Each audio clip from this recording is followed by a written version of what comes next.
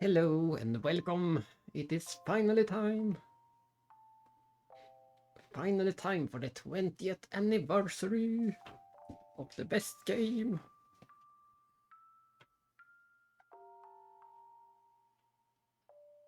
And this title screen could be the entire screen, the entire stream, and it would still be my best stream ever.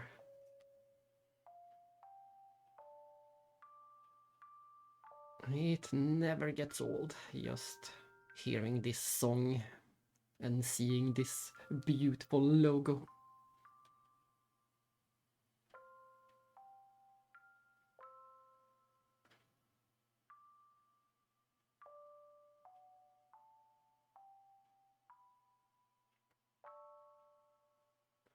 Dun, dun. Indeed, a music box version of the main theme. But once again, just like in what was it? Just like well, that other song, yeah, just like in Xenogears, we can already hear the lyrics in our heads, just like with Xenogears. Once again, I also had to make the decision if I should keep the pixels nice or if I should fill out the screen. Hello, Empress. How nice to see you. I'm glad that you could make it to the big day. My big day. Xenosaga's big day. Is it Monday already? Maybe. In Japan it is Monday, so we're we're doing a early start, I guess. It should be something like 1 in the night in Japan, but it is the correct date at least.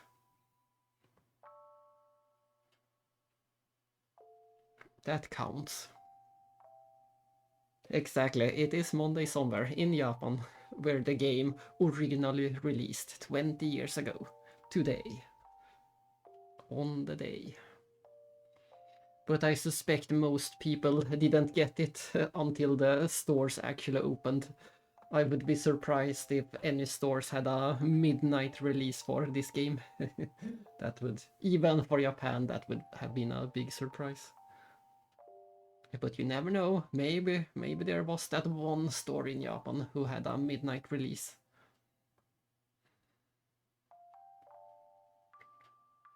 But yeah, I decided to stretch the game to fit the screen after all, since most people are not watching in the correct resolution anyway.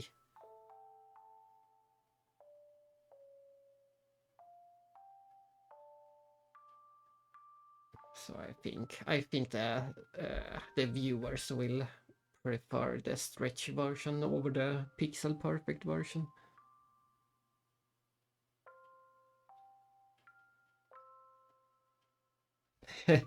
We'll see how long I can go. It will be a long stream, that I can promise. I can promise a long stream, but it won't be 60 hours. The game will be beaten before then. So long stream, but not 60 hours. I have baked my cake, I'm going to show a picture later, and I have eaten food, so there is only me in the game. There is nothing else I need to do for the rest of the day.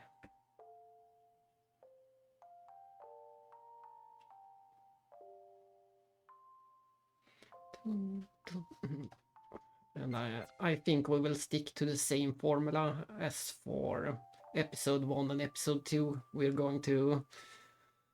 I won't spoil anything ahead of time in case anyone is following along for the story chronologically. So instead I will do... I'm not sure when, but sometime after we have beaten the game, we will do a separate stream where we fully discuss all the spoilers in any order and rewatch the best cutscenes, etc. for the and make all the connections that we didn't do in the first and second game.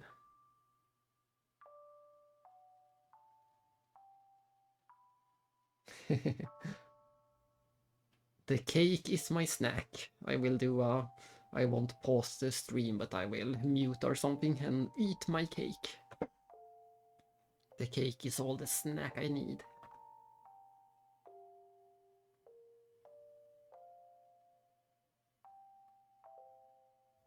But in worst case, I actually do have some candy as well.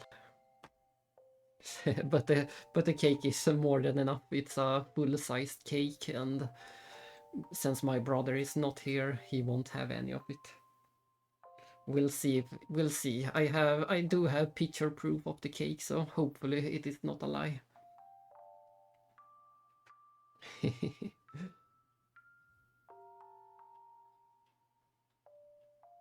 It should be a very true cake. And I love how even this starting screen have some spoilers in it. Like this scene is a big spoiler scene. It's a bit censored, but it's still a big spoiler scene going on behind the title card. Look at that. The Red Testament is taking off his mask, and we don't get to see it yet.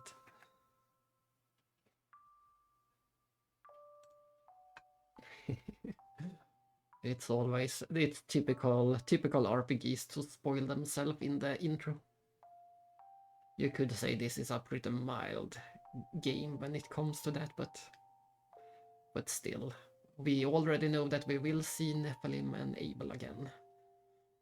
And we already see, well, if you bought the game, you already know, but suddenly there is a android in the background looking very much like Cosmos, and it seems like he's beating Cosmos.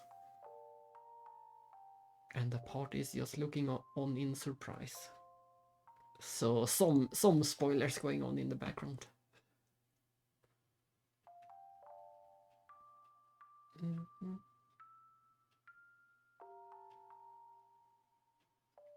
And I also think that we will save all this will be such an annoying stream to watch. All I will do is just keep saying how awesome everything is, and everything is the best. Look at that, listen to that music, it's the best song, it's the best graphics, it's the best plot twist. Oh, you are back from zero. Are you finally back home? Home from all the trips. No more trip, no more parents. Back home at safety with zero. But yeah, that's what I was trying to say. I'm just gonna keep going on and on how great the game is. So I think we'll try to just play the game and save the bulk of that until that bonus stream someday. But it's no secret that this is my favorite game in more or less every aspect. Everything from music to graphics to characters to story to environment to battle system. Everything is just my favorite in this game. And also the reason why I never bother to put numbers as what's it called? As a score on games. It would be pointless to score every other game 1 out of 10 and just this one game 10 out of 10.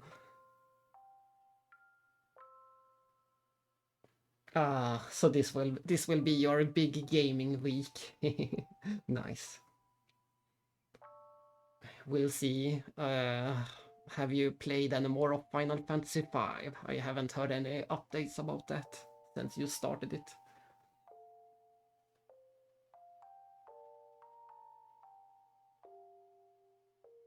We only got that one update of Final Fantasy V.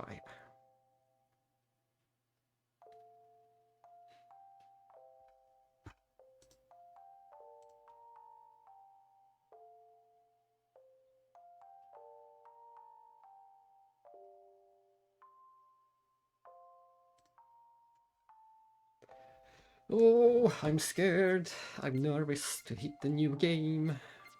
Once it begins, there is no going back. There is no going back from the pain and the not pain. Ah, I see. It's still paused.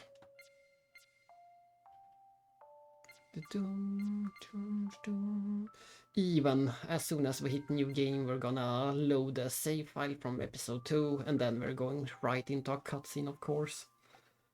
And I had watched the cutscene before the game, and I also played the Japanese version before I started the English version, so I had already seen the intro once.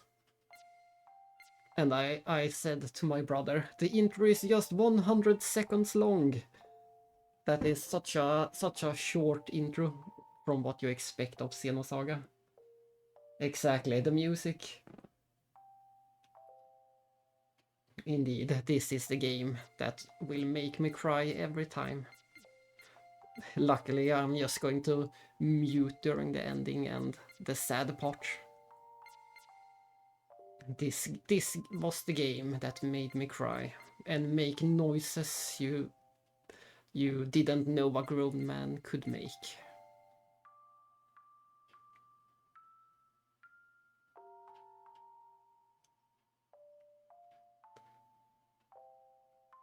But there have been just a few other games as well. Yeah, I'm going to mute my sobbing, that's for sure. I'm gonna lie on the floor by the time we get to the ending.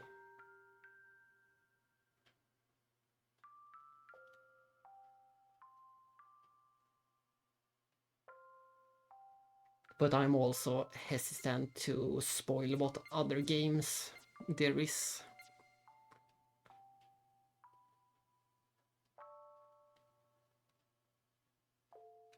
But just a game being able to do that is enough to get a high score.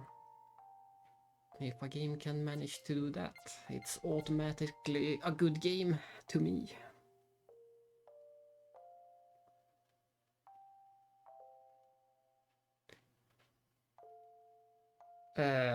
Yeah, I was trying to say that's how everything connects. I said to my brother, the game only has a 100-second intro cutscene, which is super short for being Xenosaga. But when he finally watched the cutscene, he was already crying in the first 100 seconds of the game. That's the power of context and knowing, and all the build up from the last two games. And all the build-up from talking about the game every day for over a year. Every single day for over a year we talked about this game and speculated what would happen in this game based on the events from the first game, based on the events from second game, and based on all the research we did, what are they called? The design materials books you can read. There's a lot of hints in there. And also reading up on Gnosticism and Nietzsche and all of that. Everything that connects to this lore and game, we try to read up and figure out as much as possible.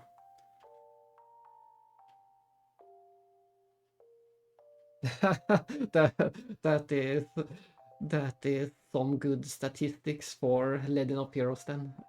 For me it was just Cold Steel 4 and it was Tears of Happiness in that case. I was so happy to finally see all the characters together in one single spot. So Cold Steel 4 was one of them. And it was Tears of Joy. In this game it will be anything but joy, it will just be misery. And my reaction to this intro was not crying, my reaction to this intro was dread. If this is the intro of the game, then yeah, the intro of this game sets the tone right away. Then they completely switch the tone for a few hours and then we go back to the original dark tone of the intro. So here we go, time to start it. Let me know if I should change the volume later for the game. And I do wonder how the game shows the clear data, because I have multiple different clear datas. I hope that they shows the best one, the one we did level 99.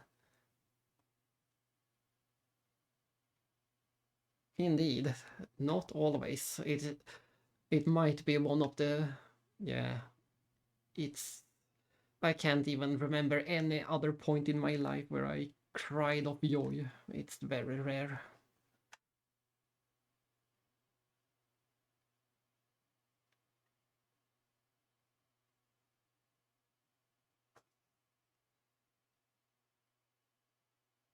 But yes, we do get, since we load the data from the last episode, we do get the original Shion Vector uniform, the one she had in the first game.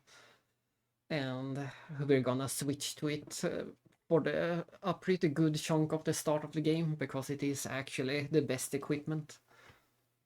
So I suspect we will run around quite a bit with her old uniform. Just because it is nice and because it is great.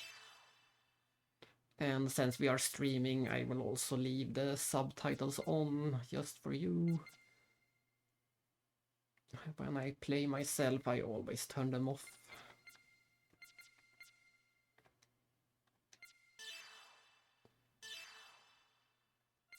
And there we go, here comes the intro.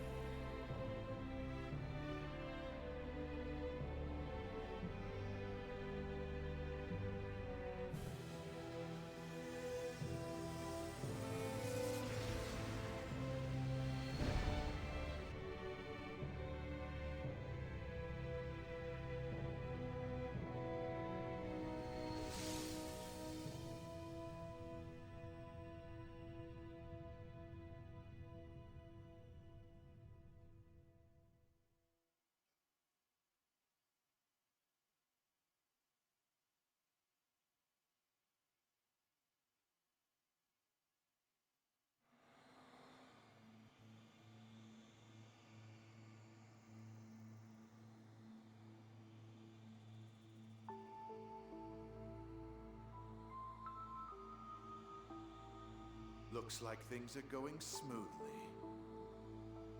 And that's the intro. Whew. There is already so much going on in all of this, in this short 100 seconds. We already got referenced back to Mictam, the planet that Pied Piper was taking place on. That was the planet where Siggy was, where Siggy's story was going on 100 years ago. Exactly, emotional damage instantly. Instantly. I'm not going to spell out who it was in the intro, the little kid, but it should be very obvious if you play the first two games. we had a reference back to that planet, Siggy's planet, Mictem. We had the noses already. We barely saw any of the noses in episode 2, so they are already back. We had Shion's pendant. For some reason, Shion's pendant was there and given to the boy. And we had the boy himself. And of course, we're already seeing the testaments, as well as this one location. Anyone remembers episode 1, Cosmos was crucified to this cross in episode 1 in her subconscious domain. So just in the first 2 minutes of the game, we have at least 5 or 6 different references back to the last games. It's just crazy.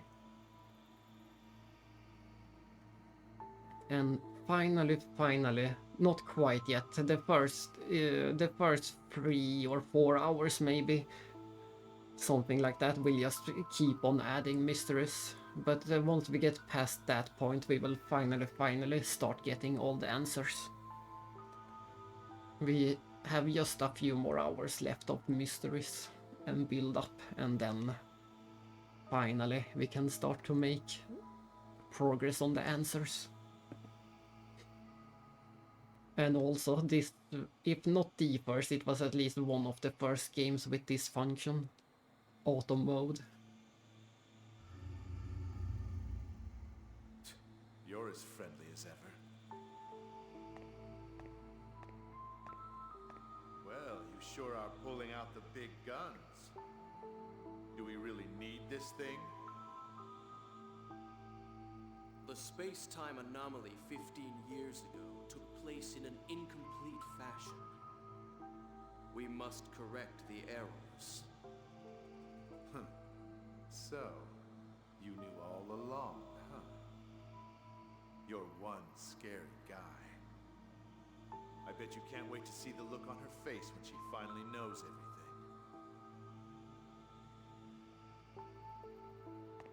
So, this is our princess?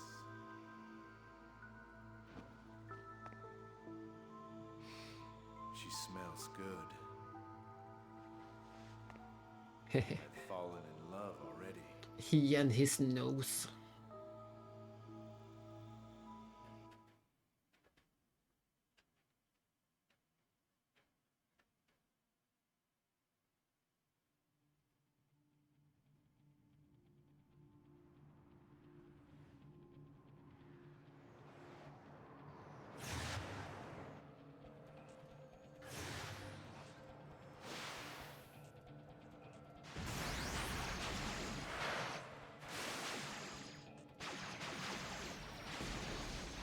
Miyuki, you didn't tell me that they had macrophages deployed.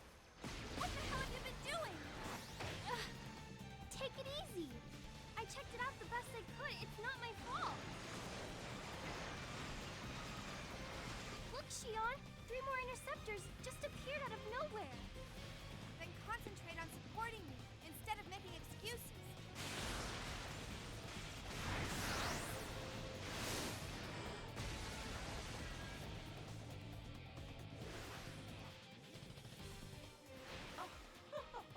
You two make a fine pair.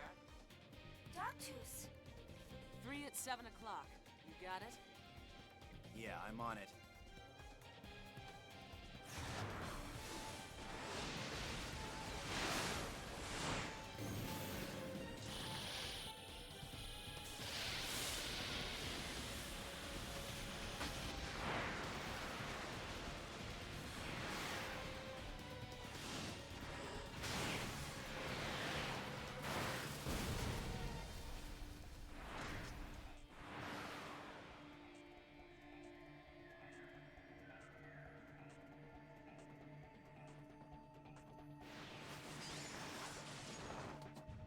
That was incredible, Kanan.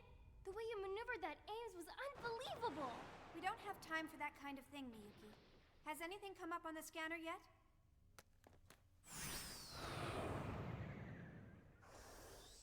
I hope you understand what we're after poses a considerable threat to Vector. I'd appreciate you taking the situation more seriously. Exactly. I don't care if you get yourself killed. Just don't take us down with you. All right, fine. Why is everyone picking on me? Miyuki is indeed back with her apple diet. We'll see if it paid off from episode 1. There is so much going on in this game, and I this don't it, want Miyuki? to... Confirming coordinates. Yep, perfect. And I don't want to speak over the cutscenes either. But luckily we can at least pause these ones. And this was a big change in this game from the other games. This game just has so much things they need to fit into the game that they had to use this style of cutscenes, where you get portraits and them just standing around and talking. For the more talking heavy cutscenes, they use this style. And for the action cutscenes, they use the pre-rendered or in-engine rendered cutscenes, the cooler cutscenes. And I think it was a super great decision.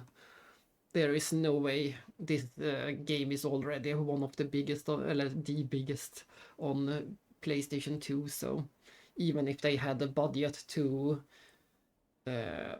render more cutscenes, they didn't have the space to fit them into the game, unless they wanted to become the only 3-disc PS2 game, so they just had to use this style for the...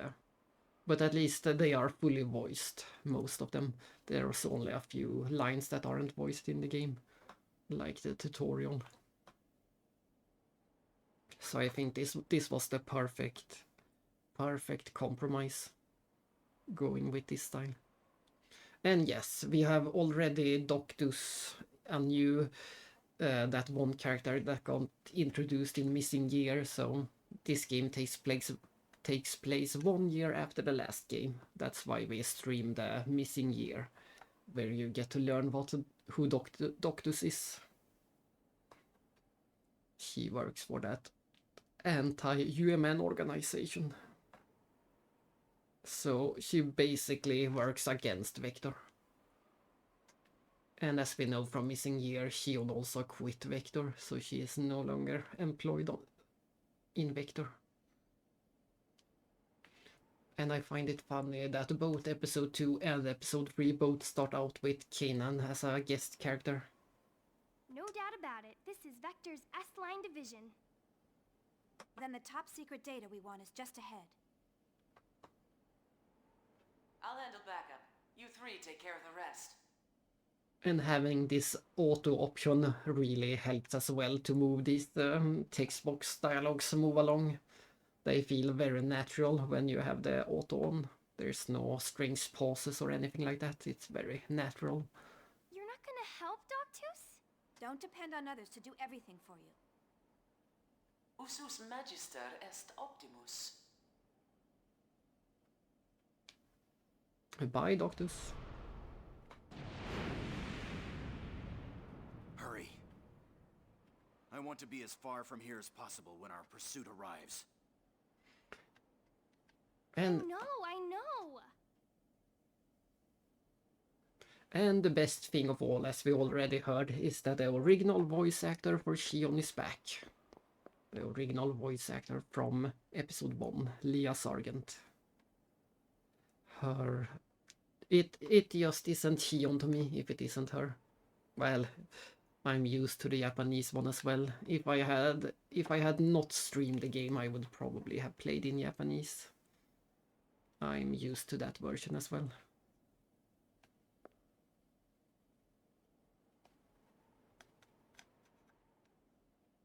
Here comes the tutorial. Luckily, it is a very simple and short tutorial, showing us the new database. Another one of the big upgrades for this game. The database is just fantastic. We're not gonna spend too much time in there during the stream, but I will check some of the entries out later. I timed it and it took about 8 hours to read everything in the database. Once you have unlocked the full database, it is about 8 hours of reading. So it is quite a massive database.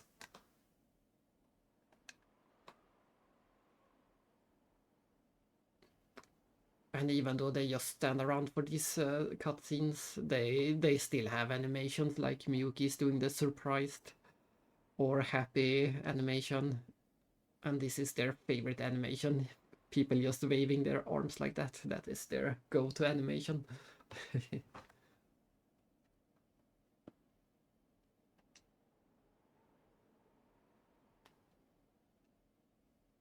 Let's go. And Kanan keeps his voice, but he has the same voice. Drifting.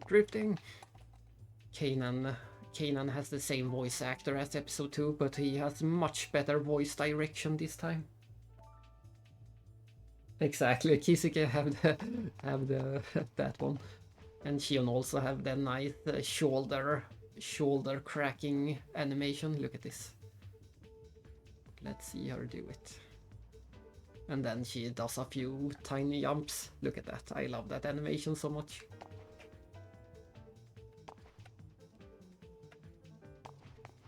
And I mentioned it before to someone that we will get a lot of optional costumes for this game. We start the game with this one. And then we did already... where is it? We did already unlock this one as well. This is her original outfit from episode 1. It even includes the glasses, I think.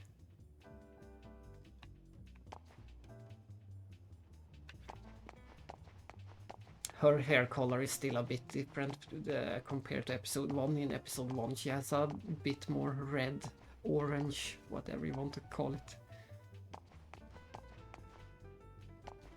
But other than that, she looks fantastic in this version. It's a much higher detail than episode 1 had. And much better detail than... Look at this, even on this runaround model we can almost make out that Shion actually have 5 fingers. Look at that. The hands on the running around model is better than the cutscene models for episode 2. This game is just fantastic. And I'm gonna keep saying it for 40 hours straight.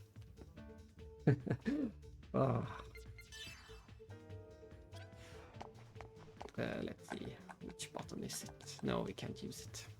Not yet. Let's do a save. We have a tutorial for a save. And it will also recover everything. Spoilers if ever anyone is reading.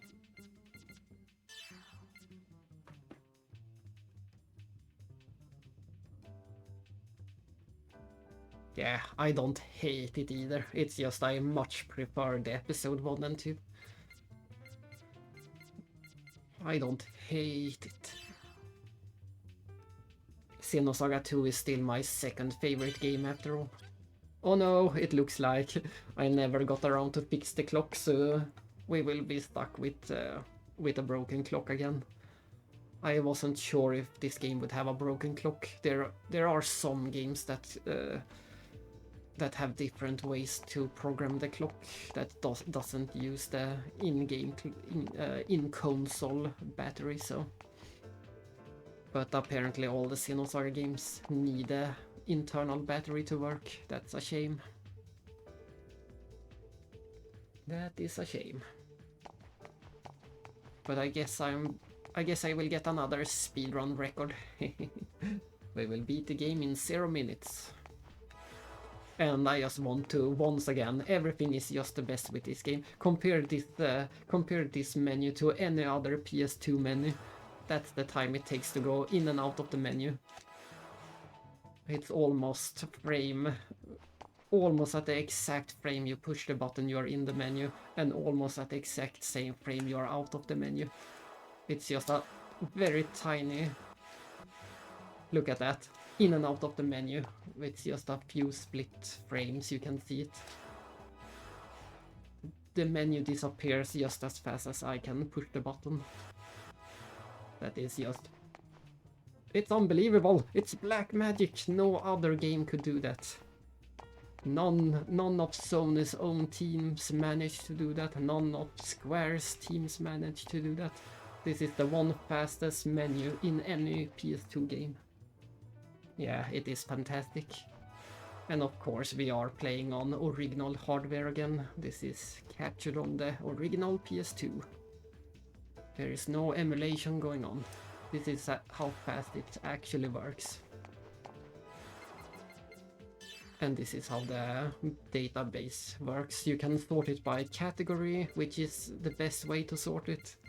And you can sort it alphabetical, which is also a great way to sort it. There is some loading going on when you load this one. But it's still minimal. Let's check the organization. We only know... Yeah, once you're in the database there is no... It has to load whenever you go to this main menu, but when you are in the entries, it's instant. And here you can, if you didn't watch the missing year, you can read up on some of it, all about the man named Grimoire Verum. And this is also fantastic. When you're in an entry, then you can push the square button and keep reading about some of the...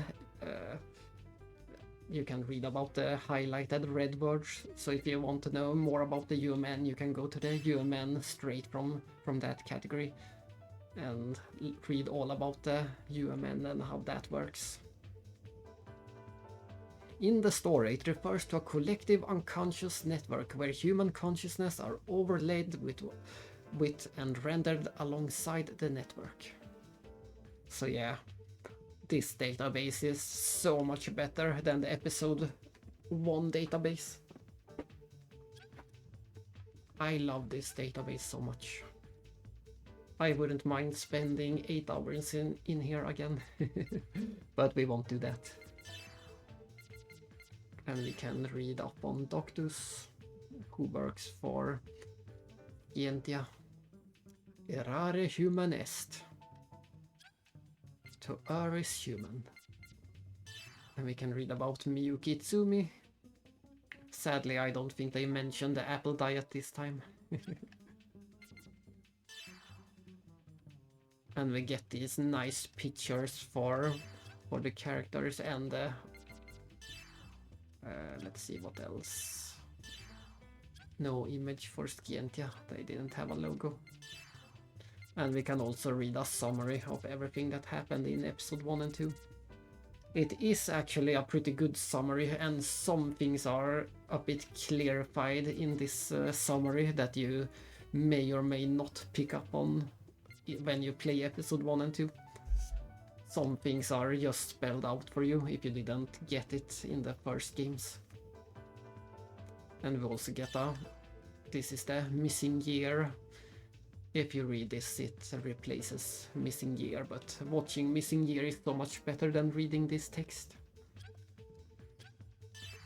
And also note that this is entry number 415, so there is at least that many entries in the database. I think the first game had 200 and something, 220, something like that. So it's a massive, massive database.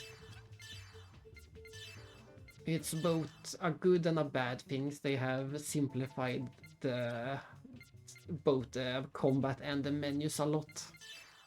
So this is a very classic RPG equipment system. No special things to learn or anything like that. It's just a normal RPG system where you equip things and get effects. And soon we will get a tutorial for the skill line. Run!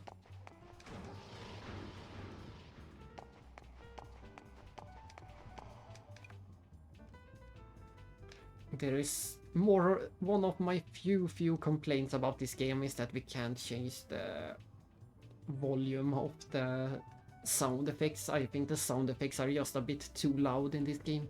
I really like the sound effects, but they are just a bit too loud for my taste. I want to enjoy the music in peace, not hear the sound effects.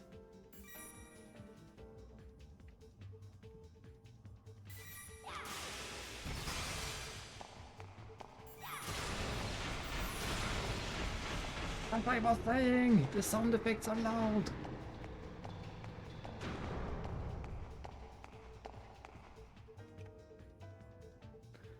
And this is also something I really like when games do. This is, for some reason, this is pretty rare in games.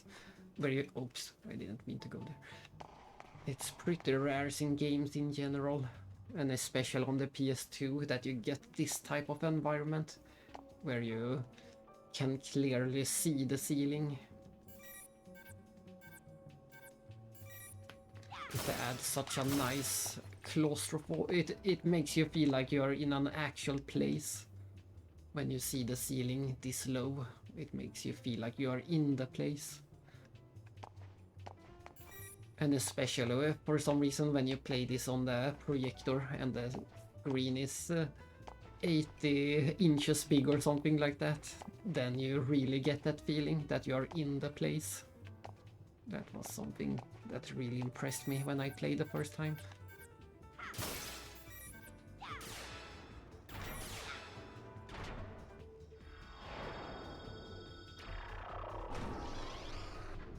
And of course, the camera in this game. This game has the best camera work of any game ever. Well, that's almost true. I might say that Brothers have better camera. That game also has an amazing camera. But when it comes to camera, this and Brothers, those are the best games when it comes to camera. We will see a lot later. I will show some of my favorite camera works ever in this game. It's constantly good, but some places really stick out. But yeah, look at this. Follow along camera. Ooh, you have Brothers installed. That is nice. It's nice and not too long. I suspect it's about 10 hours or something like that. And look at that, the segment addresses, the red doors are back as well. It wouldn't be Xenosaga without it.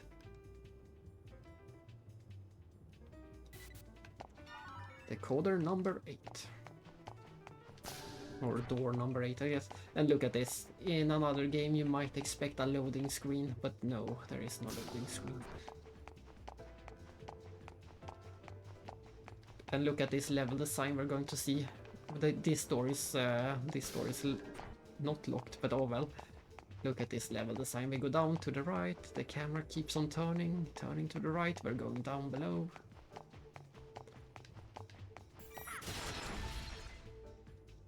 Domino effect. The camera keeps on turning.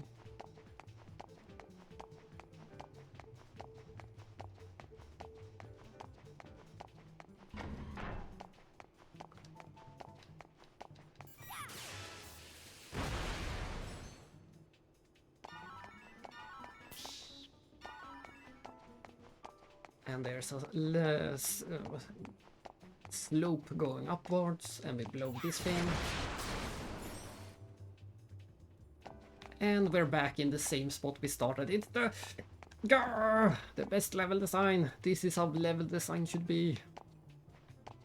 Just a typical RPG. This is clearly the way forward. This is clearly a side path. You go down here and do a perfect loop with a perfect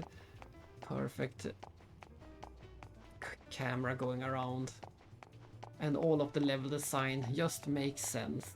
There is no trickery involved. This is the actual level design.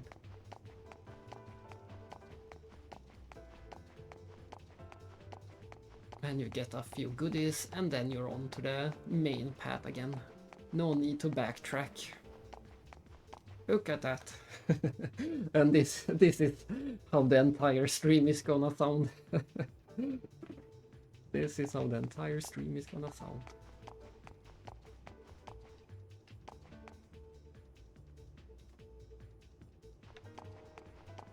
Let's see if I can get it on the first try. You have to memorize the colors.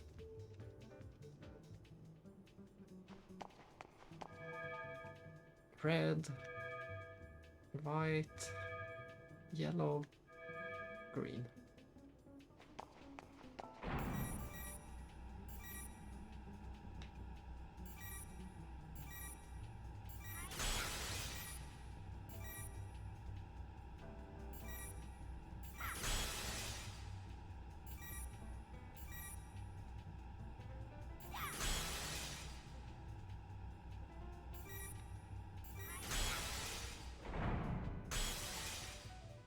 And there we go, first try. And look at this animation.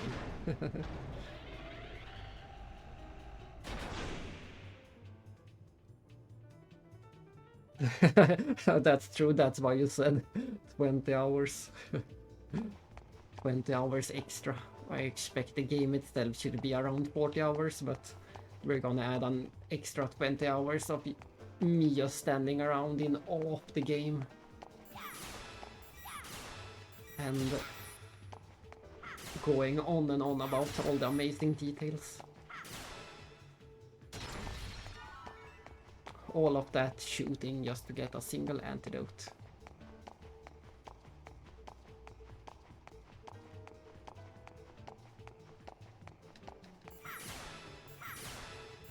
Oh, hello, Anna!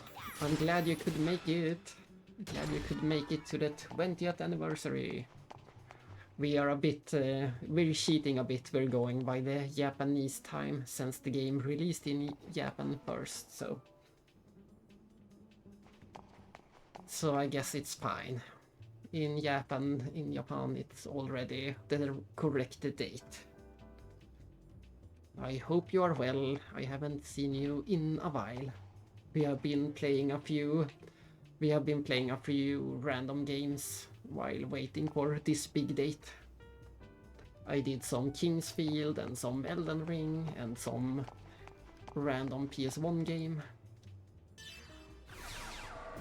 But now we can finally play the main event, the reason why I'm streaming at all. And yes, while this song is very out of place on the soundtrack and in the game as a whole, I do like this song as well. This is a nice little tutorial dungeon. A bit out of place and feels more like a final dungeon or something, but yeah, it is exactly. This is fantastic and that is fantastic. All of it is fantastic. Let's remember we're saving at the 14th slot.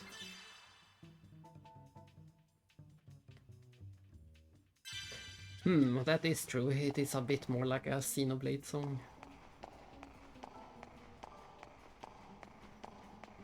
And we're just about to get our first enemy encounter in the game. We're gonna get a short tutorial. Nothing bad. There it is, the first enemy. No time for being a coward. Is that a hint at Xenogears or a jab at Xenogears? No time to be a coward. Xenoblade Genesis. I don't have any strong opinions yet. But I am happy that it seems to be quite different from that's always my hope. Every time they do a new game, I'm hoping it will be different than the last Xenoblade, but then they always end up pretty similar. I just dream that they will finally be able to do a new game someday.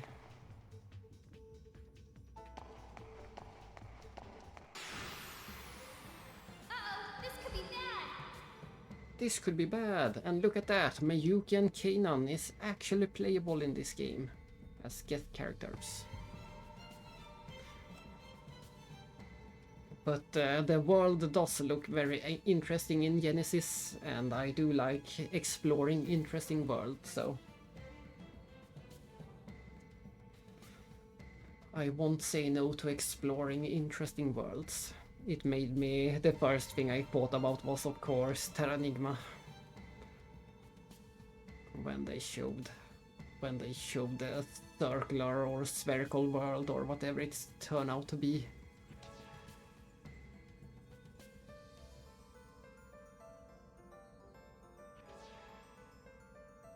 And this is the same as the last games, that there are biological enemies, mechanical enemies, or gnosis enemies. There we go. And different attacks are more or less effective against different types.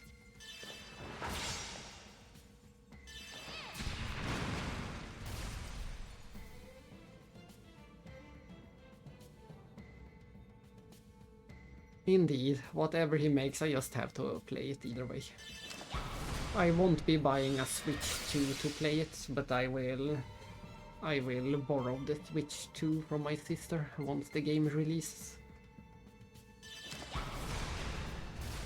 I did buy a Wii U to play Xenoblade Chronicles X.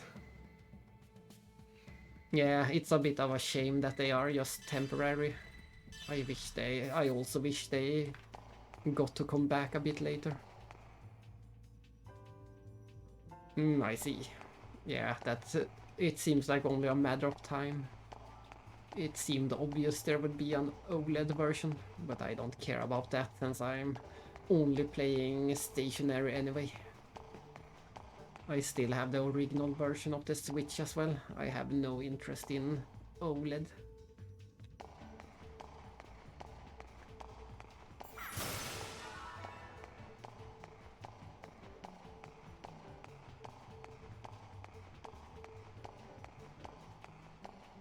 And this will give us the tutorial for skills. Here I go! And boost. The boost system at the top right, you can see the boost system is still the same as in the last game. But sadly, with episode 3 they completely removed the roulette slots, so this time every turn is the same. There is no reason to wait for any bonus experience or bonus points of any kind. Every turn is just the same. The boost system is amazing, and I'm so happy that they kinda have it in Kiseki games as well, in the Legend of Heroes. I keep saying that they are big fans of Xeno games on the Falcom team, and the boost is one of all those things.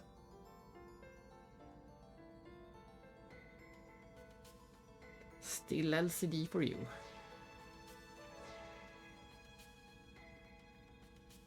The good thing about episode 3 is that the boost meter stays at the exact same spot as it was in the fight before, so...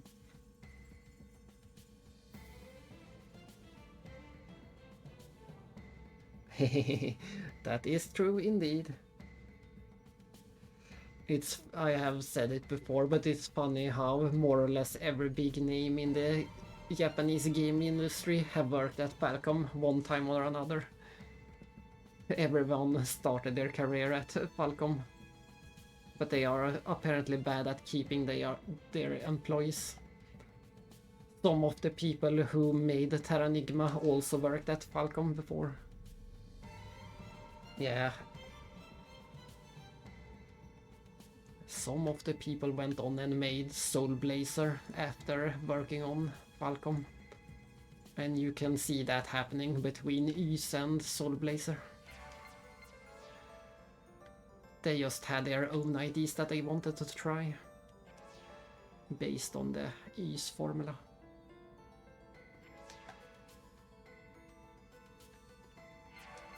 And there's the tutorial for the special attacks. That's new.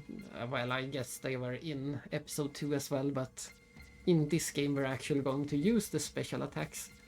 So we have both tech attacks, ether attacks, and special attacks. There are 3 different types of special attacks, I guess. And then normal items, normal guard, change party member at any time without any cost, as it should be, and escape.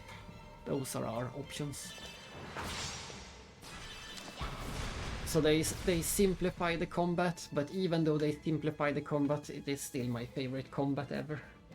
Falcom! We are all Falcom fans in this chat, at least. Unless there are... yeah, everyone in the chat is Falcom fans. There could be some lurkers who hate Falcom. But I know all the chatters are fans.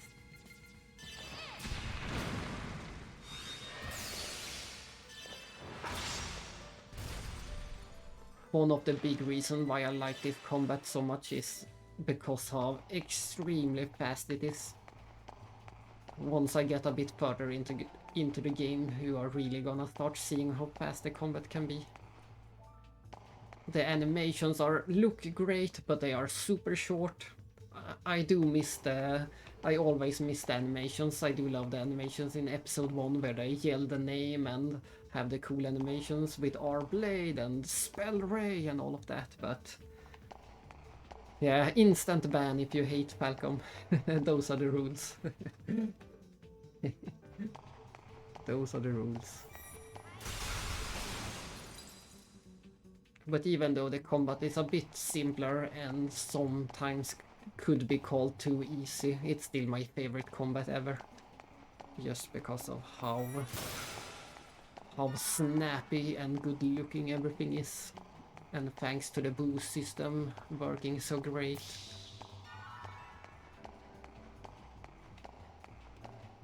I like our cannon. I do too. Open ether circuit. Yeah, all the animations are great in episode 1. Storm Vault.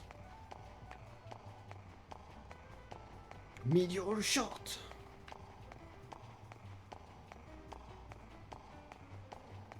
Our cannon. Just double checking.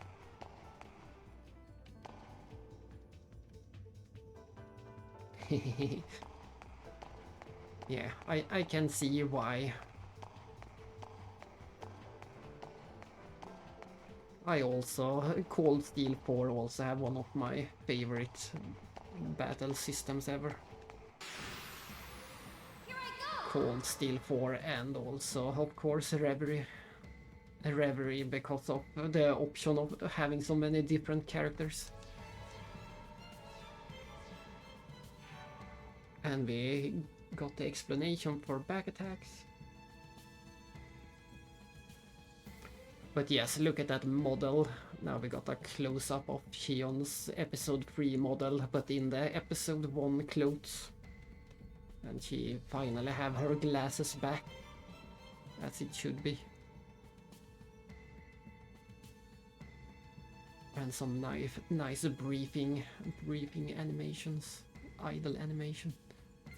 It looks so good.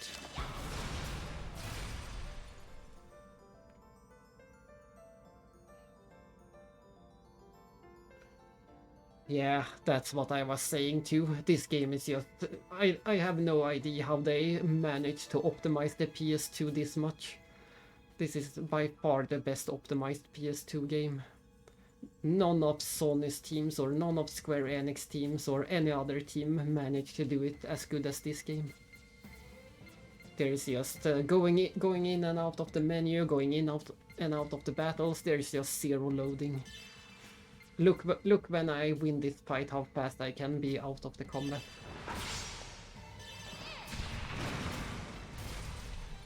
Yeah, I win and I'm out of the combat. There is no other turn-based game managed to do it that quickly. It can only be called black magic.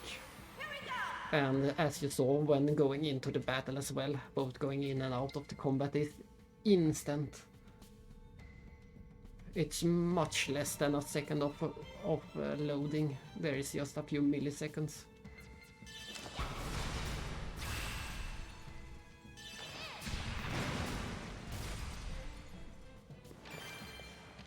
And we're out of the combat. It's so fast to skip the experience menu.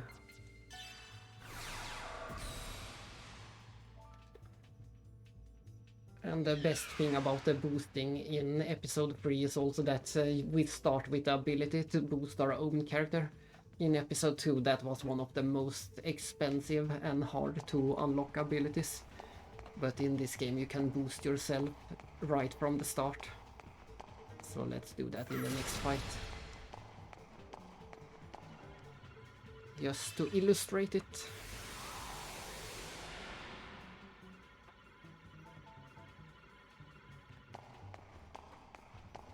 Yeah, they were just ahead of their time in every way with this game. I also mentioned at the start the auto dialogues, just the option to have the dialogue on auto or manual. That's something you saw much later in other games. That's something you have in the modern Legend of Heroes. If you want it on auto or if you want. And of course we already mentioned the database as well. This database is just phenomenal. The fact that you can go from one entry and then just push the square button and keep going to the next entry. The fact that you can arrange it alphabetical or by category. The database is also just the best.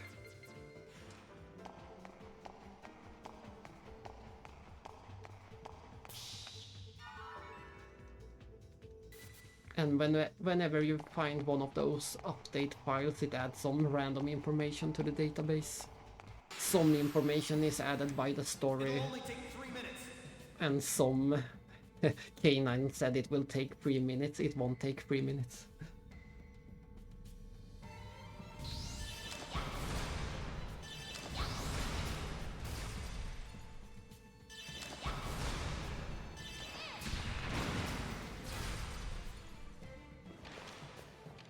I didn't mind Shion's radical change at all.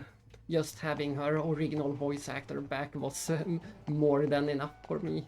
I was super happy with the new and angry Shion. The new, more angry, more serious Shion. I didn't mind her at all. And since I was one of the few who actually did watch Missing Year before playing the game, I was also fully aware from the start why things went the way they did. So it wasn't a surprise to me that she changed quite a bit between the games.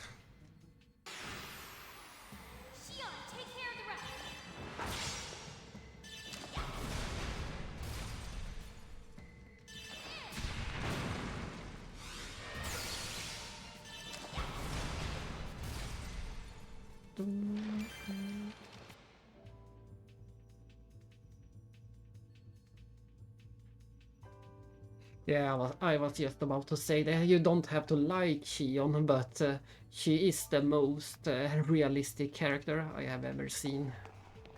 And that's probably... she's too realistic for most people, I guess. She's so realistic that she seems unrealistic compared to other RPG characters. What? No one would make that decision. She doesn't make any sense at all. But I fully agree. To me, she is the most realistic character I have ever seen in a video game. Of course, aside from the fact that she can beat up a giant mechs on foot, etc., but just the story parts of the character and the character parts of the character.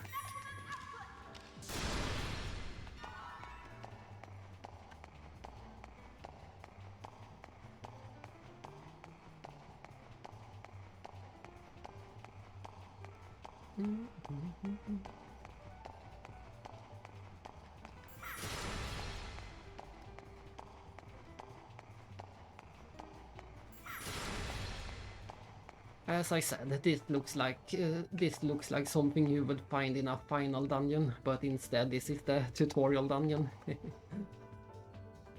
The rest of the dungeons in the game will be, most of them will be much more normal looking than this. All of this is taking place in virtual space, so that is why the dungeon is like this, if anyone was wondering.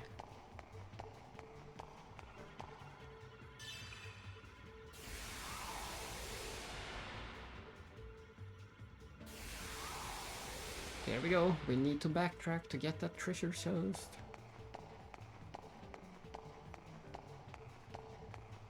When I first played this game, I spent so long just in this tutorial dungeon. I wanted to enjoy every single pixel of it. Yeah, it does have some wacky dungeons, but I would still consider this the most wacky dungeon. It is an RPG after all, so there has to be some wacky dungeons.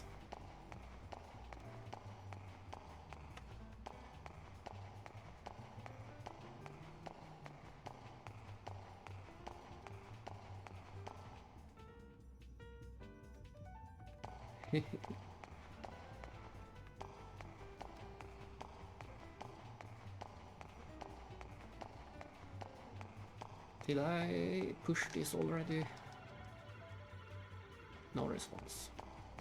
Where is my treasure chest? It should be somewhere over here.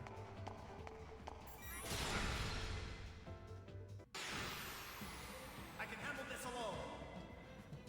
Fine, handle it alone. Doesn't he get any special attacks since he's just a guest character? I wanted to illustrate a special attack, like this, Break Bash. And in this game, instead of the roulette slots, you get bonus experience if you kill the enemy with a skill.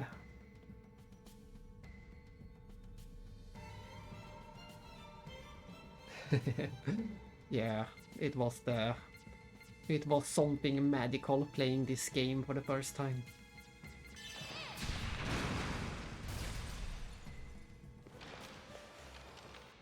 And as I said before, the moment I saw the end credits of episode 2, I already knew this was going to be my favorite game ever. I knew it. If I could only get a single answer out of this game, I would have been happy. But this game over-delivers in every category. I didn't expect it to have the... Well, maybe I did, but it had the best soundtrack ever. It had, at the time, the best graphics ever. Some of my favorite dungeons ever. It just had everything. It over-delivered on every front.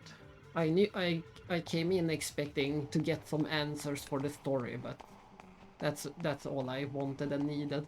But it over-delivered on every front. Yeah, and I agree. Doctus should have. I wish that Doctus had a bigger role in the story in general. Or Scientia as an organization had a bigger role, but the game is already full. There is so much going on in the game already. They couldn't have added much more.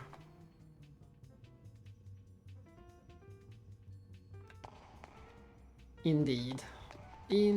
Seeing that ending of the entire, for me it's the entire final hour of episode 2 is just the best ever. All of that builds up for episode so good. So I knew it.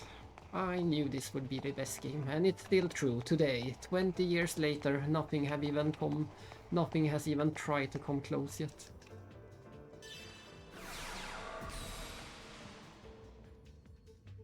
Yep, all of that is true. More Doctus, more sellers, and more Citrine as well. It's a bit sad how little Citrine we get in the end. Oh no, they locked me in.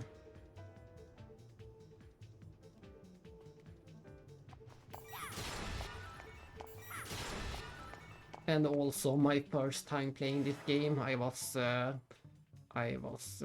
grinding levels until I got the steal skill. I might do it again.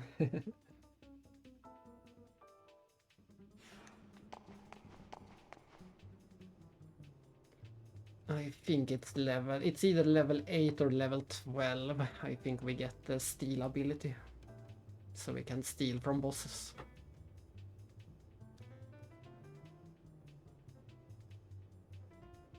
Yeah, that's fitting. This is the citrine room.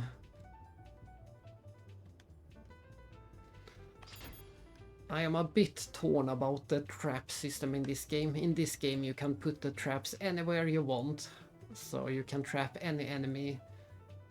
But I do think I prefer the episode 1 trap system, where they are strategically placed and you have to lure the enemies to the trap.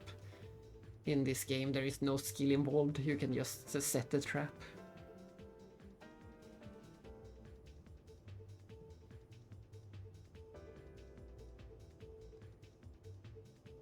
Indeed, you can steal from the enemies. It'll only take 3 minutes. And once again, Kanan thinks it will take 3 minutes. It will be more like 12 seconds.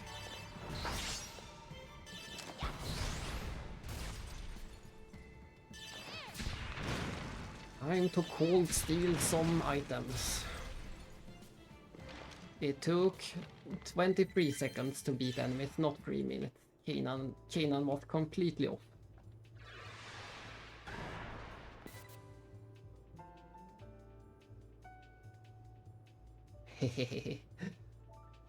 I'm glad to hear it. And whenever you replay Xenogears, you will like it even more. For some reason, Xenogears need that second playthrough to fully appreciate it. When I first played Xenogears, I thought it was amazing, but not at all as good as Chrono Trigger. Shion, take care of the rest. And once I finally got back to Xenogears, it replaced Chrono Trigger as my favorite game. And then came Xenosaga. So there is just so much you don't understand. There is so much going on in the first half of Xenogears that you don't understand or have any real relation to the first time you play. But the second time you play and know all what they are talking about, especially the Geisel Ministry, etc.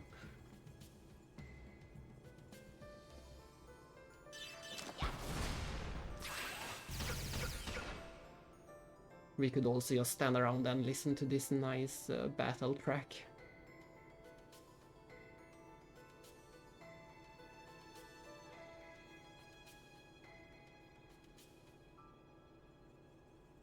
Indeed, it sure does. So that's why Xenogears is better the second game you play it.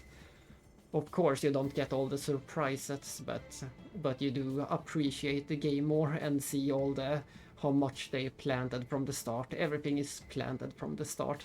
Things didn't randomly happen. They planted everything. I love every single track on the entire soundtrack, including all the unreleased track. There is not a single bad song in this game.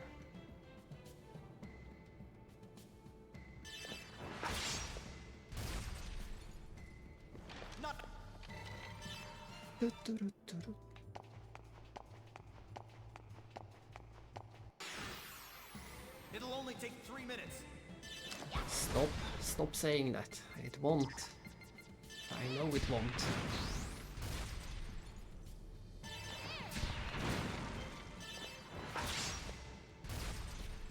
Yeah, it sure is a game of mystery the first time you play it, Xenogears.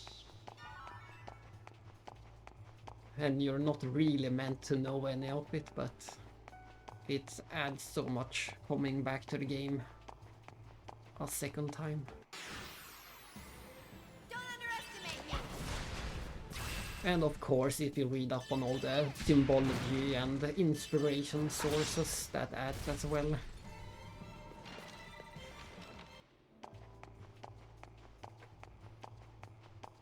Just knowing why things are called what they are called, etc. It'll only only take 3 minutes. Yeah, I know we have mentioned that podcast before, that listening to that podcast might replace if you don't feel like replaying the game yourself, that it might be a good idea to just listen to the podcast. It's a good enough trip through the game. It's a pretty thoroughly. They do mention almost everything from start to finish, so it could replace a replay. We made it. Now's the hard part.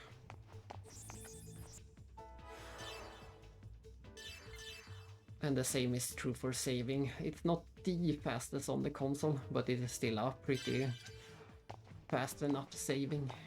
Some games are terrible on the PS2 when it comes to saving. Second Milsha main server room ahead. Access to the main server. And it's a is bit currently funny that restricted. All security must be disengaged in order to log in. Nice. Glad to hear that. Glad to hear that they are safe in case of YouTube breaking. Glad to hear someone has them saved for good. But I was going to say it's funny that they choose Miyuki's voice to do the announcement. They should have chosen anyone else, I think.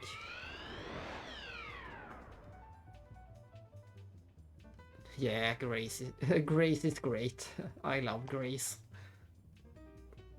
I love Grace. Disengaging secondary security. And it is funny how every arc in the Kesike world needs some silly reporter guys of some kind.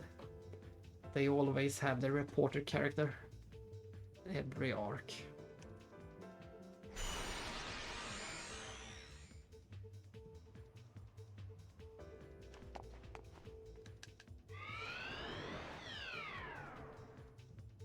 Yeah, this place is very Xenoblade looking. And in turn, this place, I don't know if you saw any of it, but we did do level 99 and all the side quests in episode 2.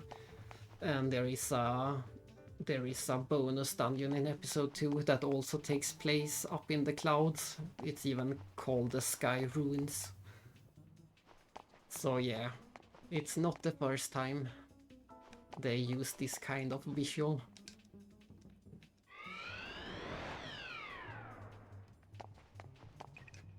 Disengaging secondaries. And even with the low resolution of PS2, they somehow make this place look very high resolution. You can see so much detail in the clouds.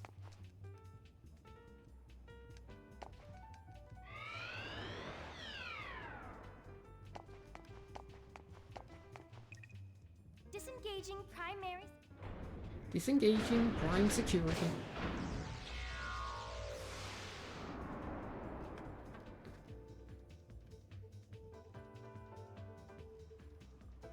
No response.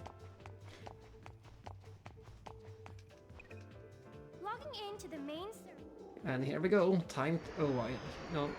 Here we go. Time to face the first boss of the game. We're gonna hear the normal boss music.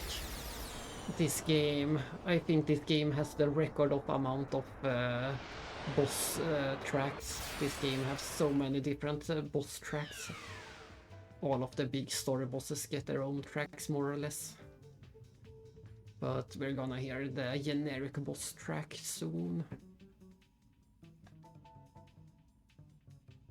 Yeah, indeed, they never have any unique ideas. They only recycle all of the old things over and over. That's why I want to see them do a completely new game, free of the Xeno shackles.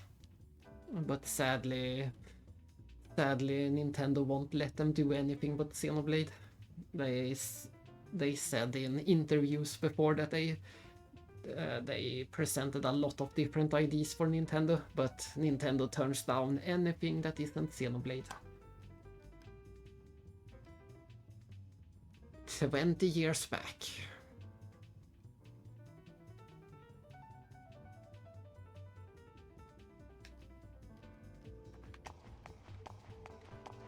Oh, and the other reason why I'm a bit torn about the trap system is in this game is because for the rest of the game we will always see that trap icon in the bottom right corner. There is no way to turn that off, and that means we have to watch this pretty game with that ugly interface on the screen for the rest of the game, so that is a bit sad. That's a reason why I don't like the traps. I'm surprised that they didn't give us the tutorial for the skill line yet.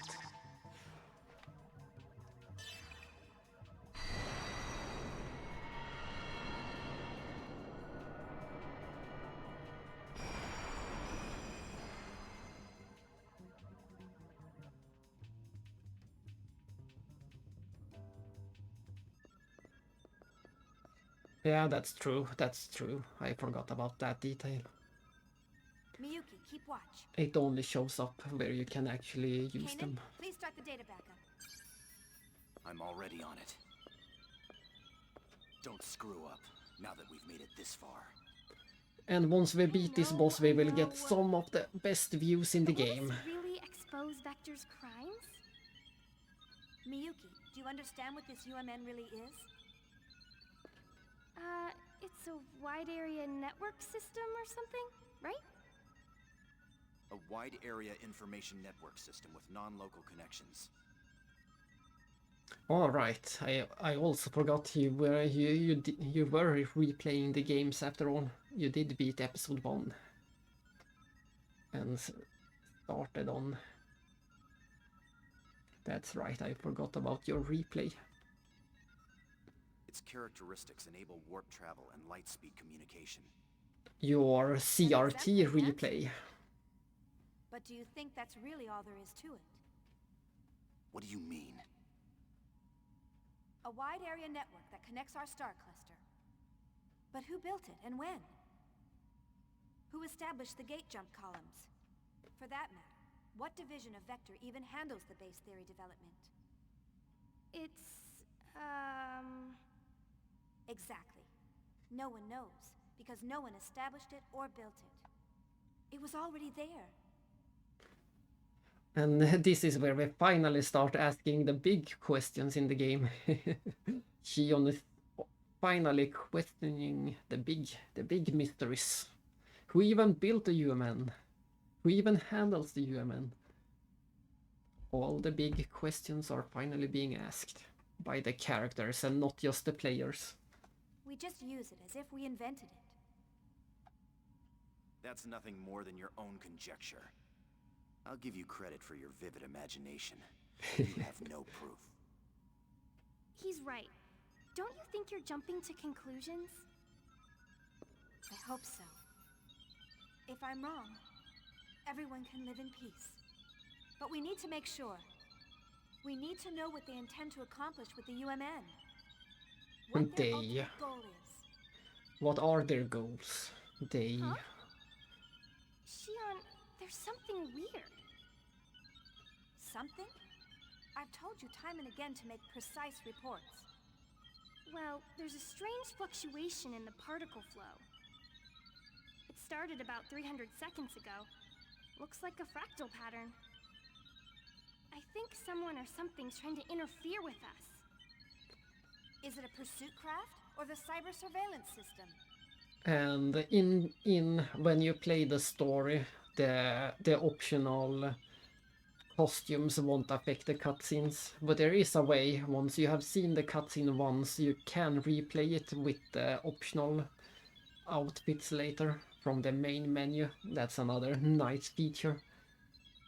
So there is a way to view these cutscenes with the optional outfits.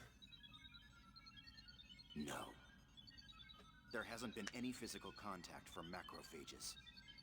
And there's no sign that our jamming of the surveillance network has been broken. It's like someone's watching. No, studying us. Studying us? Who? Why? There's no way for me to tell. How's that data coming? Just a little more. Hurry! It's dangerous to stay here much longer. It is dangerous, the first boss is coming.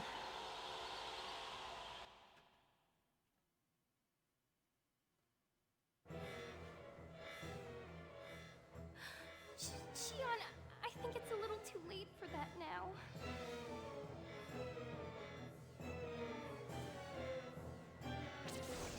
Dramatic entrance.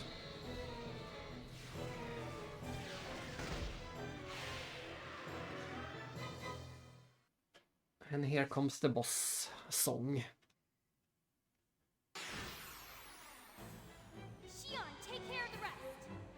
Ah, yeah, that's right. We got that's something that's new. Well, technically, episode 2 had a brake system, the complicated brake system with a topple and a down and a...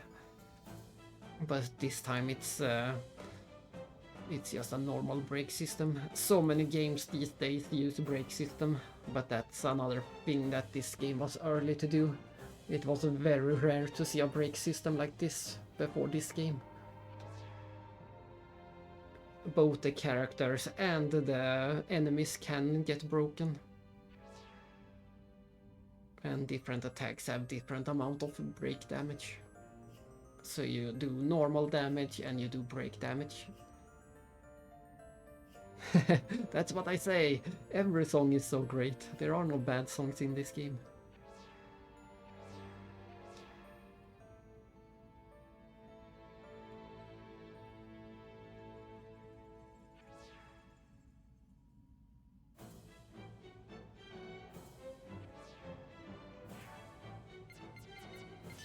Let's open with some break bash. Massive damage. Look at that, we almost filled up all of the enemies' break, the red meter. The red meter is the break damage, and once it fills up, the enemy is broken for a few turns. And also, when the enemy is broken, you get guaranteed critical attacks. And critical attacks means double damage, so breaking the enemy is great. And you can see at the bottom which attack does break damage or not. This has small lightning attack plus medium break attack, so we do it for the break attack.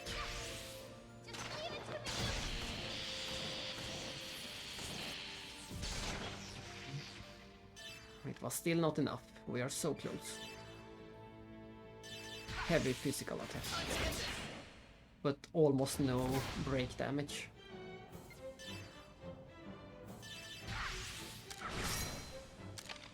So Miyuki is going to break the enemy.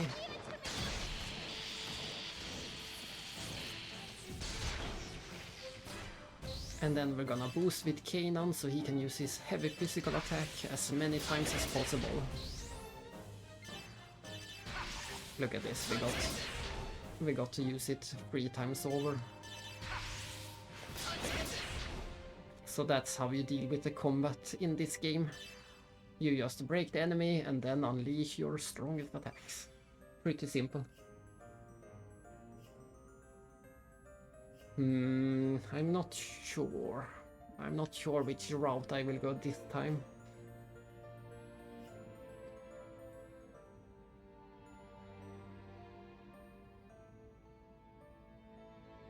We'll see. I haven't decided yet. She is pretty good as a breaker.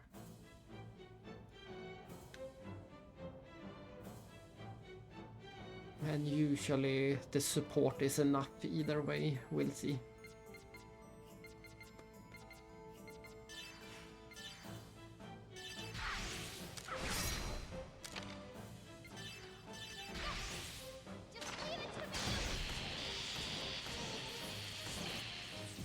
And we're going to get one more. Oh no, he's out of EP, so we can't do this attack anymore. But we can do one more with Shion.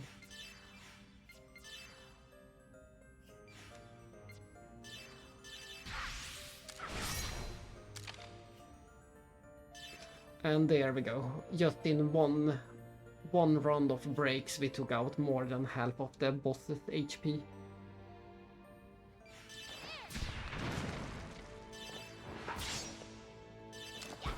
gonna build some boost.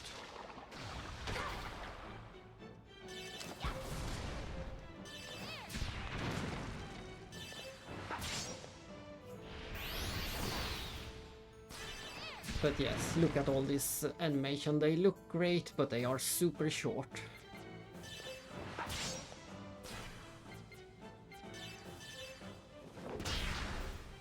And we instantly broke it again.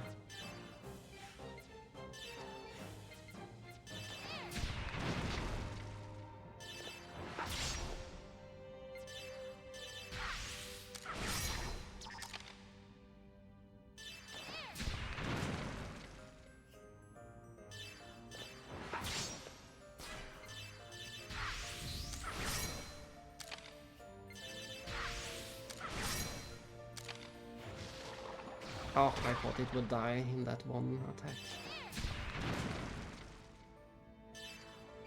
Oh well, we didn't get the bonus experience, but we win and learn Medica is all.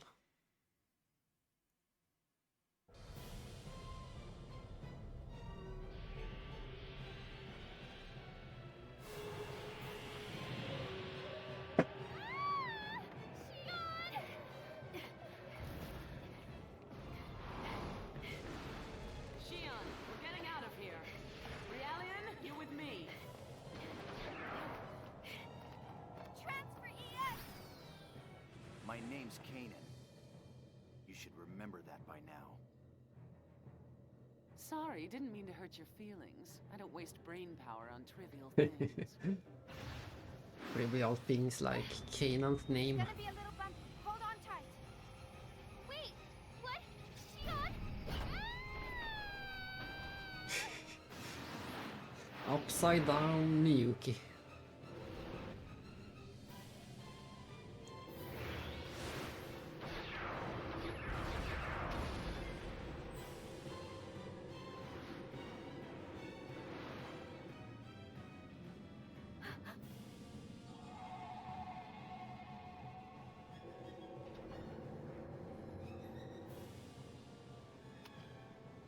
No.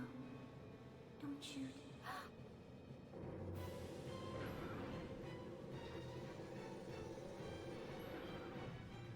Miyuki! Hurry up, disconnect now! Sounded like Nephilim to me.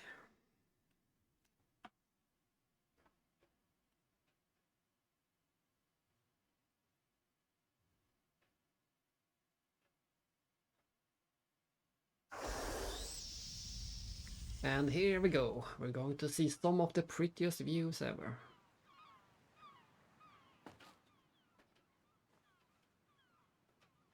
And we get another costume. Swimsuit Shion.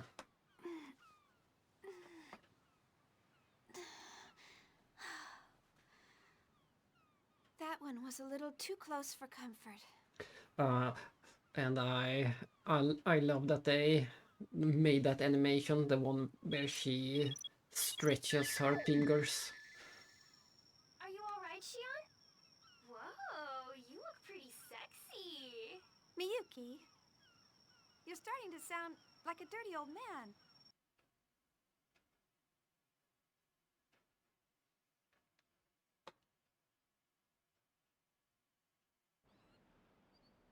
Well, we completed our mission. Weehoo! I was going to say, I love that they made that finger stretch animation as a mockery to episode 2, where they didn't even have any fingers. That was also one of the things I spoiled for my brother when I played the Japanese version, and yeah, I was telling him some minor details like that. He couldn't believe that they made that animation. The most tricky to make finger animation, and they pulled it off just as a mockery to episode 2. Miyuki Matthews. Although someone made it more complicated than it should have been. Oh, come on, Shion. I promise it won't happen again. Anyway, how's the data? Don't tell me we lost it in the end. It's fine. The backup completed with 0.002 nanoseconds to spare. Good. Of course it did. Not bad. Former chief of Vector's first division.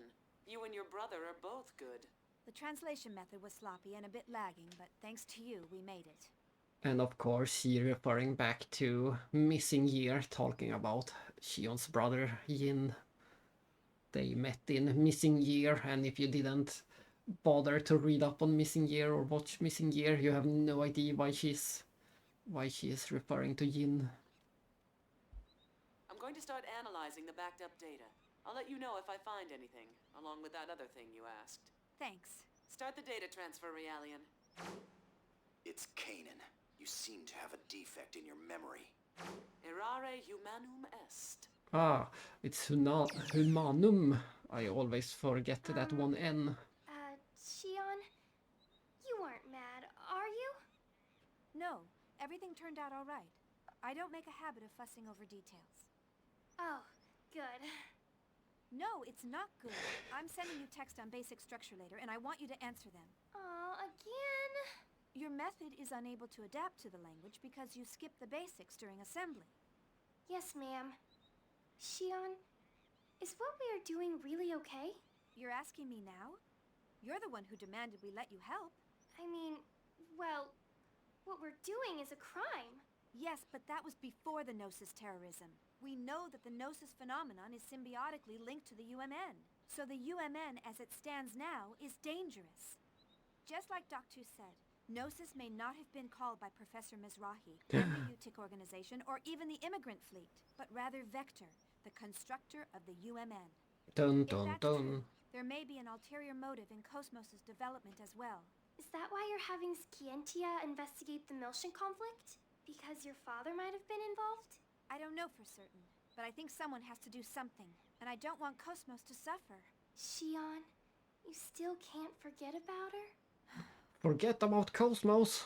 Why would anyone need to forget about Cosmos? You quit the company without any hesitation, so I thought you'd be over it by now. It takes a lot of courage to renounce everything you've worked for. Anyway, if there's any developments over here, I'll let you know.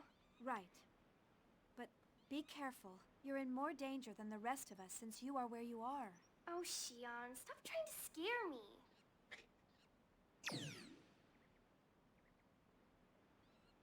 We will soon get to explore this place freely. I love it. You're still...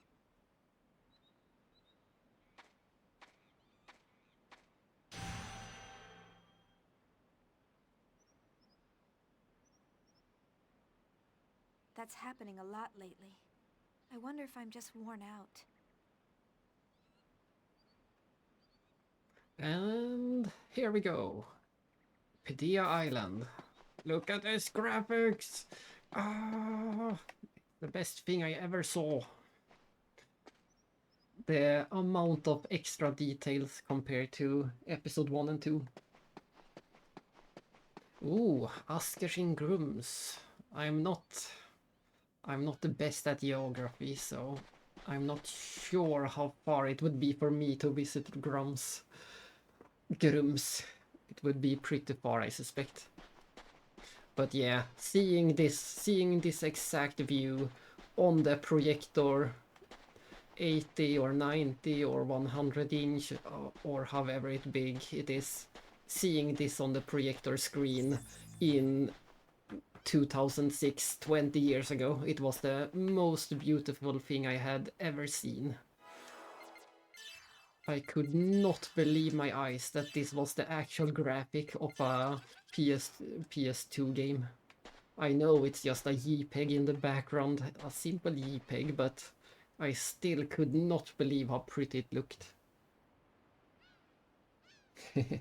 I see. I will have to check the map and see how reasonable it is to visit there for me. But I will take a look at the video, of course, sooner or later. I'm a bit behind on any type of videos.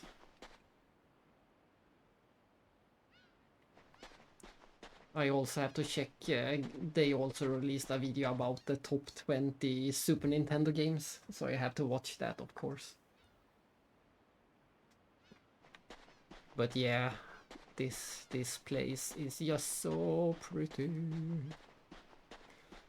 And all the different layers of this ocean, and the fact that you can even go out in the ocean. In most games they would have put a barrier right about here would be a barrier in most games. This is as far as you could go in most games. Even today RPGs are bad at doing water where you get to explore.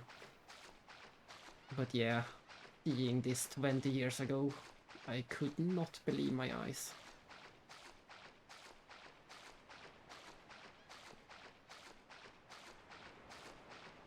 And especially when we go around this way and up this tiny little cavern. I can already imagine. I can already imagine. But yes, look at this. We got a little sun flare right when we passed this point. We got a nice little sun flare effect, and then we got this. Look at this. Zoom out over the ocean and that tiny island, and the dolphins just jumping around, the water glittering. I just put the controller down and stood still for at least 10 minutes, probably more, and just stared at this. I could not believe my eyes, what I was seeing. It was such a magnificent and yeah, such a magnificent view on the projector. Seeing this covering the entire wall.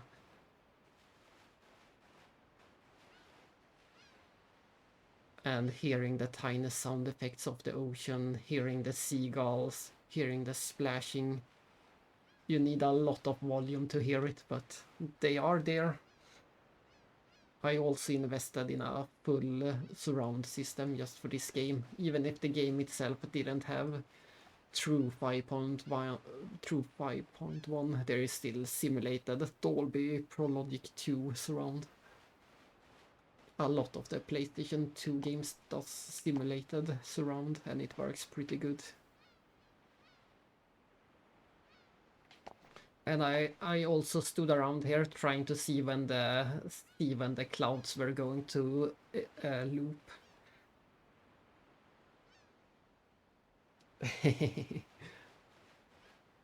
That should was that around the same time, or maybe that was a bit earlier, I think. Somewhere around the same era. 2004 maybe for you.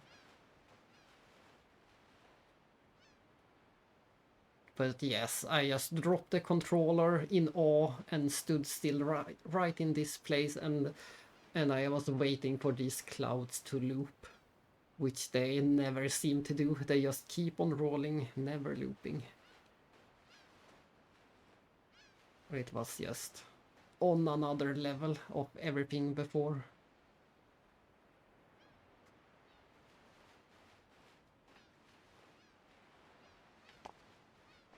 And once again, I know it's a JPEG in the background, the mountain is just a JPEG picture, but the composition and the colors and it just looks so great together.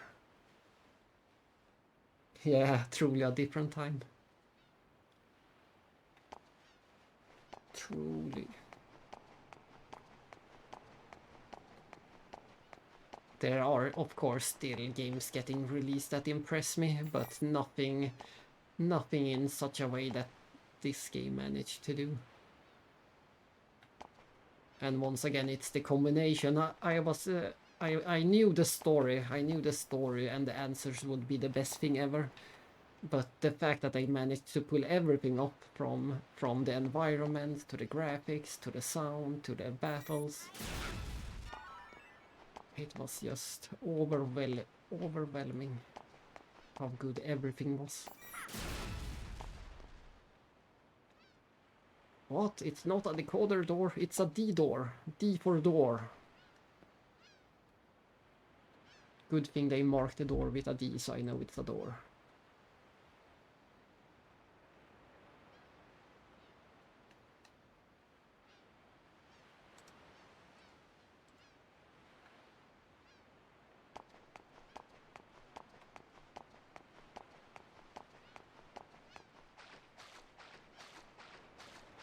Oh, I'm melting. Melting off.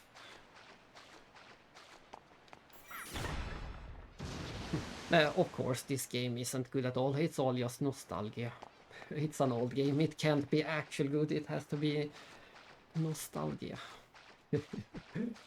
That's the rules. Old games can't be good.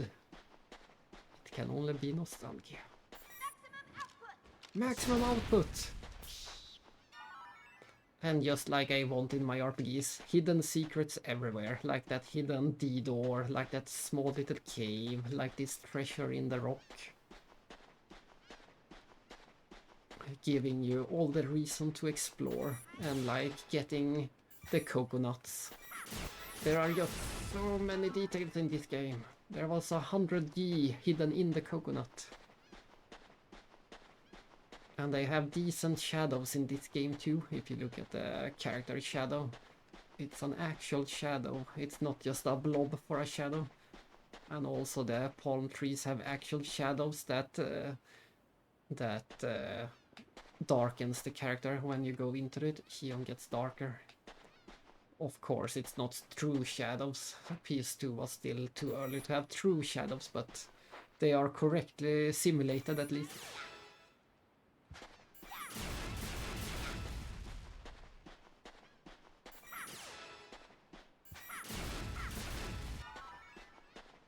Analyze ball.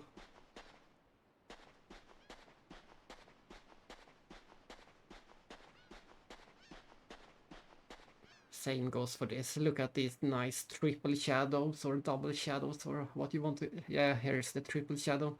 We got the shadow from Hion, the shadow from the parasol, and the shadow from the sun share all overlapping into one. It just looks amazing. And this is one of the few places in the game without music, but it fits perfectly with this beach ambience with the seagulls and the water splashing. So this is a good use of ambience. And those wave... Oh, that's the coder. We can already go back to the first dungeon.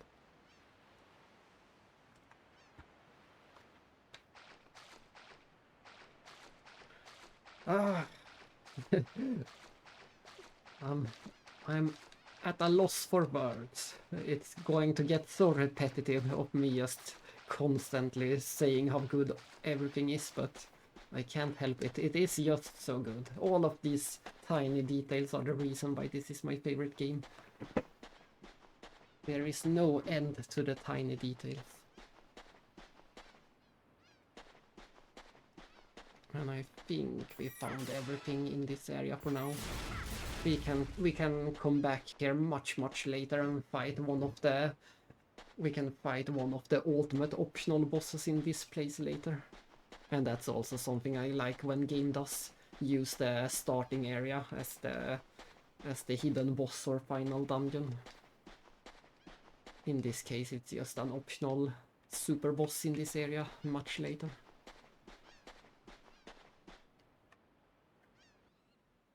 And this is one of my absolute favorite screens in the game, this one. Look at this one screen. Oh, we have to... I wonder... I'm a bit concerned where she put her terminal. There is an incoming mail on the residential PC.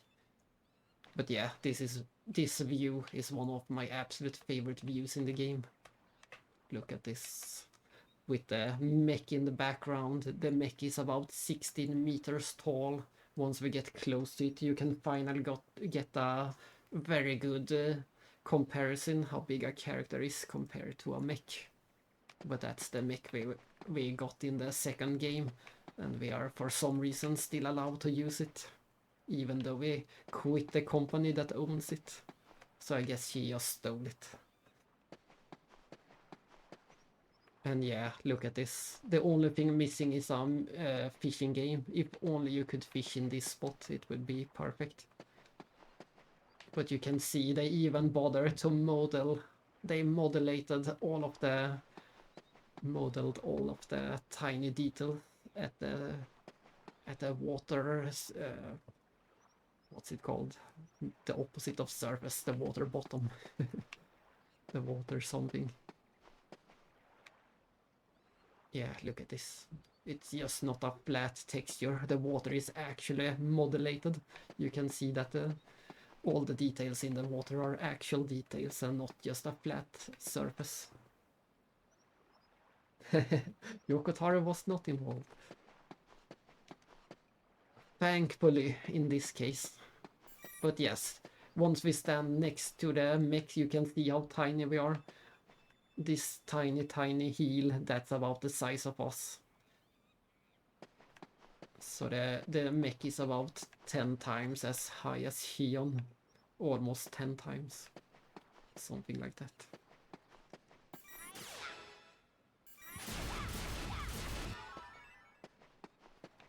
Achievement unlocked. You are the coconut destroyer. And even if you go to this place, look at that. Look at that tiny cave in the distance.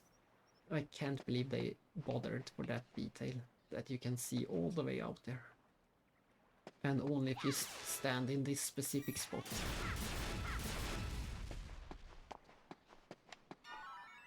And all the details in Hion's little hut. It's pretty messy. It will be embarrassing if anyone sees it. Regular clothes hang in the closet. And after the next cutscene, she's actually going to put on her clothes. Exactly, that's the secret entrance. And it sure is a paradise.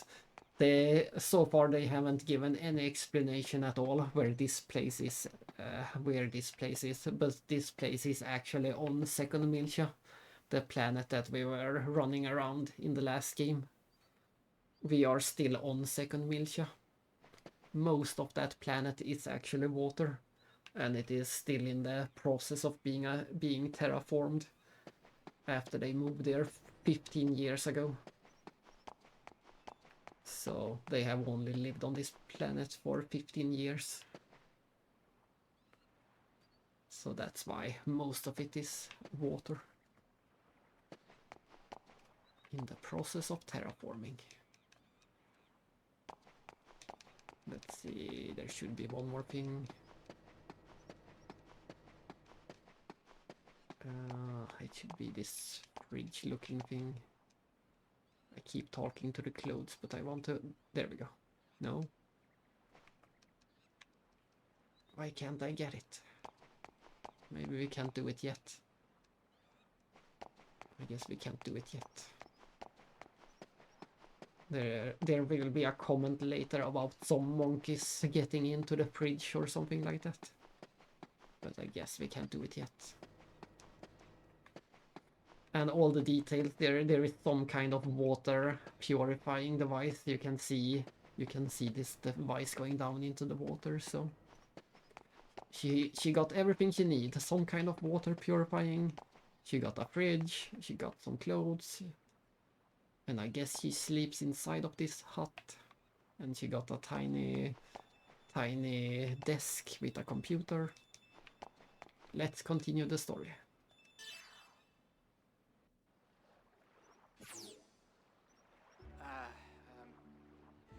I guess it's been a while, Chief.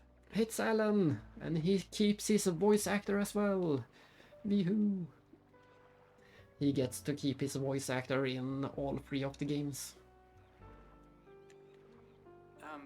Actually, this is pretty difficult to tell you, but at a staff meeting a few days ago, they officially decided to cancel First Division's Cosmos development project.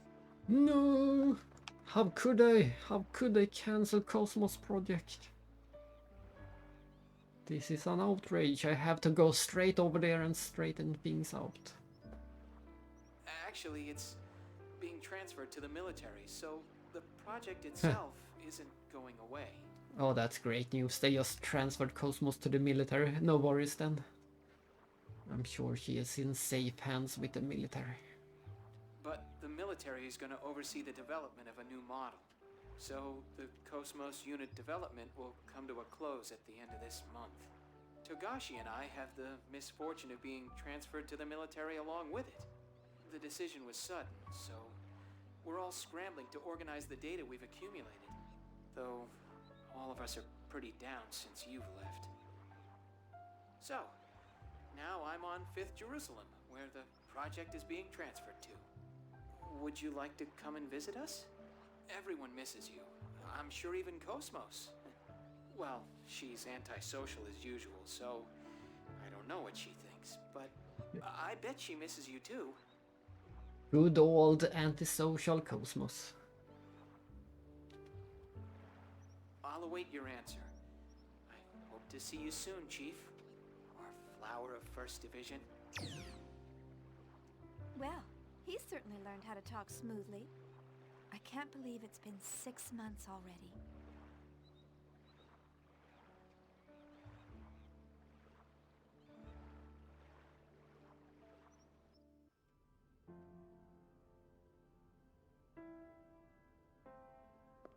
Chief, wait, calm down. Please, tell me why... And in this game they use the classic past filter. Whenever there is a cutscene referring the past, they use the black and white or gray or whatever you want to call it. Weren't you listening to what I just said? I was listening. I heard what you said, but what do you mean you're quitting? Upper management has yet to make a decision. I can't just stay on as chief like nothing happened after causing an incident like that. You mean the Gnosis terrorism, right? It was that Grimoire guy who caused it. Ah, yeah, that's There's right. no That's the reason for correct you to term. take responsibility Sepia tone. for it. You haven't been accused of anything yet. You don't have to resign. It's not quite black and white. There is some yellow mixed into it. There is some yellow to be had in this filter. Cosmos will be sealed and placed under observation, and I'm responsible for it. It may be irresponsible to leave in the middle of development, but I can't stay at Vector. She's only being sealed temporarily, and... Wait, Chief! Alan, please take care of Cosmos, and everyone. And take care of everyone. Please, give it a second thought. I'm sorry. Bye. Chief.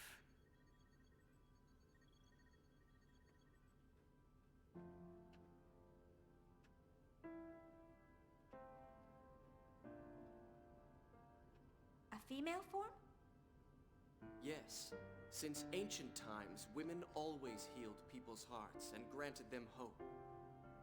But there've been a lot of men who were healers, too. Historical records have always been compiled from a male point of view. And besides, men are creatures capable of nothing but destruction and conquest. It's important to choose a female form when it's going to be a creator or protector.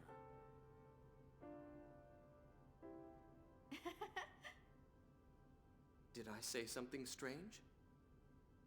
No, it's just funny to see you with a gentle expression while you lecture with such intensity. Really?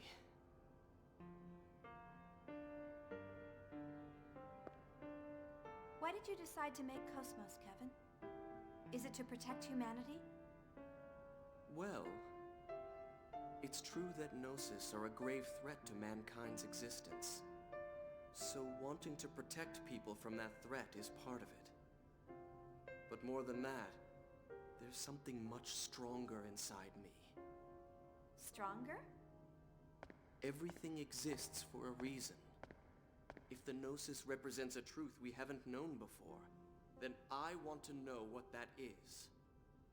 The truth about Gnosis. I think that may actually be the shortcut to saving this universe. I know you can do it, Kevin. You'll build Cosmos, and you'll find that meaning.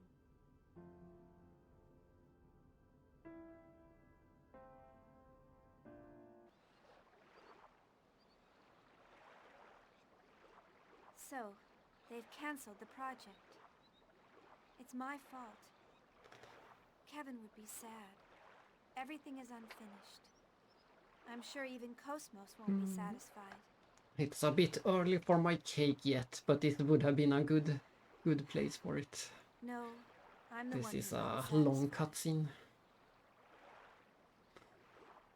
I guess you could call this intro number 2, the one we're getting very soon. I can't go on leaving things unfinished like this. I have to go see Cosmos. We should be getting the title card in this cutscene. This long cutscene.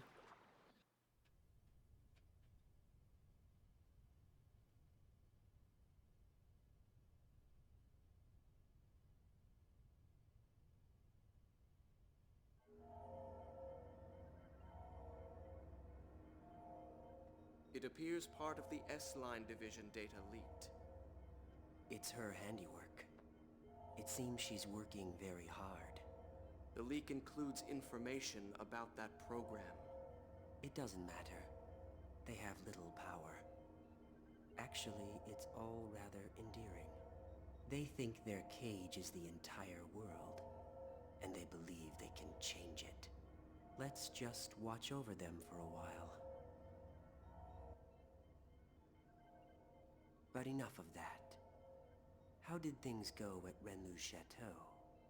Is everything ready? Everything is proceeding as planned. The transport to 5th Jerusalem is complete. We're ready for the Zohar project demonstration. Do you intend to leave that location as is? Yes. Ormus needs a sign that they can see with their own eyes. As long as they have their proof, they will continue to sacrifice themselves to protect their idol. For that is the source of their hope. There isn't much time left for her as well. Contact with Cosmos has taken its toll on her. You must succeed this time. I understand. I will tend to her myself.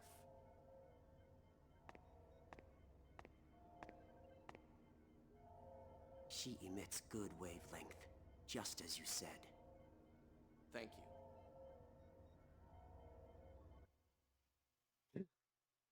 Save the game? There it is, save the game. Our favorite saving menu.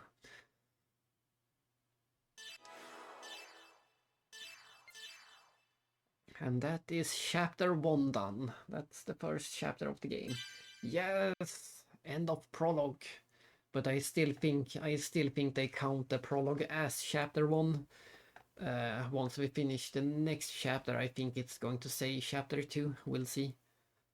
Yeah, that's how it is. This is chapter 1, even if they call it prologue. This is still chapter 1.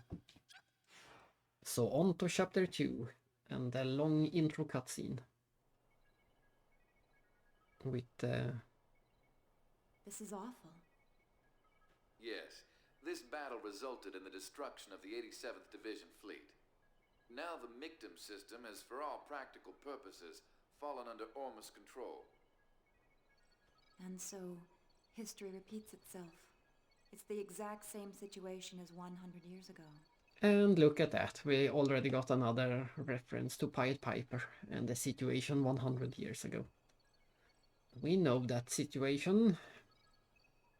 Mostly. We don't really know all that much. We know more about the Siggy part of it. We don't really know that much about the fighting between Ormus and the Federation back then. We don't have that much insight into it, but we do know that they fought for the control of the Zohar and fought for the control of Mictum. As long as people have self-preservation instincts, there will always be conflicts. The consciousness that makes us who we are is an inseparable part of life. Only death awaits people who abandon their human nature. And we know that back then Yuria was also part of the Federation, so it was kinda him against against the Patriarch. Kinda. So everything is dictated by the laws of nature? That does sound like you, Helmer. But even that is in danger of being destroyed by the Gnosis, if things continue on like this. That's what the Zoha project is for. And Julie got to keep her voice actor too in all 3 games. I really like her voice actor. And her character, of course. Yeah, he was one of those that got to stay during the entire series. Helmer has been replaced, but he never had such a big role anyway, so it's fine. I hear that the tactical warship Merkaba is already complete. According to the remaining fragments of the Y data, the Merkaba, just like the Proto-Merkaba, is a device that existed since ancient times. And Dimitri decided to turn it into a weapon. When Albedo obtained the Y data from Momo's subconscious domain, Dimitri obtained it as well by some unknown method. Some unknown method, you say? When Albedo obtained it from Momo, Dimitri also obtained it by some unknown method. I have some likely theories for that. That bastard Dimitri. Who would have thought he would use Joachim's dark relics? This must be hard on you. I'm more worried about how Momo would feel if she learned about this. I can't bear to see her sad. You're a good mother. Well, I'm trying. I'm sorry, but I will need you to keep an eye on Dimitri a little while longer. Isn't this sort of job your specialty? Perhaps in the past. Now I'm the Miltian representative. I can't make any moves out in the open.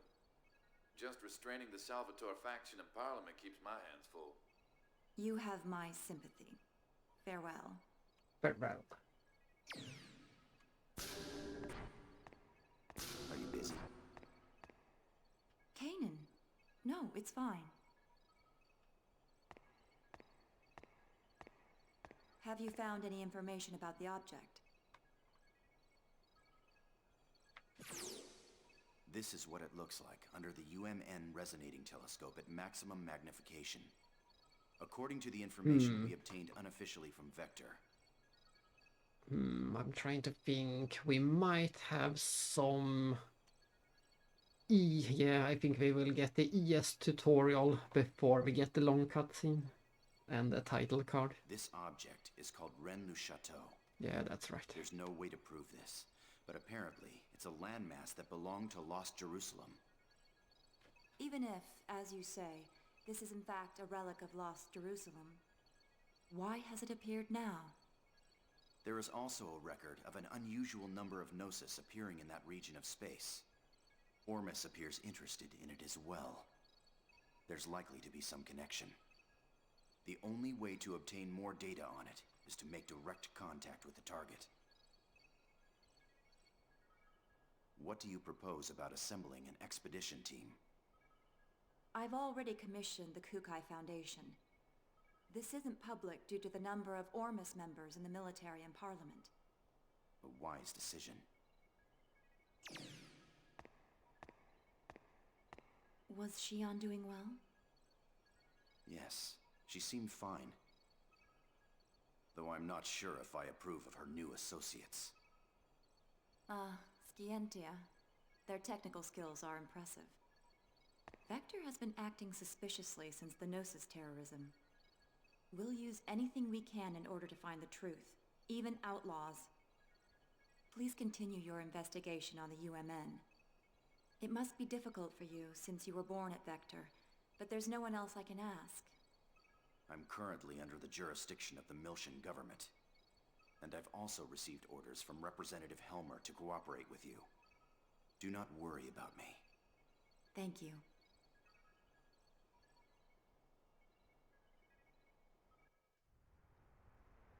It's the Durandal. All new and shiny. It looks great in all the games, but this is still the best version.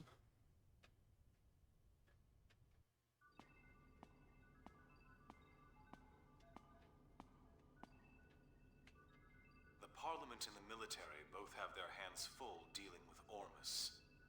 And luckily, Gainen is still Gainen. He also remains the same in all 3 games, just like Junior.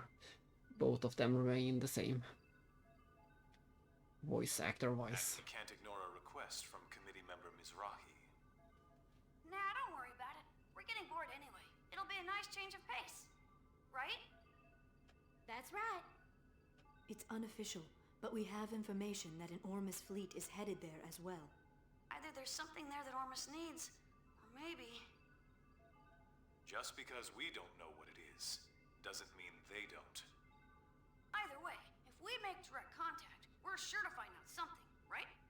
I envy your attitude. But I wish you'd think a little more about my position. Oh well, that's the little master for ya. The matter is surrounded by sensitive political issues. If I could, I'd go with you. But I can't leave 5th Jerusalem for a while. Take care of the place while I'm gone, you two. A lot of mention of 5th Jerusalem this time. We are finally going to see 5th Jerusalem. They mention it some in the other games, but we never actually... Well, we did see the headquarters of the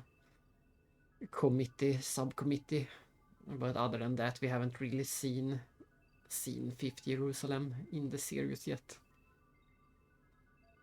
If he gives you any trouble, don't Oh hesitate no! to scold him. Does that count as 8 times in Keseki now? Legend of Heroes. Legend of Heroes Empress 8-0.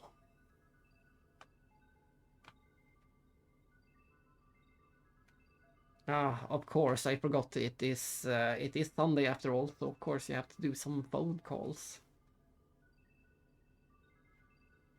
But I see you in a bit then. Yeah, that is there will be a child NPC that will make us sad in this game as well. It's very tragic later. It won't be in this stream, but there will be a very sad NPC in this game as well. You got it. Understood. Like he really envies me. He's dumped all the hard stuff on us. I'm gonna make him write all the reports when this is done. That will teach him. Little master, are you really gonna be okay with just the Elsa? Wouldn't it be a good idea for us to go too? Don't worry. It's just gonna be a reconnaissance, so Elsa's small size is better suited. Just keep the Durandal in the back for support. Anyway, we've got ESs. There's nothing to worry about. Little master, I don't mean to dampen your enthusiasm, but large-scale Gnosis appearances have been detected in that region of space. Please take appropriate caution. I can't wait to... We're almost there. I'll contact you later. I can't wait to get to the ES fight. Yeah, I assumed as much in this case.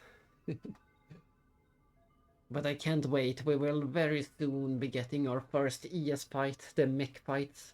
The mech fights are just so cool in this game. They are much cooler in this game than the first and second game.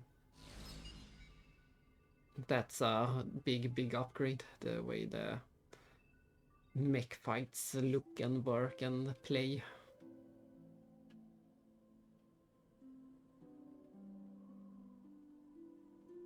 Margulis, I've put Richard and Herman in charge of dealing with the Federation fleet moving towards Renlu Chateau. They seem to be highly compatible with the vessels of Anima.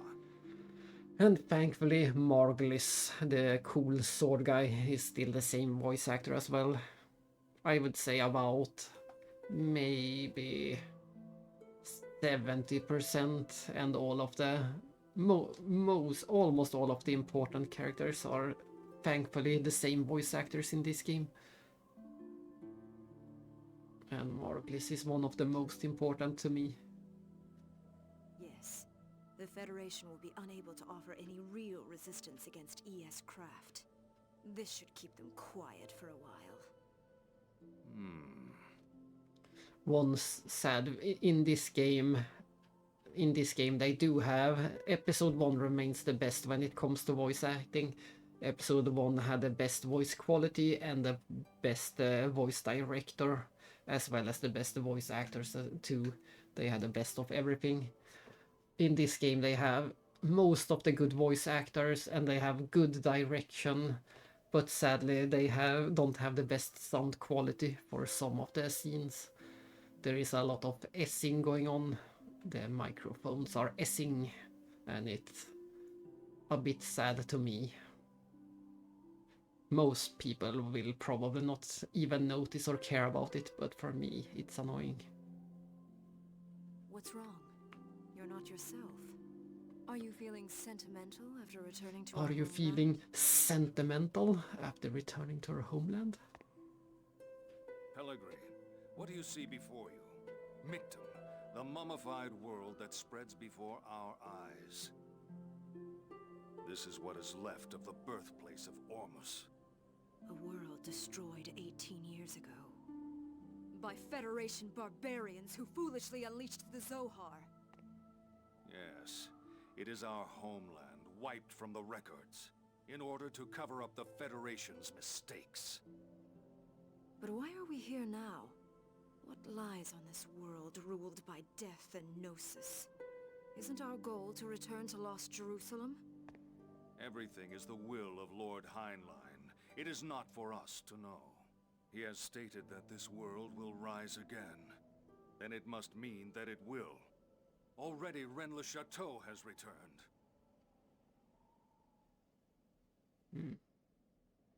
The holy land of Rennes-le-Château, our cradle, which once existed on Lost Jerusalem, where our blessed saint sleeps.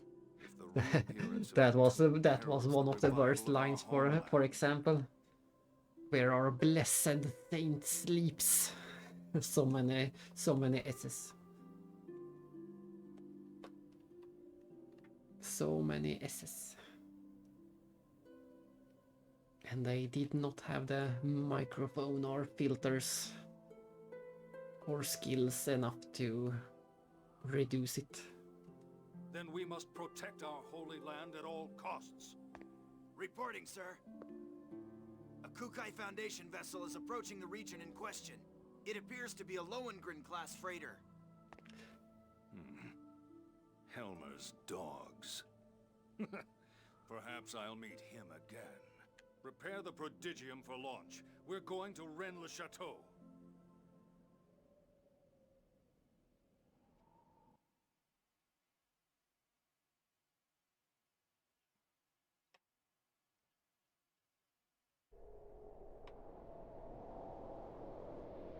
Oh, look at this pretty space! We are very close to the mech fights. There's the mechs. Now we just need a fight. And we finally get to see the coolest of them all, E.S. Ruben. This thing is pretty big. More like an asteroid than a rock formation. It's 70 kilometers in diameter. Unable to determine mass due to abnormal gravitational fields. Still, these values seem to be rather unusual. I didn't think anything this size could cause such a gravitational disturbance. Gravity roughly 1 g around the object. But that seems rather strange. Wait, what is this? Whoa! Looks like a large portion of land from somewhere. It could even be the remains of a destructed planet. No. The shape of the underside looks too uniform for that. It appears to have been artificially cut away from its original mass. Multiple unidentified craft are approaching. Tony! Damn it! Is that Ormus? It's nice of them to greet us.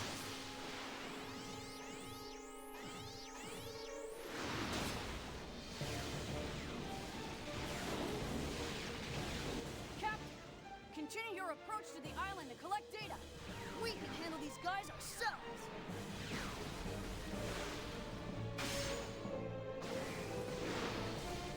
Little master! Now wait just a second! Caution, I'm a boozer. Us to go there by ourselves? way in hell. We don't get any hazard pay.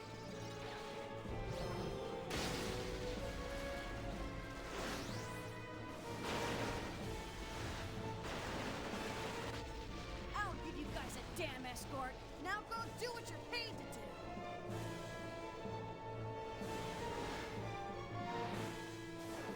Here it comes. Yes, tutorial time.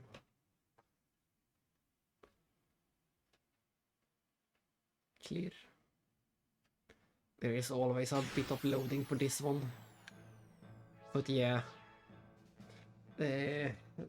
We did get a glimpse of all the new designs for all the old characters in that cutscene. They keep switching around among all of the characters. We saw Junior in his new design, we saw Momo, Siggy, Jin, and the Elsa crew and Chaos. And every single one of them was a big upgrade. All of them looks just so amazing. And here comes the tutorial for the ES. Lots of... And this was another one of those... I still can't find the best word for it, but magnificent or imposing, maybe something like that. Grand. Yeah. Words like that. Words like that to explain the feeling of seeing this scenery on the big screen. And all the colors just looked so great. All about this is fantastic. We have the large land mass below us. We can see some mountains. And somehow they make the background look so high resolution, even on the PS2. It just looks like it's high resolution.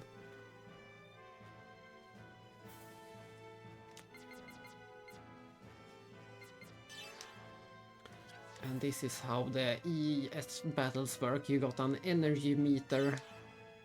So you can use different attacks until the energy meter is depleted. For now we can only use one attack. We don't have that much energy. So for now we can just use the one attack. And then there's also close range attacks like this. And long range attacks like this. Some enemies are really annoying and avoid the close range, then you have to use the close range have lower accuracy and long range have higher accuracy. It should be the other way around, but in this game it's often the case that enemies can evade if you go in close. I guess they see you coming and just avoid you. And this song is also amazing, just like every song.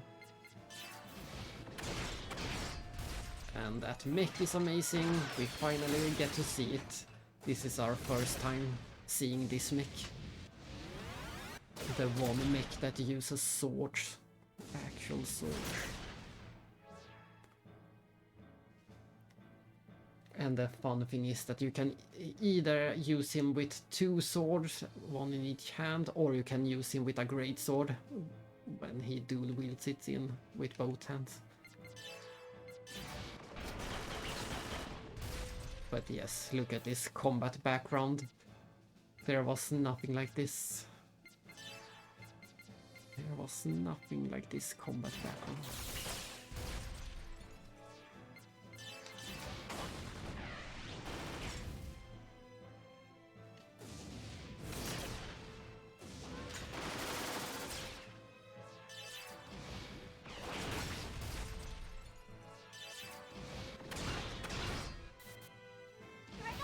And then we have the cope attacks that trigger when they feel like it. Then you can get some extra damage in.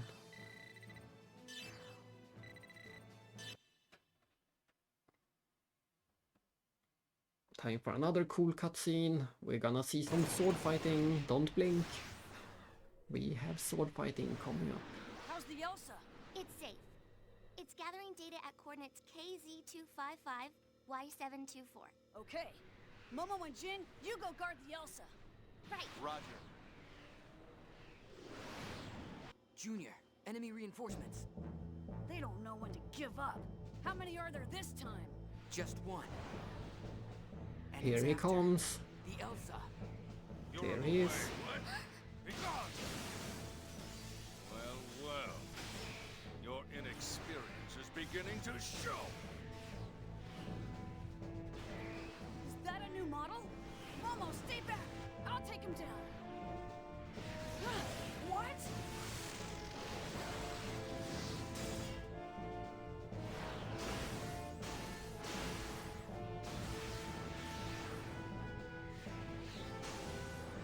A black ES. Its agility.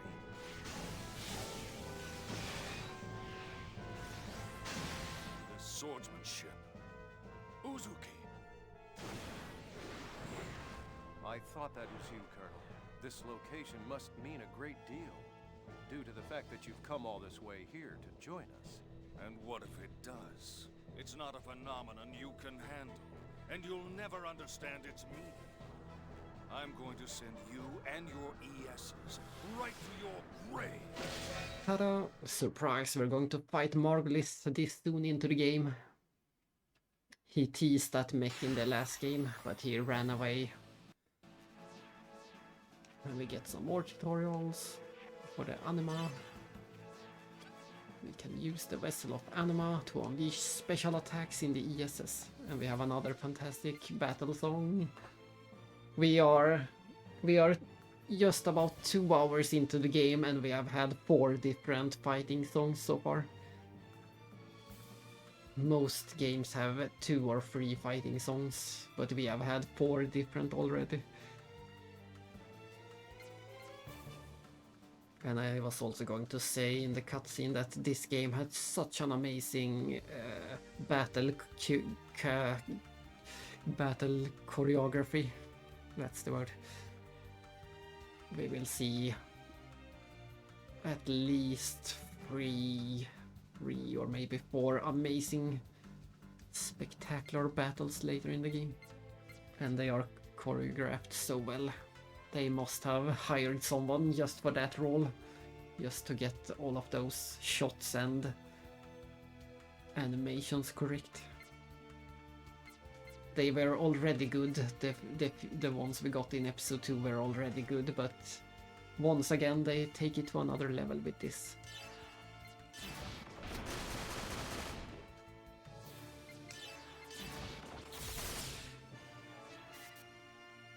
Let's see how far my blades will go against you.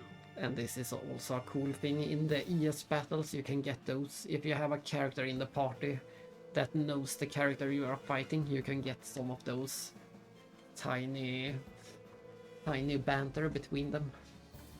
So when a story boss is coming up, you want the correct story characters in the party.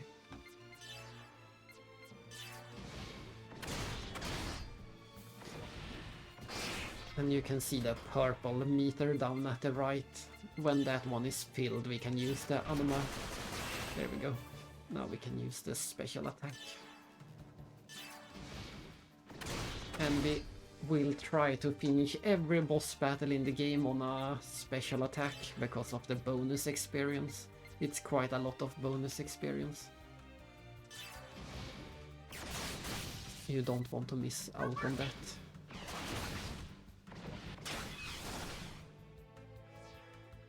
Let's see, this is going to be cool.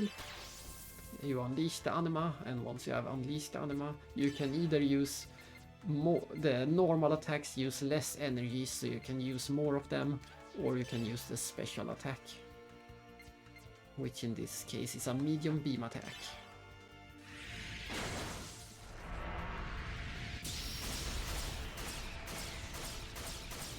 That attack is so great. We're going to see that attack a lot in the game, and it never gets old.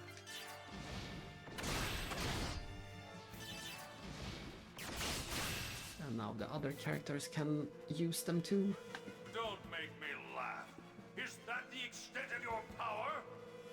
Also the bosses, well, if the boss has an anima relic equipped, then they can also use the anima awakening. And if they use the Anima Awakening, they will also get stronger, have better defense, and gain us special attacks. So it's often a good idea to guard when the enemy is about to use their special attack.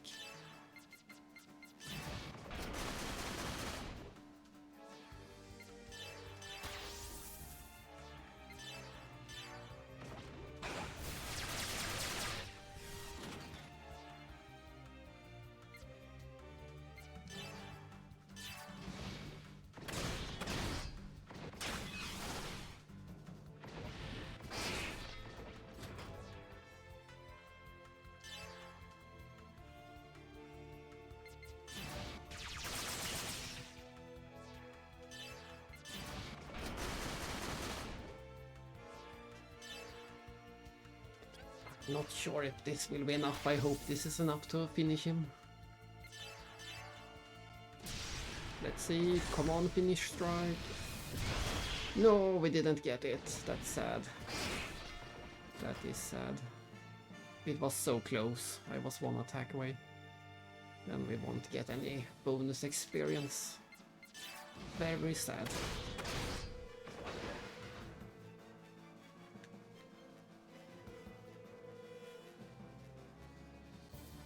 And this is 5 minutes. That's also a good time for a boss, 5 minutes. And I will pause right here and bring my cake because there is a long cutscene coming up.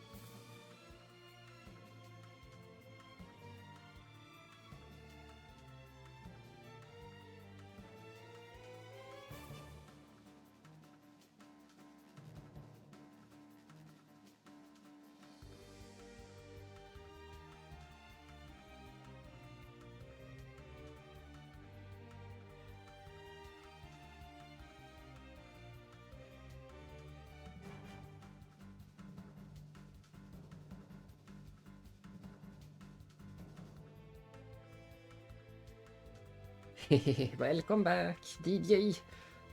Or maybe it's just a pause for you as well in the telephone calls. But yes, I will mute myself and eat the cake while we watch the next long cutscene. It will be the second intro of the game. It will go all the way to the title card before we can play again. And sadly, you only get a picture of the cake, I get a real one. So, enjoy the cutscene.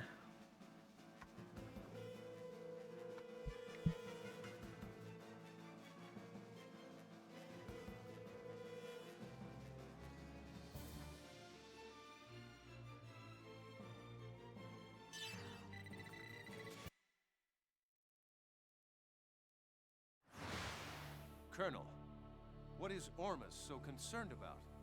What lies asleep in this place? I have nothing else to say to you. You should be ashamed of your ignorance. Now it's time for you to die!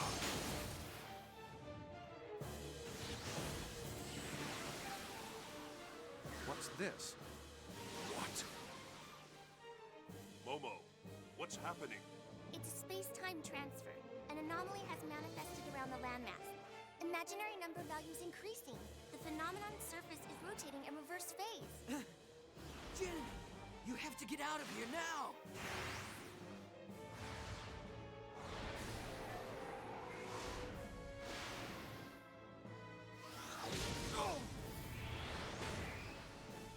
You won't get away from me that easily. Uzuki?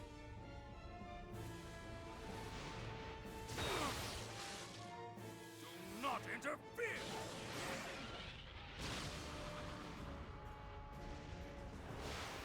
Captain! Hurry! You must escape! They headed for the Holy Land. How dare they? Let them go, Margulis. But Your Eminence, how can you say that? The blessed saint sleeps in that land. She is already in our possession. Even if they were able to reach the place, there would be nothing for them to find there. What was that? Don't tell me you have already acted. Yes. I have a new task for you. Return at once. Do you understand? Yes, Your Eminence. Come back here, you bastard!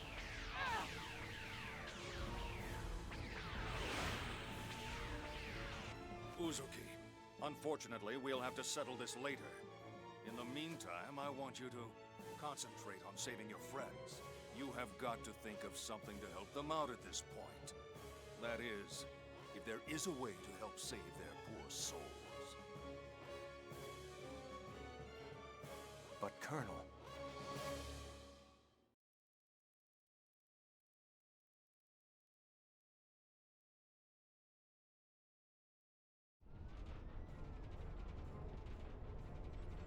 Hurry up and reverse the thrusters. That border surface is nasty. It'll grind the ship to dust. Tony! Ah! This ain't happening. This ain't happening. Damn it, the logical drive is shot. We don't have any power. It's no good. It won't hold. We're gonna crash. Brace yourselves!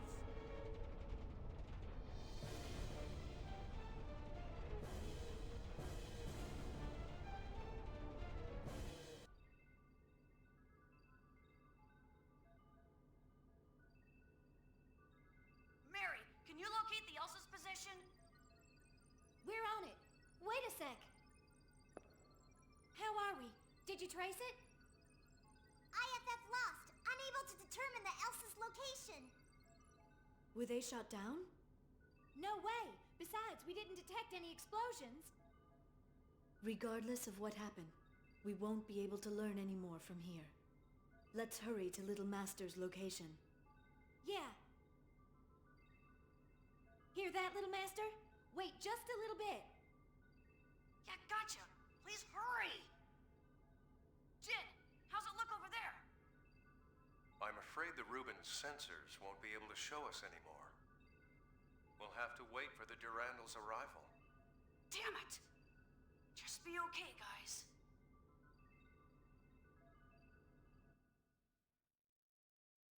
Save the game?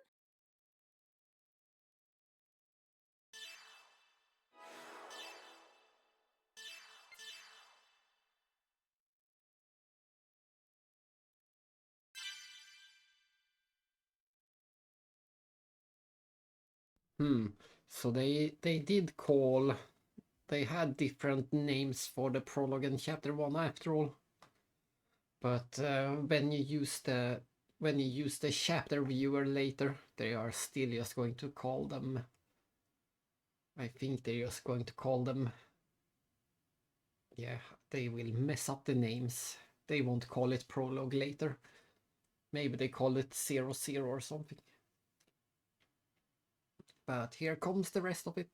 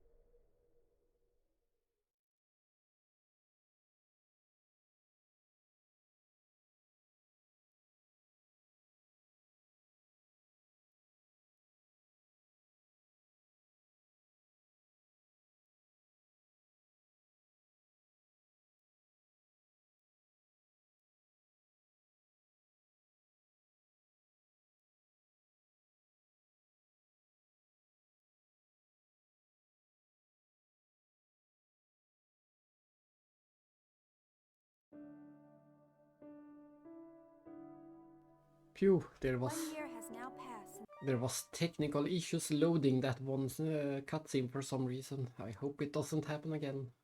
Since the battle in Old Milshan space. Ever since the Zohar was swallowed up by the giant Gnosis, the Gnosis phenomenon has increased in frequency, and the people are now constantly exposed to its threat. Yet, despite the large number of star systems that have been destroyed by the Gnosis, people continue to resist, refusing to cooperate with each other, and engaging in one pointless conflict after another. I found myself full of questions. I wanted to know more about the immigrant fleet, the organization that was behind the Milshan conflict, as well as the words that were spoken by the Patriarch Sergius.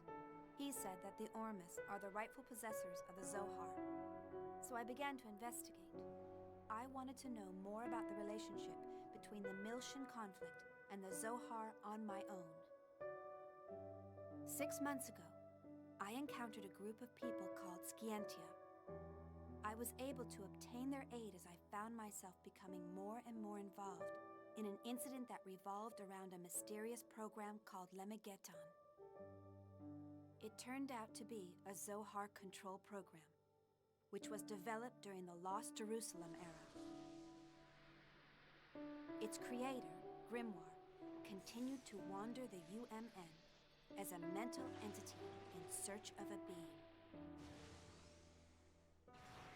He was searching for Nephilim, the girl in the white dress that has appeared before me countless times. The existence of an organization controlling Grimoire from the shadows came to light. Vector's Special Technology Advancement Division. This department, jointly managed by the government and private industry, had been wiped from the records. But there was no doubt it had been created by the organization I worked for. Vector also had contact with the UTIC organization, and the UTIC organization was connected with Ormus. But the evidence was concealed, and the truth had been buried away into the darkness. Everything except for one fact. I found out the name of the individual who was in the lead position at that time in the management office. When I saw the name, Suo Uzuki, I felt nothing. No surprise, no sadness, and no anger. To be honest, I felt nothing at all. Somewhere in my heart, I think that I must have expected it. All I could feel was a sense of resignation, knowing that the inevitable had finally come to pass. And I decided to quit my job at Vector. The friends I made there, and Cosmos, were the only bonds I had linking me to Kevin. But I couldn't stand being there any longer. Maybe I did it to atone for all of the victims. Maybe it was to strike back at my late father, who had abandoned my mother. No, it wasn't for either of those reasons. It was probably that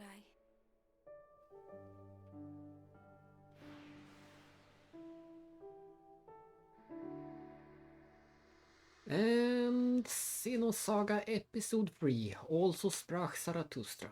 There we go, title card. Such a pretty title card too. Overlapping the space station going down to 5th Jerusalem.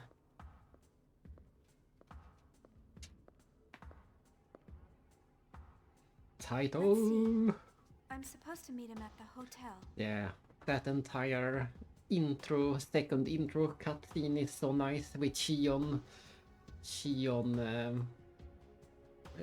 recapping and collecting her thoughts, both for the player and herself. Just reminding the player of all the connections and all the mysteries still to be solved. I think it is great, and of course all set to the piano music.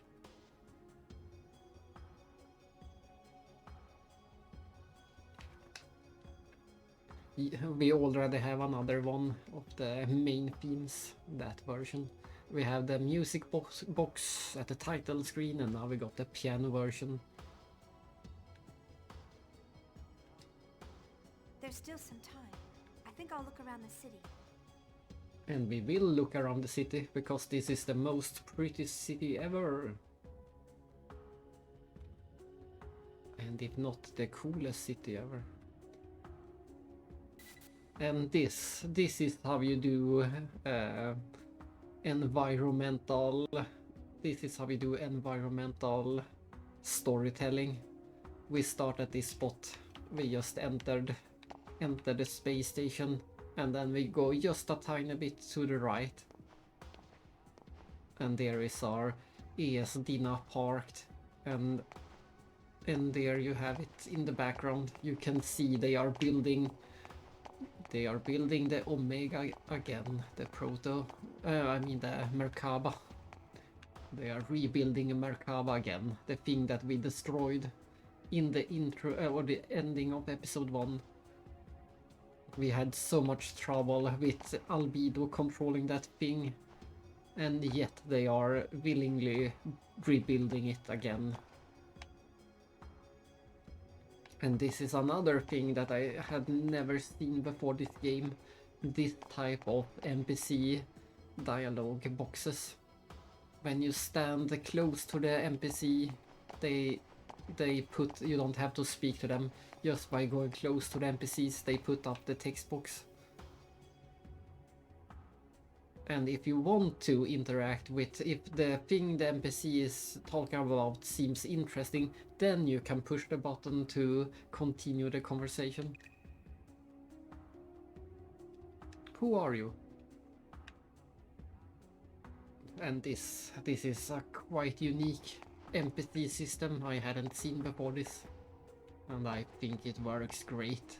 Of course I want to speak to all of them anyway, but if you just want a quick glance if they mention any interesting words, and if it seems like an interesting NPC, you get some time to decide if you even want to speak to the NPC. This is the tutorial NPC.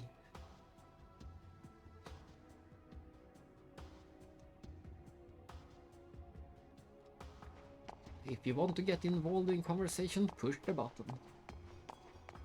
But yeah, look at this. We have seen this in episode 1 and maybe episode 2 as well. We have seen this space elevator. This is where the subcommittee is located. So we have seen this in picture before, but we have never gotten to visit. So we are finally at 5th Jerusalem.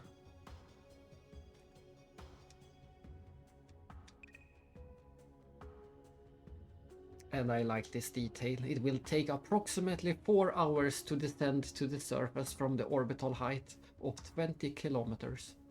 For your safety, please do not go out of the designated area while we are in transit. And enjoy your stay.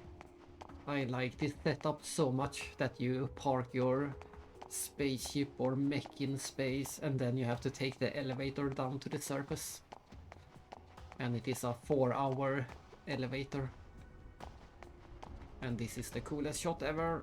We are standing on some escalator bands.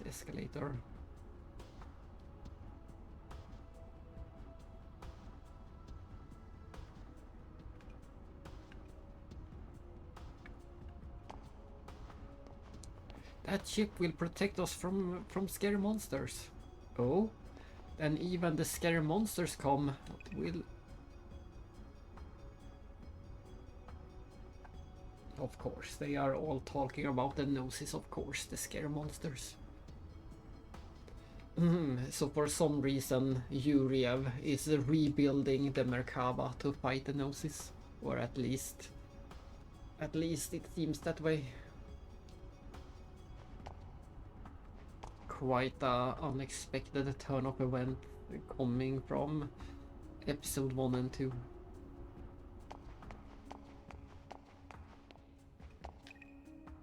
Ah, there's the full view of it. And of course, since it's this game, you can see all the tiny details. There are multiple ships and people moving about near the Merkaba, trying to rebuild it.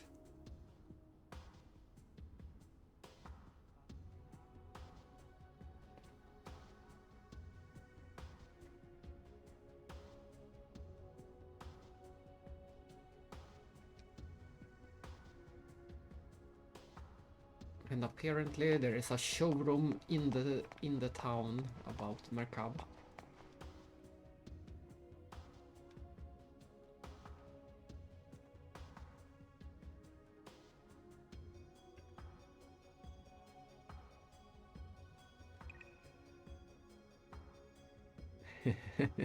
It's so funny that these random NPCs are making fun of Alan.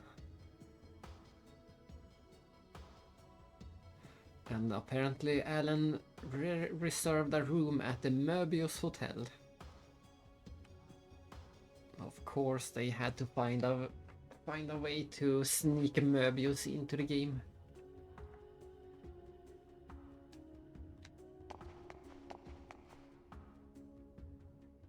I've been expecting you. Alan Ridley is waiting for you at the Möbius Hotel. It's located in the northern part of the first business district. And if you look, I really like this detail as well. This is the actual elevator. Not yet. This is the actual elevator, the 4-hour ride elevator. It looks like maybe, I don't know, maybe 30 people or something like that can take the elevator at a time, 20 or 30 maybe. And they even thought about the minor detail. What about going in an elevator for 4 hours? Of course, they even made a detail. You can see that there is a male and a female bathroom in the elevator. It's just such level of detail. Everything in this game, the level of detail.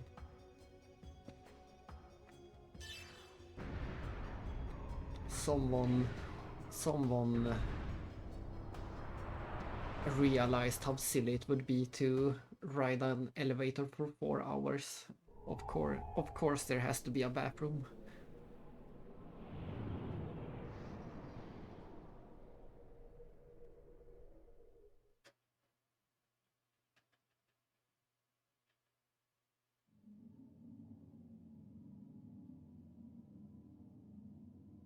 Where am I? What? Get away. Stop. Stay back. Stop. Stop it. Stop it. Don't touch me. Stop it. Don't talk to me. I refuse to acknowledge you. Stop talking to me. Stop it. I won't do what you want.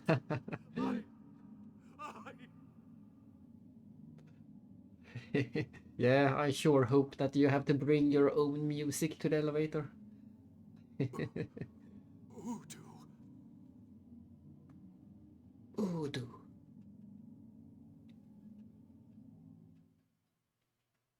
Yuriev? Dr. Yuriev. Hmm?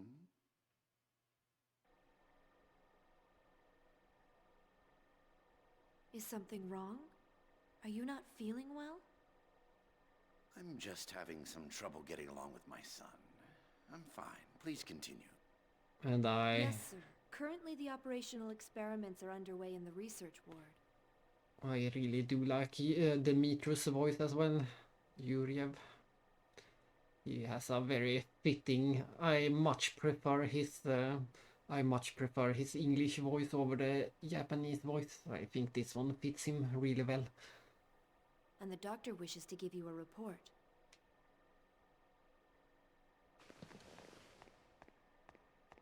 I see. Accompany me, Citrine. Yes, sir.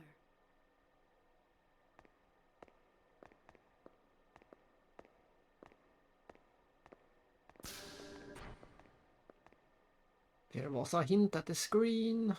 We will get back to that screen much later. Or a bit later.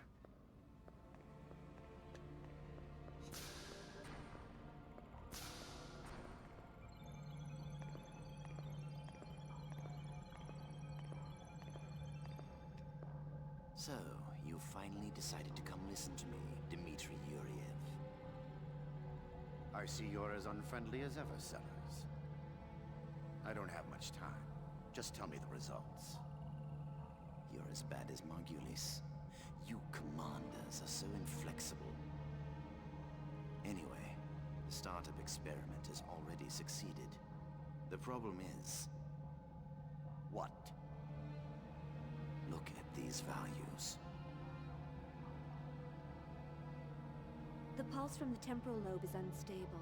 Perhaps there's a problem in the link with the pilot. This is based on the prototype recovered from the ruins of Milsha. It was originally calibrated for an Ormus priest, so these results are unsurprising. Same as the power supply. It was designed to match the original Zohar. Currently, we're operating it using the spare emulator unit I constructed. That is quite a twist, and one of my favorite details, the fact that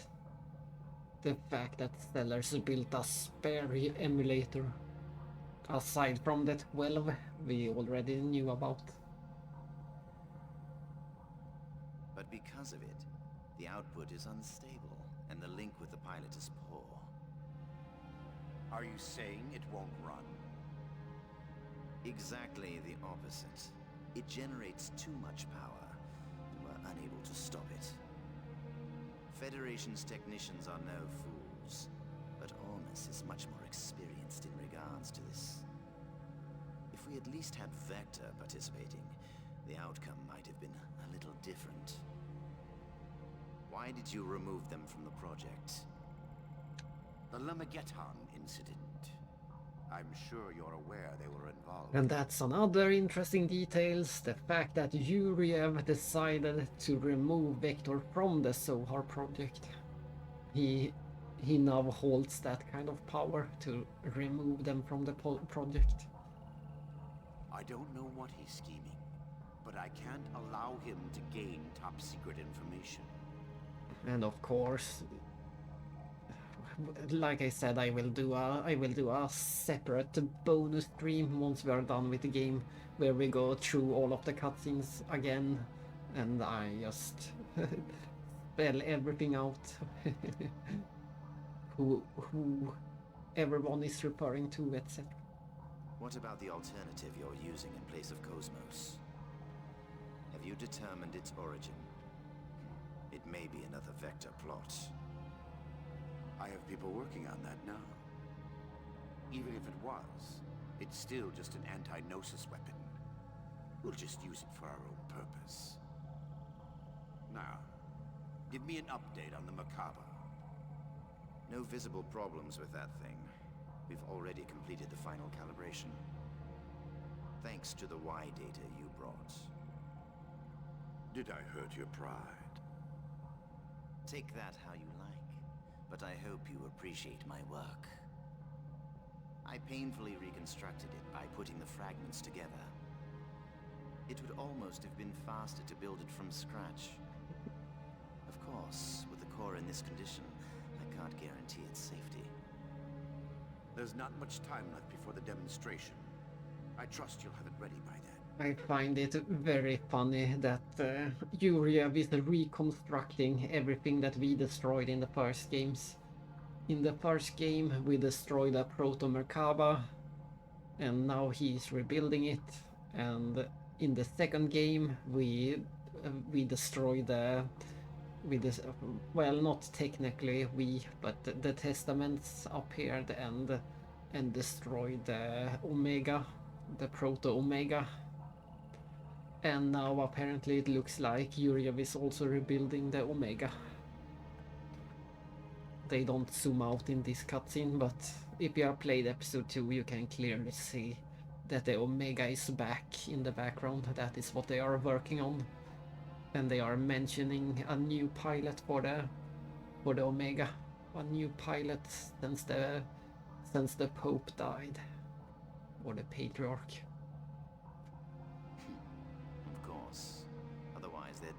point of me being here. And it seems to be... By the way, have you found an opponent? You're going to need something impressive to fight this thing. Don't worry. That's already been arranged. Oh. It's the perfect opponent to silence the fools at support Vector. The perfect opponent, you say?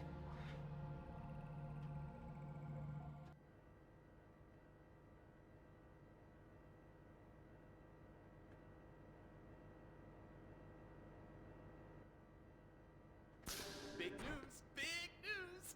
Hey, where's the new chief? If you're looking for Chief Ridgely, he went out to the city. He said he was meeting someone.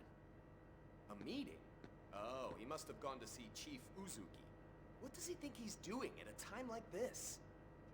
He should just tell her he's in love with her. He needs to make up his mind and act. By Uzuki, you mean Shion Uzuki, the former chief? She took responsibility for the Gnosis terrorism and resigned, right? Was she Chief Ridgely's girlfriend? What? If she were, he would be delirious. But reality is harsh. So, what's the big news? Did something happen? Oh, yeah. Cosmos is going to be the opponent for the new weapon in the demonstration. New weapon? You mean that... Yeah, that crazy thing. I guess they want to acquire real-world combat data along with the activation test. But they've sure got a lot of confidence to pick Cosmos as the opponent. Yeah, they may have removed her from the project, but she's still ready for combat. Ooh. Do they think they can win over support if it defeats Cosmos? Yeah, I hear there's a lot of Vector-friendly Parliament members in the government. It's probably a move to take some wind out of that faction. I can't believe they're using the product of our All the stress and plotting. caffeine as a political tool.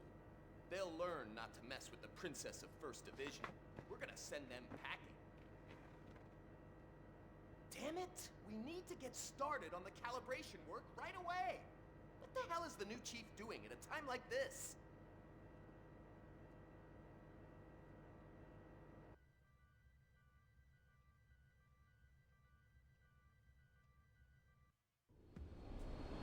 And we finally made it down the elevator, and this is another of those cool details. When you see the background, you can see that this, I think they mention it somewhere. I think we saw it somewhere up here, what number the elevator was. I think this elevator was number 27 or something. And you can see all the way back there, there are very many of these elevators. This was just one of the many.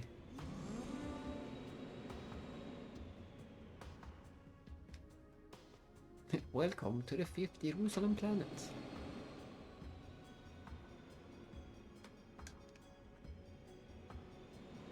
And I do like the idea of this as well, that the planet itself has a tourist information box, tourist information message.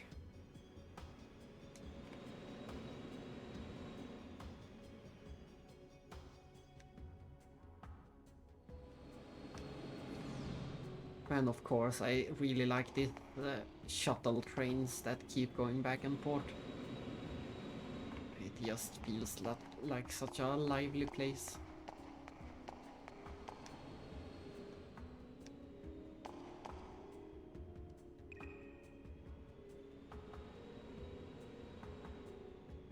And minor details like this, it's something that we would find in Legend of Heroes.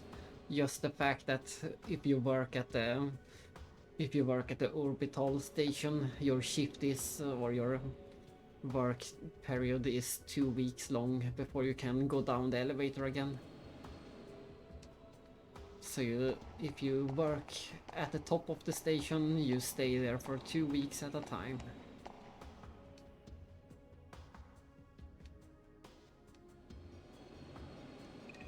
Ah, they say that this was elevator 48.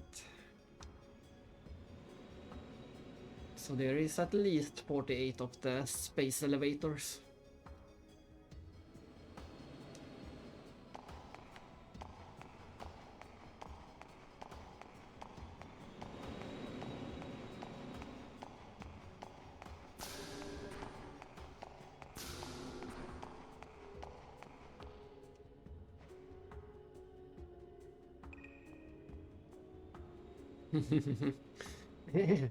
Hakox is a game that's finally popular right now. Actually, I'm a big fan myself. Yeah, we won't be escaping Hakox. Hakox is the ultimate minigame. We're gonna do a lot of Hakox playing later in this game. We'll see, we might, yeah, I think we might be able to do the tutorial pretty soon actually. I think we get to do the tutorial soon. In just a little bit.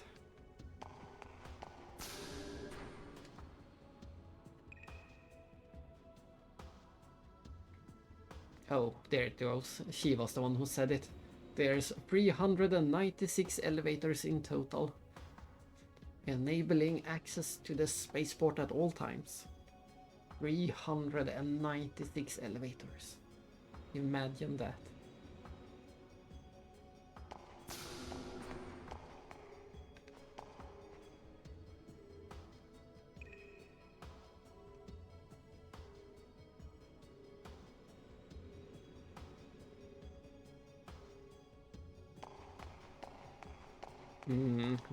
Let me do some math.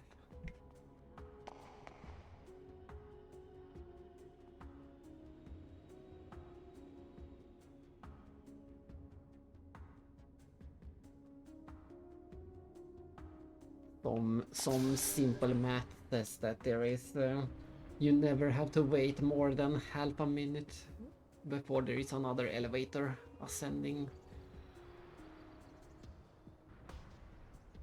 But I guess they go up and down, so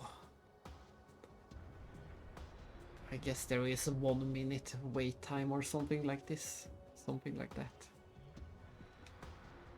And here it is, another one of those moments where I just dropped my controller and just stared in awe for a long time when I saw this. I could not believe how far they took this map system. We already had the map system in the before, but they took it to a new level with this. This is supposed to be the capital of humanity, and this is what I expect for something like that. Look at this pretty world map, or city map. It is as close as we get to a world map in these games, so. But yeah. And once again, so much of this is actually modeled. A lot of this is actual models and not just a flat surface. You can see if you look in the far distance that the building actually moves and overlaps. They are not just flat objects, or textures, they are actual objects. A lot of them at least. A surprising amount of them. And of course, if you look closely on some of these, they are a bit blurry, especially if you put them on the projector, but I still think that was a worthwhile trade-off having the... I still can't find the best word for it, but...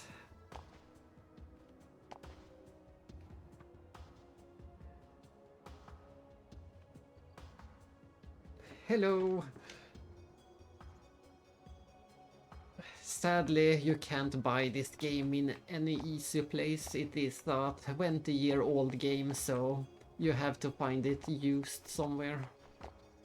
It's a bit of a shame that there hasn't been any HD remasters or something like that.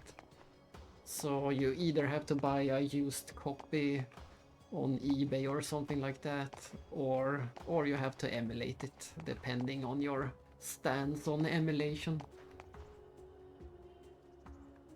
I'm playing the real game right now on a PS2, and then I capture it to the computer. And sadly, it is also a very expensive game. It didn't sell too much, so it's pretty hard to find a copy. They are usually around $200 or something like that. Sometimes even more, if you are unlucky.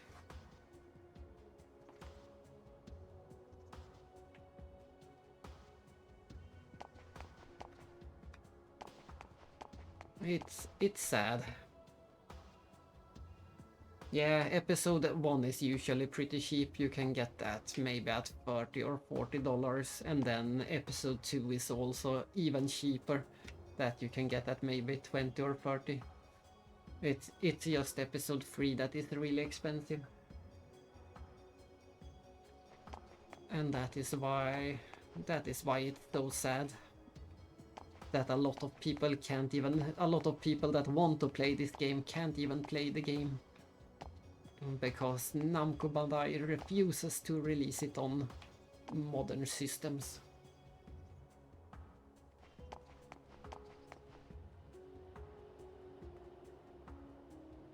Sooner or later we're going to that cool building in the ocean. I'm looking forward to that, but first of all we're gonna enter the amazing town and take a look around that. I just wanted to enjoy this map a bit more. It just looks so cool to me. This map is the best. You can see so far away in the horizon and the distance. And also the fact that they have a forest in the middle around a space elevator. Everything about this town is the best. I only wish there were even more locations we can visit. At the moment we can only go to one district.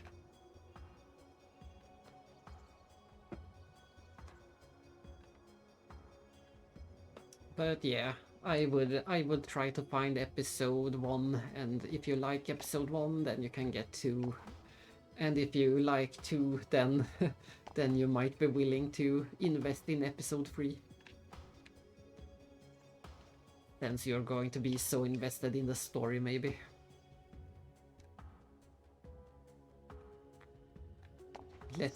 I'm just going to run to the best place right away, just to show it. I just want to show it up before anyone leaves. It's my favorite place ever.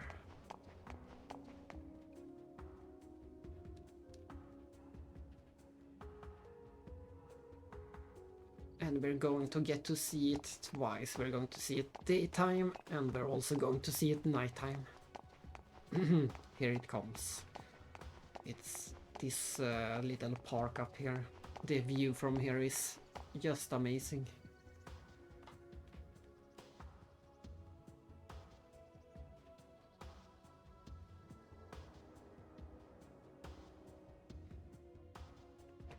This park is already looking great with all the flowers and the trees, but once we get to the top, I'm gonna walk slowly so we can enjoy it.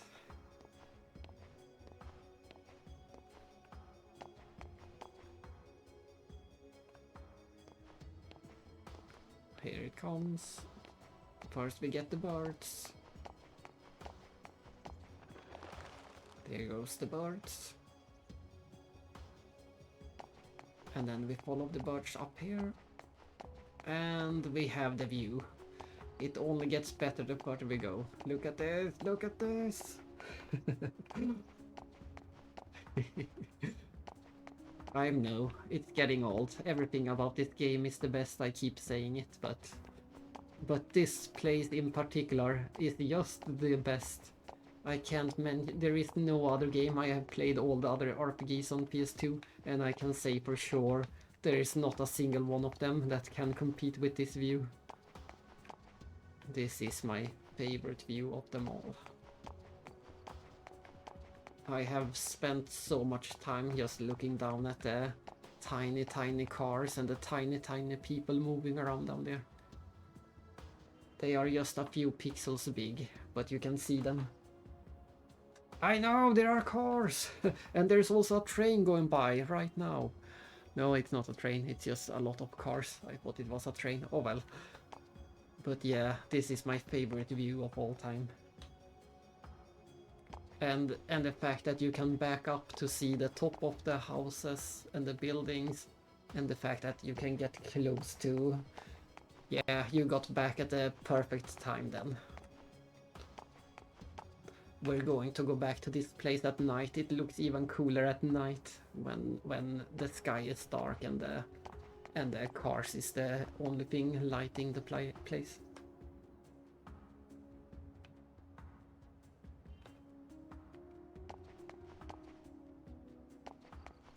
I have spent probably hours in this exact location. And the funny thing is if you crank the volume, it might be a bad idea when I'm speaking, but if you play the game and you crank the volume enough, you can hear the cars below. They are making honking sounds.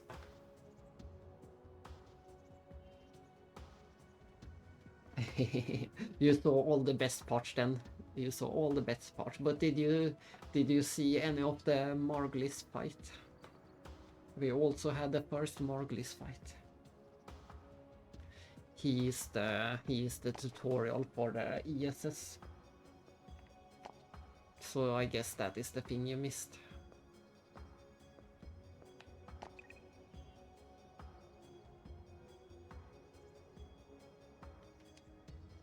And I also noted the funny fact that Yuriev is currently rebuilding. Yuriev is currently rebuilding Proto Merkaba that we destroyed in the ending of episode 1, and Yuriev is currently rebuilding Omega that we destroyed in episode 2. So I do find it funny that the first thing in this game is that he is rebuilding all the bad stuff. He is rebuilding all the bad stuff. Even if they say he will fight the Gnosis, I still don't trust him. I still don't trust that Yuriev guy. Even if he says he's going to fight the Gnosis for us. And they also said that he pushed Vector out of the Zohar project. But yeah, the fact that you can crank the volume and hear the cars below honking, that is just the best detail ever.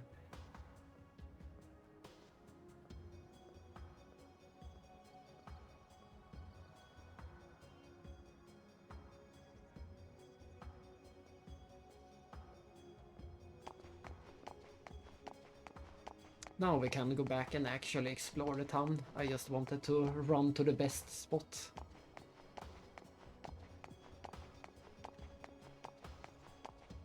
And I mentioned it already in episode 1 and episode 2, but especially episode 3 does a great job of simulating lights. There is of course no real lights on PS2, no ray tracing yet, but they do such a good job of simulating all these tiny lamps and lights everywhere. Beep beep. And of course we get a different sound effect for walking in the water.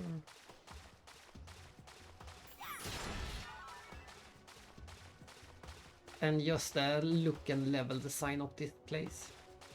Everything about this park is the best.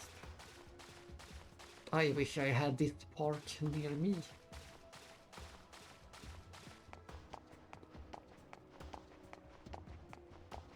Yeah, once again, all these simulated lights.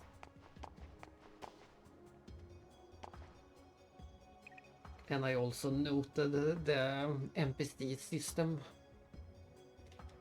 The fact that you walk by the NPCs, you don't have to speak to the NPCs, you can just walk by them and get the text boxes. You don't even have to speak to them, you can just overhear them. It is such a unique and nice NPC system. And if you hear them talking about something you want to talk about, then you can push the button to further the conversation. Everything is perfect. Almost everything is perfect. My complaints are very few and very minor in the big picture.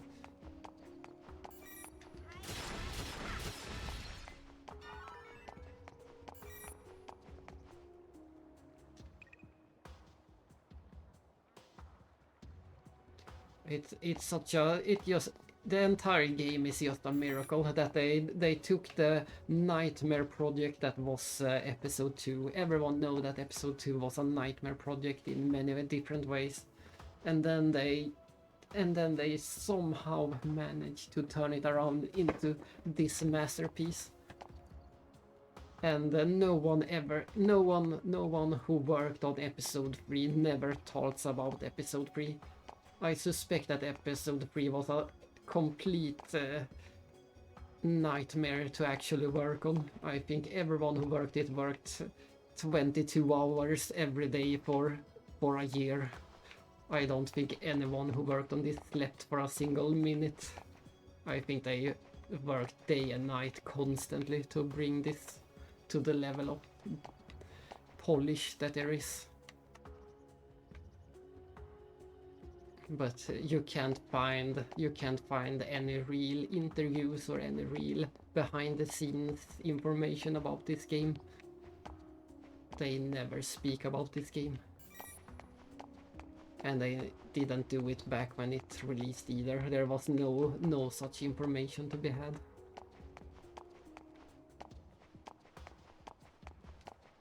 They just completed the game and it was the best game. Somehow.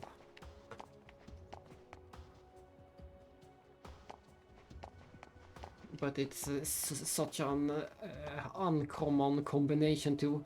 It's a lot of games are very polished and a lot of games are very innovative, but this game managed to do a lot of everything.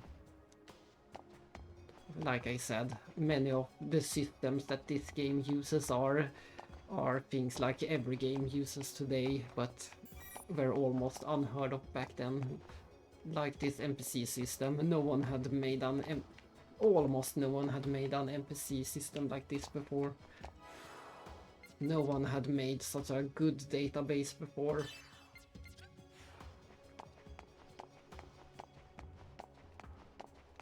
There is just so much going on.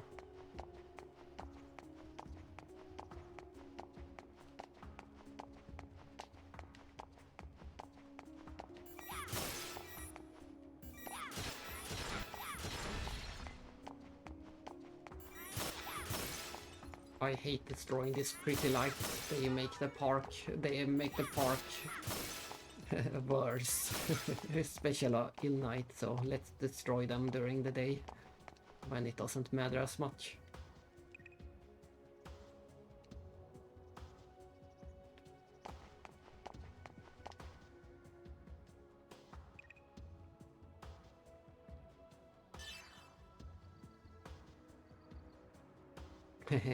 This kid hints at visiting at night, and we will. And once again, just the fact that you can see through these trees and see that nice view from behind. It especially works on the projector very well for some reason, but when you go to this corner of the park, it really feels like a dark corner of the park. And when you go here, it really feels light again. So even that is something they did a good job of simulating, dark versus light areas, long before there was any HDR or something like that. They still do a good job of simulating dark spots, even in such a bright area. So there you have it. This park is one of my absolute favorite places in any game. And of course, once again, you can stand around forever and just looking at the clouds, not repeating themselves.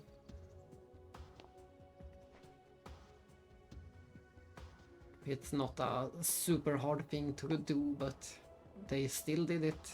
They still put a lot of time doing nice scrolling clouds. I suspect there is multiple layers of pictures overlapping to make some unique patterns. I suspect that is what's going on.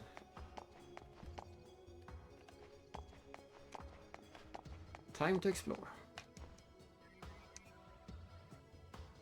But I was also warning, we will probably have the Hakox tutorial soon.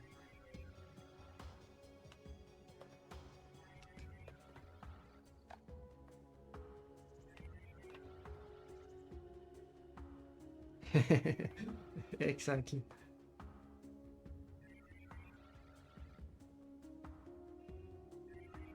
I don't think they are. I don't think they are generated. I just think they are really large. But maybe, you never know. There could be a lot of small images that are spawned at random. Or there could be a few large ones that are hard to tell the pattern in.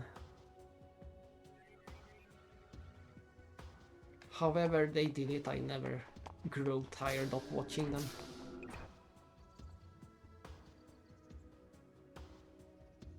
Oh, it's an anti-gnosis weapon called the Merkaba. And this is the showcase room. This is where we can read all about the Merkaba. And of course, there's going to be a lot of payoff if you care to read about these details. You can read all about how the Merkaba is constructed and all the different sections.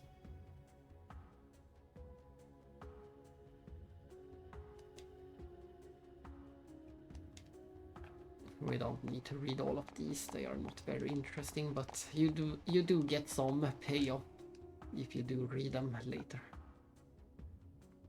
And of course, the Zohar project's greatest objective is the destruction of the Gnosis.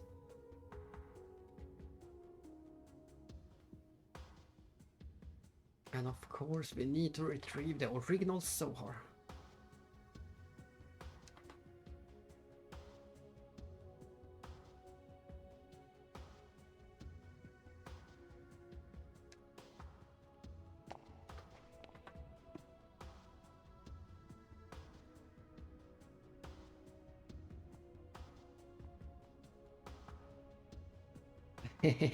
Yeah, that is pretty clever.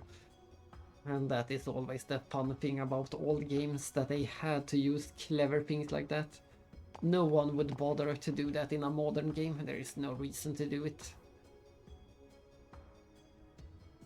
But instead you have to buy 30 gigabytes of RAM memory to compensate for the laziness of the developers.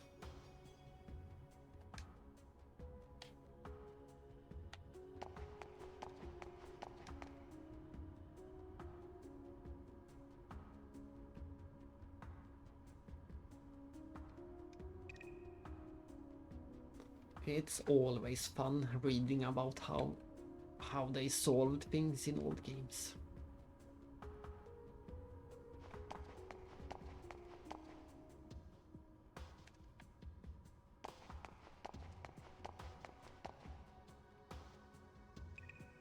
I already saw it. It's a masterpiece. A mobile fortress that floats in space.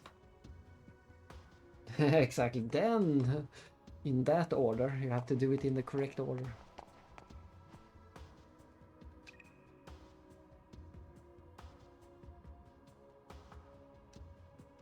Oh, how lucky that I do know a Vector. I do know a Vector employee.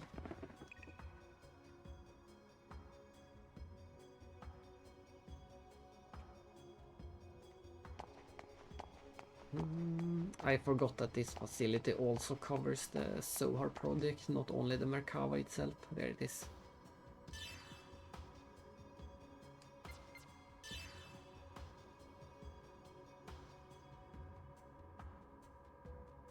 Here it is. Here they spell it out. The fact that they are rebuilding Omega. We already saw the Omega, but they zoomed in on purpose. They zoomed in on purpose, so we wouldn't see the full Omega just yet. But this information explicitly says it is Omega.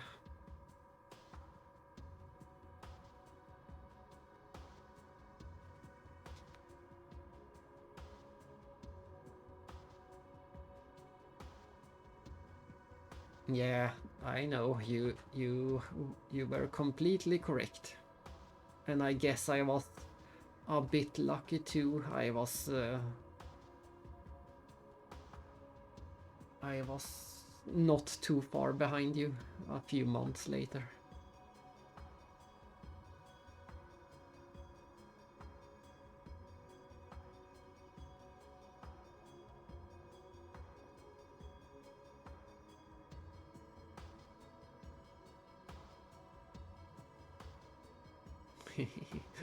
And I do like that they somehow they expect to actually find the Zohar,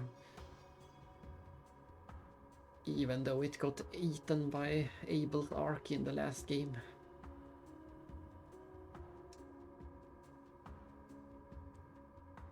And apparently they call it Omega Res Nova.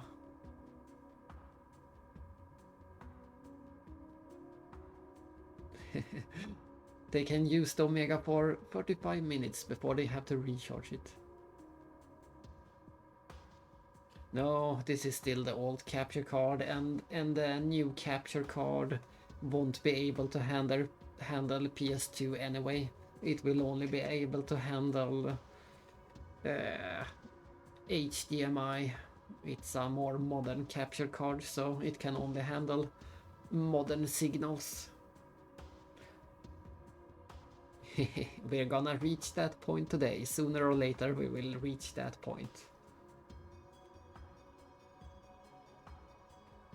And like I said, I decided to stretch the image. I can see on the stream that the text is pretty blurry. I could make it sharper.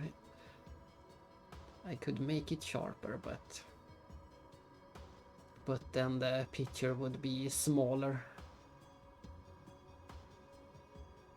And since everyone is watching on phones or random screens anyway, it's hard to win.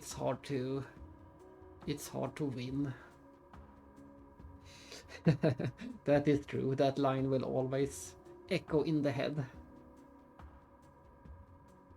But yeah, whenever we play another PS4 or PS5 or Switch game, then I will try the new capture card. See if we see any difference. Hopefully we will.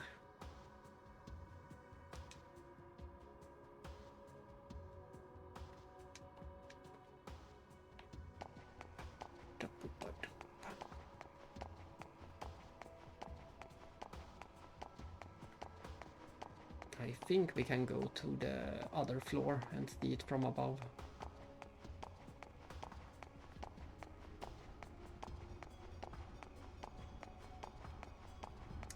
Just look at this. I don't know why. Everything is just so pretty. Even this simple potted tree with flying pixel textures just looks amazing to me.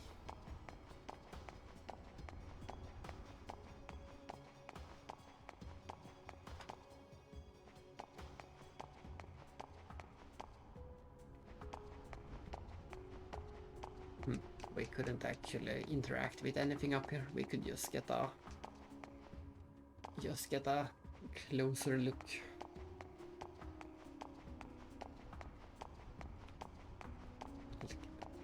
Back to episode 1 and doing the funny... No, we can't move slow enough. Or maybe doing the infinite escalator from episode 1. Indeed, Port Jasper. We don't say Port Jasper.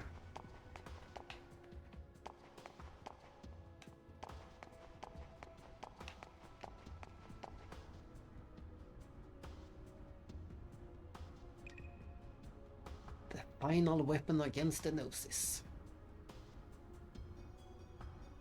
Yeah, I can't help thinking that it's a double-edged sword that could be used against us as well.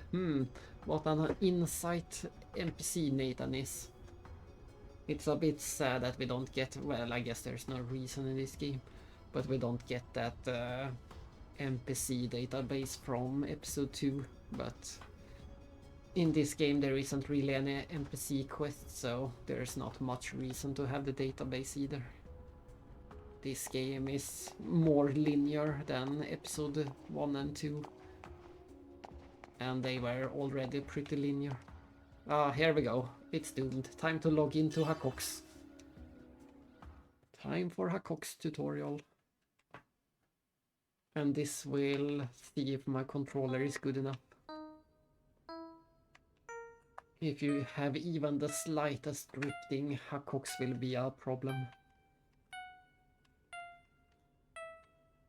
That was easy. Now loading. Huh? Here we go. I'll do my best. And since it is Xenosaga III, I will say it is the best minigame in any game ever. Everything is the best. Suddenly you have some more phone calls to make.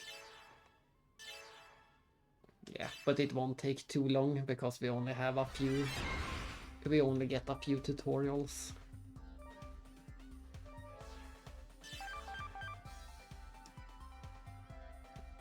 I just have to remember the controls and this should be pretty fast. Okay, here we go. But I do like, even these minigame songs are great.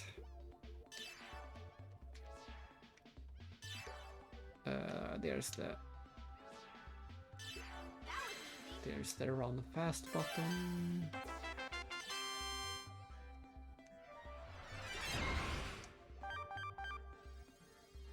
Is there a need for me to do this?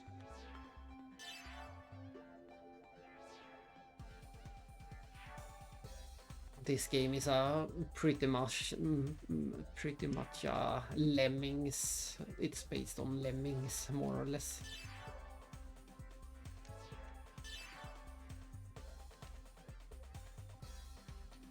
Ah, there we go. That's the actual run button. Yeah, that's the tutorial for running. We've reached the end.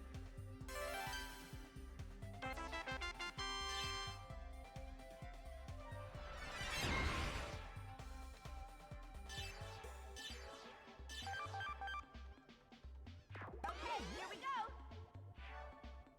Run, Shion, run! They are just explaining the left number is how many characters that can spawn, and the right number is how many that need to reach the goal. Yeah. But the later stages are hard for real. It's not just you. They are a true challenge.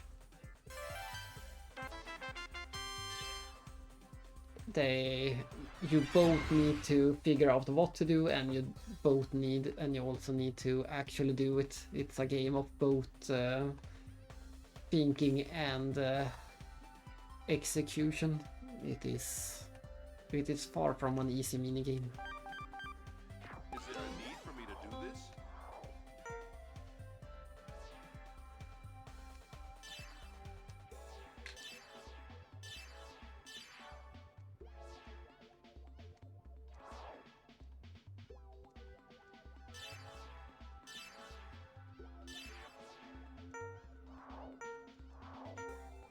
I seem to have reached the end. Let's see, was that all the tutorials? No, I think this is the final tutorial. Maybe. Momo's turn.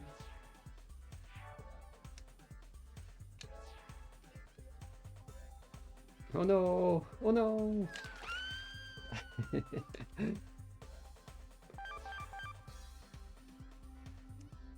There is a instant spawn button, but it doesn't seem like I can use it yet.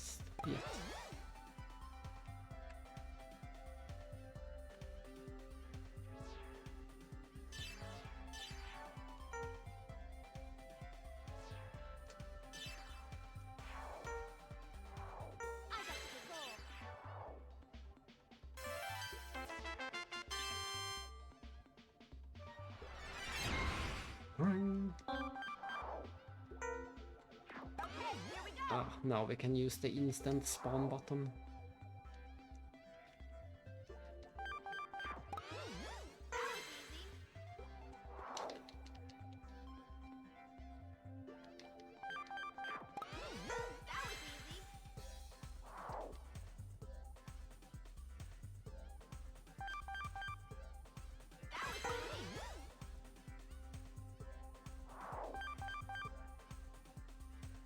But of course, the other Hakox music is even better, because the other Hakox music is a remix from episode 2.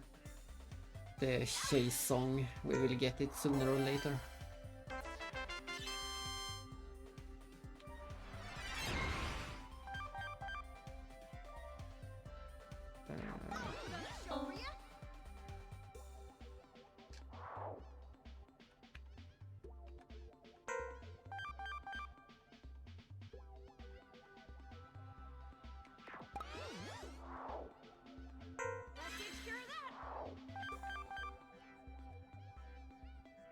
Ah, I see. Let me see if I can... I might fail, but no. No, that doesn't work. There is an... oops. How do you restart? How do I restart? There should be a restart.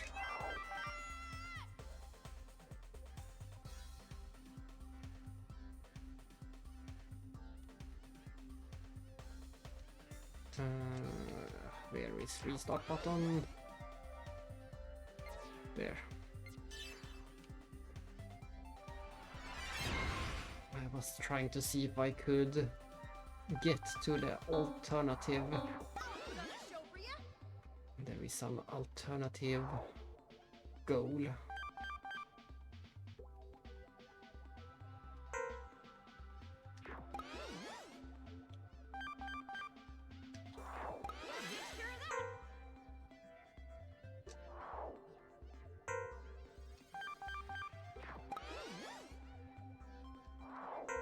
No, I failed again.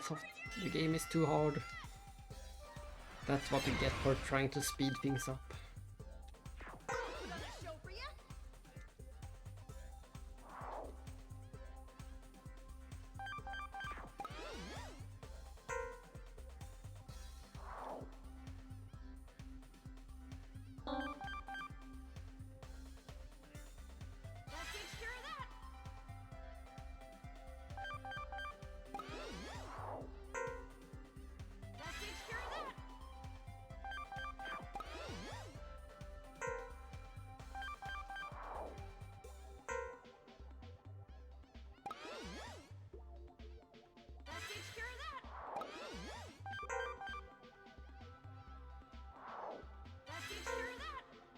That takes care of that.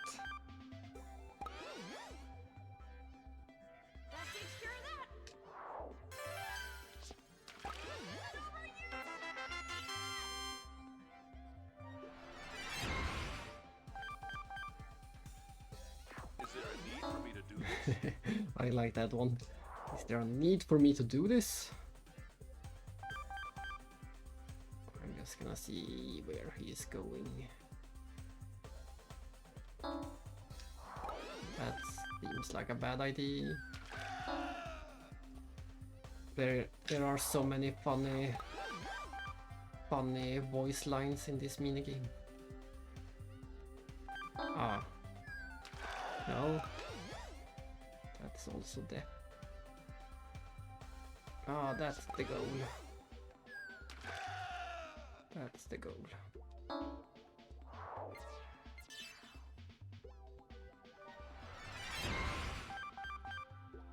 Is there a need for me to do this?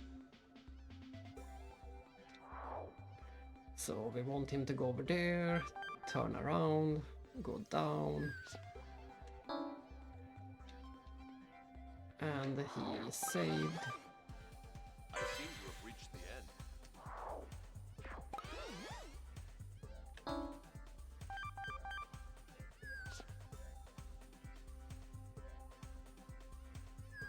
I seem to have reached the end.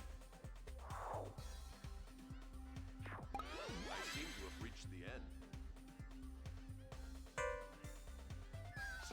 And that should be victory. I seem to have reached the end. I seem to have reached the end.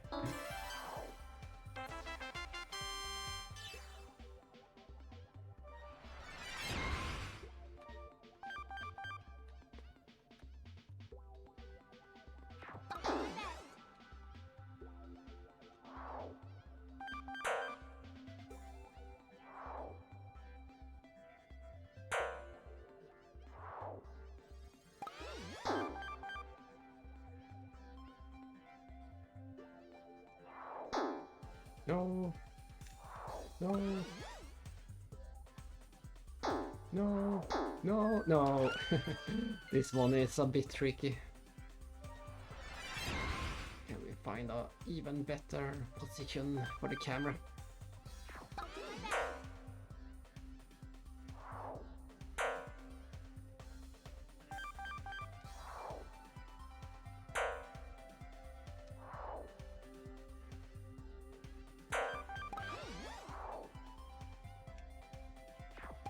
We can do it like, no, that was bad timing, but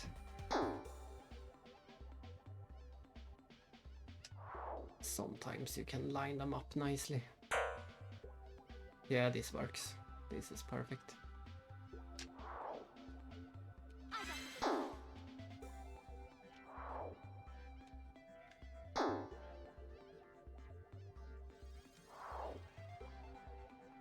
It wasn't as perfect as I thought.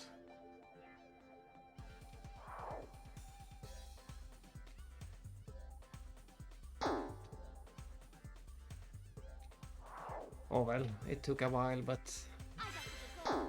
we win at least. I could have solved this much faster.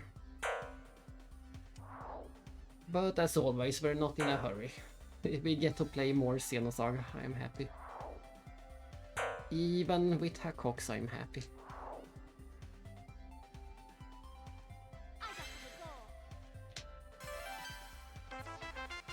And this should be the final one that we can do at the moment. We will unlock more stages, we'll unlock with the story.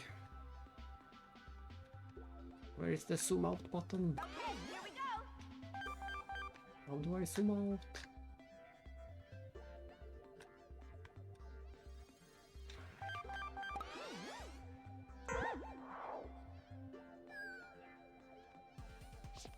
I have to figure out how to zoom out.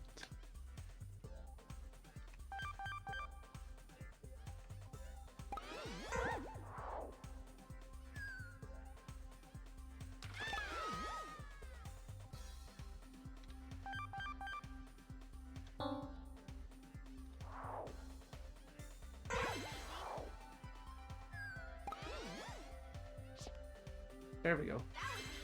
We had more Shions than we needed. World 1 clear. And we got the decoder 2 and a skill upgrade. And that is also why we want to do the Hackox. You do get some great items. Proceed further in the main game to unlock more of this.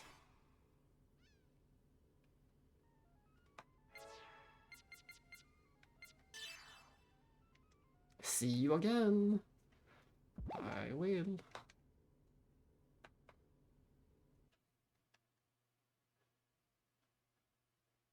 Back to exploring the town.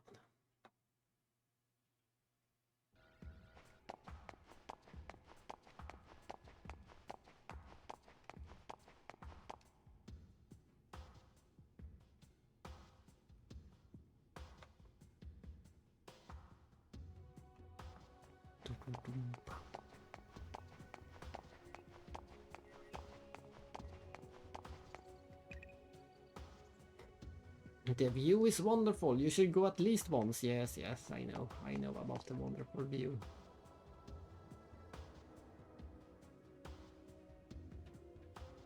You don't have to tell me. I'm the one who's telling about the view. And thankfully we are back to a normal RPG where we can buy and sell equipment. Unlike episode 2, we are back to completely normal equipment that we can buy with money. We're gonna buy red oasis. We're gonna buy guard absorber, snake eye so we can see the enemy HP. We won't be buying that, and we will be buying that.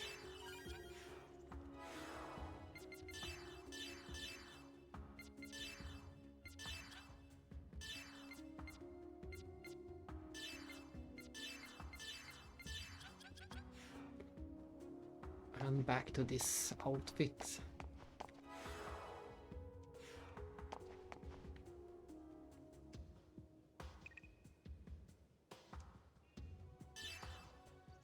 What are you, stupid? Why would I have anything like that? Go buy them at that counter. I don't know how to shop. I haven't seen shops in a whole game. I thought there was an NPC. Yeah, there is this.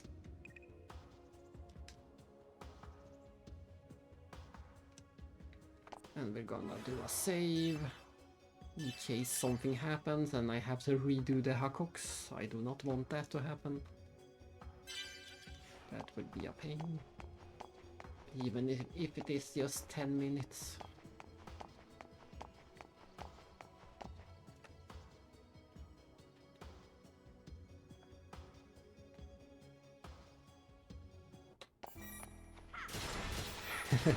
Classic Keon, going into a cafe and blowing up all of the items. It's a nice place you got here, sir.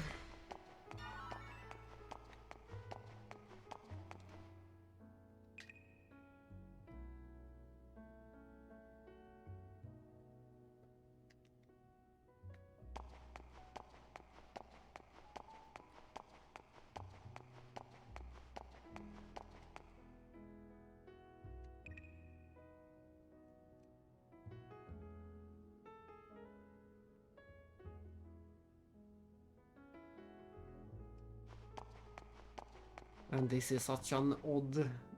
I think this really feels like a quest that they never finished. A quest that they intended for this to be a quest, but in the end it is not a quest. It is a missable item later that he's talking about. The carnelian egg. But the fact that they have an NPC talking about it and the fact that they put an X on this menu, it really feels like they intended for it to be a quest.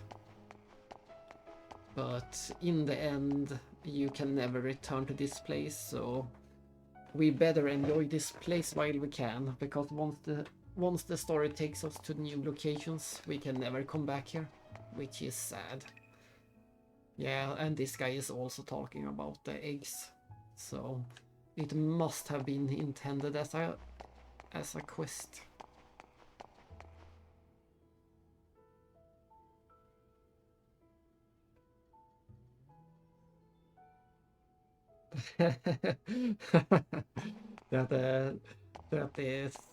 that is painful. It has been quite a while since I had any such big replays. These days almost every game have the autosave, so it has been a while since I had to replay that much.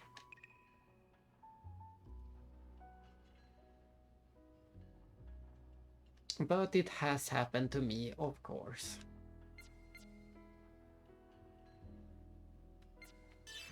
I'm looking for the secret menu.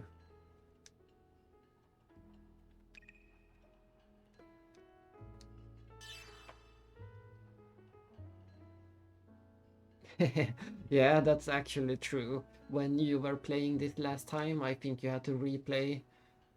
I guess it was a full stream, maybe 2, 3 or 4 hours. It was something like that. Why you know autosave? But you actually remember correctly. You did have to replay a big chunk. I think it was an entire stream. But of course you replayed it much faster. You used turbo that time and skipped the cutscenes, so of course it went by faster.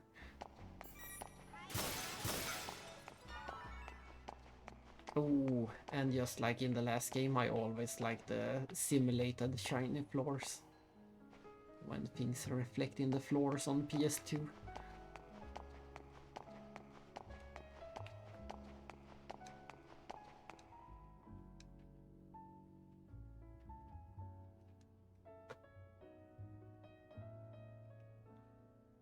And that's about all we can actually do in this town. We only have a few more NPCs before we go to the hotel.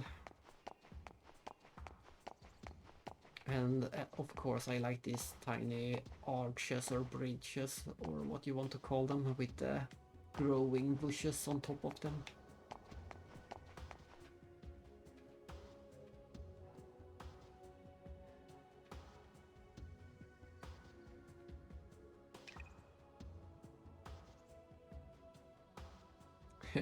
Look at this guy talking about fashion sense.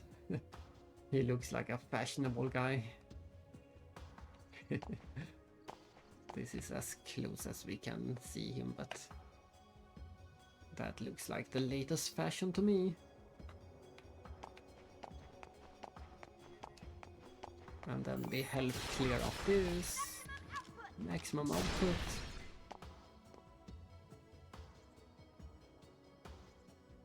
Oh, thank you for blowing up all the packages so I don't have to deal with it.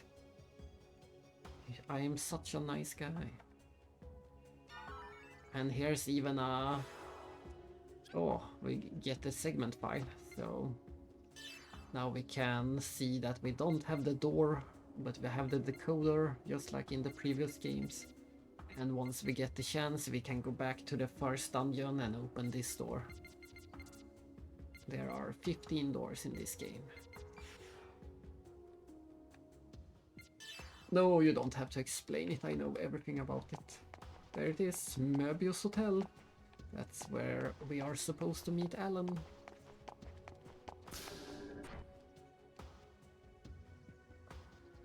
Like I said, there is no bad music in this game. This might be one of the most anonymous music in the game, but it's still a nice little song. This could be called elevator music, the hotel music. Let's listen to it.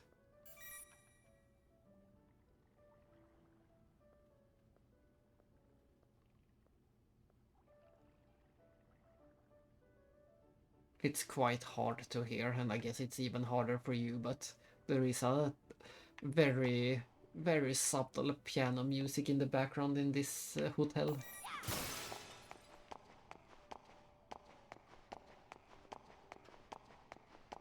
And there is Aladdin. Let's ride up the escalator to him, right into the cutscene. I find this funny.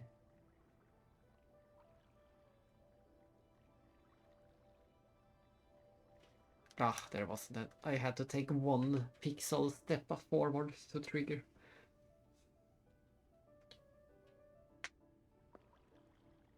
Chief, it's good to see you again. Alan, you're looking well. Reunion! Actually, I could use some sleep. But I got more energy than others. I really like his portrait, and he said that face sure says I could use some sleep. That's what Alan's face is saying. He sure looks a bit tired. Trying to fake not being tired.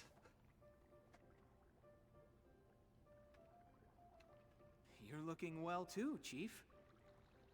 Hey, could you stop using Chief? I'm no longer part of Vector. You can call me Shion. What? Oh, she... Chief. It's hard to change what I call you after all this time. Really? Seems easy enough to me. We are still at the point where there is some room left for comic relief. There is still some room left for that, but it will go downhill. There won't be any time for that later. Well, whatever. I've already got you a room on the Sorry upper floor, about that. So go ahead and settle in. When you're done, come back down. I'll show you around town. But yeah, the piano is very There's a subtle. lot I want to talk about, so why don't you come up with me? What? Go with you? The room is a double. If we Of course, if we no one's get out of expecting a this sweep. cutscene, I could try raising the there's the elevator. volume. No, I mean... Wait, Chief!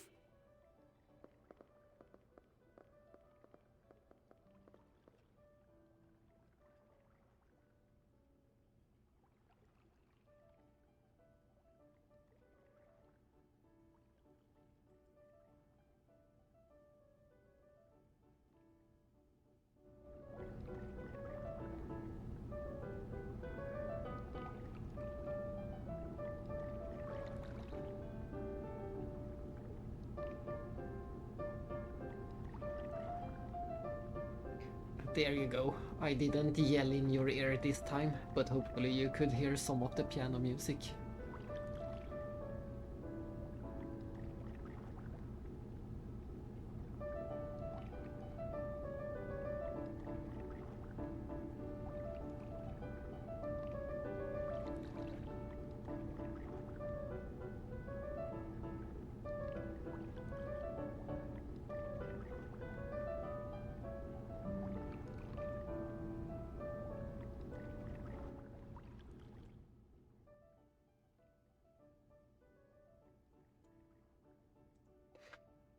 It's not the best track ever, but it is far from a bad song. There is no bad songs in this game.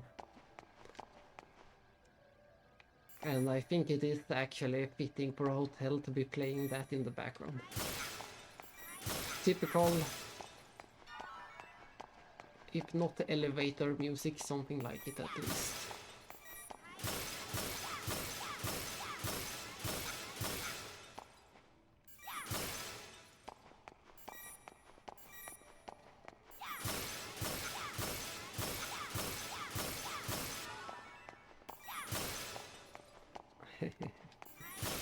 Destroy the interior of the hotel and gain $50.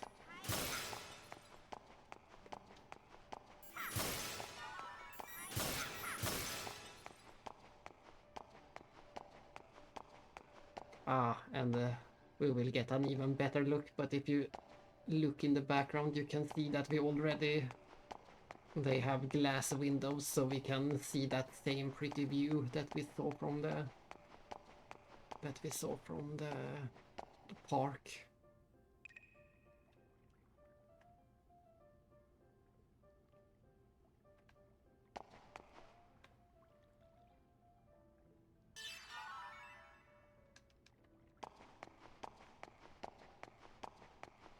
Look at this. Once we activate the elevator, we will get a better view.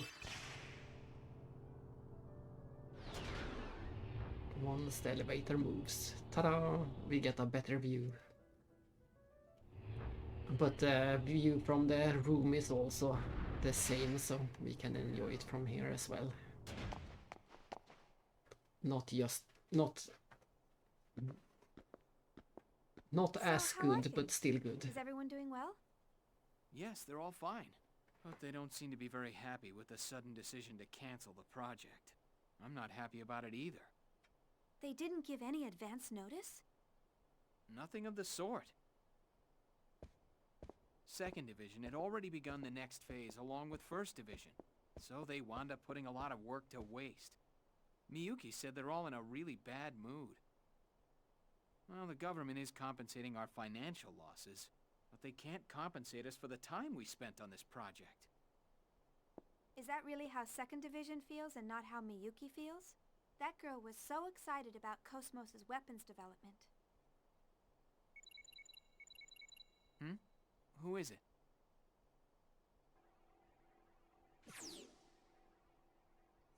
Hi, Alan. Is she on there yet? Speak of the devil, just when we were talking about Miyuki. Oh, there you are.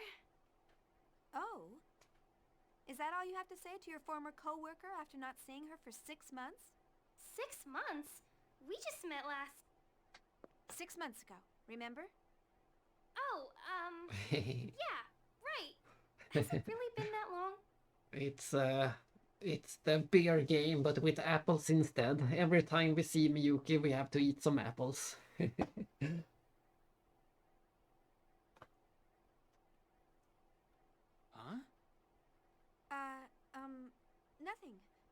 can't believe Miyuki lost track of time.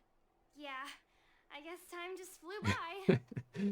Anyway, I bet you're happy, Alan, since you're all alone in a hotel room with Xion.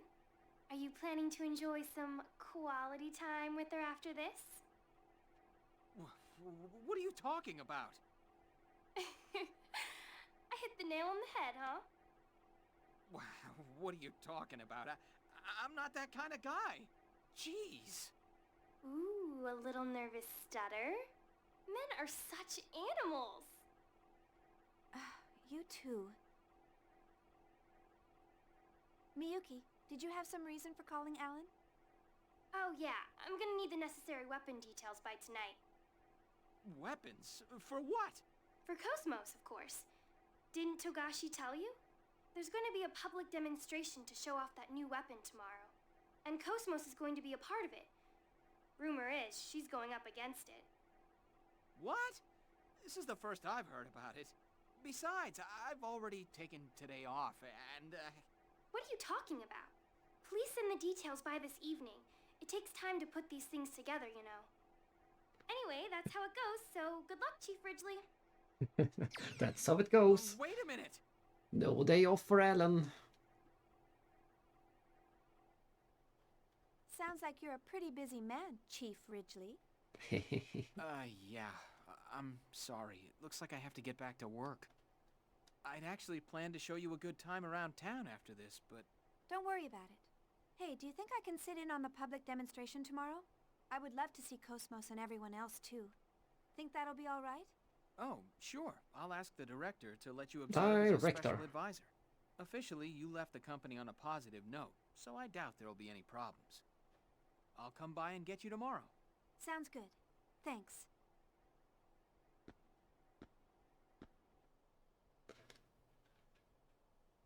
Do we finally got... No, not yet. I think we should be getting the... Yeah, there it is. Look at that view. We're finally getting the night view. If possible, it might be even prettier than the daytime view.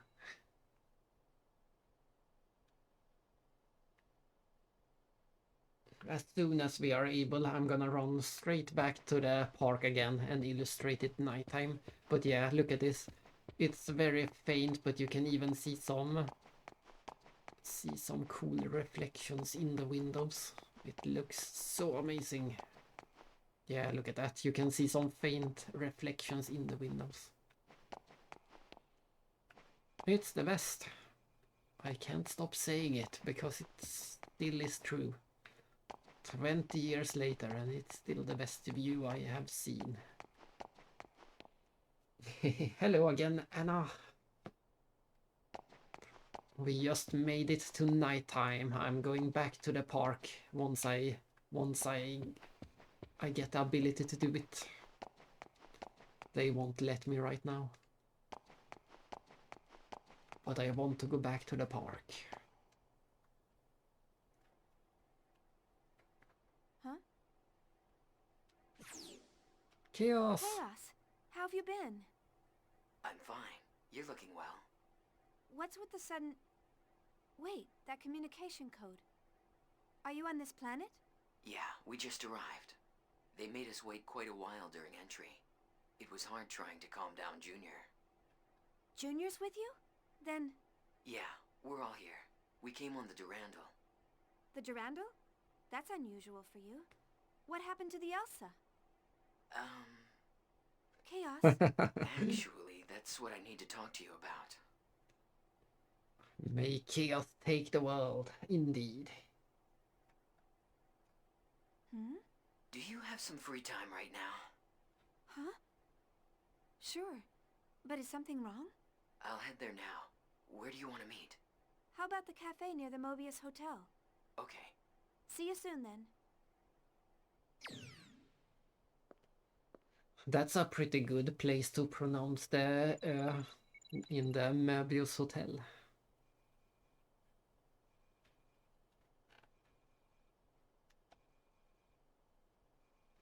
Are we back to episode 1? I keep getting emails. Are we playing episode 1 again?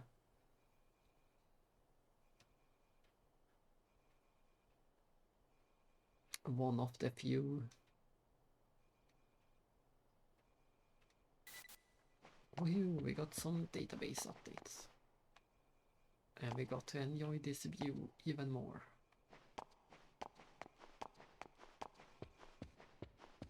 And as I said before, they put in so many different sound effects for material. This material has this sound.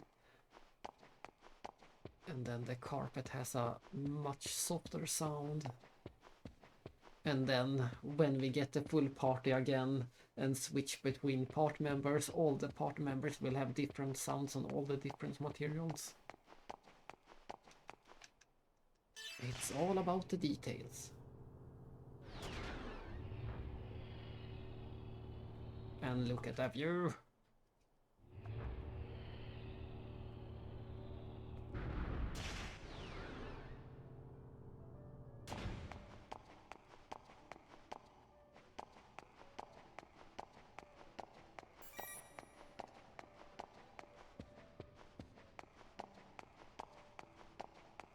We'll see. I don't remember if we get teleported to the cafe or no, we have to go there manually, so this should be our chance to see the park at night and the city at night.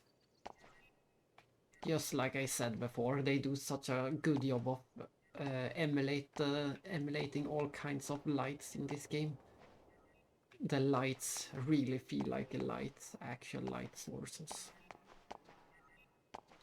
And the light spreads in such a nice way around them. Like this, you see this blue screen and the blue light spreads out on the ground below it, and these lights along the edges, they really look bright. Amazing. And this, look at this, we got the starry skies. As if the park wasn't pretty enough during the day.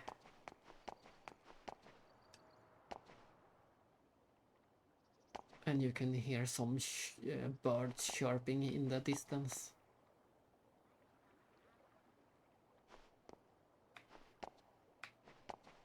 They quieted down, just as I said it. But yeah, I can hear the birds as well, at least.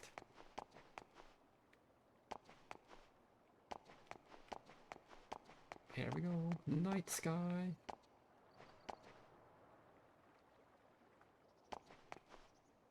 And those tiny, tiny blue lights blinking all at the top of that big building. There are just so many details in every little corner.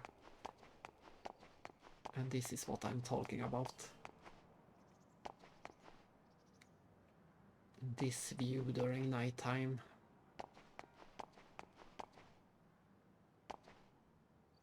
The most pretty thing there is.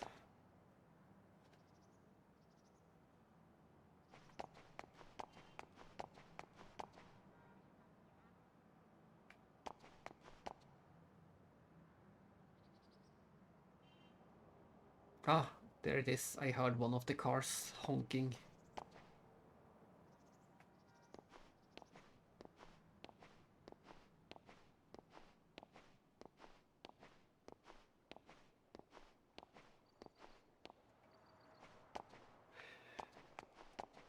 It has been another 5 years since well, it's technically not true. I played it just a few years ago, but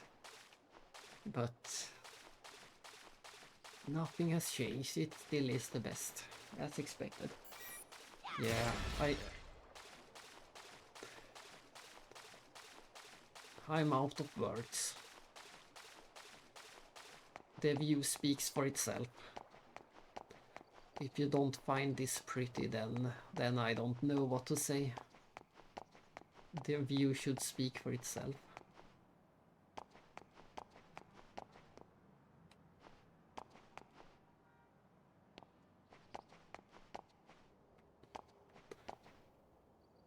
And once again, this is on a PS2. A PS2. If we start, let's start up let's start up GTA San Andreas or something like that. That was considered the greatest and coolest game on PS2 back in the day. Let's start up some San Andreas and see how that holds up. And then compare it to this view. And see which one is the better one. Show me a place in San Andreas that looks better than this.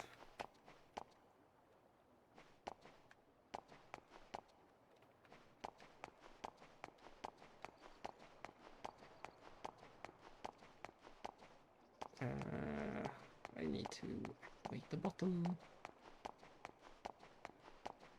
There is an item you can only get at night though. The NPCs were blocking us before. They didn't allow us to destroy that.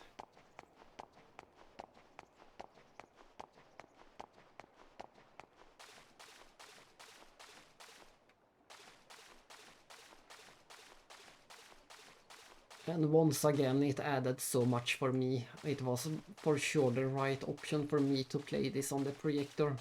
When you look at these lights on the projector, you actually get blinded. The bright parts on the projector are so bright.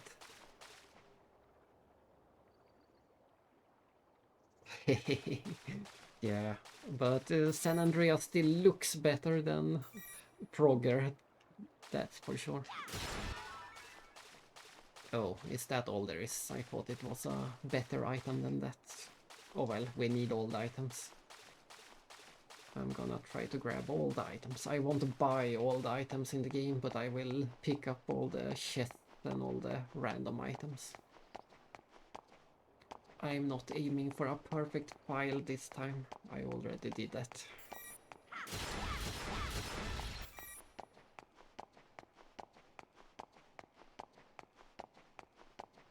And I also really like the fact that they didn't choose a pitch black sky. They chose a pretty bright sky since it is being lit up by the city, of course. It's amazing that we can see any stars at all, actually. We shouldn't be able to see any stars, I guess. But they did choose a brighter color for the sky. Not a pitch black or anything like that.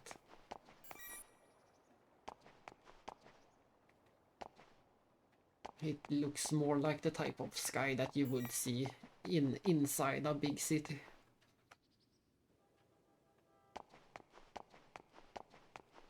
But my point is, you could show me almost any of the pretty PS2 games and this would still be hold up better.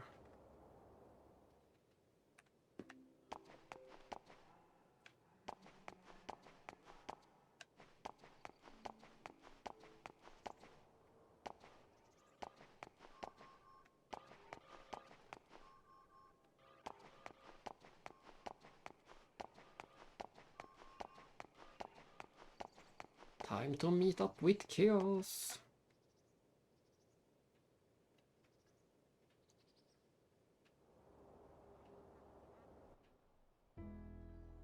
Commodore Jose Xavier, commander of the Andres fleet, assigned to the Galaxy Federation Gedalia region, declared that his fleet had engaged with the Ormus fleet in the region.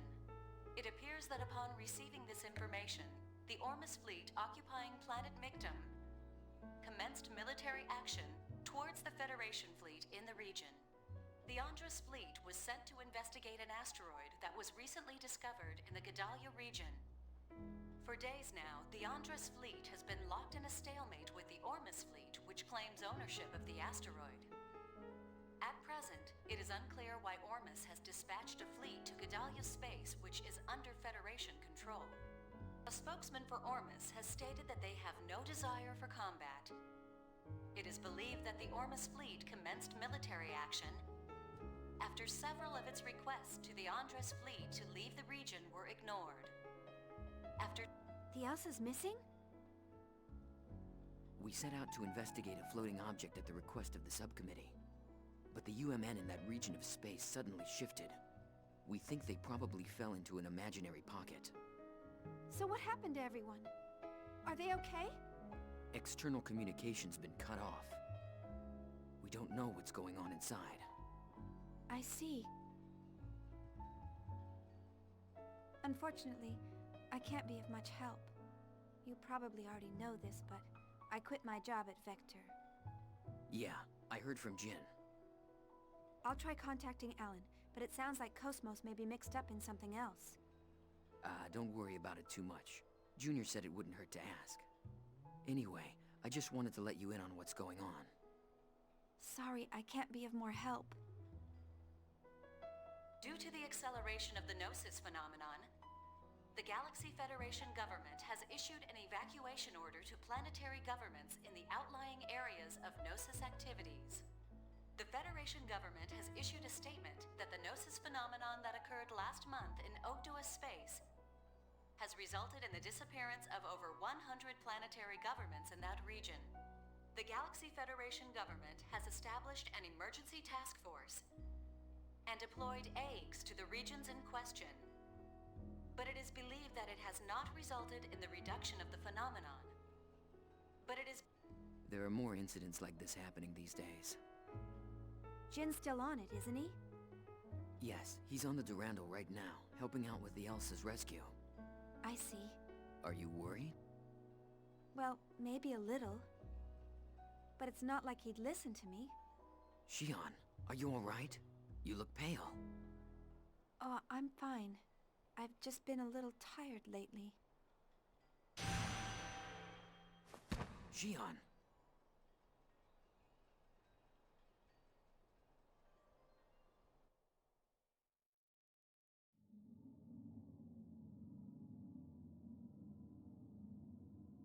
Where am I? Xion. These are Udu's waves. Xion?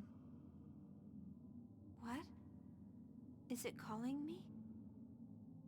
Where are you? Who's calling me? Xion. A word to define an individual. Are you Xion? That's right. I'm Xion. Who are you?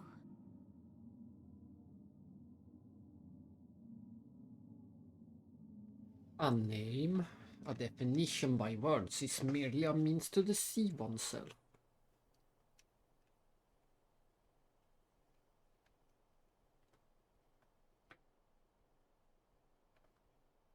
And that's the only opportunity you have to explore the city at night. Where am I? They bother to Hotel? do the night scene. Just for that. That's right. I met up with Chaos, and then I started feeling sick. Chaos must have carried me here. We will see the night scene I'll again have in to a apologize cutscene, later. but we won't get to explore it next time. So that was the only time we can explore this place during night.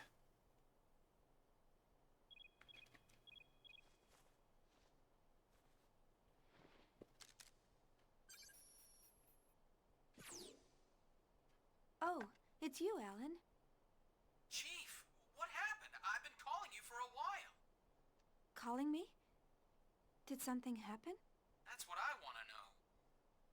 Please tell me you're okay. What? Yeah, I'm fine. It's nothing. Oh, the demonstration. Don't tell me you forgot. You're the one who said you wanted to go. It's gonna start without you. I'm so sorry. I'll be right there. Where are you now? I'm down in the hotel lobby. Okay, I'll be right there.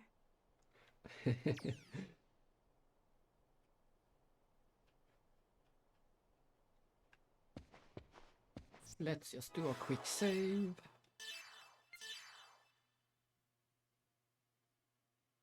And then we are on to the interesting, very interesting demonstration. A lot of that demonstration was shown in the trailers before the game.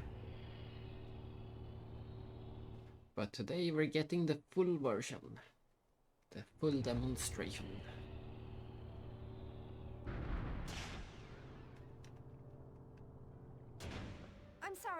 I'll make it up to you later. Don't worry about it. Shall we go?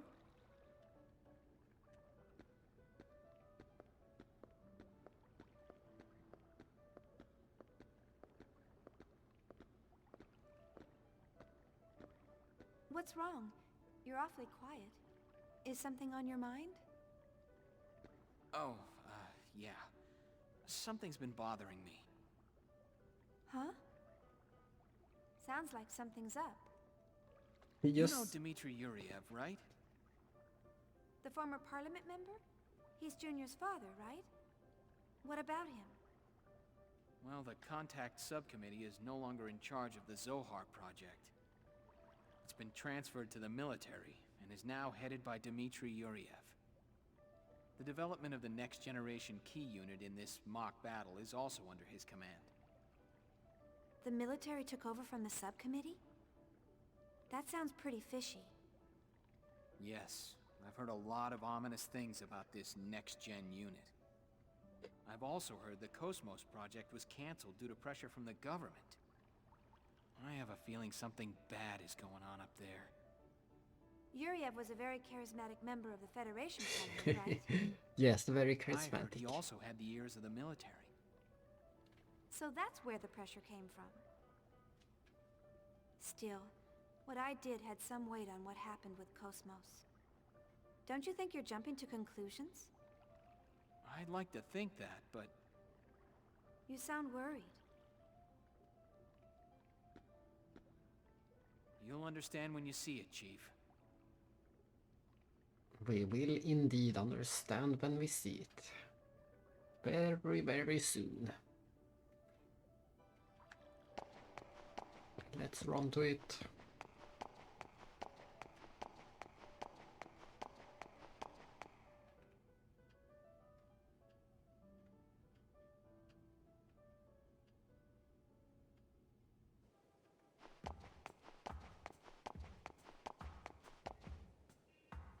Let's see.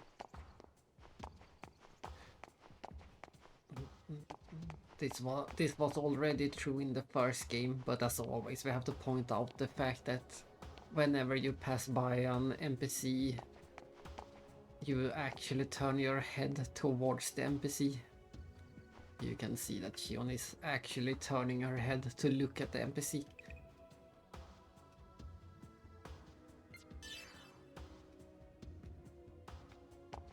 It's another one of those minor but nice details.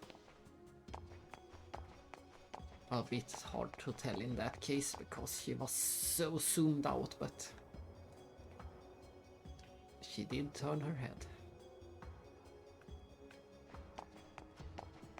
And we get another look at this pretty city. It might actually be the last. Yeah.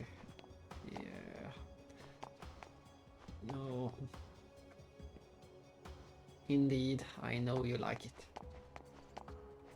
I know you like it. I think we may be getting one more look at this map, but I just want to take a lap around it because it is so nice. We don't get, like I said, we won't have the option to return to this place once the story triggers far enough. We will never be able to return here, which is not even in simulation, which is a big shame. I wish you could revisit at least in simulated.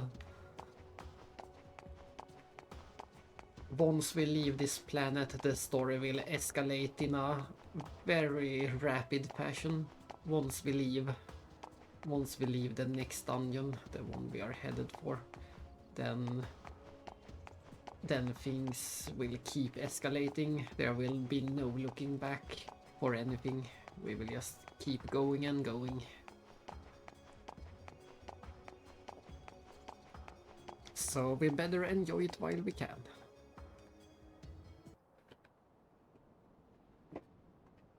Such a cool facility. And it is much, much bigger than it looks. It already looks pretty big, but once we see all of the insides, Yeah, just the fact that they have apes in the entry hall. This is the core of the Zohar Project, humanity's final defense against the Gnosis. That's some security. I'll need to thank the director. Director. It's a major project for the military-industrial complex. It's on a whole new scale now. Oh, someone's calling me.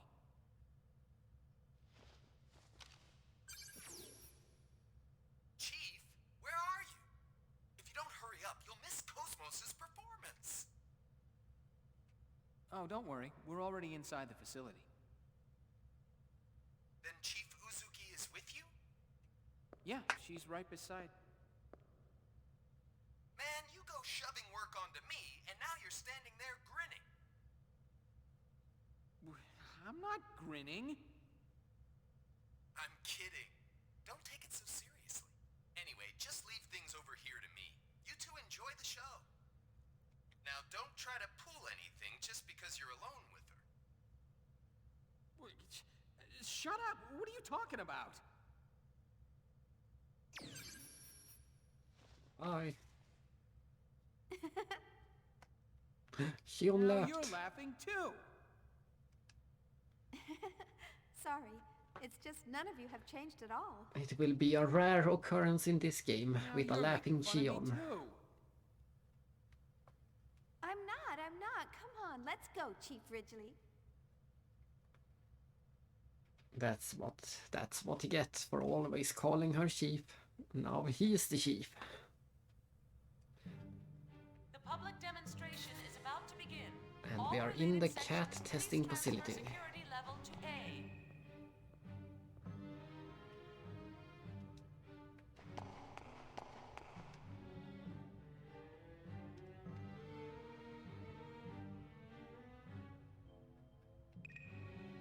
The public demonstration is about to begin.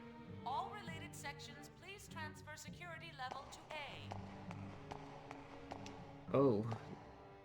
I said apes, but these are not apes. These are the much bigger. These are AMVSs.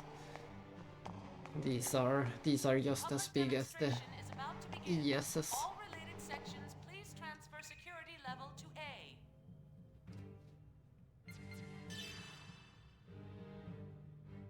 Of course, it stands for SOAR Project Multiple Transporter. The public demonstration is about to begin. All related sections, please transfer security level to A.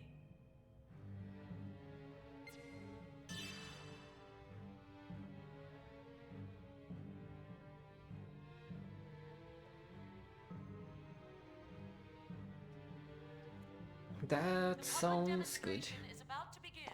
All related I'm just happy you could be here for the start of the 20th anniversary celebration. And I will probably, like I said, this will probably be a long stream. But I will be back again tomorrow, so... The public demonstration is about to begin. All related sections, please transfer security level to A.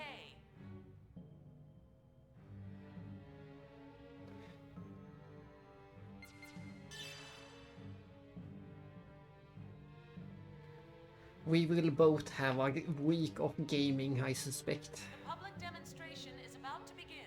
All related sections, please transfer security level to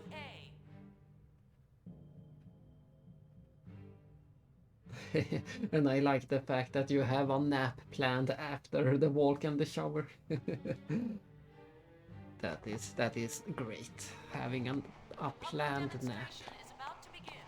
All related sections, I should plan more naps in my schedule. That's great.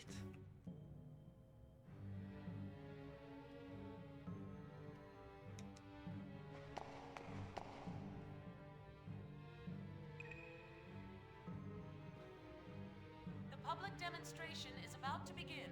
All related sections, please transfer security level to A.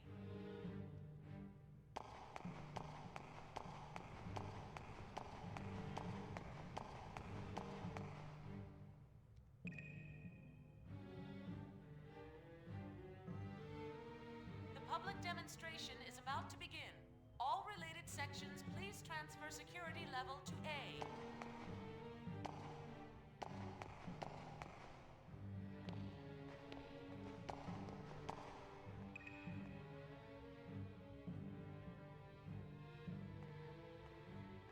I think at the moment that we can only use one of these transports. Please transfer security level to A. Beep beep beep. That sound effect is straight from Xenogears. Xenogears also had a beeping door like this when we put in the wrong password. But almost the same identical sound effect. Is about to begin. All related sections, please transfer security level to A.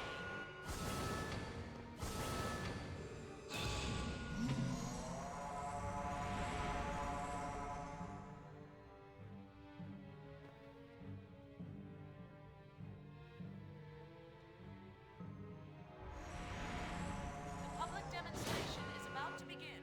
All related sections, please transfer security level to A.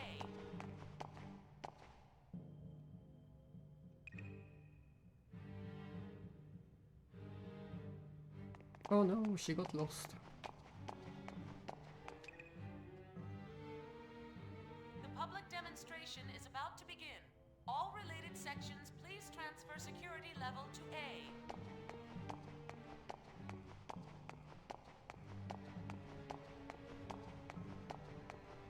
And even this way is blocked. But look at that, Yuli Mizrahi is here. All related sections, please transfer security level to A.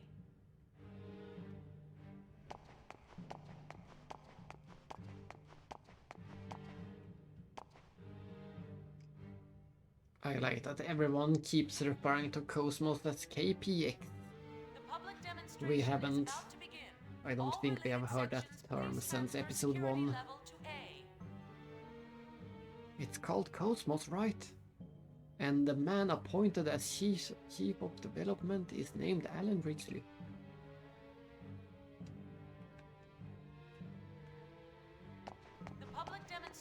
Here comes the demonstration. It's they really push the PS2 with this cutscene. There will be a lot of slowdowns during this cutscene. They decided to offer a lot of frames for the coolness in this cutscene. It's true in a few other cutscenes as well, but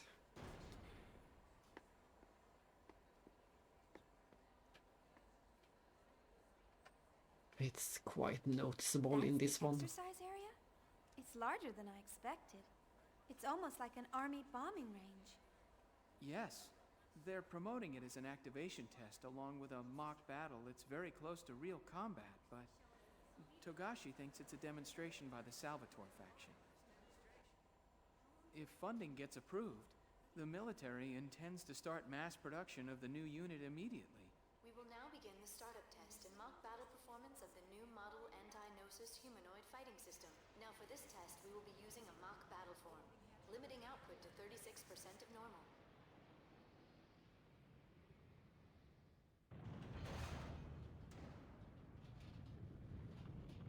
Here she comes.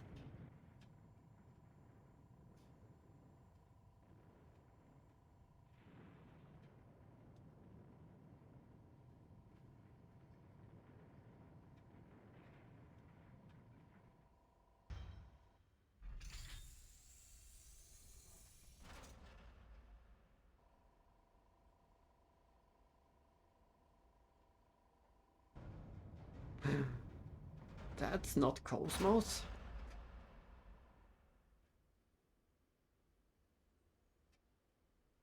That's Cosmos? Are you surprised? She looks just like Cosmos. Development code TPXX, also known as Telos, the ultimate finished unit. A startling advancement in science, as they say. Telos. So, this is the source of your worries? Yeah, well, that's half of it. She's one half of the new anti-Gnosis weapon system that was brought in to replace Cosmos as the core of the Zohar project. Half? Wait a minute. I don't understand. You mean there's another one? Yes. This one's fine. The problem lies with the other one. Well, soon you'll understand, but don't be surprised if it shocks you when you see it. Don't be surprised if it shocks you. That's a great line. And good thing they planted this new robot all the way in episode 1, so it wasn't a surprise. We did find that blueprint for Telos in episode 1, in one of the Utic ships of all places.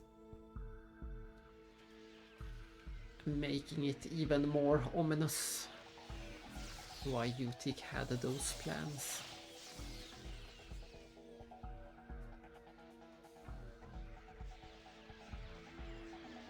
Those are Gnosis! And there's so many of them! But why are they here? The military requisitioned them from Vector for this demonstration. Although, Chief, I believe that you would know more about that than me. Gnosis. Gnosis seized by Vector.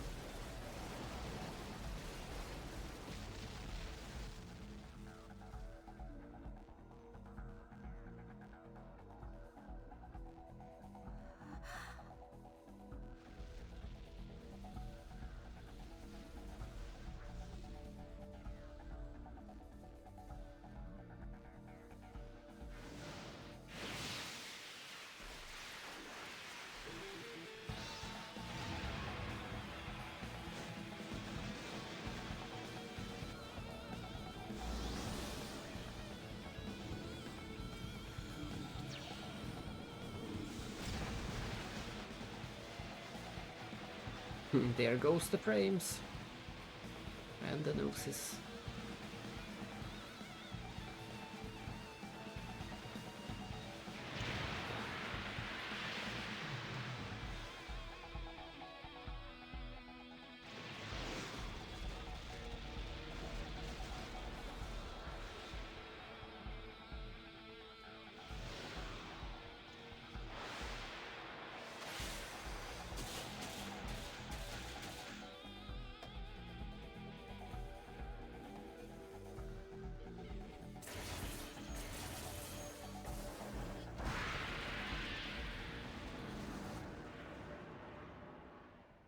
Amazing! Her speed is incredible! According to the specs, both her reaction time and Hilbert's strength are 3 times Cosmos' combat frame. She's the Galaxy Federation's trump card.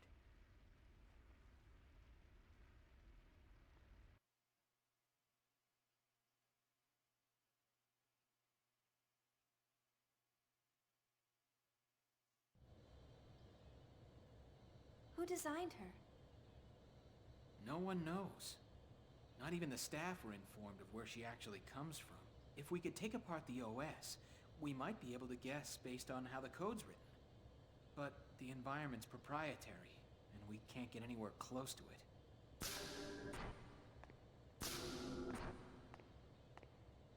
Oh, that over there is Roth Mantell, the man in charge of the T-weapon development.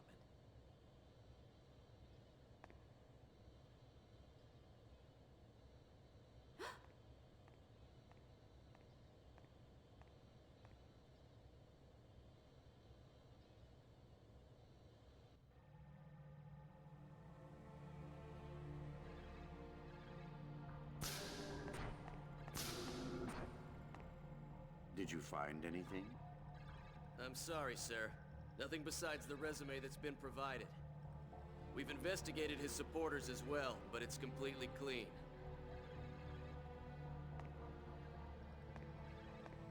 What about you? I've never seen him before, and I know the faces of everyone in my trade.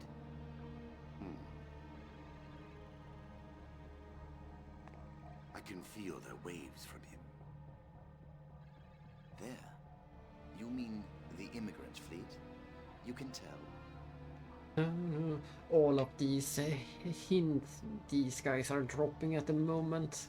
It's not like we're ever going to go back to any of this and get any real answers or connections. You just have to draw your own conclusions from all of this, or beat the game and just replay it to understand what they are talking about.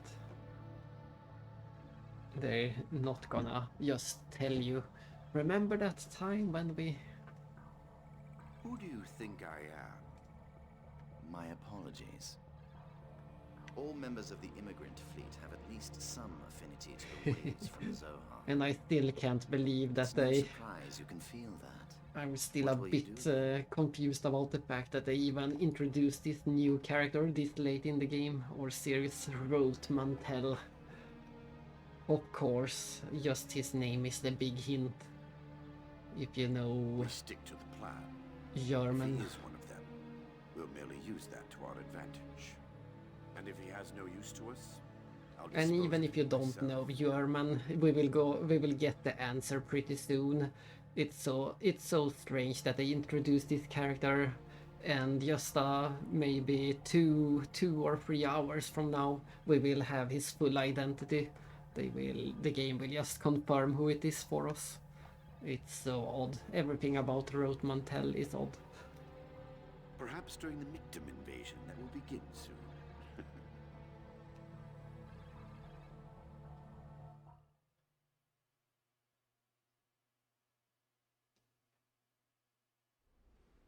Next, we'll begin a mock battle It is between her! Xenosa's humanoid weapon system and the new That's our Cosmos. weapon. Initiating test phase 2. All systems functioning nominally. Cosmos! That's what I said.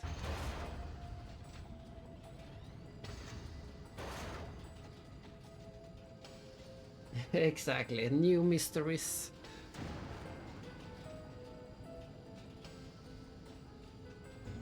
It was the only way to do it. But here it comes. The new and improved Omega. And one of the great songs. Every song is great, but this is one of the great ones. They used this one. They used both this cutscene and the music for the trailers. That is... Omega. But how? I told you you'd understand when you saw it. They're calling it Omega, Res Novae. And none of us at Vector knows exactly where they got the designs for it.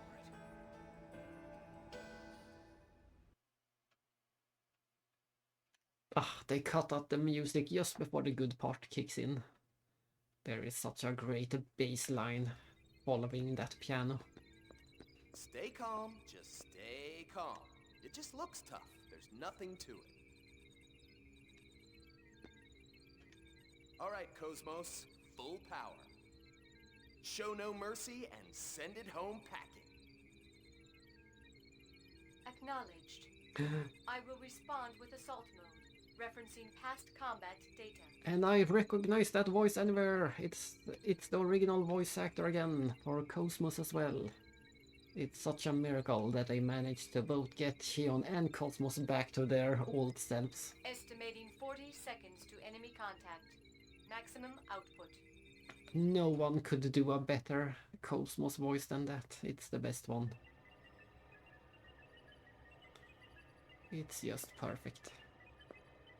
The pilot's condition looks good. Yes, nerve impulse values are nominal. Everything looks fine. Can you hear me? You may hear some noises and see some light, but there's nothing to worry about. Just concentrate on the web patterns in front of you. You'll feel much better. Dr. Mizrahi, does he understand us? I don't know. But I think it's more effective to say something than nothing at all. Is that like the prenatal education that was popular during the Lost Jerusalem era? Even if he can't understand the meaning, the nuance and the intent of the speaker might get across. It's just to ease the mind. Our minds. I like that detail. It's just to ease the mind, our mind.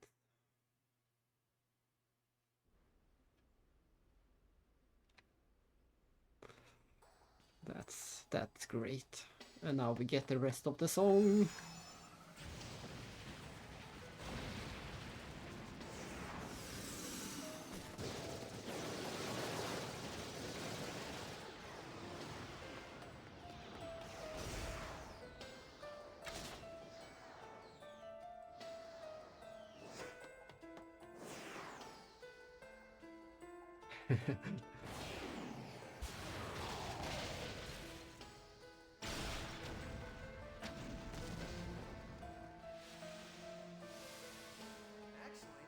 That's smart. Is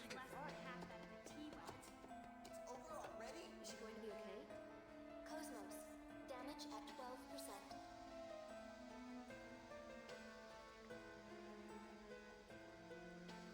12%. Her exterior needs to be cleaned.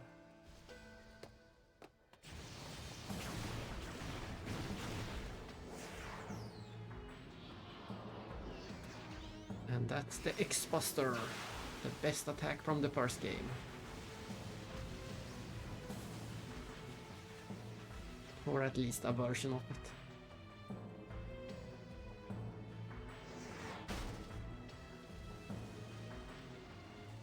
And you can also notice that 13th emulator inside of the Omega.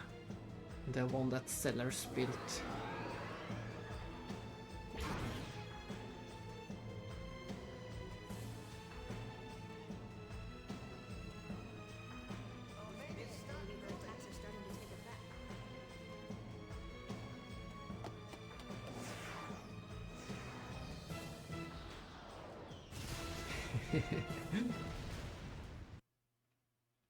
It's so fun that she ends up just kicking it.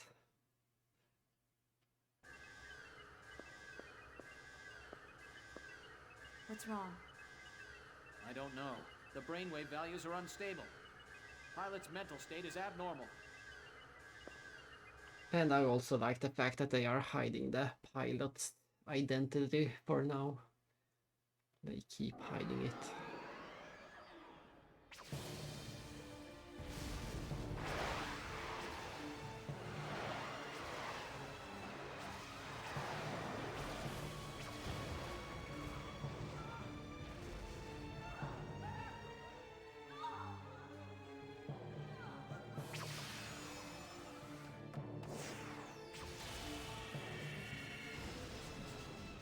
And this part is so sad.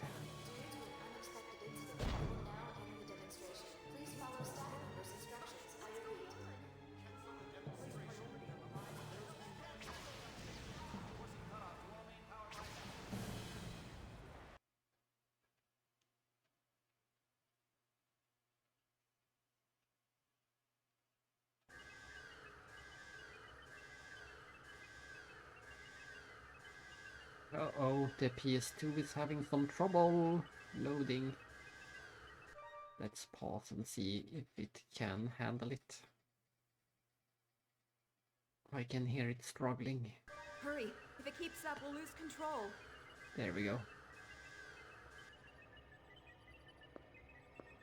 How's the pilot? His brainwaves have stabilized. It's a boy. Or a Recover man. Omega, and force eject the cockpit. Get him out of there now.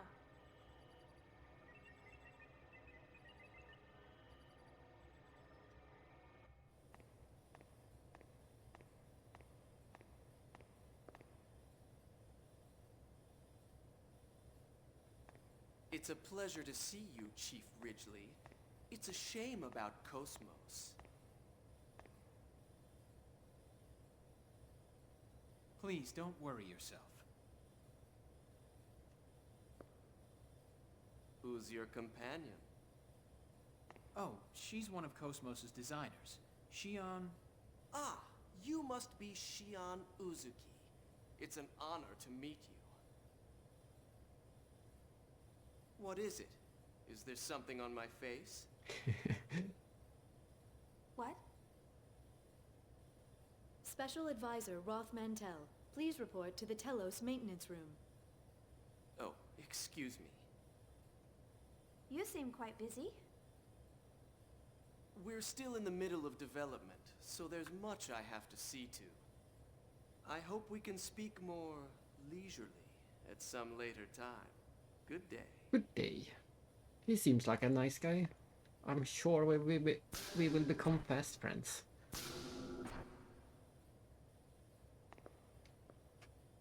What's with his attitude? Anyway, let's go. Let's go have dinner. Crab dinner.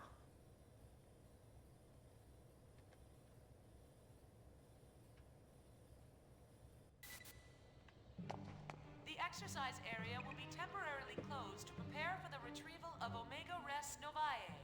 All personnel involved should head to the basement hangar.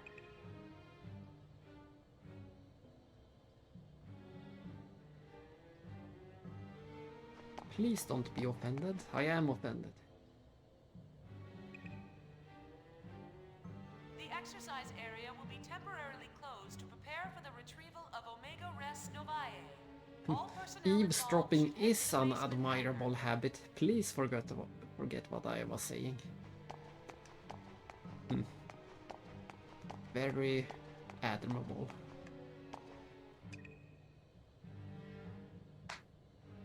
The exercise area will be temporarily This is a nice hint for later as well. That the Sohar project has built a variety of omegas. Omegas in plural.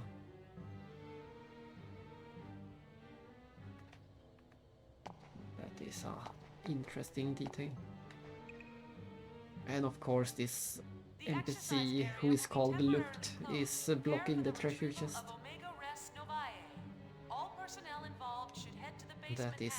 That is a odd and rare and funny name all at the same time. No one is ever called Luft. I have never seen another NPC called Luft in any game. It means air in Swedish. The exercise area will be temporarily closed to prepare for the retrieval Luft. of Omega Res Novae. All personnel involved should head to the basement hangar.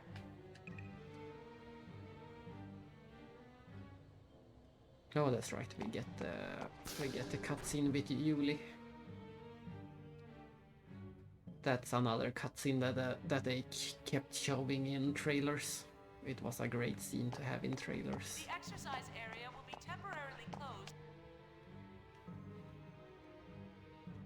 Oh no, I missed NPCs in the corner. Shion? Oh, Yuli. It's good to see you again. And at this point it seems they have finally settled to I don't call. think we've seen each other since the Gnosis terrorism. You look well. They finally settled and called her Yuli once and for all. In episode 1 it was sometimes Yuri and sometimes I didn't Yuli. realize you were here too.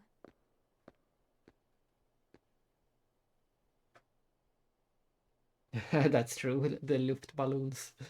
It means air balloons then. But yeah, I have never seen it used as a NPC name before. Not that I should be able to recall, it's such an odd name. Yes, the subcommittee is involved in the project as well. Of course, all I'm actually doing is measuring values and babysitting. Babysitting? I heard from your brother what happened.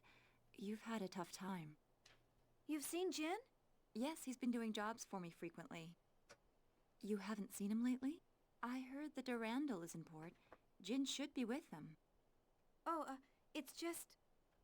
Since that incident, we've been having a hard time talking with each other. As if they... I'm sure he's worried about you. You should at least say hello. As if they didn't have a hard time talking before the incident.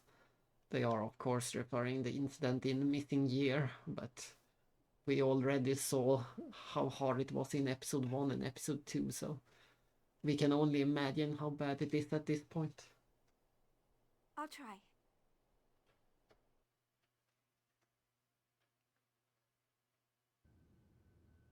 Here it comes. Abel. What is it, Abel?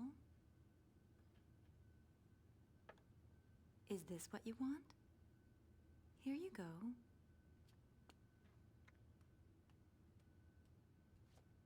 A child? His name is Abel. My primary job is to facilitate smooth communication with him. I understand. But why? With a child so young? Because this young man is an invaluable member of the Zohar Project. He's involved with the Zohar Project?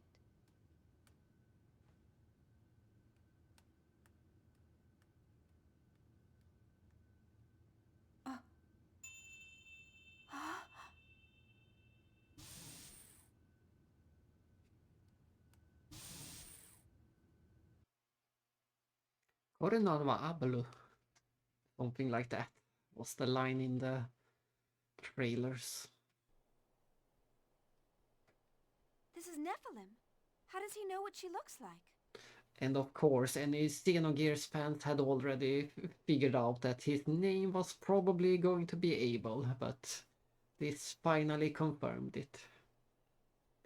We had the name Abel of Abel's Ark, and we had his appearance from episode 1, so it was hard not to think. It was not a surprise to hear them call him Abel, that's for sure. It was spoiled in the trailers, like I said, this cutscene. So yeah, there was a lot of speculating before the game, since the trailer spoiled the name that he was Abel and the fact that we did have Abel's Ark as well. There just has to be some kind of connection with those two being called the same thing. And now he suddenly drew the face of Nephilim as well. The mysteries keep going. All phases of the performance program are now over. Supervisors for each weapon are requested in the conference room. Well, it looks like Telos' data feedback is done. Now I have to go entertain government officials. Honestly, I can't believe I'm spending time on something like that. When you could be babysitting. Oh, Shion, why don't you go see your friends? What? But that's... The areas past Section 7 are Security Level B, but you shouldn't have any problem. After all, you were a major contributor to the Cosmos project. I'll contact security. Will you contact the security immediately, or do I have to wait for it? Thank you. Use the transporter from the terminal up ahead. You should be able to get to Vector's research wing from there.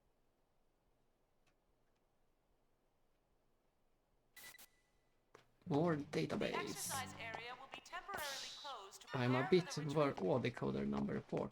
I'm a bit worried that PS2 is making noises and having some trouble loading some scenes.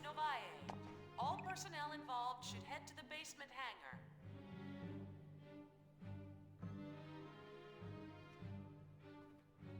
The exercise area will be temporarily closed to prepare for the retrieval of Omega Res Novae. All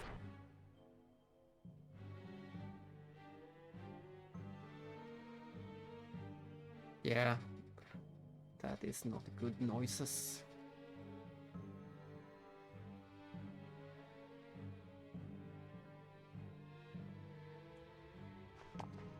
The exercise area will be temporarily closed to prepare for the retrieval of Omega Res Novae. All personnel involved. Please come and go as you like.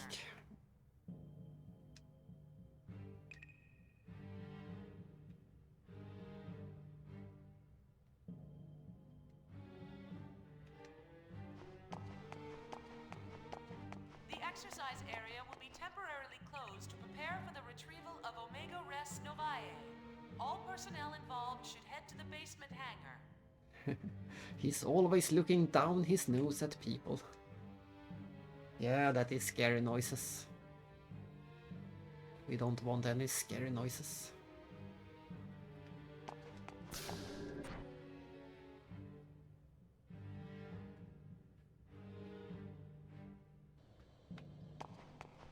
exercise area will be temporarily closed to prepare for the retrieval of Omega Res Novae. All personnel involved should head to Oops, the I basement wanted hangar. to read more about that.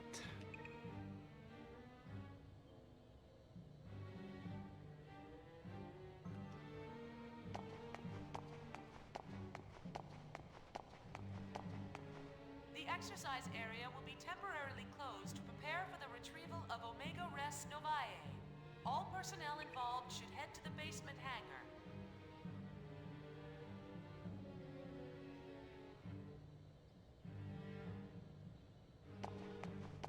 Oh no! Hello, Max Spy Guy! The exercise area will be temporarily Welcome to the 20th anniversary of this game! The best of all the games! Just when you were in the... Yeah, just when you were in the exercise mode and they just had to temporarily close it for you. Let's bring up the cake picture again. It's the 20th anniversary and I have baked a cake. There you go. I think it should show up on screen any moment. Maybe not. Maybe I failed. No, it should show up. There it is. I can see it myself. Nice. That's my celebration cake. Xenosaga III. 20 years. I couldn't fit. It was not the easiest thing to write with the grapes, so I couldn't fit the 20th anniversary part of it, but it's good enough. There it is, and you already know about the insides, the banana and the crushed pineapple. All hidden inside. Yeah, from now on I will only write in the grape font. I will only... All my letters from now on will only be in grape. Yeah, it actually does. Quite digital. Let's get it. There we go. Back to the game. Prepare for the retrieval of Omega Res Novae. I had a pretty big slice of it earlier, and we'll see when I need another slice, sooner or later. Exactly, the perfect sci-fi font. Sci-fi font for a sci-fi game. The exercise area will be temporarily closed to prepare for the retrieval of Omega Res Novae. All personnel involved should head to the basement hangar.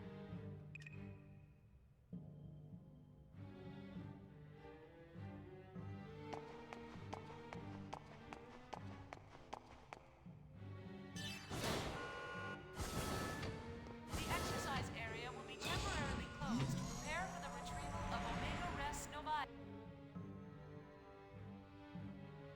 But I'm glad that you could also check in during the big game. This was the reason I started streaming after all. This one game was the entire reason. All personnel involved should head to the basement hangar. But we have already had so many other nice games, even before this.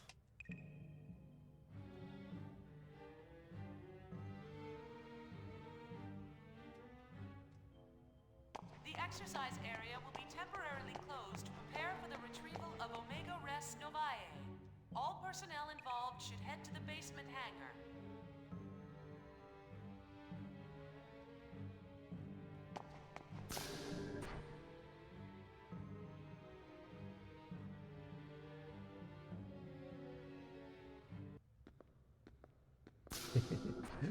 I see. Wait. This is a VX7000. That's one way to measure time.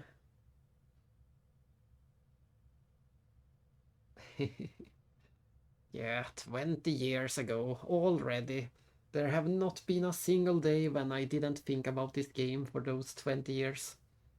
And in fact, the correct number is 21 years, because I thought about it every every day before it released as well, the year between episode 2 and 3. So it has been in my thoughts for 21 years.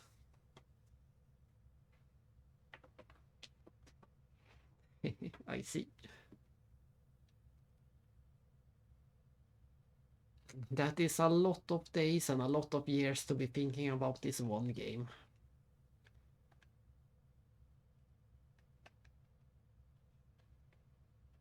It's because of the Gnosis terrorism. Since we don't know when or where they'll attack, the top brass is leaving nothing to chance. I see. Vector's participating too, so I guess No, it's only Vector natural. got kicked out, didn't he? Didn't she hear about that? Does it bring back memories? Well, yeah. Does it bring back memories of episode 1 where we didn't use them a single time? Yeah, that sounds about correct.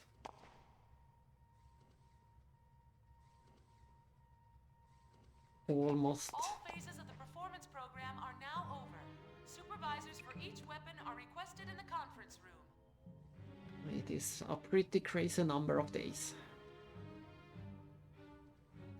But there is always, every day there is some I speak to someone about Xenosaga, or there is some comments I read about Xenosaga, or I'm looking for some collectibles, or I'm just listening to the music, or checking for, I already said it, checking for collectibles, or rewatching some of the cutscenes, or just thinking about the cutscenes, or thinking about the plot points. Every day is something. Xenosaga never leaves my thoughts. I just can't escape it. It's ever present. Performance program are now over. Supervisors for each weapon are requested in the conference room. Dun, dun.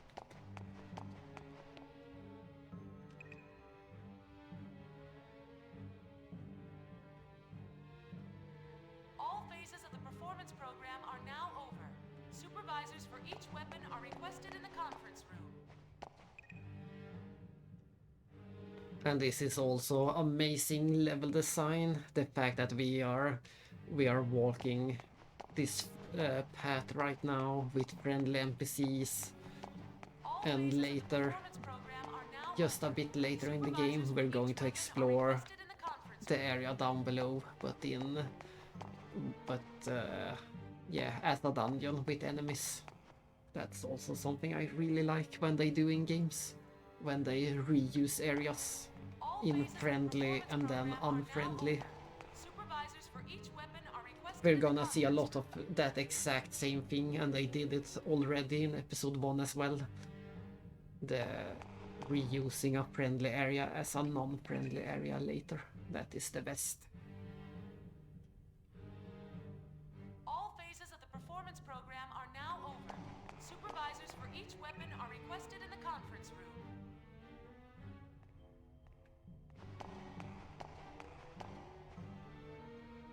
It is a bit funny how the text size scale. Look at this. That's a big size text. All phases of the performance program are now over. Supervisors for each weapon are requested Compared to this text when it's zoomed out. You can barely read it.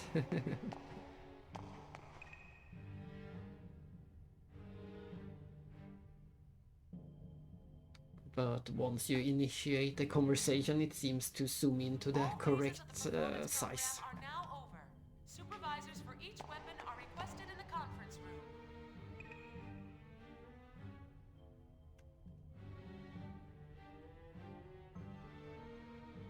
I heard there's another Omega that was developed separately from the current Omega. We're gonna find out. We're going to find out all about that other Omega much later. Much later. All phases of the performance program are now over. Supervisors for each weapon are requested in the conference room.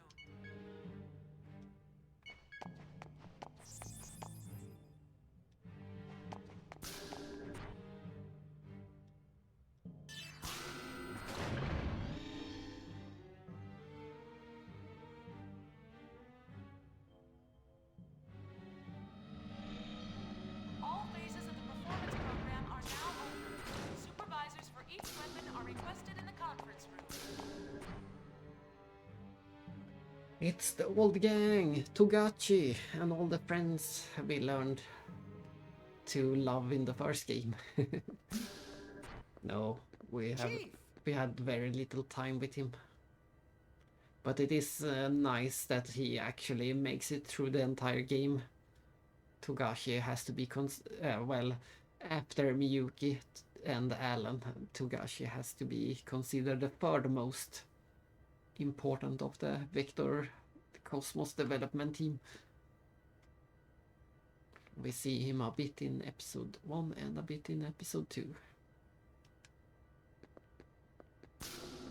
Welcome back, Chief. I'm glad everyone is looking well. Too bad about what happened down there.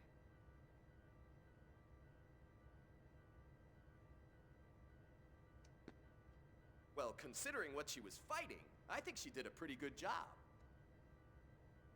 Yes, you're right. By the way, could you stop calling me Chief? I don't work here anymore. No matter where you go or what you become, you're still our dear Chief. Right, Chief Ridgely? So many sheeps. Huh? Oh, well, yeah. Thanks, guys. Where's Cosmos? She got beat up pretty badly, so she's undergoing maintenance. Cosmos, you're still doing your best. But what am I doing? What would you think of me if you saw me now? Chief. Hmm? I guess you're concerned about Cosmos. Oh, it's not that. After seeing Cosmos and everyone, I just feel like you've all left me behind. That's all. It was the other way around. It was you who left them. I'm sorry, I think I'll be going. Thanks for everything today. Quick, ask her out to the dinner. Chief, tomorrow. Hmm? Tomorrow, would you like to go out for a bite in the city? I found this great restaurant the other day and... Sure, sounds good. Yeah, I figured you'd be busy. Well, maybe next time. I said sure. Huh? What? And now comes the best animation. Really? Yeah, when would be a good time? I'm free all day. There it is. Okay. Let's meet in the hotel lobby at 7 Why is p.m. this the animation? We have to pause on the animation because it's so funny. I'll come get you. I'll come get you. Okay, I'll be waiting. Thank you. See you then. Good night. Good night.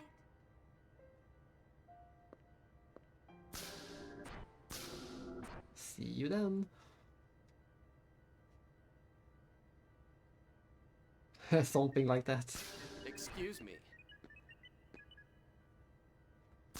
Is this the Cosmos maintenance room? It's smaller scale than I expected. Put your dukes up. Special Advisor Roth Mantell? Why are you here? Did you come to gloat to the losers? Calm down, Togashi. I apologize. What can we do for you? Oh, that's quite all right. What he said isn't exactly wrong. Excuse me? I mean, I came here to finish off the losers.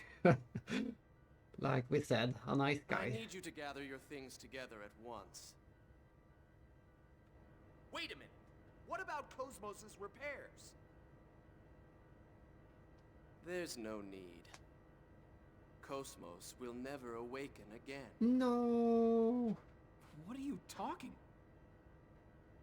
This will explain it.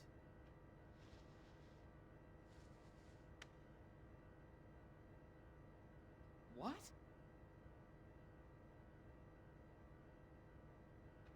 decision to dispose of Cosmos? No! What the hell is this? It's exactly what it says. The subcommittee voted on the decision a short while ago. There is no need for us to waste our resources. So we're pouring it all into Telos' development. I'm sorry, but I'm afraid she's going to be scrapped. No! I can't believe it. How could they scrap Cosmos? Someone is going to pay!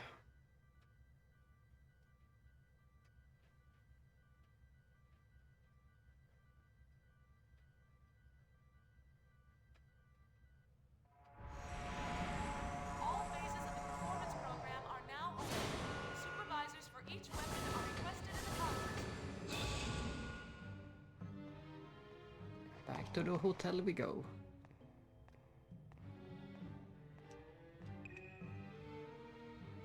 Oh, it's you. All phases of the performance program are now over.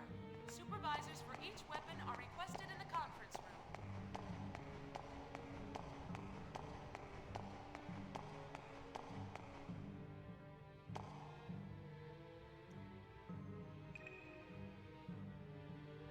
The fact that they even can capture Gnosis, that seemed like an impossibility before. But apparently they built a Hilbert cage.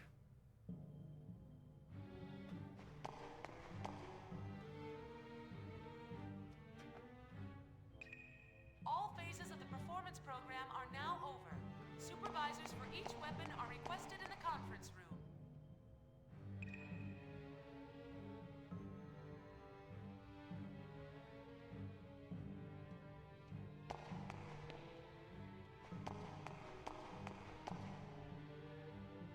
All phases of the performance program are now over.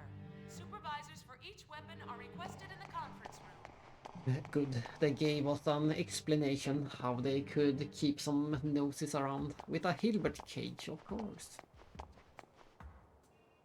I'm still not sure. This is either the final time we get to visit this pretty map, or we might, I think we will be able to see it during night as well.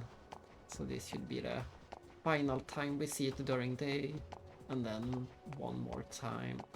I'm just gonna double check something. They did say that the Durandal is docked at the space elevator. I just want to see if we can see it. We're going to see it in the story anyway, but I want to take a sneak peek.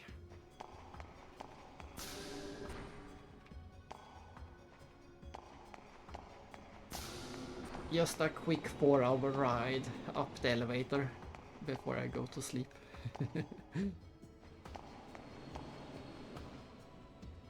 Just a quick 4-hour ride.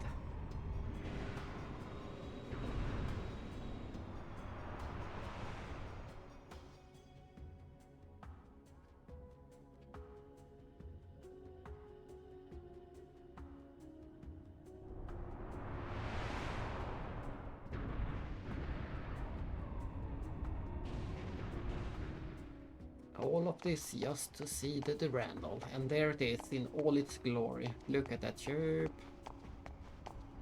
It's 4 kilometers long. That ship is 4 kilometers long.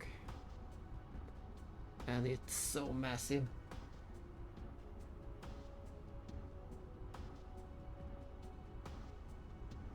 Yeah, yeah, that reference is not familiar. So it was meaningless. Your words are wasted. Your reference is wasted. Oh, I guess the Randall should notice that that Dina is parked there, so the people on the Randall should for sure know that Shion was here as well.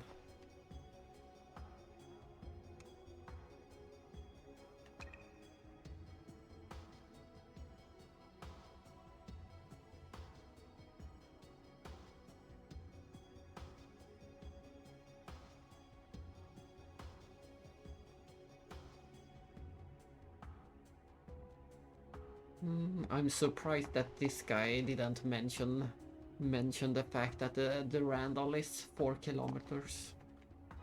Let's see if we have it in the database.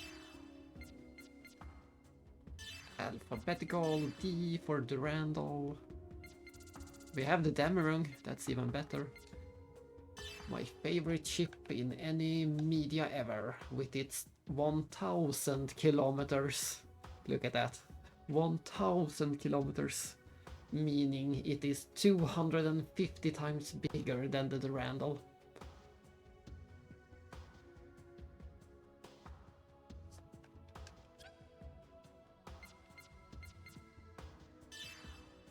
There it is. 4000 meters is 4 kilometers.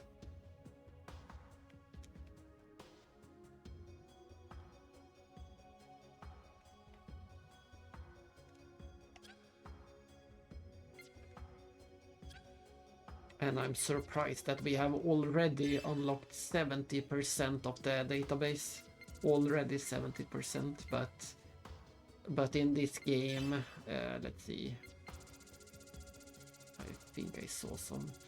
In this game, the entries gets updated, so while it might sound much with 70% already, we will get updates on the different entries. Yeah, like that. You see a symbol for the up. Means it's updated. So we still have a long way before we have everything.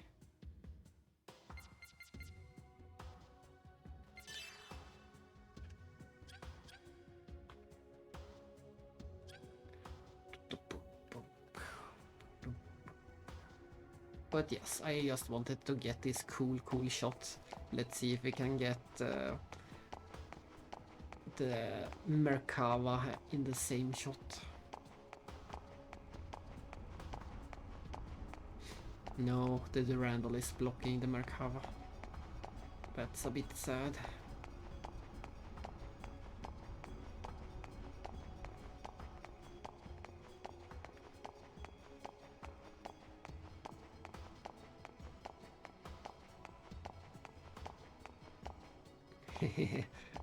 From this angle you can really see how massive it is. The entire view is just blocked by the massiveness of the Durandal. Everything we're seeing is just part of the Durandal.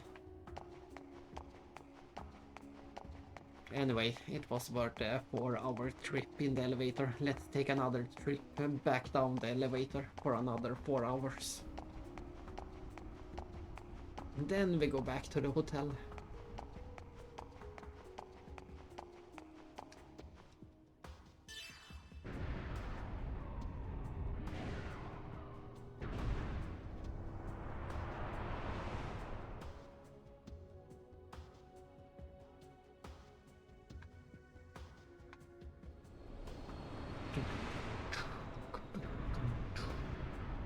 Yeah, it is amazing. Oh, yeah, I was going to say, look at, while looking at the Durandal, imagine a ship that is 250 times bigger. That is the Damerung. The Damerung is bigger than this entire city. We don't get any official measurement, but a 3-hour tour. Maybe you got the reference. But yeah, the Damerung is bigger than this entire city. Most likely. And this is the capital of humanity, the 5th Jerusalem. We never learn what happened to 2nd, 3rd or 4th Jerusalem. We do know what happened to the 1st Jerusalem, but we have no idea what happened to 2nd, 3rd or 4th.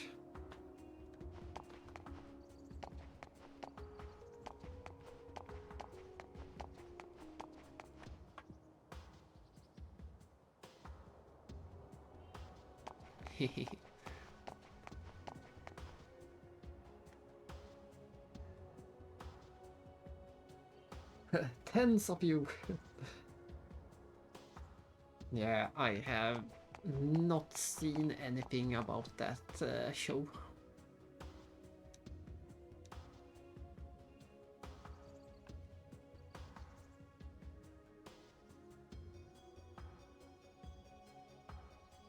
Look at this, just by talking to some NPCs you also get some clarification that they used to be this grand group that searched for lost Jerusalem, but the next thing you know, they are a bunch of militant groups.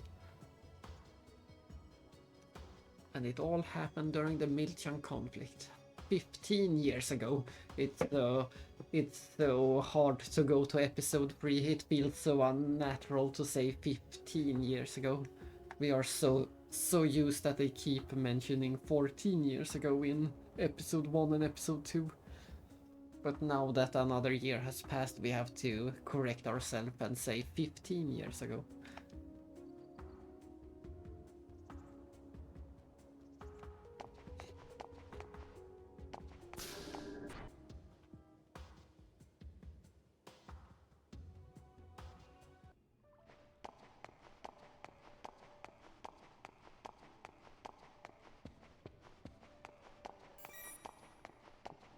I think we are supposed to go to the room and not the reception.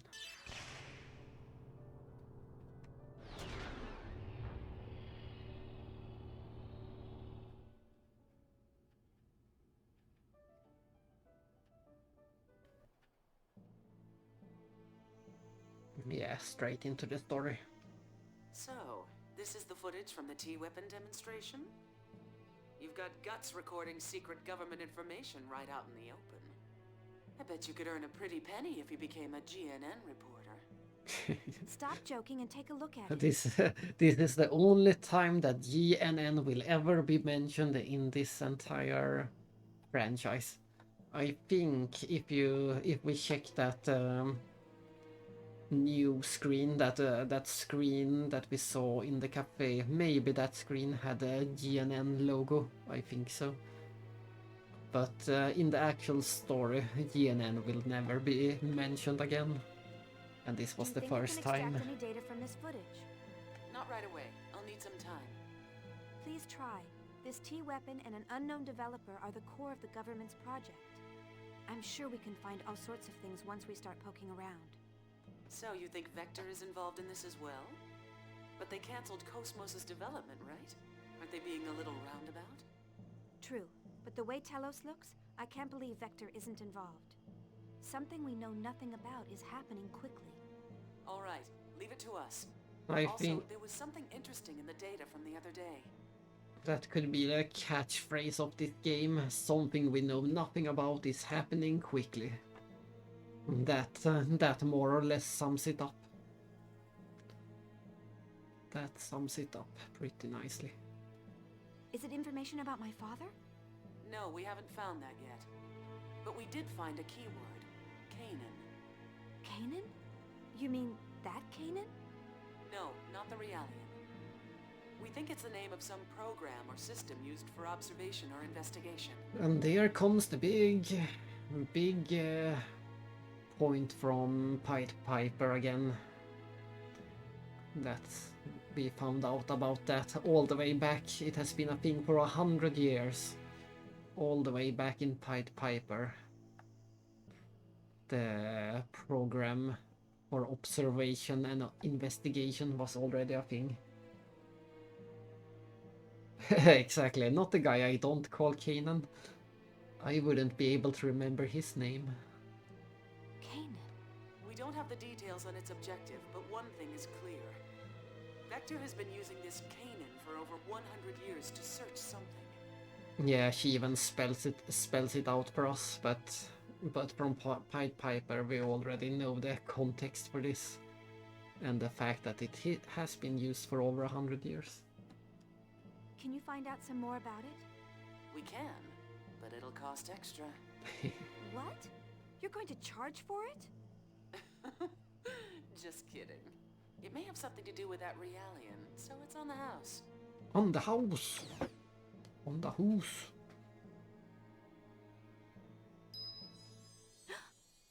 Nephilim, what is it? Trying to protect someone, does not always lead to happiness. What? Grimoire only wanted to find me, but that made a great many people suffer. And once again we have a reference to Missing Year. This is why you want to deal with Pied Piper and Missing Year before going on into this game. There is just this constant mention and references back to those things.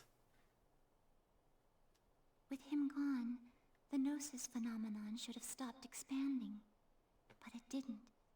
Xion, the Gnosis phenomenon happening now, is not caused by Lemegeton. A certain being is leading this universe to destruction. Destroy the universe? Who would do that? A sad individual who continues to exist for his own atonement. He hopes for happiness of the one important to him, but that will bring suffering to many. Atonement? Important to him? Yes, for that person who is important to him. He feels it is acceptable to throw away this world. Xion, the only one who knows where we are headed, is Cosmos. The only one who can open Cosmos's heart is you. So please. Wait. And she's gone, as always. Cosmos's heart.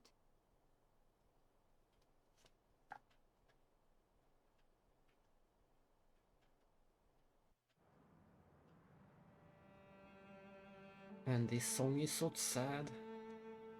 I knew I wouldn't be able to tell her. My favorite instrument, the cello, or the cello.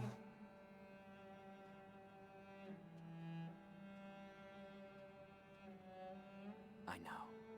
The truth is too hard for Xion right now. If she let it pass without knowing, it would be so much easier. Learning the truth doesn't always lead to happiness. They might even be better off if they live without it. But sometimes, the truth seeks you out. I think the fact that Xion is here is telling us that. She must learn the truth. Maybe so, but it's only a matter of time before Xion's heart and body are... What if that's inevitable? My existence and yours may be an inevitable part of this world where all things flow to a certain point. If our reason for existing is that we are meant to exist... I don't think there's only a single future. A single human thought. It's the view. You're the one who taught people that. What I can do is limited. I still don't even know how I should use this power. Why am I allowed to exist? Chaos. I want to believe in the existence of order born from discord. That's why I'm with them.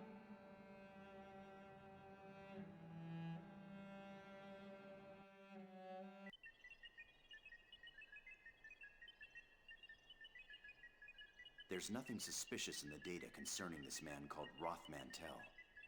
I checked Vector as well to be sure, but there was no information on him at all. I'm sure Dimitri's done that as well. But why has he placed him at the core of the project now? Perhaps that's just how attractive the T-weapon system is. It's also possible he wanted to eliminate Vector's influence. Yes, but I bet there's more to it than just that. I also have information regarding the Elsa. In order to break through that hypersphere, we will need output on the level of the phase transfer cannon equipped on Omega. That's not going to happen.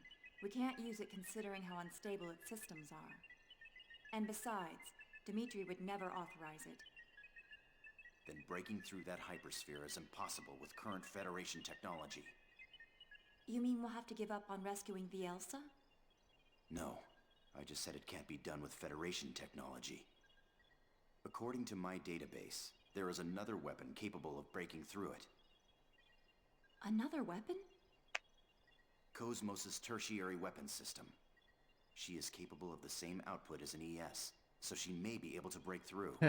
This feels like a plot hole of some kind. She is capable of the same output as an ES. So you're saying we can use an ES? We have plenty of those. If all it takes is an ES, then we have a few of those. We don't need Cosmos. We can use an ES. Cosmos is already slated for disposal, so it's just as unlikely as your first suggestion. Is your situational analysis capability defective?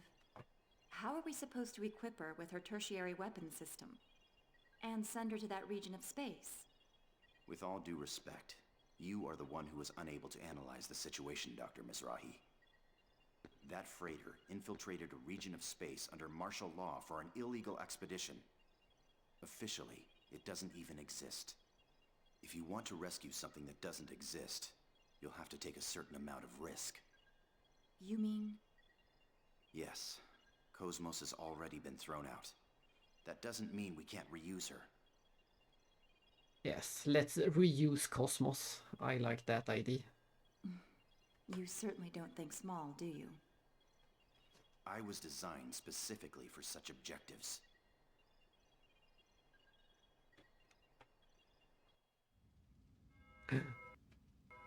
What did you say? I said to abandon it. Did you not hear my words? Pardon my words, but Omega was originally ours. How can we abandon it? Your Eminence, please order its recovery. There is no need. Then please, tell me why. I did not understand our retreat at Rennes-le-Château. And now this. Please, tell me your thoughts, Your Eminence. Omega has returned to its rightful master.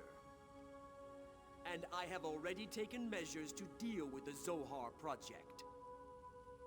There is no need for you to interject, Chief Inquisitor. Its rightful master? Are you saying that it did not belong to us? That's the first I've heard of it. In fact, 15 years ago on Miltia, I... Know your place, Smargulus. Do you intend to let your desire overcome you and destroy your faith like Sergius? No, of course not, Your Eminence.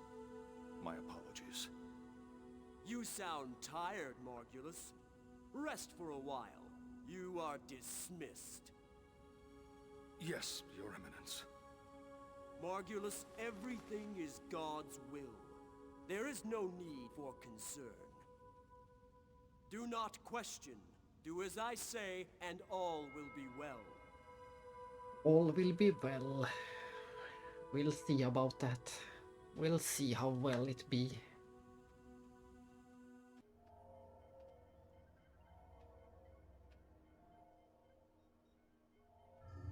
All preparations are complete.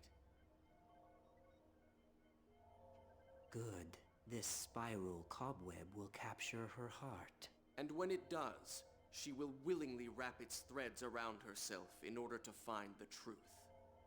Why do humans insist on searching? The human mind holds limitless potential. If they continue to seek and search, they shall eventually become gods. That's probably what they believe. What we can do is limited. For precisely that reason, we need a world that is fitting for us. And we are the only ones who can accomplish that. Dreams, future, possibilities. She was born to put an end to these fleeting illusions. Everything follows the destined flow.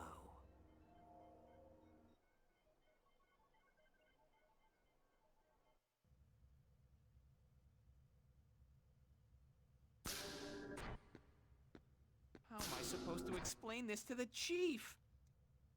There's no way I can tell her that Cosmos has been slated for disposal.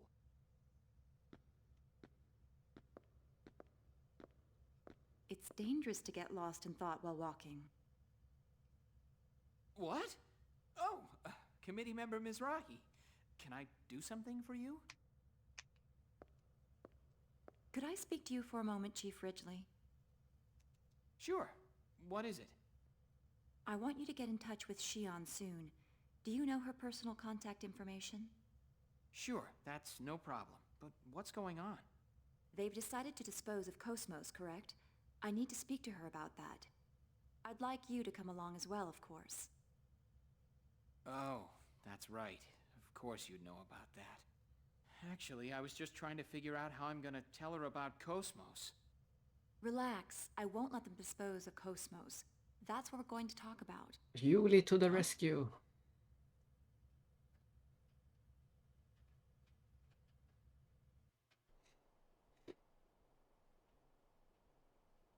I watched that footage.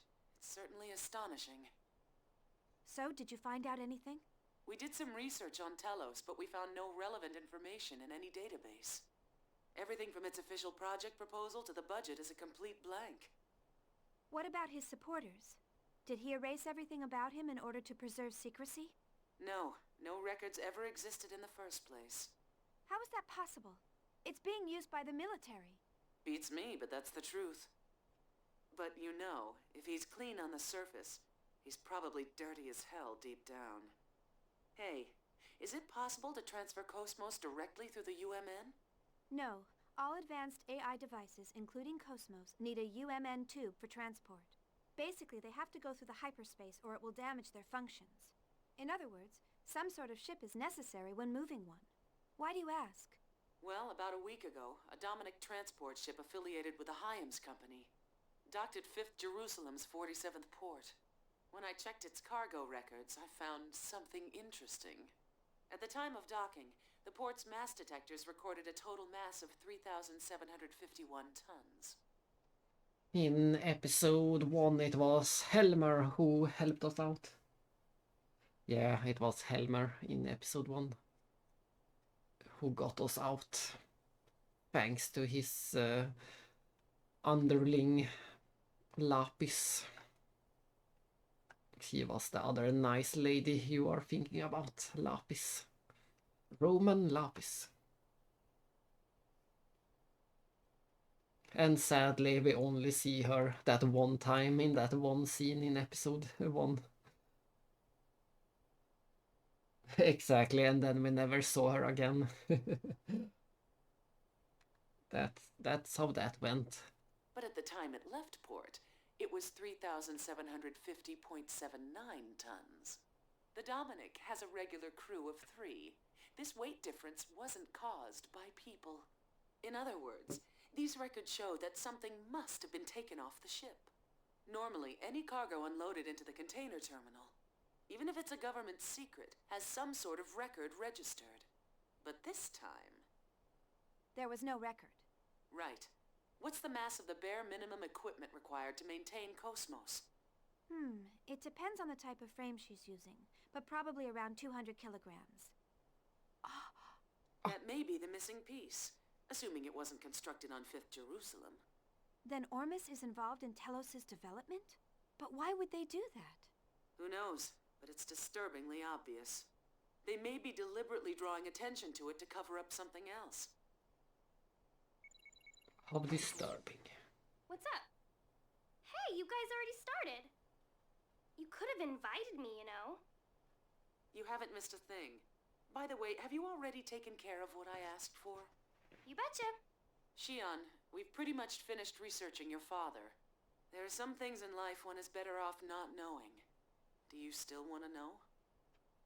Yes, I have to know the truth.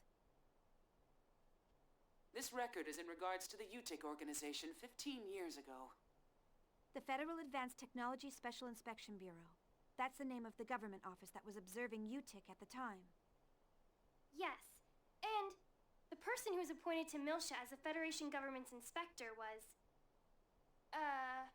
I was right, wasn't I? Yes, it's just like you said. Dad was the UTIC organization inspector. Dun dun dun. Blah, blah, blah, blah, blah. He must have had some kind of contact with Professor Mizrahi. Shion. But that doesn't mean he conspired with Professor Mizrahi and summoned the Gnosis. This sort of thing happens all the time, you know? An incompetent government bureaucrat fails to stop a crisis and it turns into a catastrophe. What? What kind of example is that? I mean... It's okay, don't worry about it. I suspected it all along. Even if he was just an incompetent bureaucrat, like you said, he's still guilty of standing by and letting something like that happen. But it is interesting that they are finally bringing Shion's dad back into the plot. So far we have only seen him once, and he has had about 2 lines in the entire series. We saw him once in episode 1 in the Cosmos subconscious. We only see him that one time. So it is interesting that he's coming back and being relevant again.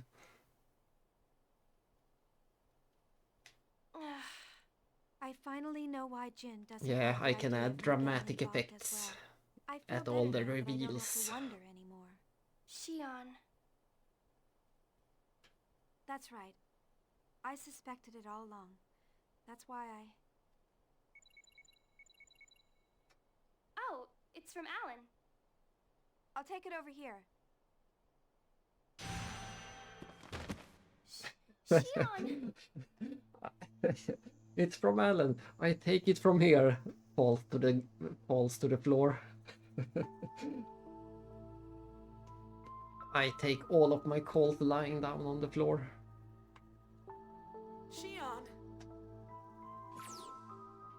Hello. Hello. Chief, what's wrong? Shion! Chief, are you all right? Unintended comical effect.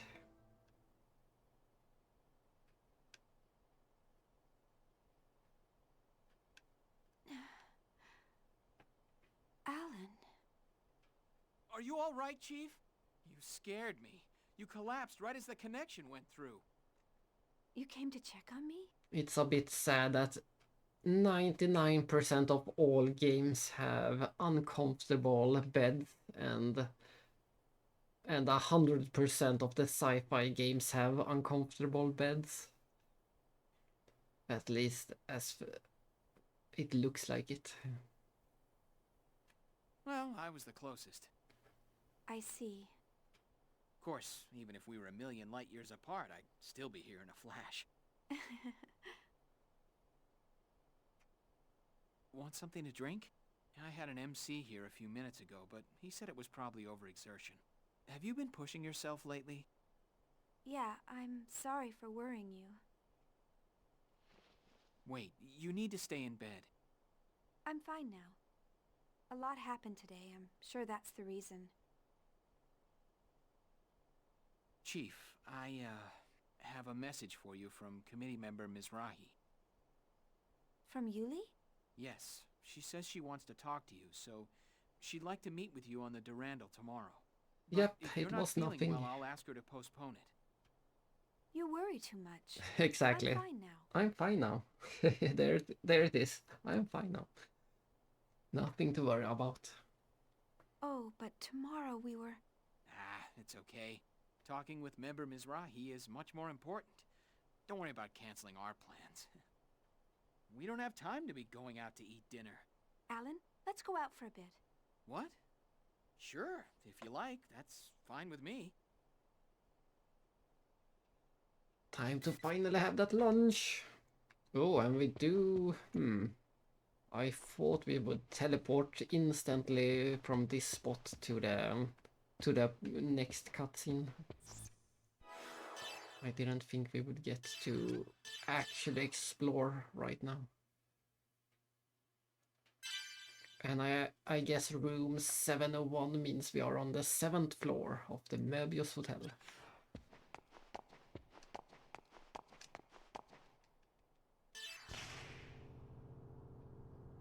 We'll see. I think this will cut to the cutscene. I'm pretty sure we don't get to explore. Yeah, we don't get to explore. That was just so you would have the ability to save.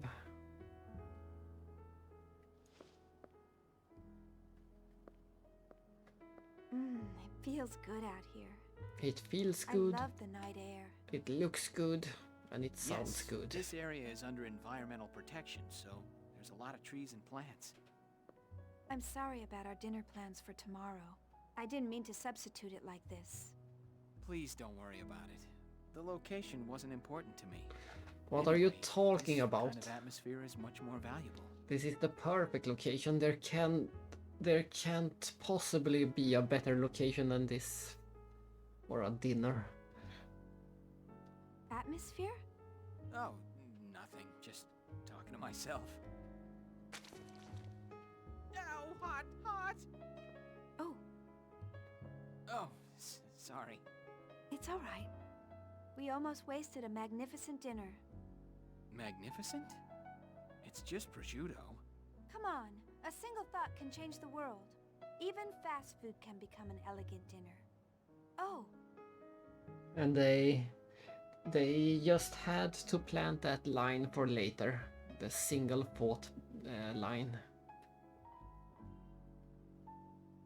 Huh? I just had déjà vu. Kevin used to like eating outside too. Did you eat together with him a lot? Yeah. I was new, so he always treated me. Oh, okay.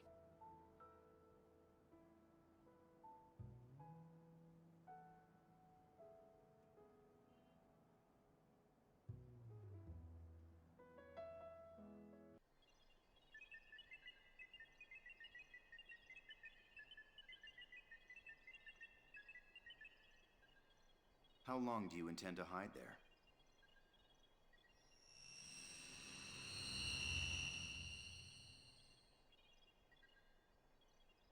I suppose I shouldn't be surprised I can't sneak up on you. Yeah. What do you want? She has the same technology as Ziggy used that one time in episode 1, the one where he was invisible when he infiltrated the pleroma, and then it broke right away. Because it would be too easy to be invisible. So I'll cut to the chase. Who are you? I believe I gave you my personal data some time ago. I'm not interested in that painted-over information. I want to know what you were originally made for. What are you talking about? Oh, are you going to pretend you don't know? Program Canaan, a surveillance program listed in the records of top-secret vector data. It's programmed into your mind. Program Canaan? You're bluffing. That keyword doesn't exist in my database. Are you going to play dumb? What is it you're trying to hide so badly? Wait. Hold on. I really don't know. There really is a program with that name? So, they kept its functionality secret even from yourself. All right, I'll believe you.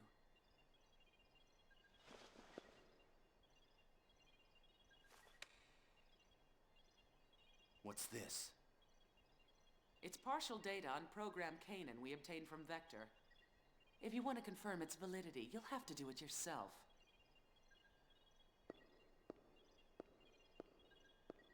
Oh, and one warning. Even if you weren't aware of the program's existence, it still affects your behavior. If you interfere with us, even if it isn't by your own will, we won't hesitate to eliminate you. Keep that in mind.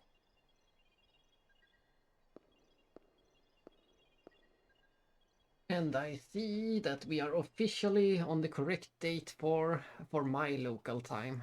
We have entered the correct release date for my local time. Looks like it's about Midnight. time. I'd better hurry to the spaceport.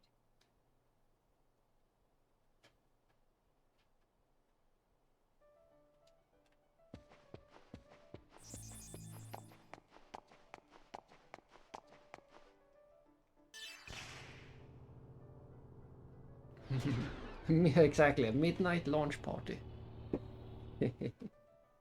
No, I had to wait maybe 1 or maybe even, I think something like maybe a week, maybe 10 days, something like that.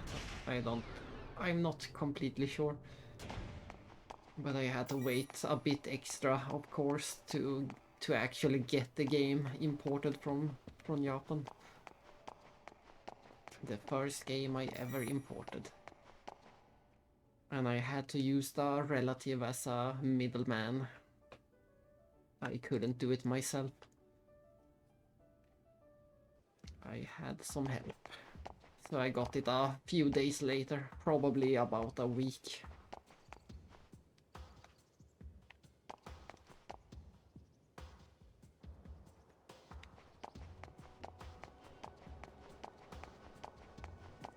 And then I secretly played the game, even though I didn't understand a word. I played about maybe this far. Maybe this was as far as I went. This was about as far as I went on the Japanese version before I decided to quit and just wait for the US version.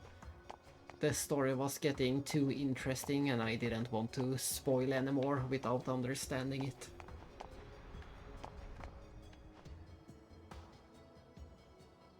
So this is about as far as I went on my Japanese copy.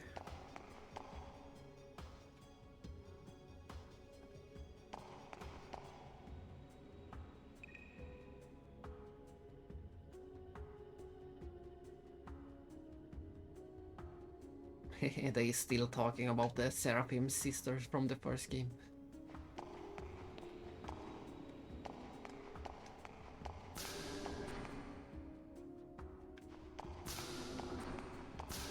And we take another trip up the 4-hour elevator. This time we have to.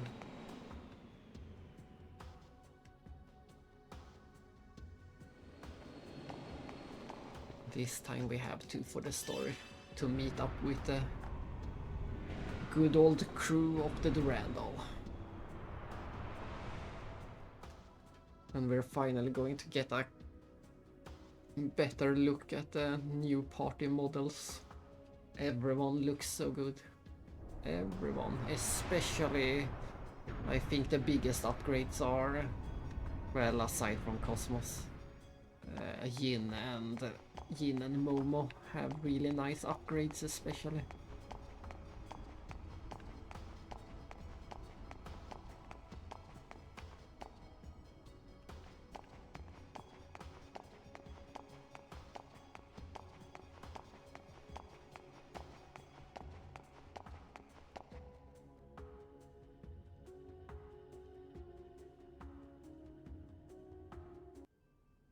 And Chaos, and Junior.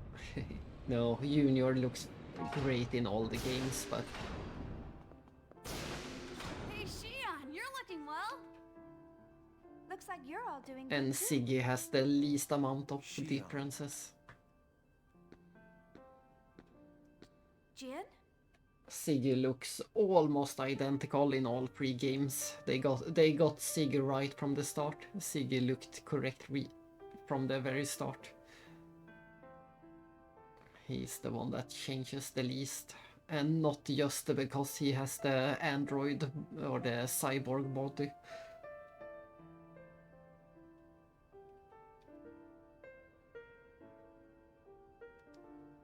That's right, I completely forgot you were with them. And it begins. She completely forgot about Yin. Indeed, Siggy is the backbone. Is that any way to greet the brother you haven't seen in a while? Everyone else is already here. You know, you really should be a little more punctual. Yes, everyone's here now, right? Let's get started. You haven't changed a bit, Xion. Yuli and the others are waiting. This way.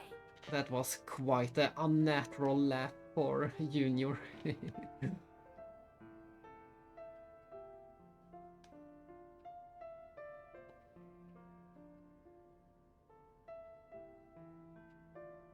That is not the way he would have laughed in episode 1 or 2.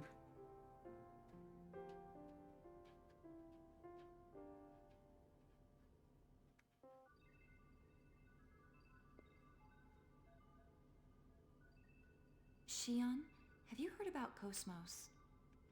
Cosmos? No. What's going on? Committee member Mizrahi. I'll tell her. Chief, they've decided to scrap Cosmos. No. Scrap? You can't be serious. I'm afraid it's true. They made the decision yesterday. Cosmos. I understand how you feel, but there's no time to get depressed. I want you to listen carefully to what I'm about to say, and then make a decision. First, take a look at this.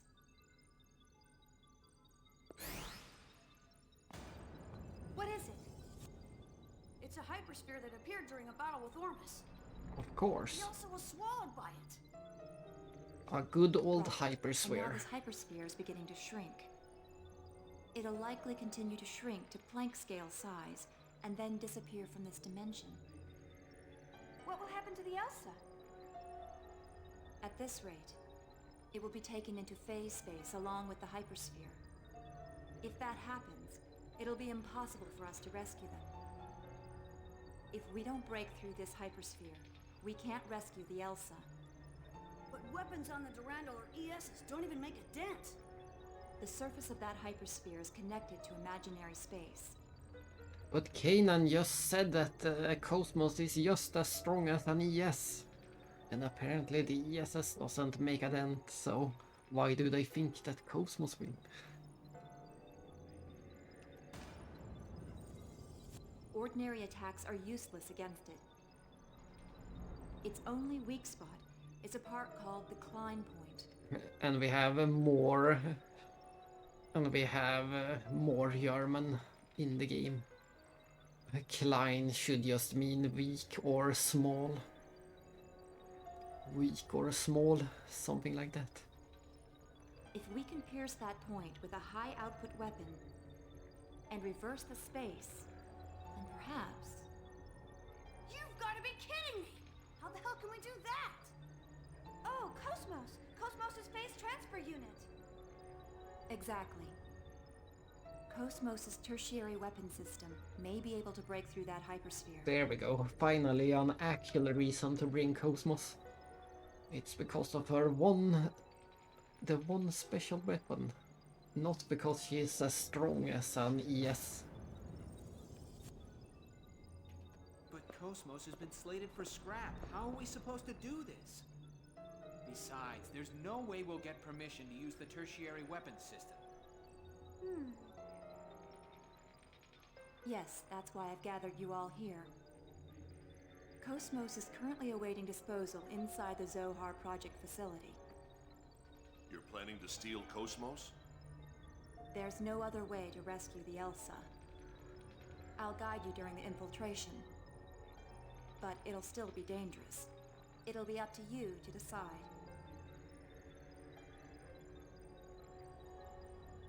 All right, I'll do it. It's decided. Abandon the Elsa's crew. Or Cosmos. Shion.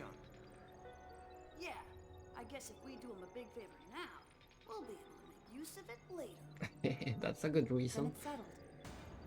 We don't know how long the hypersphere shrinking will last. We need to begin immediately. We move tonight. We move tonight Right. Let's get ready and rumble. Chief, are you all right? Yes, I'm fine. Shion?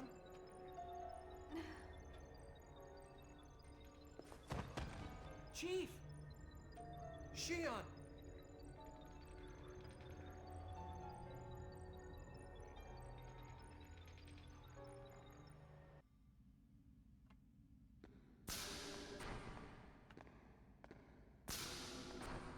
Jin. You look tired. I'll take over now. Please, get some rest. No, I'm fine. I'm more interested in hearing the results of her examination. Whatever Shion has, it seems contagious. Now it's Alan who is fine.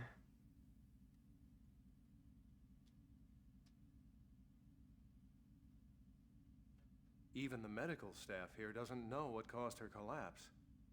They say it's probably exhaustion or something. She collapsed once at the hotel, too. She seems to have been busy lately, so maybe that's it. I see.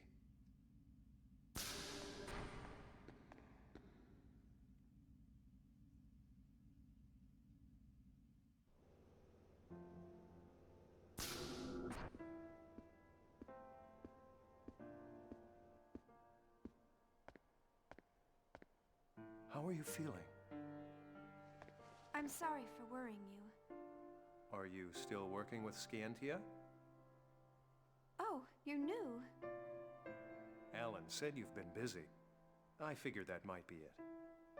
Ever since you were little, you'd rush forward without stopping once you've set your mind on it. And never heeded my advice. You're quite correct.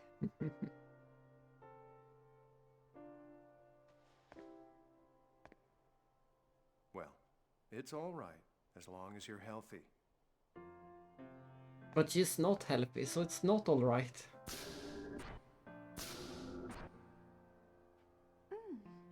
Herbal remedy? You could have just handed it to me, you know.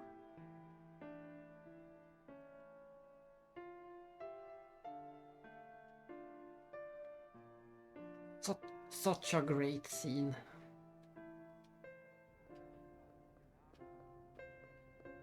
Are you feeling all right? Yes, I just needed some rest. I feel great now. I envy you. I think anyone would. You've been true to your beliefs after you resigned from Vector, after the Gnosis terrorism. I don't know. I mean, I'm not even really sure myself. And here I am, still doing the same thing I always have done. Not asking or thinking whether what I am doing is right or wrong. Are you regretting your participation in the development of Omega? Maybe. It's a weapon with absolute power, and no clear objective. And yet, I'm participating in its development, so I can prove myself to society. To clear the shame from the name Mizrahi. Do you think Cosmos' very existence is dangerous too? Shion, Cosmos isn't a weapon. It's probably strange for a scientist to say this.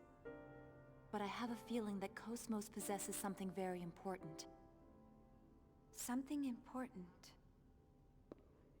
Unlike the human-based Realians, Cosmos is composed entirely of machines.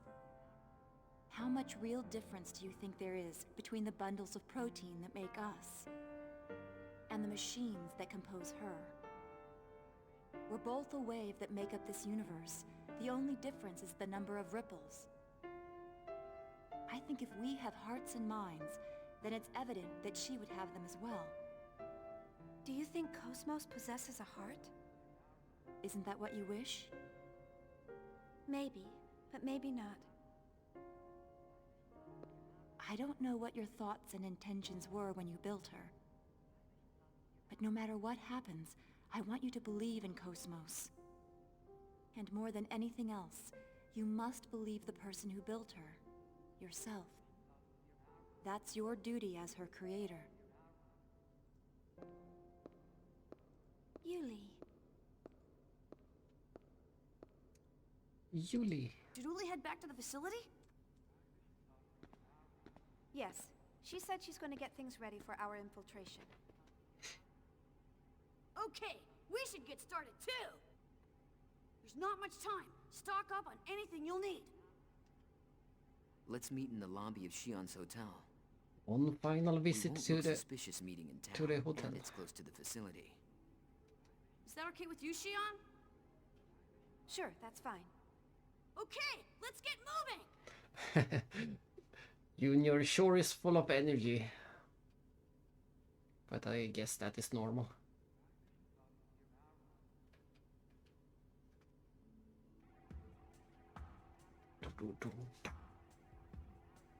Yeah, I know. I should buy some equipment, but I already bought the equipment. First of all, we're doing a small break for me. You get to enjoy this nice music.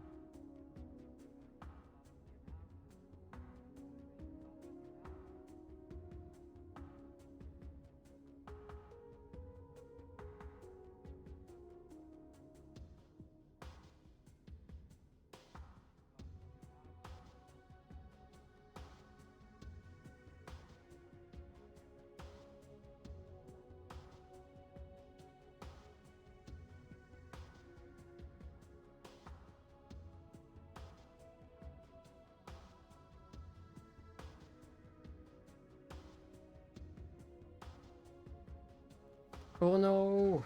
Why is it Monday?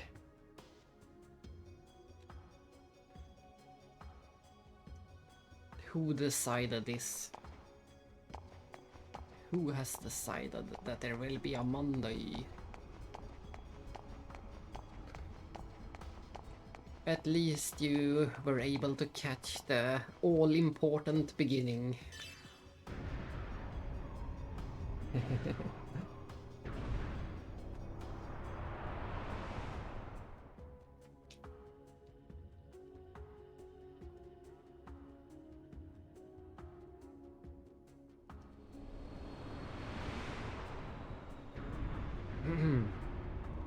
I'm happy that we're finally coming up on a real dungeon. I except for the fact that we will hear that one line over and over. I really like the dungeon itself. And also because of... Ah, you have... I see, so you have been playing it during the stream after all. I wonder how many different pages of languages it's going to be, if it's just we know there is at least 2 different languages. The follower, what was it? Devotees language and the knight's language.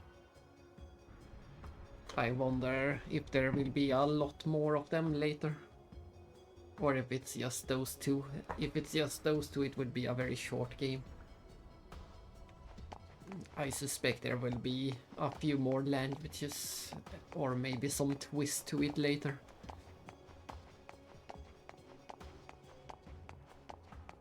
Oh, that's right. They said to meet at the hotel.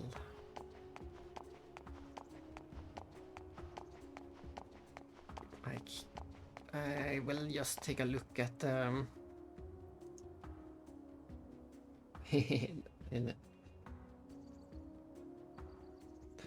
yeah, no need for spoilers.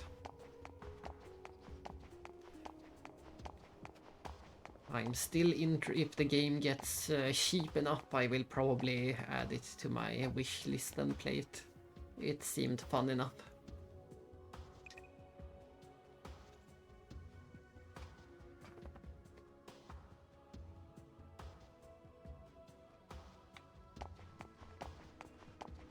Let's just take a look in the store if we can buy anything for the other characters.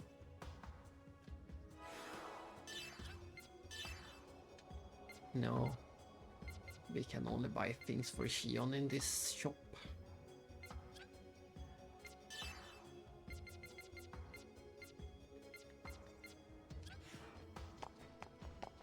So it was a bit odd that they kept mentioning to prepare before we went ahead, because all of that was for Xion only, so I couldn't make much of preparations at all.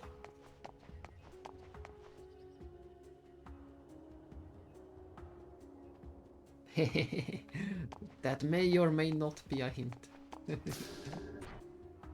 Nice, that sounds like nice progress.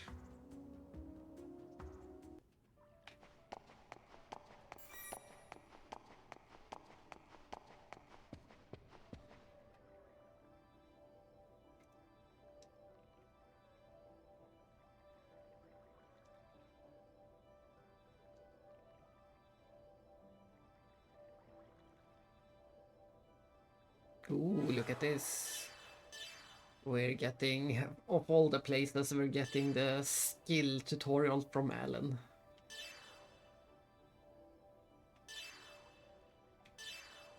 And they are explaining the fact that in this game the skill tree, it's almost a mockery to call it a skill tree.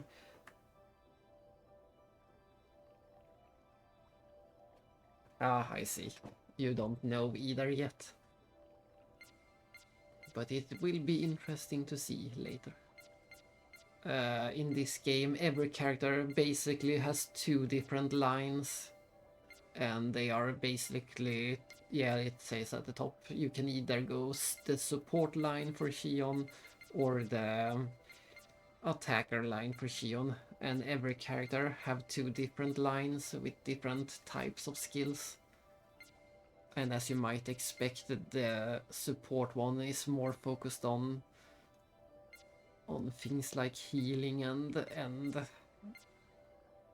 using magic, and the attacker is more focused on physical attacks and breaking the enemy. But for now we can only do these simple. We need 25 skills to learn them, and once we learn everything you get the option to go to the next. So it's a pretty linear skill tree. You want to choose one and stick with it.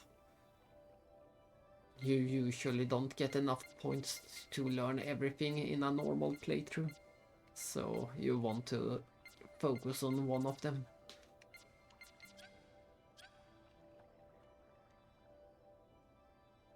I shall show you later, I guess.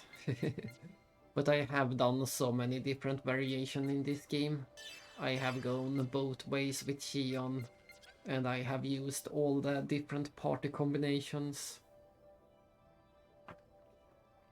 And I have used all the different...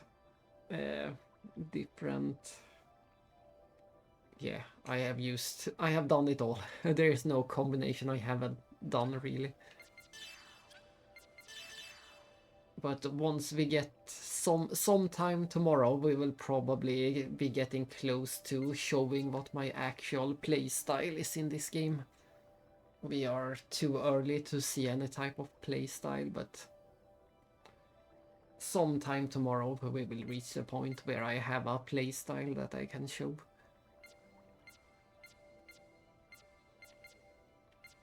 Most likely I will go with the attacker line for Xion. And not the more spellcasting route. The good thing about going the spellcaster route in this game is that you get the ability to hit multiple enemies earlier. That's a big advantage of going with the spells, that you can reach this one early and deal damage to all enemies. The same should be true for Momo as well. Momo is a great spellcaster in this game.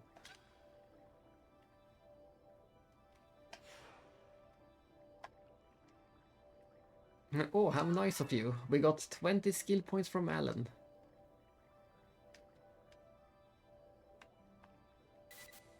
And he sent it to the database.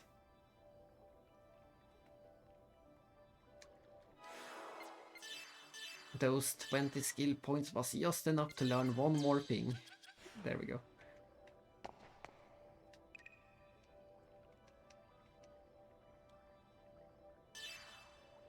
And here we go. Dungeon time.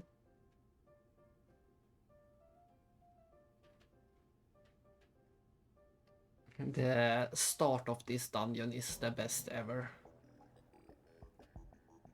We'll see once we reach it very soon. The start of the dungeon is just the best. Everyone ready? Listen, we're going up against an important facility of the Galaxy Federation military. They'll attack intruders without stopping to ask questions, so stay on your toes.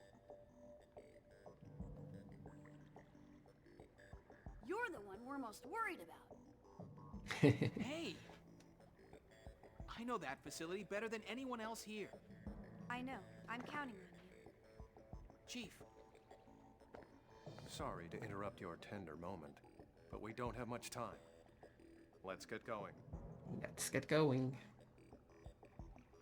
And once again, Jin have the same voice actor as in episode 2, but the voice direction is so much better in this game.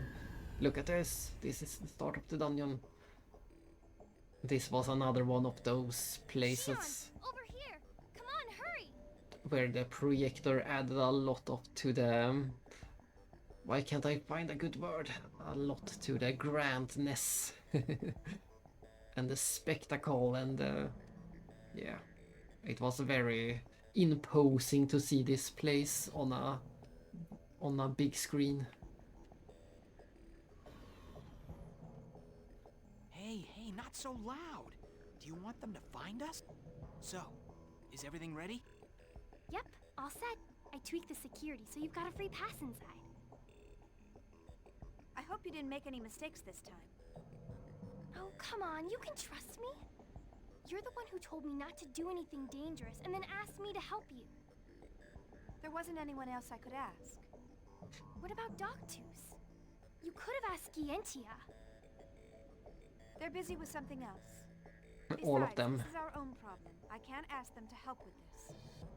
Aha! I knew it! You're only using me because there's no one else.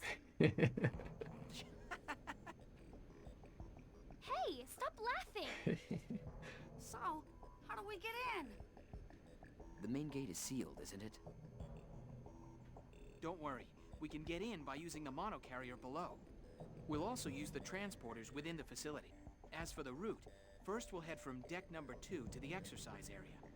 Past that is a transporter on deck number 5. That'll take us to the research wing where Cosmos is. Easy enough. Right. Just leave the rest to me. I've got something up my sleeve just in case we get caught. And I'll even help fight against any guards we may happen to run into. Your job is to make sure we don't get caught. Please don't screw this up, Miyuki. We do get Miyuki, I think. I'm not sure. We should be getting Miyuki as a guest character again in this dungeon. Even Chaos is laughing this time. Hey, I said stop laughing.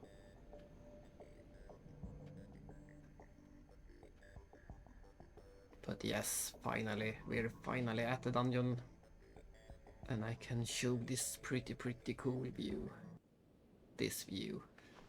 Especially on the projector. They really captured this, the ocean at night. Especially on the projector, I really felt the dread of falling into this dark black ocean during night. They did such a great job of capturing the ocean at night. And now we might be able to buy some equipment for the rest of the party.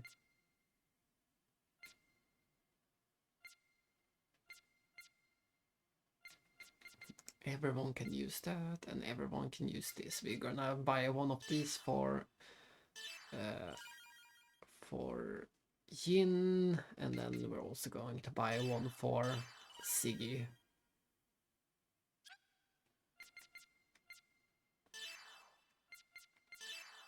So we equip it on Yin, and we equip it on Siggy. And then we switch around the party. Yeah, we do have Miyuki as a guest character.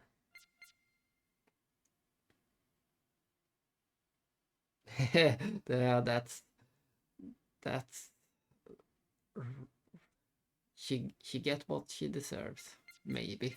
I don't know if she deserves it, but it's funny that the tables have turned to Miyuki now. But yes, this is usually my main party. When I play the game, I almost always go with Shion, Yin and Siggy. And then once we get Cosmos back, spoiler, then I usually replace Siggy with Cosmos and switch between Siggy and Cosmos depending on what kind of fight it is. If we are fighting a human, then I go with Siggy. If we are fighting anything else, then Cosmos is a better option. Usually.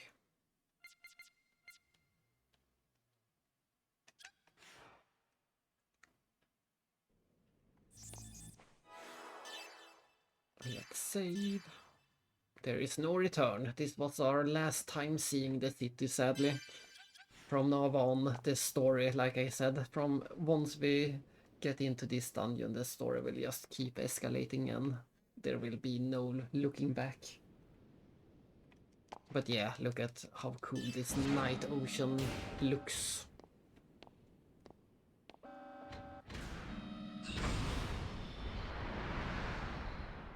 They did such a great job, and of course with the cool searchlights. And this is also a type of environment and level design I really like. The fact that we are below the main entrance. During the day we went to the main entrance above, and during the night we sneak in through this system below. It's just so cool. And once again we can see the dread of falling down into the water. And we can finally do this. If we have the option, I always like to run around as Yin. Now that he is 90% more Cetan, thanks to the green rock. Green, whatever this type of clothing is called. A robe, I guess a robe is the best word. his green robes.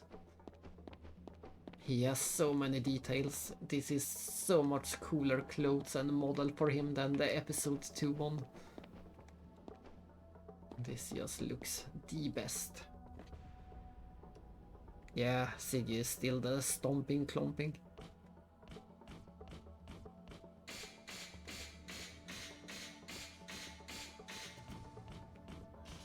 This wasn't a good material for his clomping.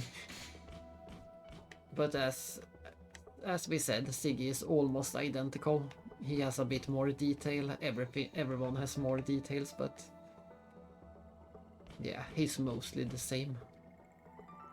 And then we need to check out the other characters.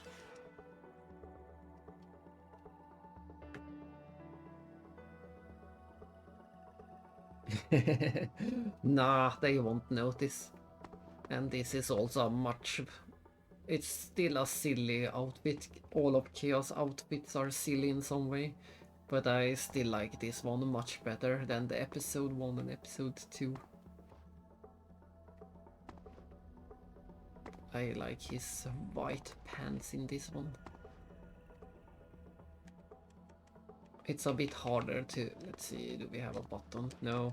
It's a bit harder to do the silly walk in this game. You can still do the silly walk, but it's harder. Oh, there we go. There we go. We can slide around on 1 foot in this game as well.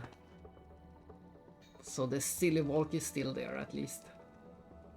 And when you silly walk, you can't hear any sound, so this is the ultimate sneaking ability.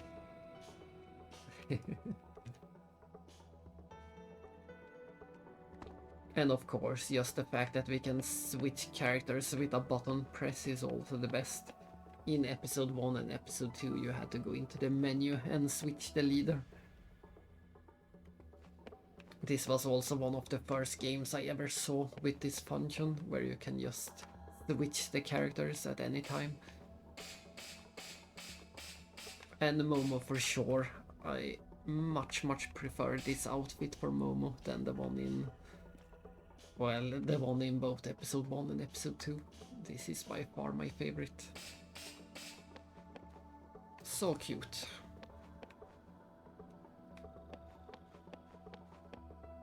And if we get a close-up of her leggings, there are so many tiny details on them.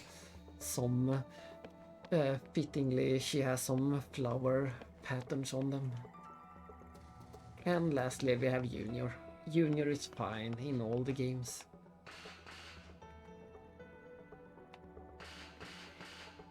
He always looks good.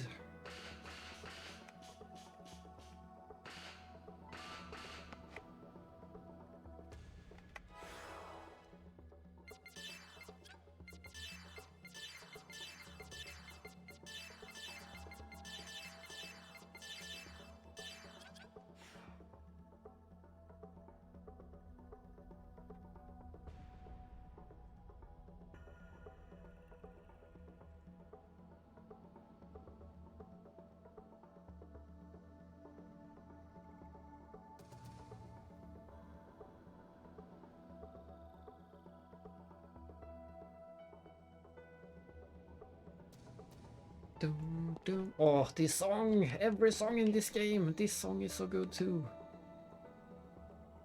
With the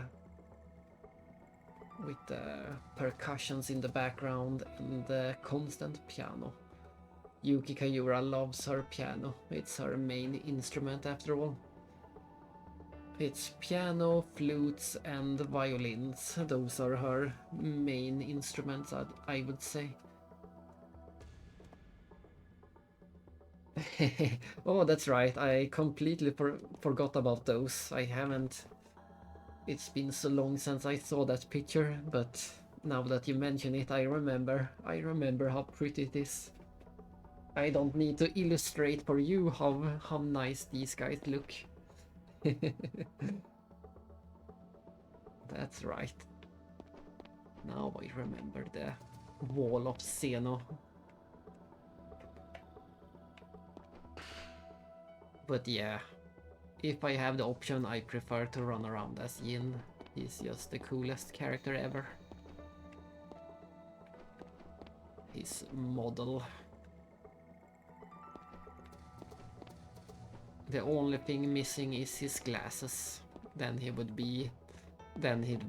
truly be Citan 2.1, 1.2 or 2.0, something like that. Hehe, nice. But thanks to the ultimate Discord search function, I could probably have found it either way. Nice, there they are. There they are.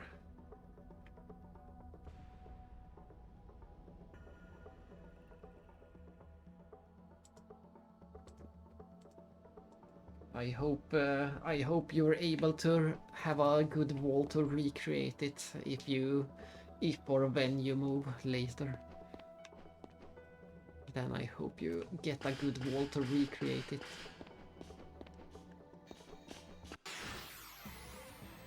Be on guard. Be on guard. I'm going to wait a bit just to get a zoomed in version of let's see if we can get the zoomed in version of Yin. I don't remember if we have to do this or if we have to be in this idle. If we just have to wait in this position.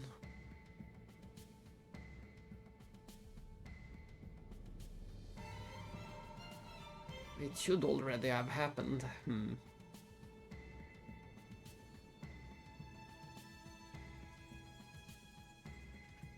Why won't we get the zoomed in version? Ah, this gets the zoomed in version, but this is blocking him. Same with that, same with that. But they should zoom in on him naturally if we just wait a bit. I'm not sure why they are not zooming in. Let's try this. No, this shouldn't be it. It should be just the idle.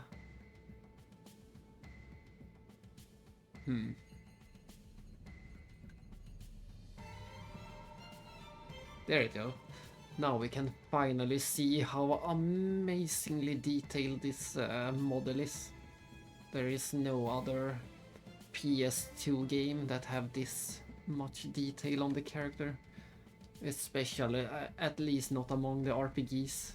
There could be some other random games, but for the RPGs I can say for sure that no other game have this level of details.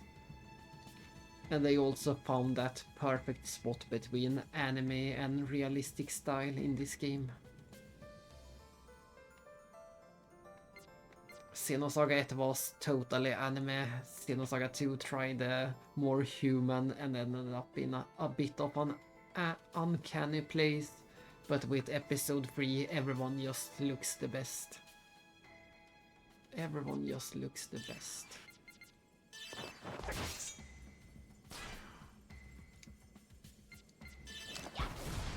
Let's see.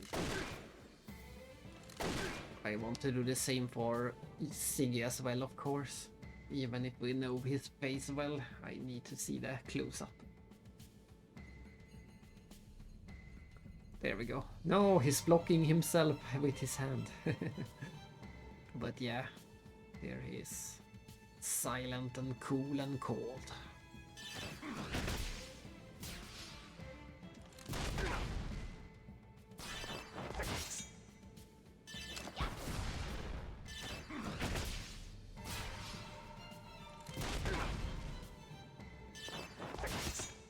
Critical, instant death.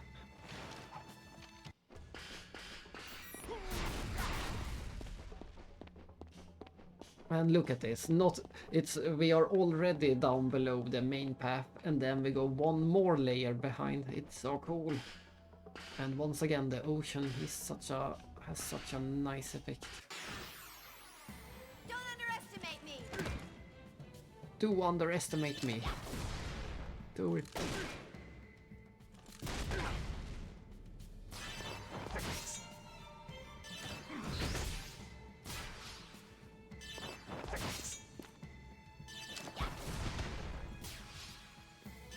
But yes, from now on, when I'm in the battles and don't have to show anything specific of the battles will be very quick. Most battles will be done in 30 seconds or even less. And look at this, the searchlight in the background, the fact that an enemy, someone drew the short straw when it came to the guard duties. Someone had the job of standing guard over at that platform tonight. Tonight you're going to stand completely still over by a door and be isolated. You can't move anywhere, you're completely stuck on a tiny balcony.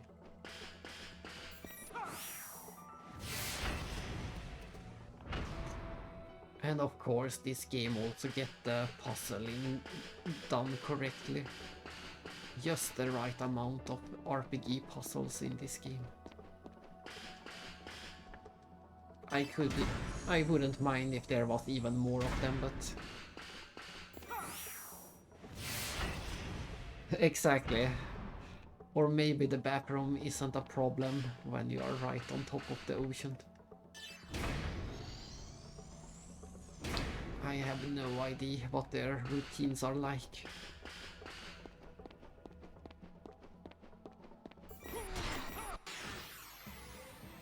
Oh, how did I get attacked from behind?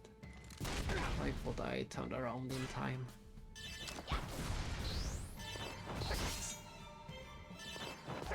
Nothing Jin can't solve if he is attacking 4 times in a row.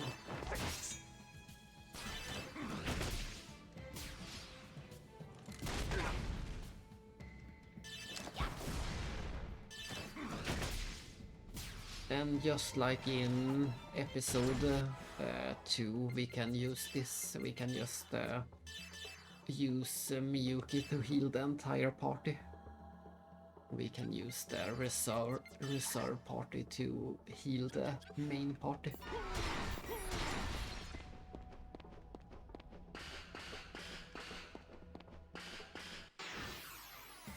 Here I am.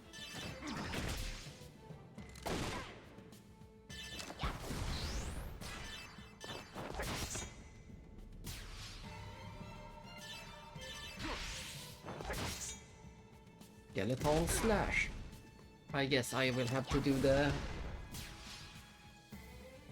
Yeah, everyone gets experience. Everyone gets experience. Let's see in the next battle if they get this. I think they get a little bit less.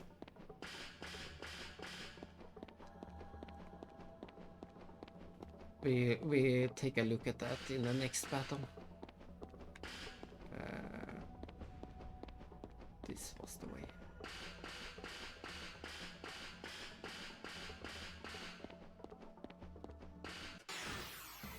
Don't underestimate me!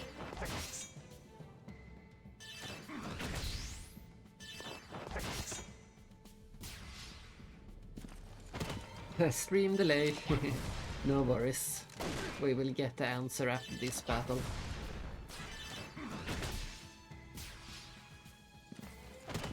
God. Arc blade. Arc blade. The normal attack is called arc blade. Let's see. Yeah, they get a tiny bit less. The ones that are not in the main party get about 10% less. Or maybe I was looking at the wrong... I might have been looking at the wrong numbers. We double check in the next one, I guess.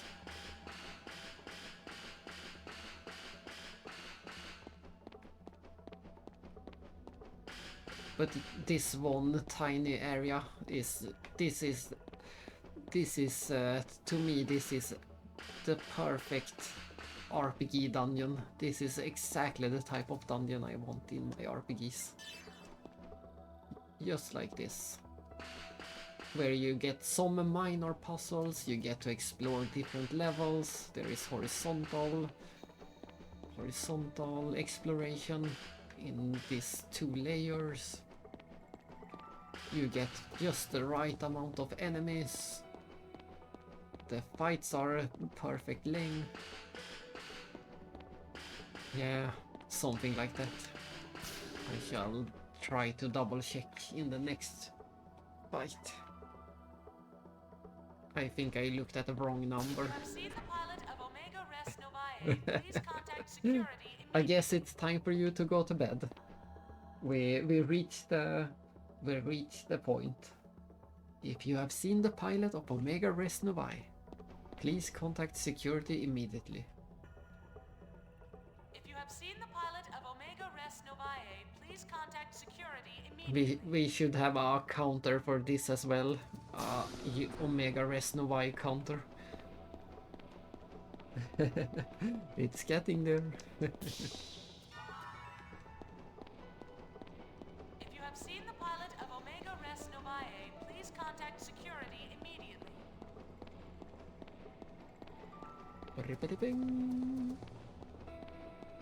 And just like I like exploring places in both friendly and enemy territory. I also like when you get to explore both during the day and the night the same area. 15 minutes or so. That won't be enough to finish this dungeon. It's pretty long.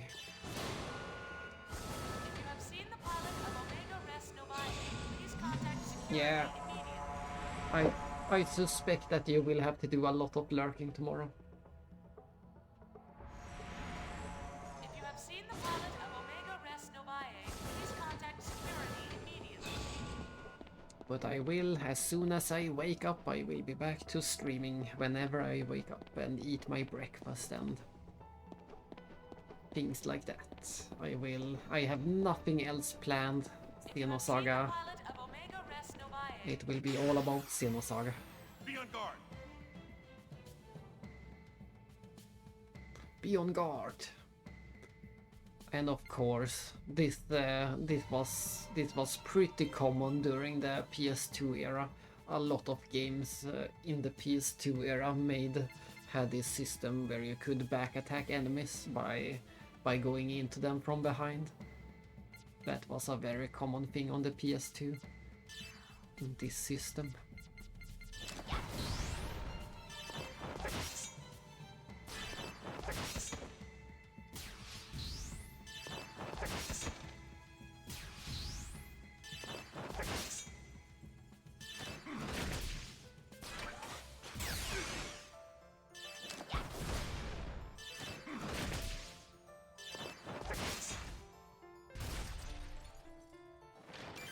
Level up!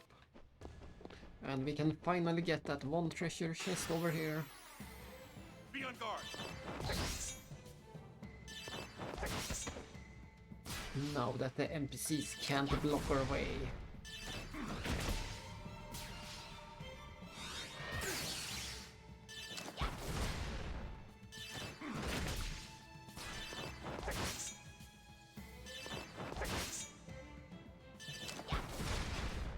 Just building some boost for the next fight. Uh-oh, uh-oh. Dangerous sounds are being heard from the PS2.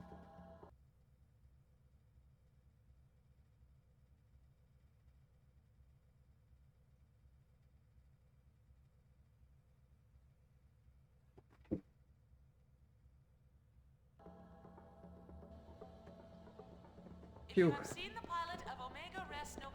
It seems to pull through every time, but it doesn't sound good. I don't like the noises. We got a van brace.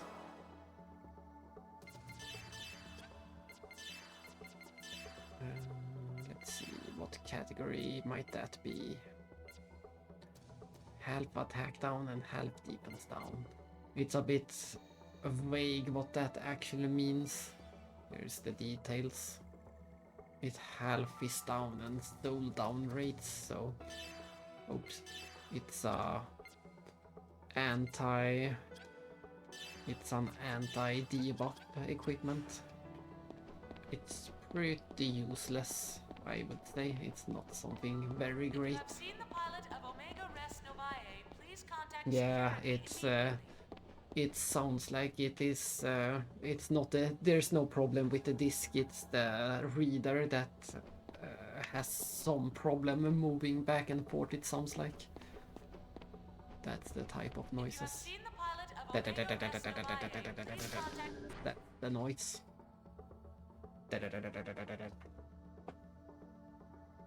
you have seen the pilot of Omega Res Novae, please contact security immediately. It sounds like the mechanism that is moving the laser back and forth. If you have seen the pilot of Omega Res Novae, please contact security immediately. So it probably could use some lubrication. There is a special type. I don't know if I have any at home. If you have seen the pilot of Omega Res Novae, please contact security immediately. I may or may not have some.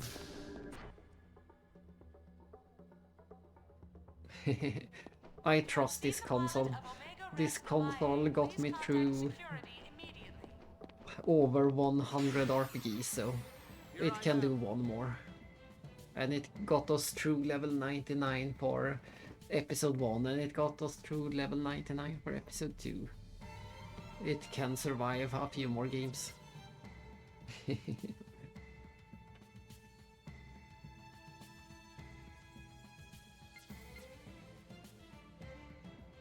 It just sounds a bit worrying. Let's do a break bash. But it's doing it again. It's getting more frequent. Uh-oh. There goes the sound. I jinxed it. I jinxed it. There it goes.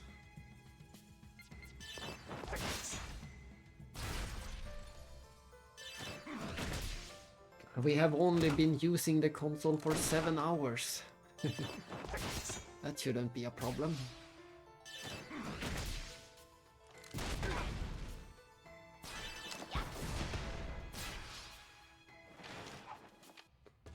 Let's do some healing again with Miyuki. In this game we don't get any refill by just being in the reserve. In episode 2 we had that ability to get passive. We got some passive EP back by being in the back row. Sadly we don't have that in this game. At least not at the moment.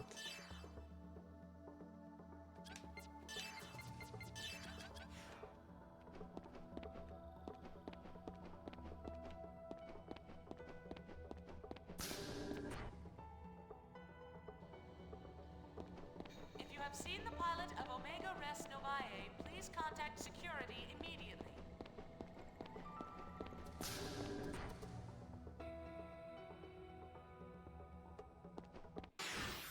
Ah, it turned around. I wanted to get the back attack, of course.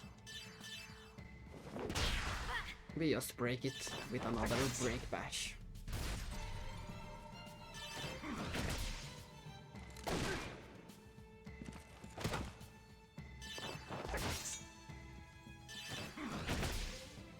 And then we build up some new boost for the next battle. It builds pretty quickly.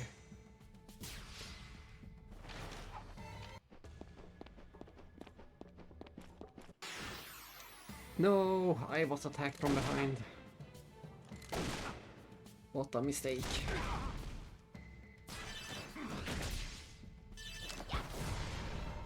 It's not a big problem right now in the game, but later in the game getting a hit from behind can actually be pretty dangerous.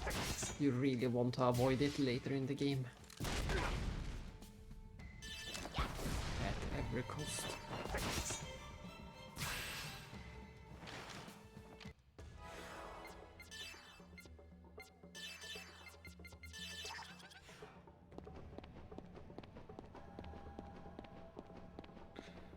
Let's see.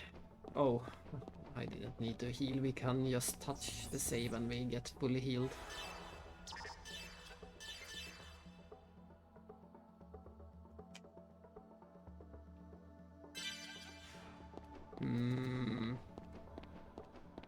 This, I think we want. I think this is the story. And this should be the optional. This should be the, what did they call it? The testing, the sealed testing grounds or something like that. Oh, that's right. You already mentioned that before, and I was also surprised by the 50% off. It is indeed tempting if you haven't.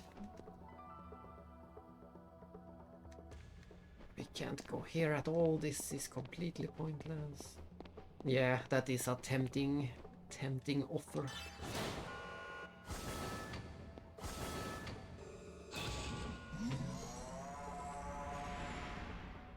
And I can't believe we're only a bit more than 2 months away from the second game. And I can't believe I'm playing Xenosaga III. There's so many things I can't believe.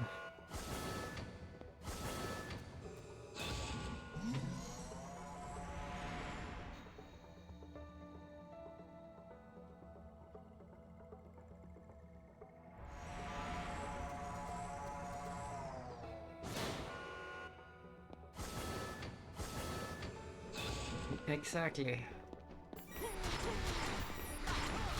But I am especially looking forward to replaying Sky 2. I have only played it once and it was so long ago. It was ages ago at this point. Right around the time when it released the first time in English. And that was ages ago.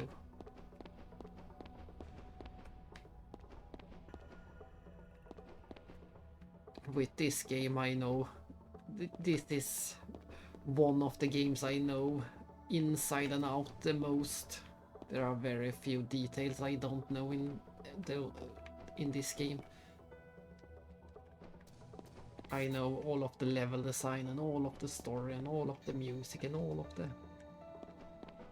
But with Sky 2 there is a lot of details I don't remember, and what order things happened and etc. Indeed, the special boss is in here. We can't do it for a long while. The Special Weapon Development Division Station. That's the name. Special Weapon Development Division Station. I just came here to pick up the few items.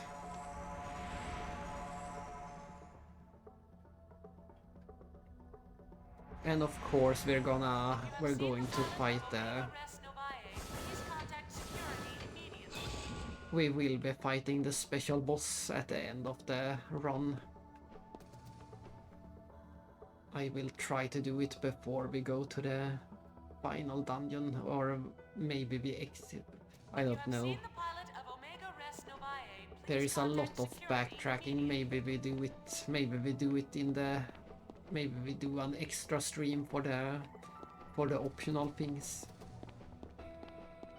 Because there is a lot of backtracking if you want to do it. If you have seen the pilot of Omega Res Novae, please contact security immediately. It is easier to do it after the final boss, because you get automatically teleported out of the final dungeon. So it will be easier to do after the ending. If you have seen the pilot of Omega Res Novae, please contact security immediately. We'll see. Or you can do it before going into the final dungeon, but then you might be a bit too weak. We'll see.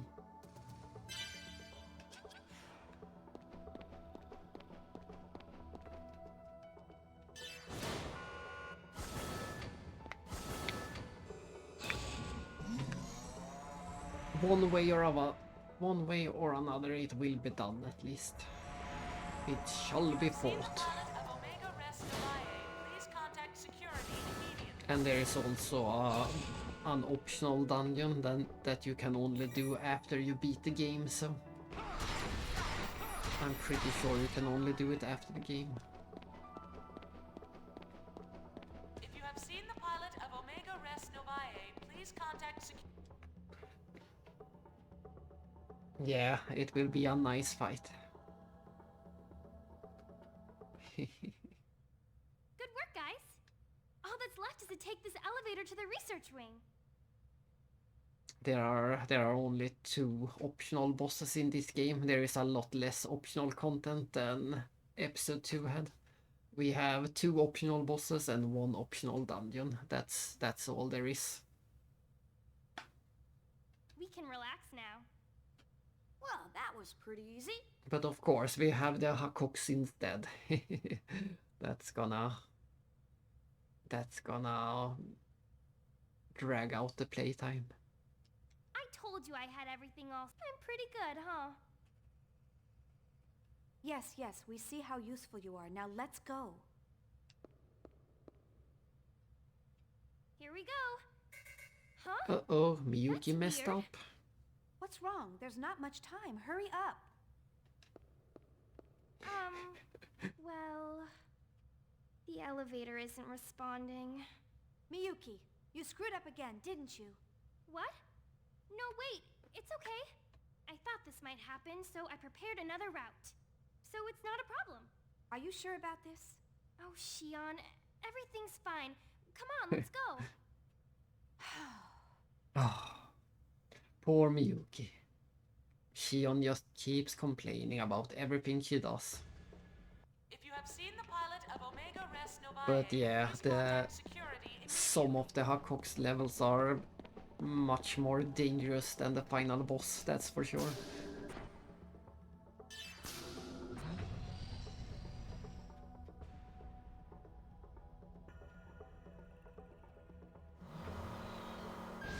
And for some reason, I really like this room. This is the type of room you never see in most games.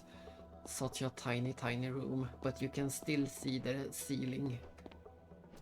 You get an elevator and a door. That's all you get. But for some reason, I really like this tiny room. And this is a good spot if you want to check your character models, since they are pretty close to the camera.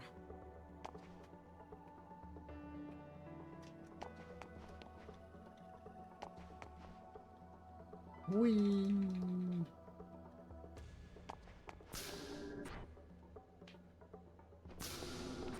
And also, I guess this was the purpose of this room. The contrast between this tiny room, and then you go into the door and you're in this massive hall. And once again we got some nice level design with multiple layers of exploration. We see 3 different layers of exploration.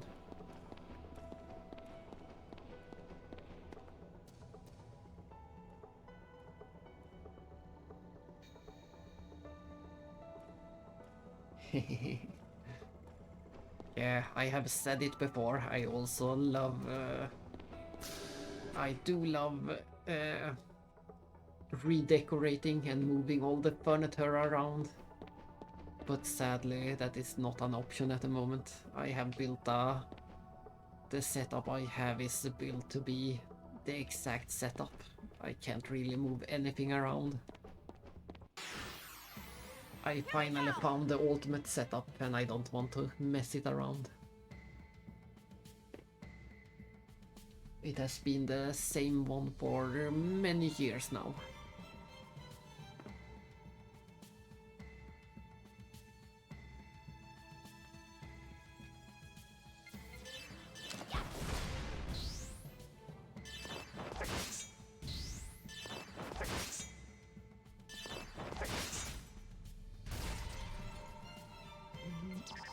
Oh, he doesn't start with any tech. I thought he would start with at least one tech. Special situation indeed. But it took many years and many iterations to reach that point. I have had so many different setups over the years before I finally settled on this one.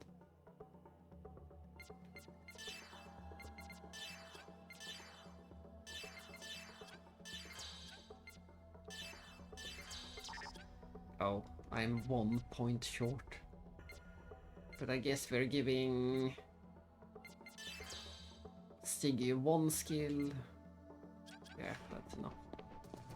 We do 1 more battle, and then we can learn 1 more skill. I'll handle this. Ooh, fancy, our red robot. VGSY. Let's do this. Forgive me! Forgive me! Finish strike.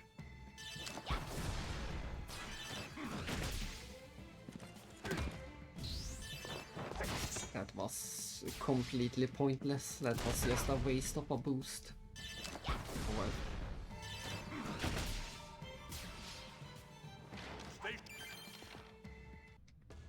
Swedish strike.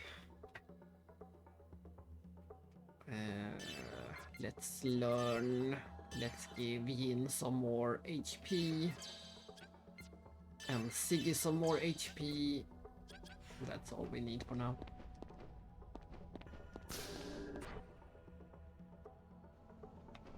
And we are back in that big hall, big room, but seen from above.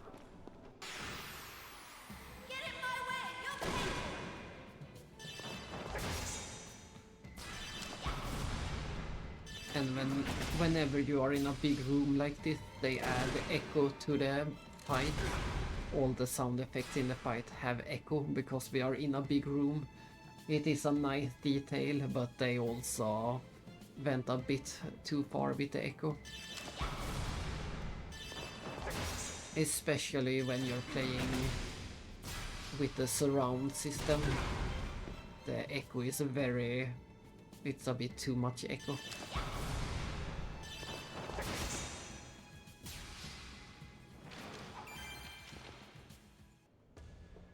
Hello, Echo.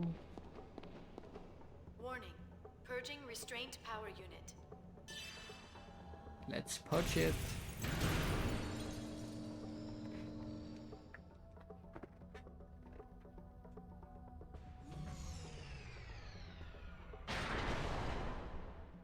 That seems like a good idea. But we had to do it to get that platform down.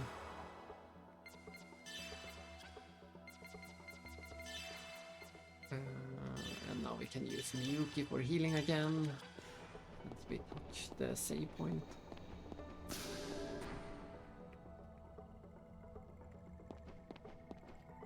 And then we go down. This is the level design I'm talking about, all of this.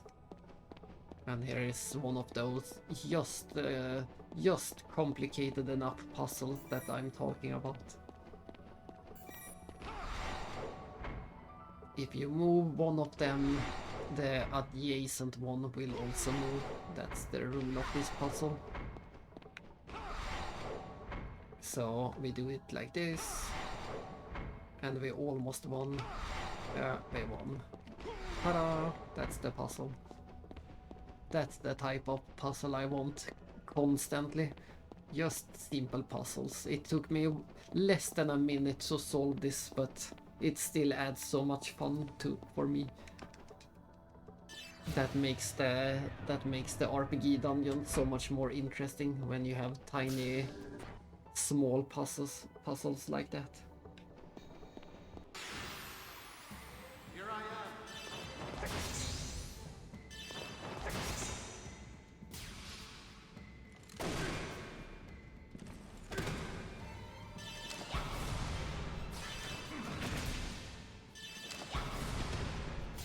Oh, I guess we can try out the painkiller. He got killed by pain. That's what happened. And yes, now I finally remember to look at the actual numbers. Like you said, it was about 20% less for the inactive members. Restraint power unit. Well, yeah, I guess. I suspect there will be another 15 minutes. We just let the boss loose. We just cut the restraints to the boss.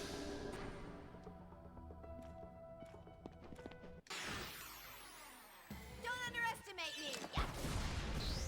And of course, I'm going to fight all the enemies because it's fun, so that adds a bit of time too. This is one of the games where I don't skip any combat.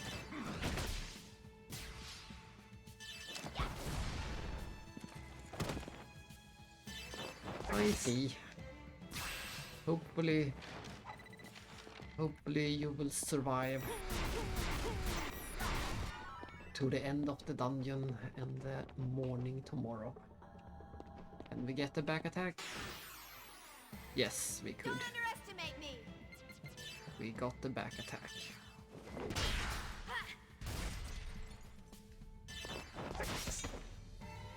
Look at all these instant kills. That's how you do a battle in Xenosaga 3. That's a strategic battle. In any other RPG, you wouldn't be able to solve that in 17 seconds. And without the enemy even getting a turn. That just doesn't add up. Yeah, the combat is perfect. Like I said, this is my favorite combat in any game. Even though it is a bit too simple. Even later when we get more abilities and more dangerous enemies. But I think the fact that we also have the ES battles makes up for the simple battles.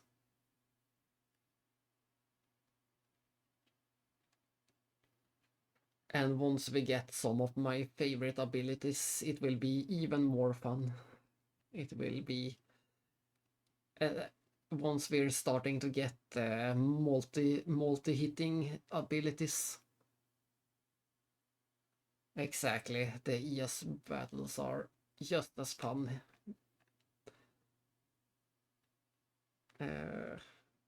But yes, we will aim with Yin. We are aiming for the Twin Dragon, I think. Yeah, this should be the line. We are aiming for the Twin Dragon skill, and then we're aiming for the Twin Dragon 2, then the Raging Sea. And once we have the Raging Sea 3, we have won the game for sure. But having the Raging Sea... Where is it? Where is the first version?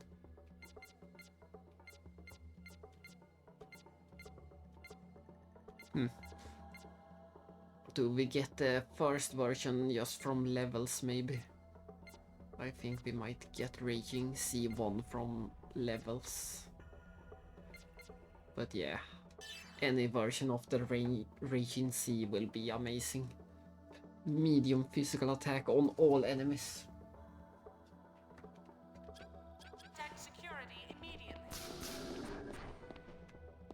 That attack will be our main attack once we get it.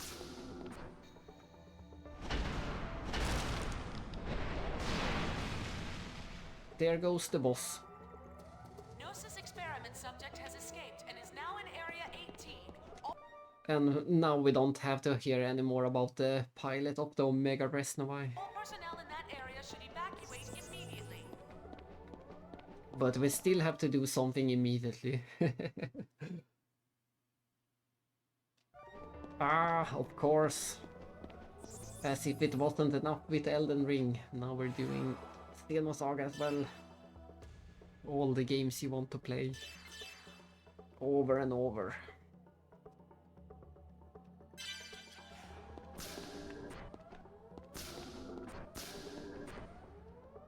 Gnosis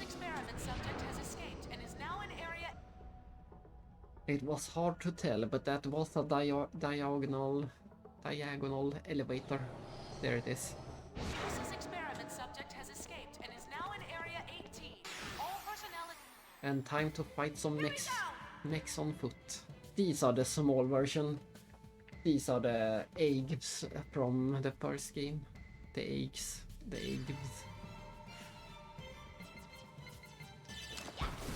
The classic models that we could pilot in the first game.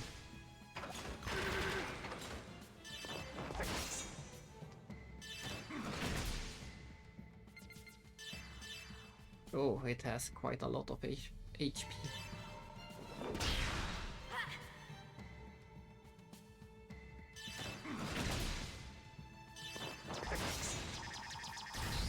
Oh, I wasted a boost. No matter. And this... we did pilot this version as well. I think it was either Junior or his friends that used this one, the VX7000.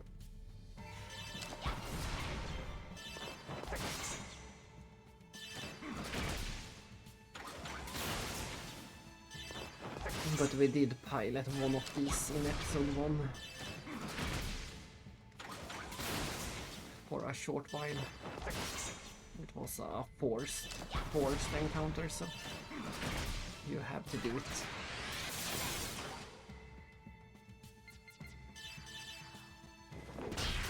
Finish right, then we get some extra experience.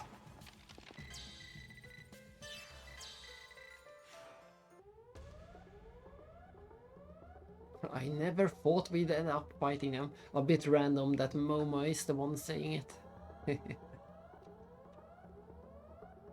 It's only on Aves. The pilots pick which side they're on. Don't get emotional about it.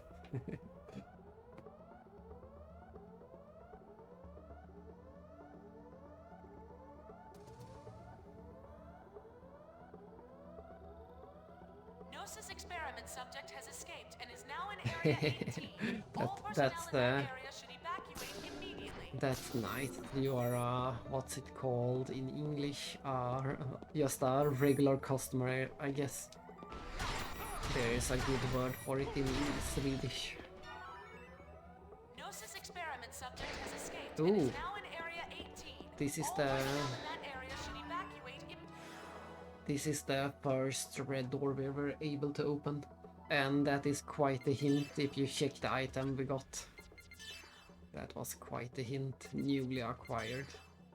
We got a KWP that none of the characters can use. That is quite a hint.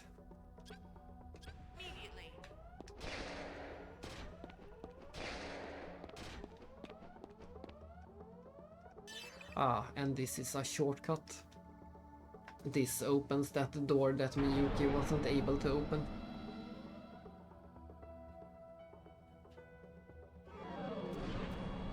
Gnosis experiment subject has escaped and is now in Area 18.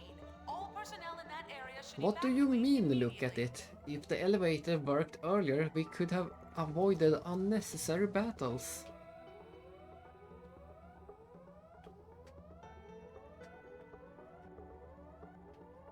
Gnosis experiment subject has escaped and is now in Area 18. All personnel in that area should evacuate immediately. But I saw the treasure chest. There is still a reason to go down here. There is a treasure. Gnosis experiment subject has escaped and is now in Area 18. All With a Garuda bangle. Let's see. Ooh, it nullifies poison. That is, let's put it on Siggy.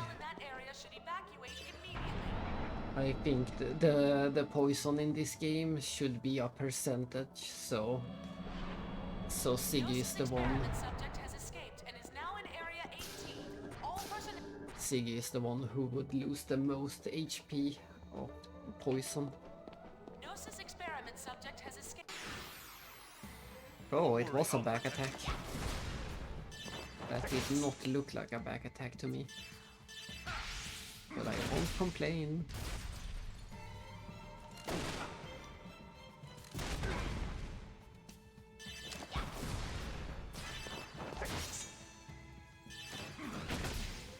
Swordfish.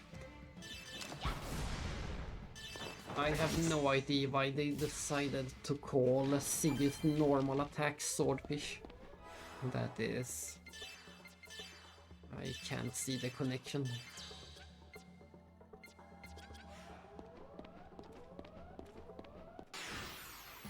Don't underestimate me!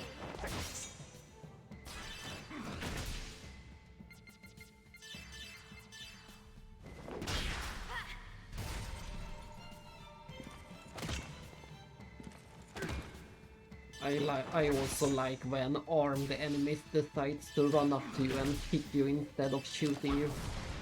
They had the option to shoot me, but they decided to kick me. That is a bit funny.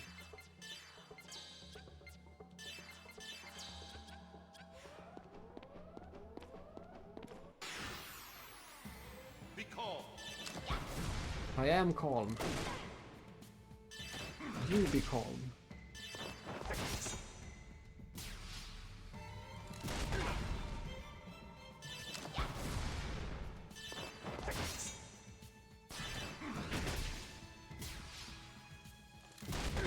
I will save my boost for the next fight. I could kill him with a special attack, but we're saving up.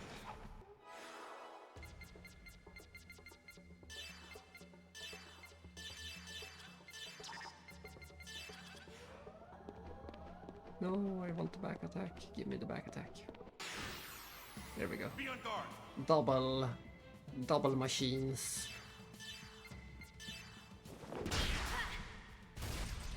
If I had known it would be a critical, I would have aimed for the red one.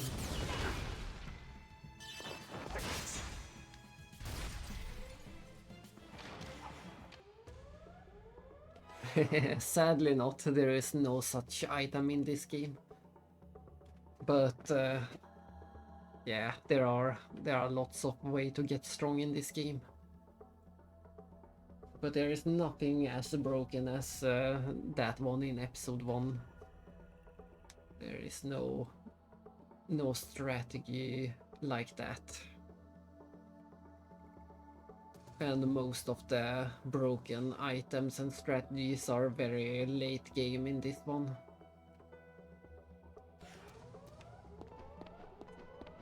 But we'll see, like I said, by this time tomorrow.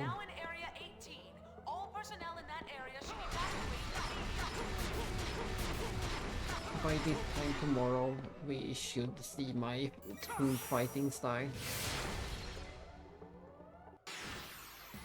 Don't underestimate me!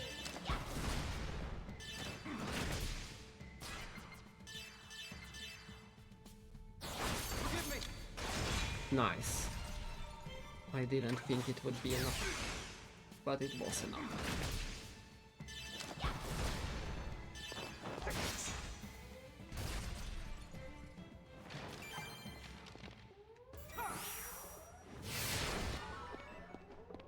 Experiment subject has escaped and is now in Area 18.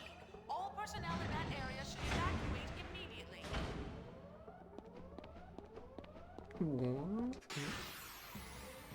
Here I am.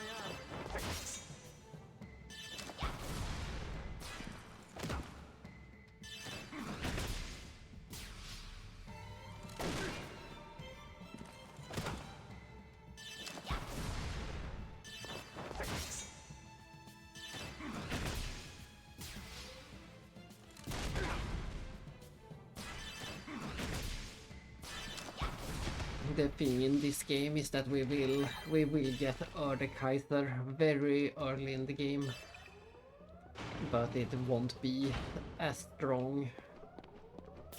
It won't be very strong at all, actually. The Kaiser will do a lot of break damage, but not a lot of normal damage. We will use Kaiser mostly for breaking in this game. Has escaped and is now in Area 18. All personnel in that area should evacuate immediately.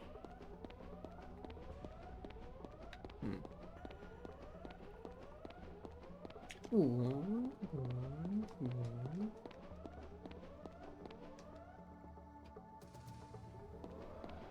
Ah, Gnosis experiment subject has escaped and is now in Area 18. this All personnel in that area should evacuate immediately. I really like this treasure chest. They hid it right behind the corner. Look at this, look at this. Ta-da! It is so perfectly hidden. You have to go all the way to the edge to see it. Subject has escaped and is now in Area 18. All personnel in that area should evacuate immediately. That's the perfectly hidden treasure chest. And this is such a silly button. Why did they even do it? Subject has escaped and is now in You need to should evacuate immediately. You need to push this button to open this door. That is so pointless. And now we are back. Subject has escaped and is now in Area 18. This was the area where we went with Xion to visit. This is the point where we visited the vector section.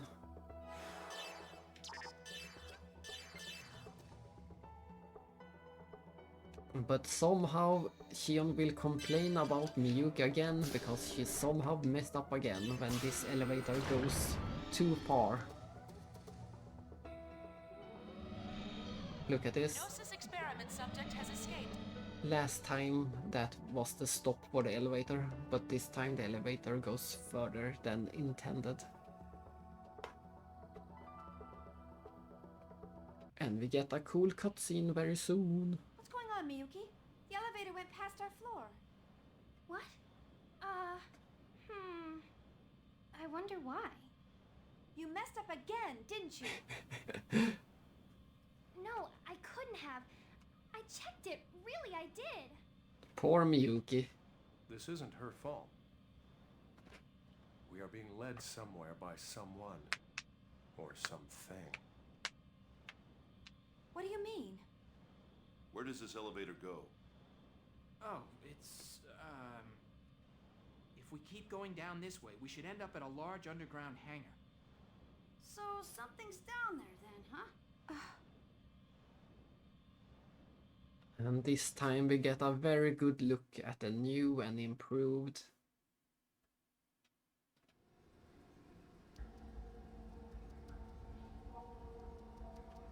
Hey, look at that! Omega. That's Omega. That thing's enormous! What the hell is my idiot father planning to do with that thing?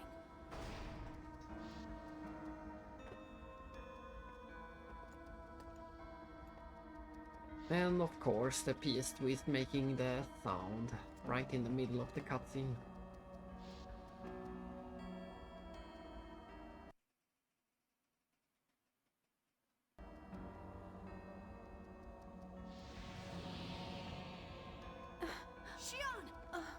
Chief! Oh. It seems like we messed up the sound. We seem to be out of sync. I'm fine. I just felt a little dizzy, that's all. Maybe you haven't completely recovered yet. I'm fine. It's nothing, really. Chief? It's okay. I'm just a little lightheaded.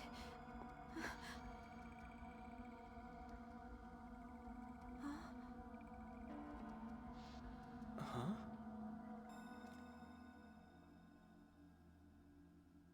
That boy.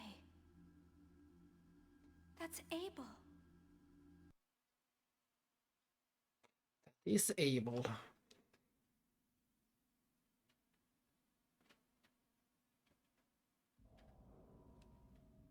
You're Abel, right? Sad being. This way. Hey, wait! Who's that kid? You know him? No, but Yuli said he's an invaluable member of the Zohar Project. Oh, I forgot to tell you earlier, but He's the pilot of Omega. He lives in this facility. You see him around CR a lot. That boy is Omega's pilot? But why is he here by himself?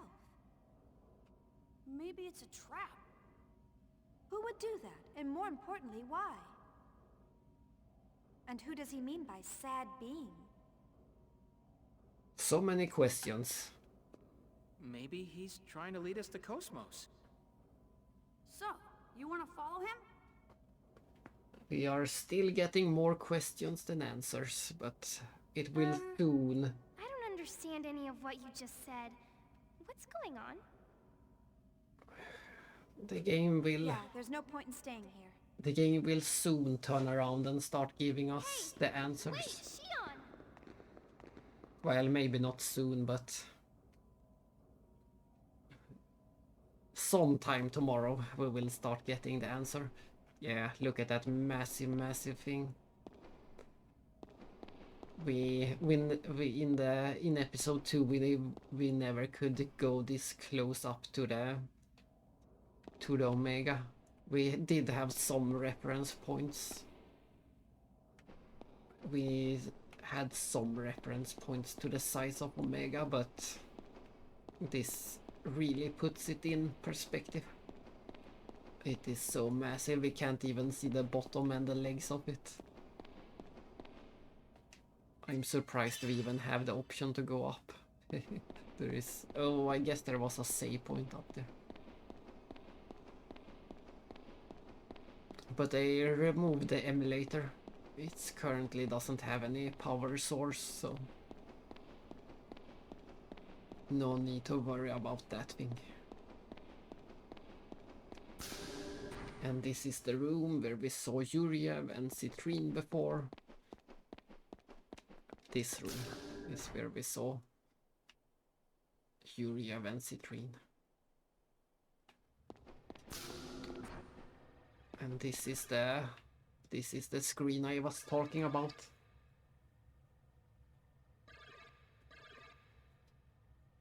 No, not really. The Omega... they never really...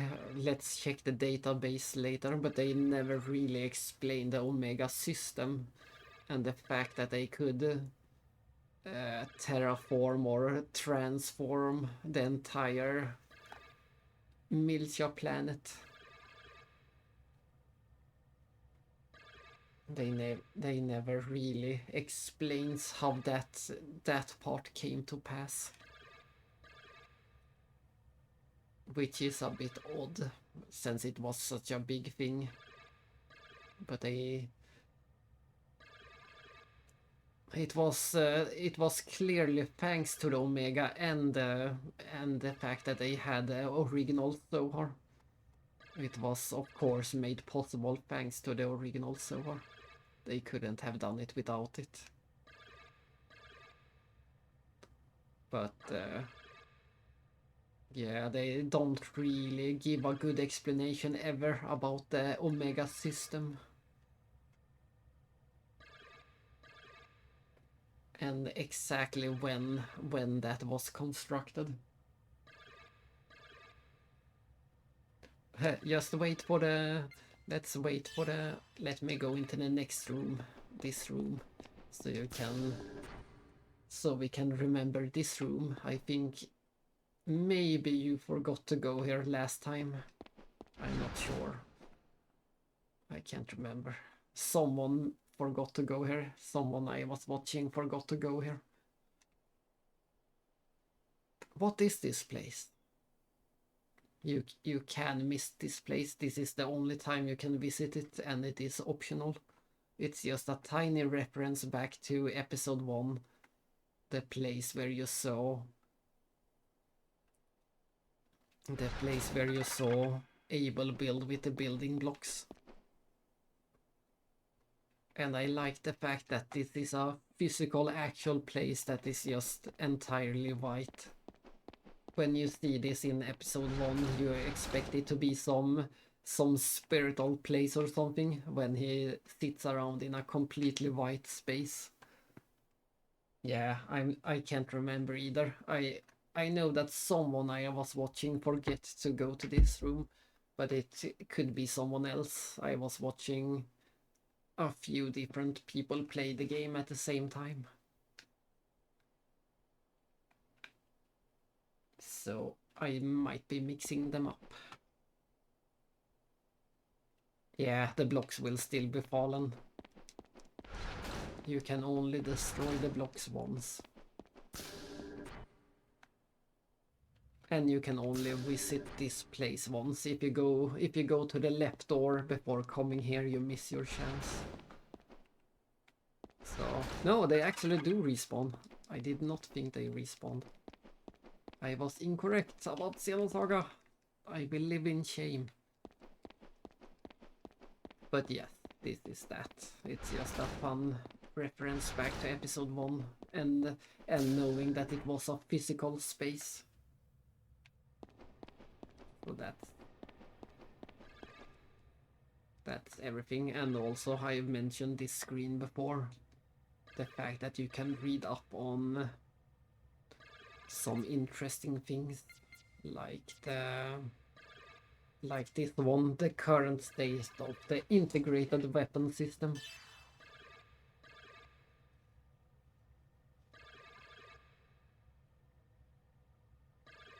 The Interstellar Strategic Integrated Weapon System. Codename Omega Res Novae.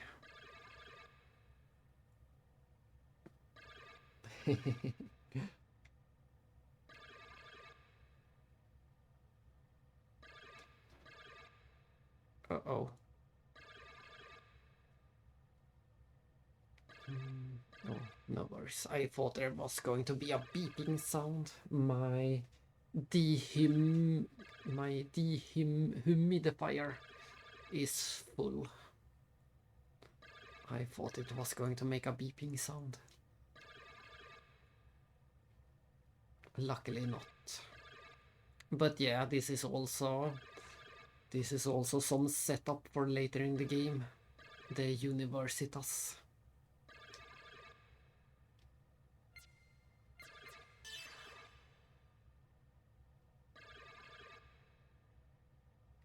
Gender male, age unknown, birthplace unknown. No information is known other than he was introduced to the project by Dr. Dmitry Yuriev. So take all the humidity. It's actually not bad anymore. It's back to normal levels, so it's not that bad. I probably don't even need to run the dehumidity program. But yes, we do get the information from this computer that Dmitry was the one to introduce Abel to this project. So that makes you wonder where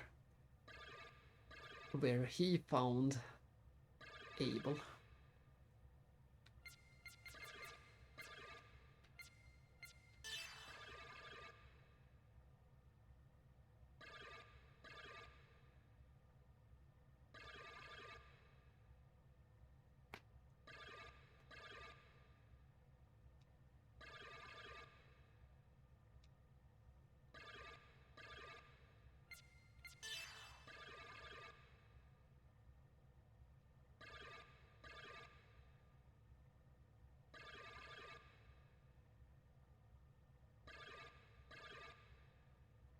Of course the information is locked with AAA class protection.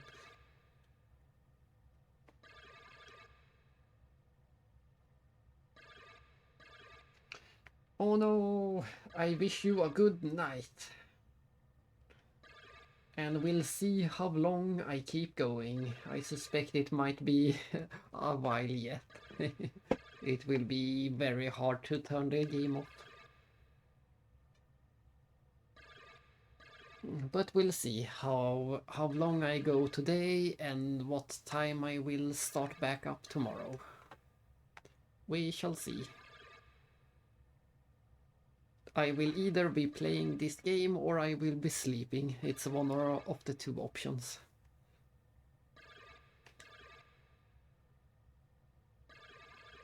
But until then, I wish you good night.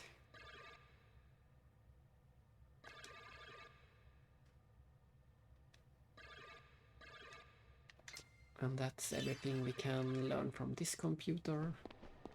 The most interesting thing to me is that fact about Yuriev introducing Abel and the fact that they mention Universitas.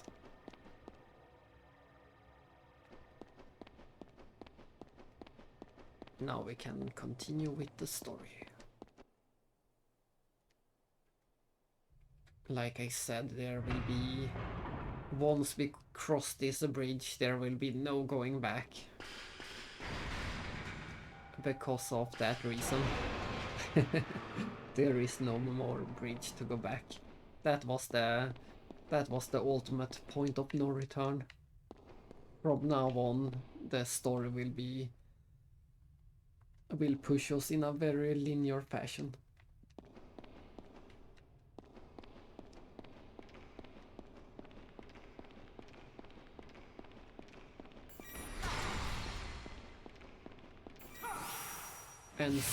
And just seeing this scrap heap always makes me sad. Just seeing this place is sad.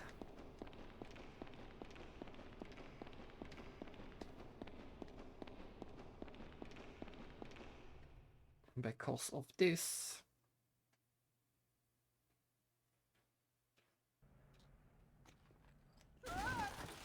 Not that. That makes me laugh. What are you doing, Alan? Are you all right? Oh, that hurt. Hey, what is with the ground here? Oh, Chief, look! Cosmos! They really did it. They just put her in the scrap heap. Cosmos, how could they do this to you? Yes, how could they? Man, I can't believe they'd trash a top security unit in a place like this. Sorry. Chief, it's okay. It seems like there aren't any damages. We can reboot her right away. I don't understand. What's this task? Miyuki, can you tell what this is? Beats me. But I think it looks like some kind of feedback from something. I won't be able to tell without an analysis, and we don't have that kind of equipment here for that. All right, then it'll just have to wait till later. Let's reboot her and get out of here. Miyuki, I'll run a stalking program against that task, so make a record of it. Ask Doctus to analyze it later. I'm on it!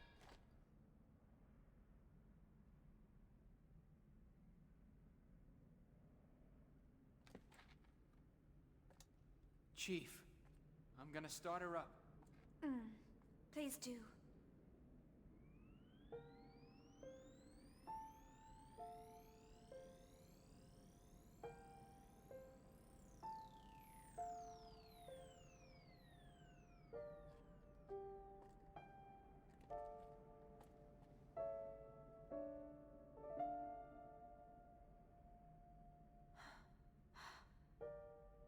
Good morning, Cosmos. How are you? And good morning to you, Xian. My drive coefficient is down by 0.3, but everything else is running normal. There are no problems. Good. I'm sorry, Cosmos. Is there something wrong, Xian? No. It's nothing. I'm just happy. That's all.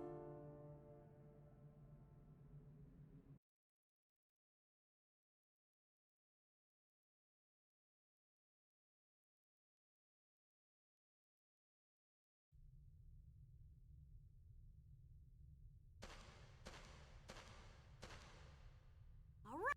We shouldn't stay here long. Let's hurry up and get out. Yes, I agree. Yeah.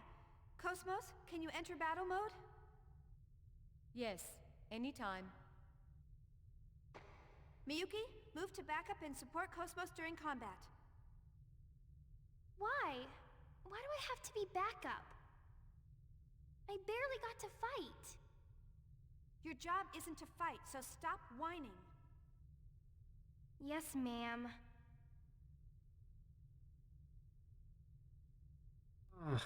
The first sad scene of the game. And it's so nice that they reuse that good morning phrase once again. And this song is so great, every song is so great. The song during the cutscene was so great, this song is so great.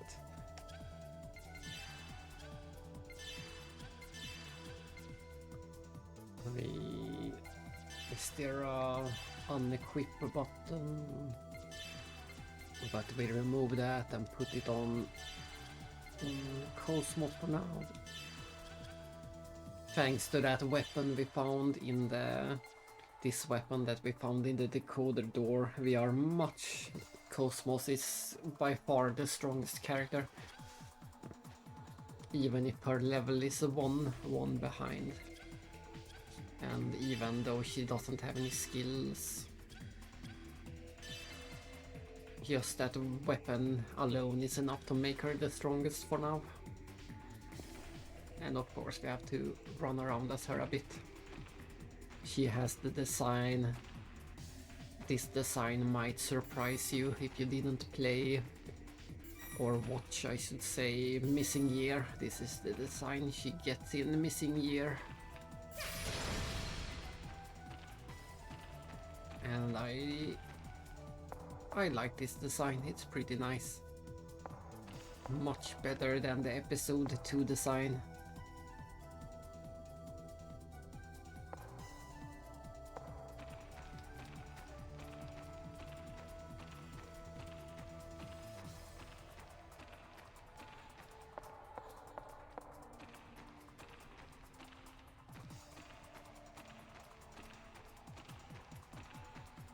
Just looking for treasure. Eliminate. I'll handle this. Let's see if she starts with any tech attacks. No.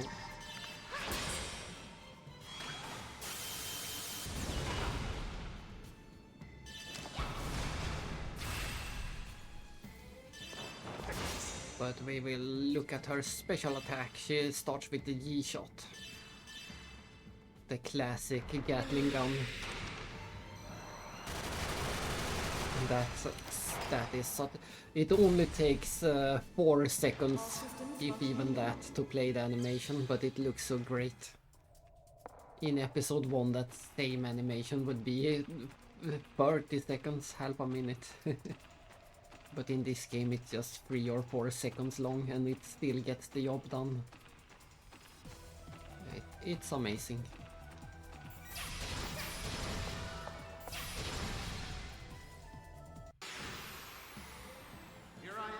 Here I am.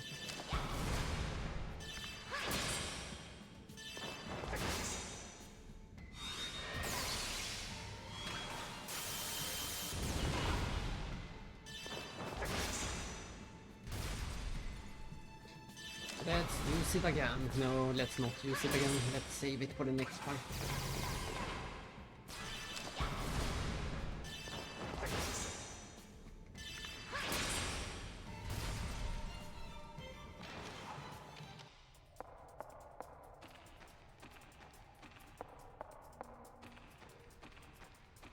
Nothing more.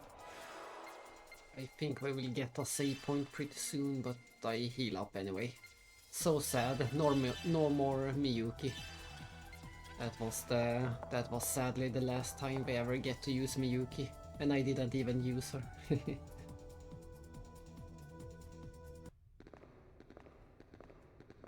I think we can use this. One sec.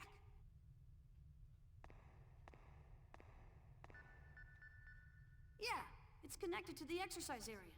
Looks good.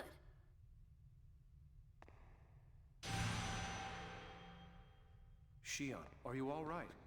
You don't look well. What? It's Oh, nothing. she's fine. I'm fine.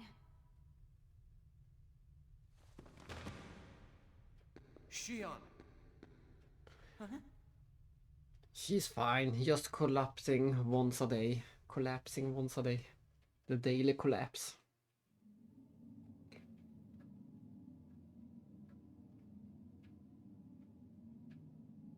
Shion. Is that you calling me again? Who are you? What do you seek? I don't seek anything.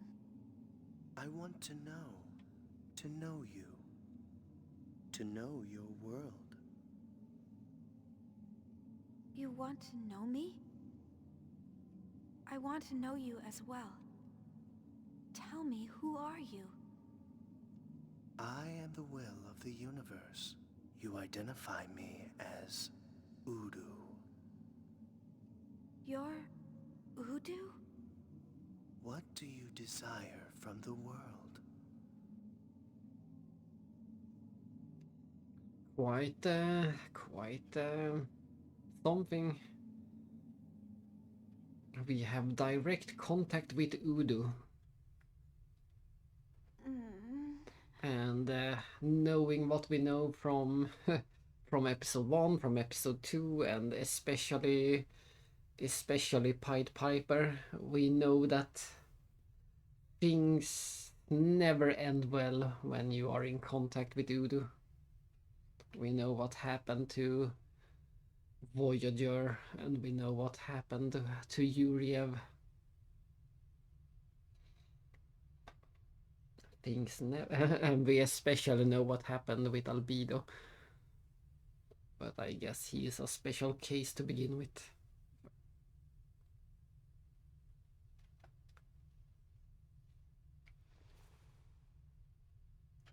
Chief! Shion! Thank goodness. Chief? What? Why am I...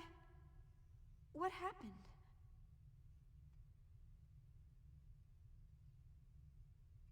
Are you really okay?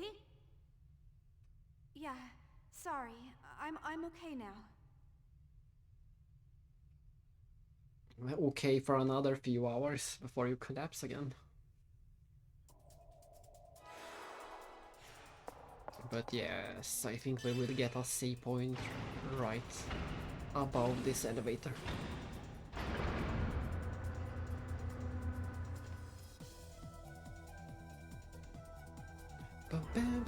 There it is. And more of this awesome music.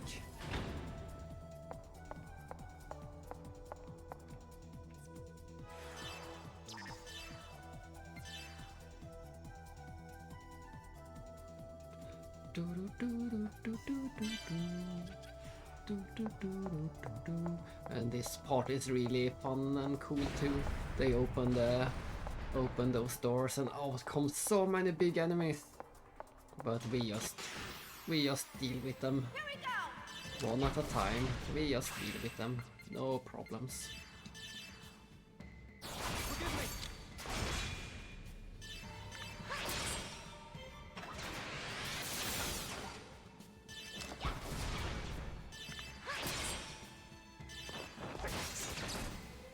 Look at that, no problem. We just deal with them.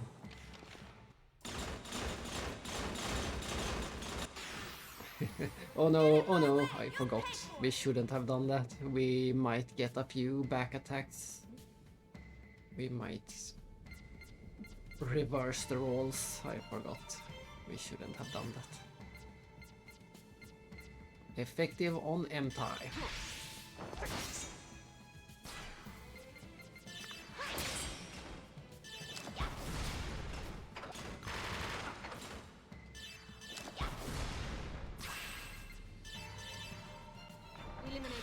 Finish strike.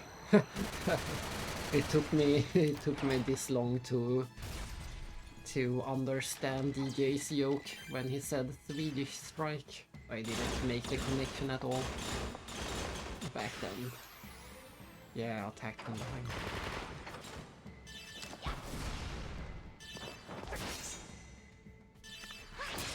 That's why he said Swedish strike as opposed to Finnish strike.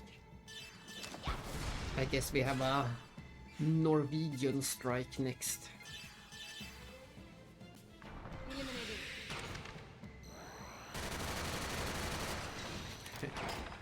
Just a bit slow. Level up, level up. Ooh, an ether core. I think the ether core sells for a... Engaging with maximum output. The ether core should sell for a decent amount. There are some barter items in this game that you can sell with no other use than selling. Hardblade.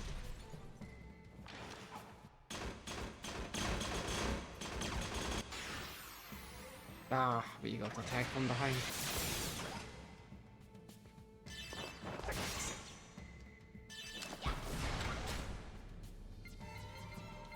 I don't think this is enough.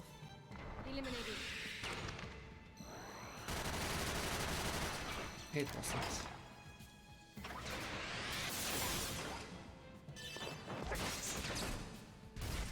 One hit away. And we now we just have the final. Here I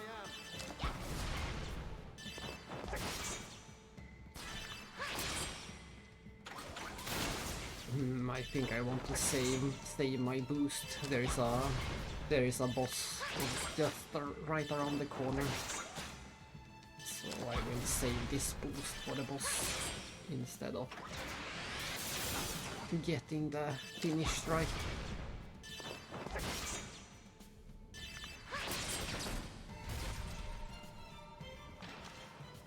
There we go, and now we go back to the save point.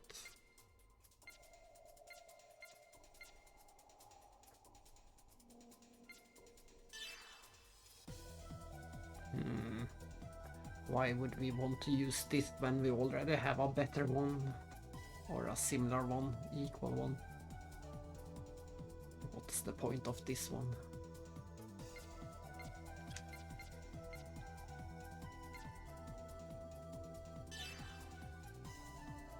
But we might want to get that one later. Not right now, but we might sneak over to this side and learn that one. That's a good spell to have. Refresh. Recovers status effects of all allies. And this one is also good to have, so...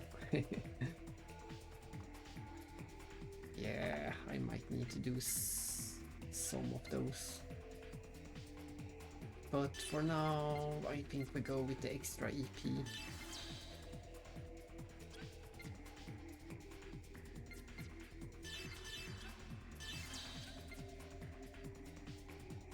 And she's still a bit short.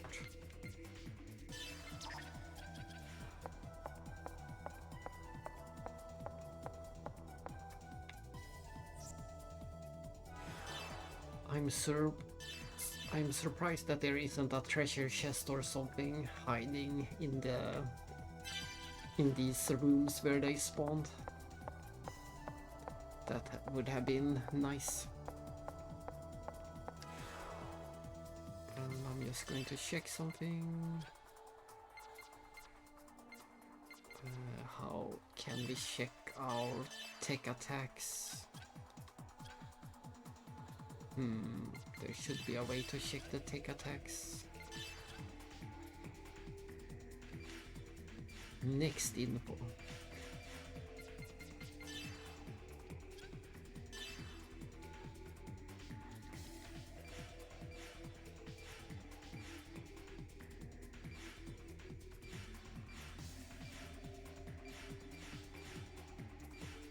I know there is, it's a bit hidden apparently, but somewhere there should be a way to check the...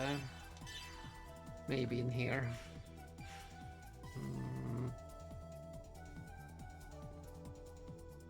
I'm pretty sure there is a menu somewhere, it's hard to find, where you can check every skill that you have learned.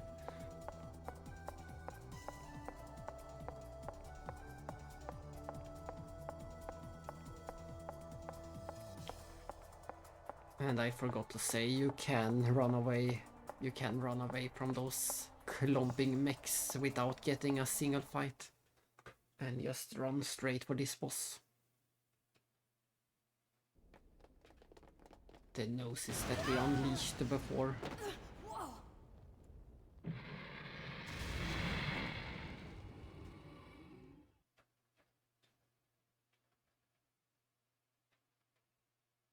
That might have been the shortest cutscene in the game.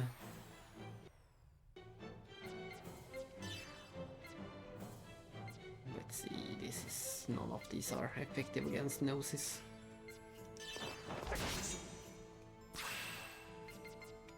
And we do the break bash. Oh. Even that barely put a dent in his break. This is one sturdy enemy. It might take a while to defeat. This might take a while.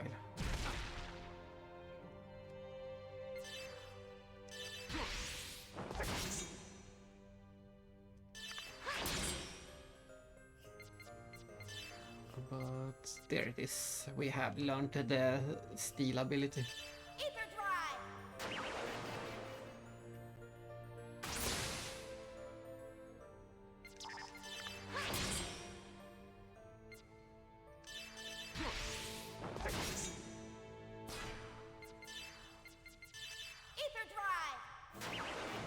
Has nothing. That's how it's supposed to be formulated. It has nothing.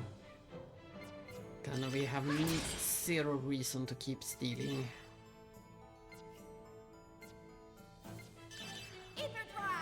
It is expensive, but we can cast a quick spell on everyone.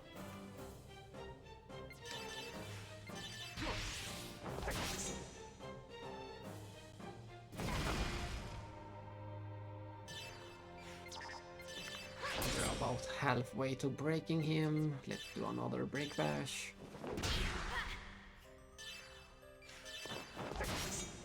And let's try to... I think we might get to free boost at the same time as we break him. That's the goal.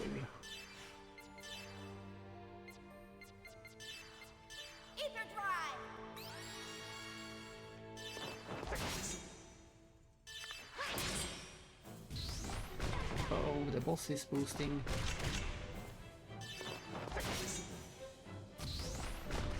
And he keeps doing.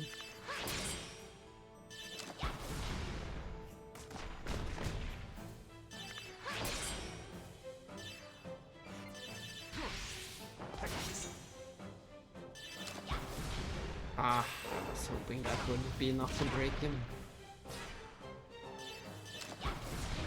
There we go. Now we can unleash some... Eliminated.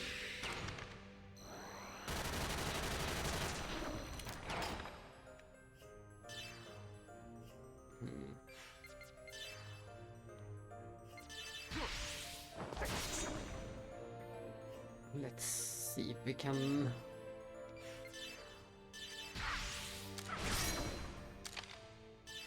Yeah, let's see if we can do... Maybe Yin can finish this, let's see. I hope he can, with the Storm Bolt.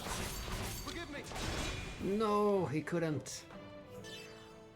Look at that, so close. I'm a bit unlucky today with the... I'm misjudging my finishing skills. We don't get any bonus experience. But we do get a decoder 9. And I think I will mute again and do a round 2 of cake. This should be a good spot. I think the upcoming cutscene is pretty long, so I will go and grab a second round of cake. Just a minute.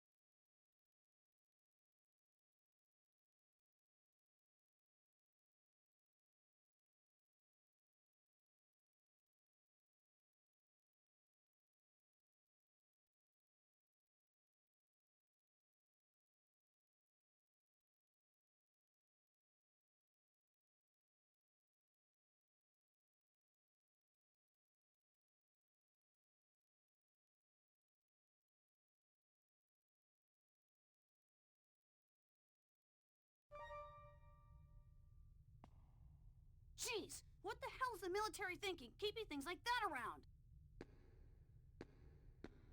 Yes, it's definitely not an admirable hobby. Anyway, it looks like everyone's okay. Well, we were able to recover Cosmos. Then there's no reason for us to stay here. Let's return to the Durandal and hurry to the Elsa's rescue. Yes. Yeah.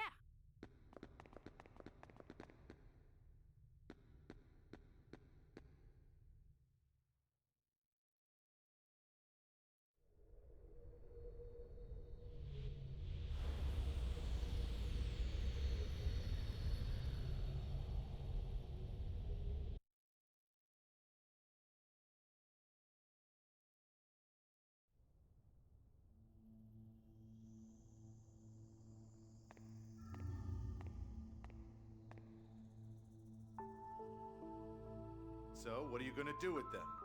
Are we just going to let them go? That's a foolish question. As we've observed, the compass swings sharply when Xion comes into contact with Cosmos. The 13th key. Even without our intervention, they will reach that location. I guess everything follows the destined flow, huh? Don't tell me you knew this was going to happen from the beginning. Ooh, scary, scary.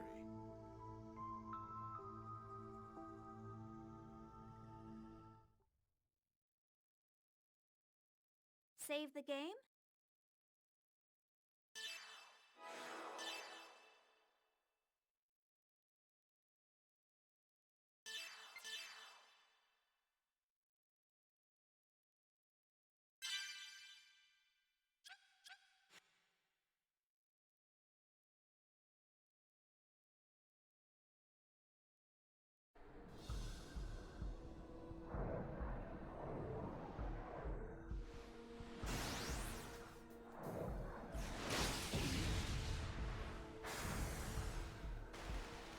The differential boundary strength of the surface is 910E.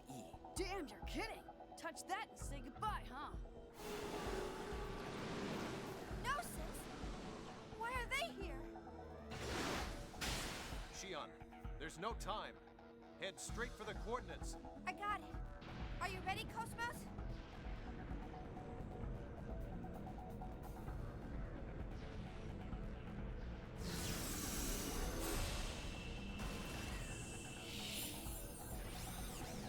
Initialization complete.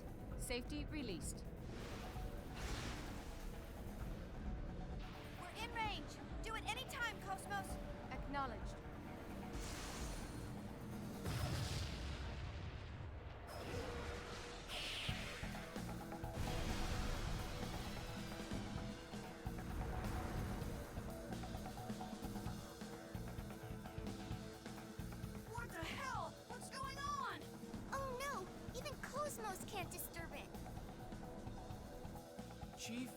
this is beyond us.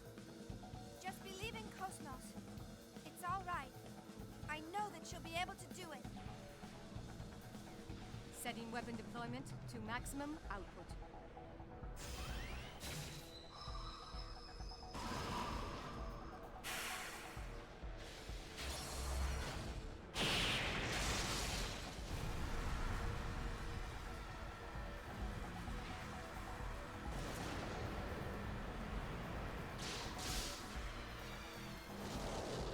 All right! Oh yeah! We're going in!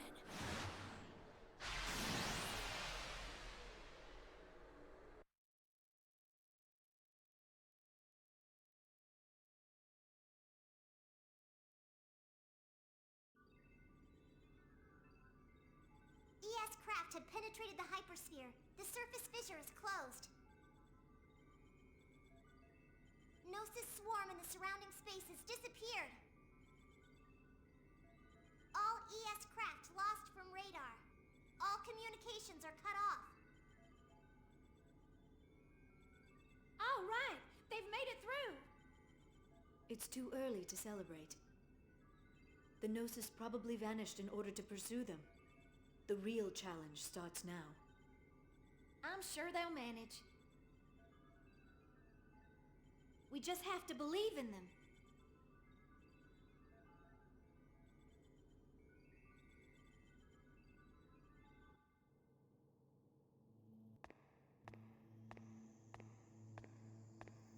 You sure are infatuated with her. Is it regret from the time when you still wore a mantle of flesh?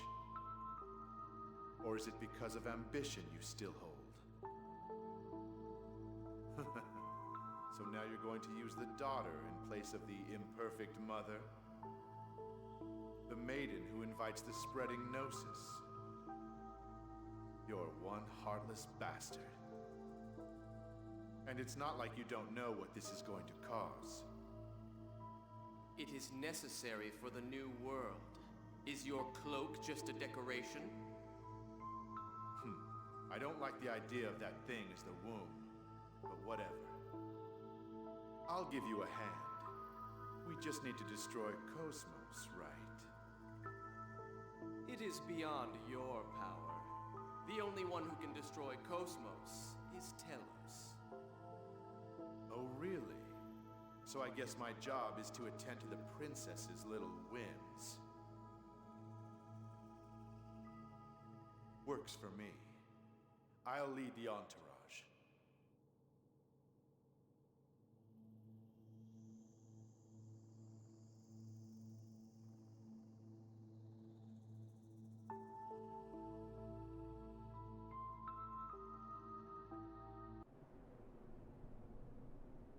What does a scan of the interior show?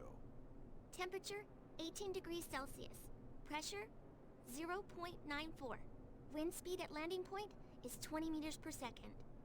Atmosphere is 77% nitrogen, 20% oxygen with traces of argon and carbon dioxide.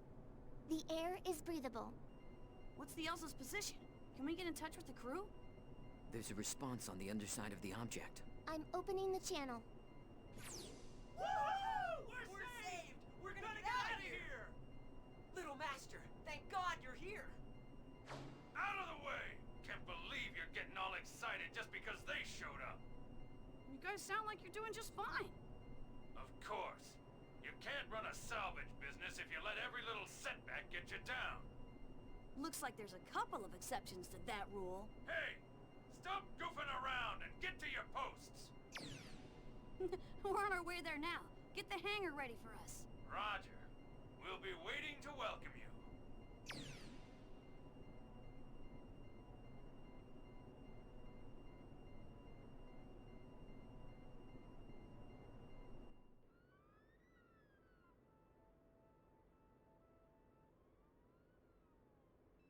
You can't escape. Why?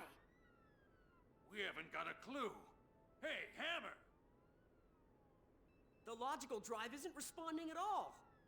There should be nothing wrong with it since it's fully repaired and functioning normally. Anyway, I haven't got a clue. If the logical drive isn't working, There's nothing we can do. Yes, as things are now, the environmental bugs will run out of resources first. And then we'll eventually run out of water and oxygen. Professor? Something in this strange land must be affecting it. We'll have to go out and have a look. You're certain that something in this land is causing it? It's impossible to be sure, but I think it's worth investigating. Gotcha! Captain, get things ready so you can launch at any time. Don't worry, we'll have you out of here in no time.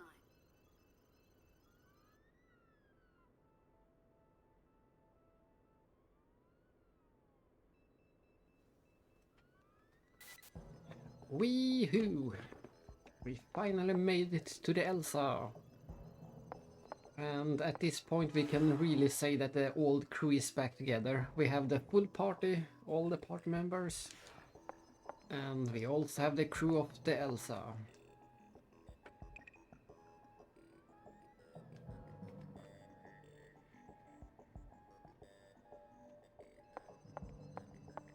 And this should also be the first spot where we can do some backtracking to the old areas, like the first dungeon to get that door.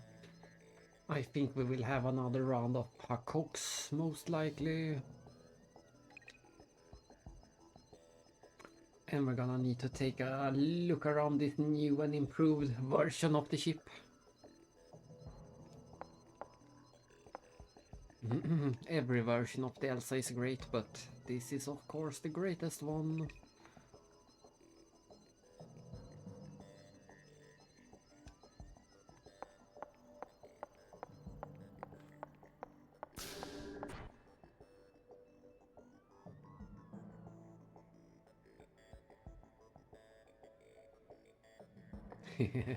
The droids are back.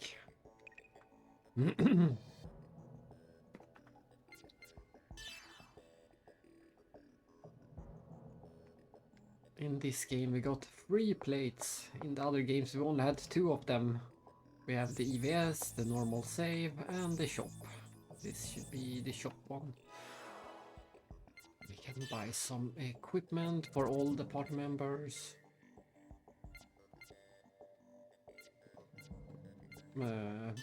Better weapon for Shion. Better weapon for you. Oh. What was the point? Why is there 2 weapons for him and one is just slightly better? That was a waste of money. And we will bring this one, better for Siggy.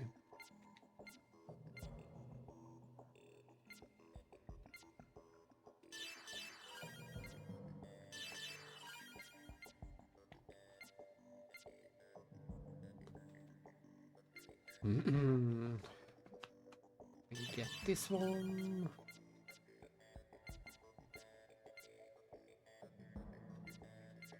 We don't care about those, but we do care about this a lot.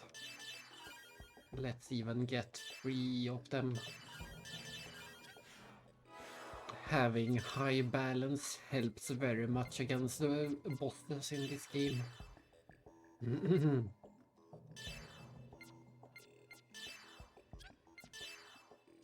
It's almost pointless against normal enemies, but against bosses you really want that extra break limit.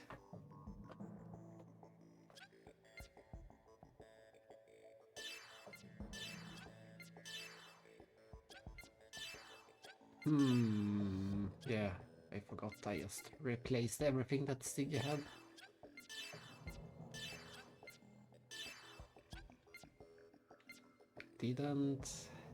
Couldn't we buy any better armor for Yin?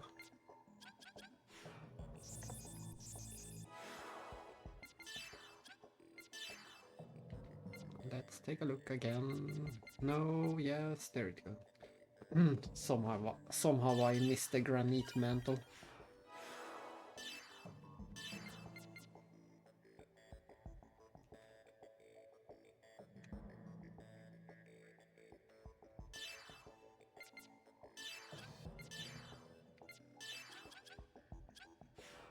Did we get any skill points from the boss? Barely. Barely any points.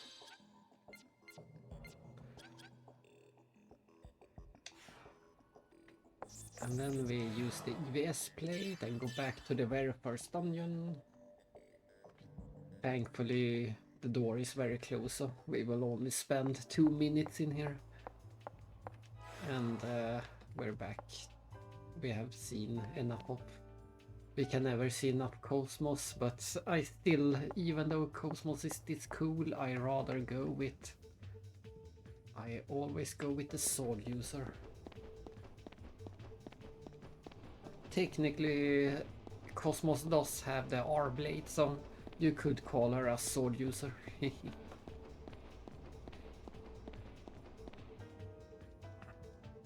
We could call her Gilgamesh. She has a lot of weapon options. At least we get to hear some more of this funky jazz.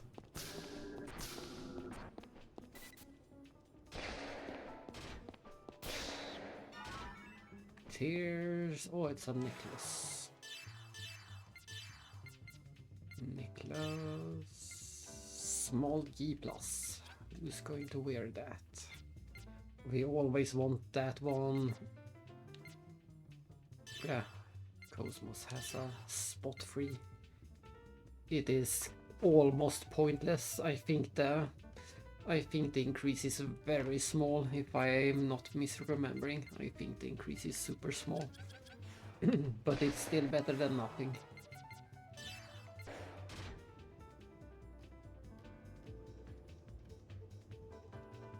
We can use all the money we can get. Because it looks like we can also upgrade the ESS. Yeah, look at this, we can upgrade the ESS, and we really want to do that for everyone.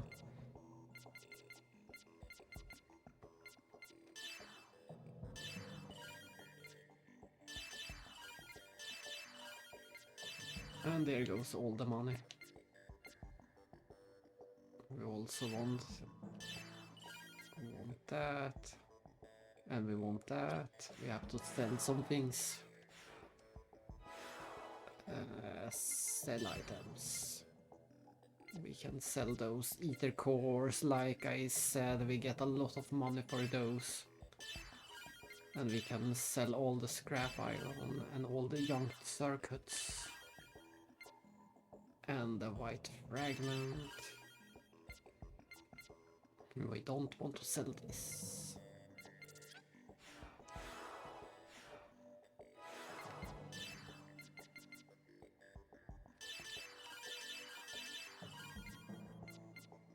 But we want one of those, and this is actually good. Let's go with 2 of those.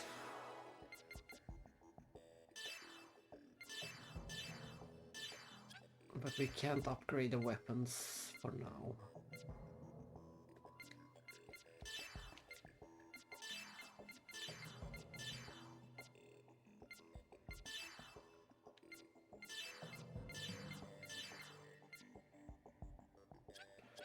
Let's see. We're more or less always going to have him in the party, so maybe he should be the one with the sensor. And then I usually use Asher as well, he can get the guard. And then I keep switching between Dina and Zeblun.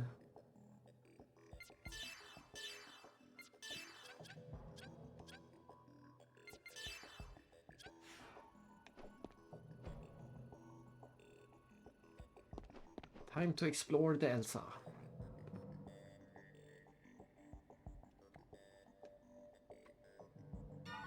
Ah, we got 1 of them for free. I shouldn't have bought 4 of them. Oh well.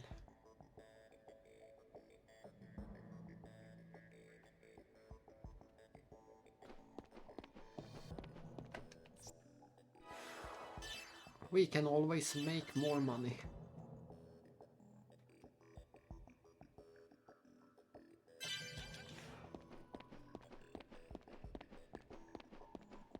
That's the elevator, just like in episode 2. It's in the same place.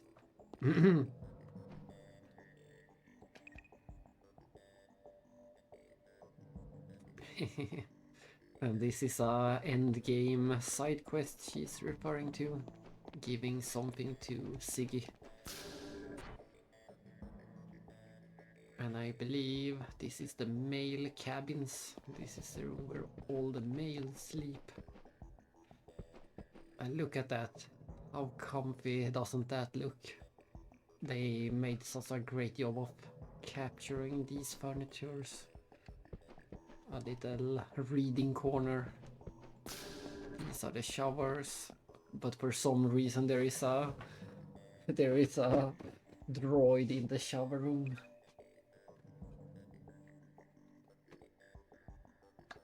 And he wants to make the legendary sword. Sadly, that will also have to wait. But yes, this is where all the males sleep in the party and on the Elsa. And you can figure out who sleeps where. Some nice... what are they even called? Jellyfishes. Let us guess that this might be Tony's sleeping place. And let us guess this is Hammer, because Hammer's jacket is hanging there.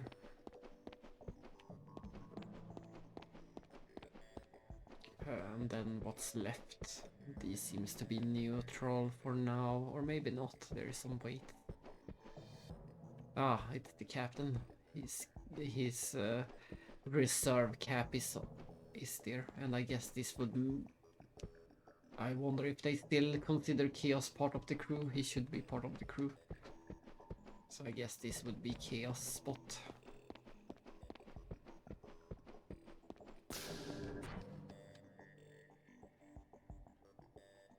And because I'm playing as a male lead character, I can't go in here. We have to switch to one of the females to enter.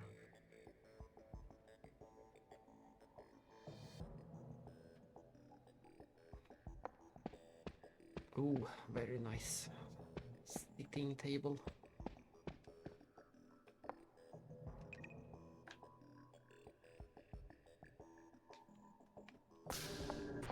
And just like the opposite side, we have the shower room and beds for everyone. But for now they are empty.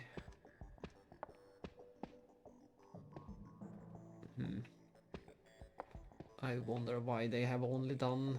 I guess this is Momo, but I wonder why they have only done one of them. I guess we will see if they add the items later. Do you know what a geocrystal is?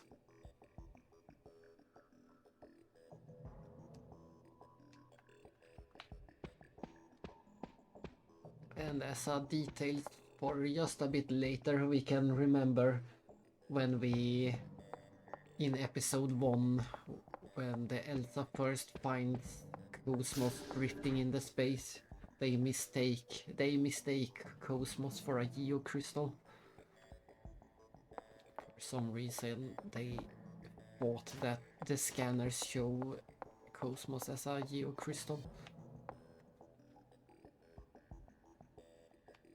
Let's see, I think we can do some Hakoks in here. And I still prefer the Japanese name. In Japanese it is Gemix. Hakoks is called Gemix. I prefer that name.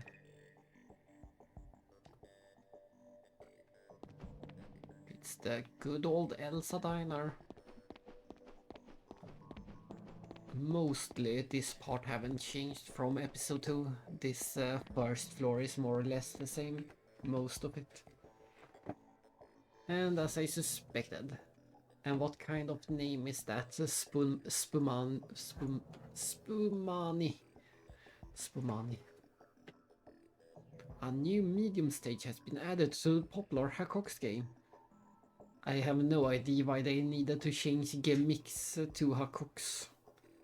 I think the English audience would have found gimmicks just as good as Hakox. So I have no idea why they decided to change it.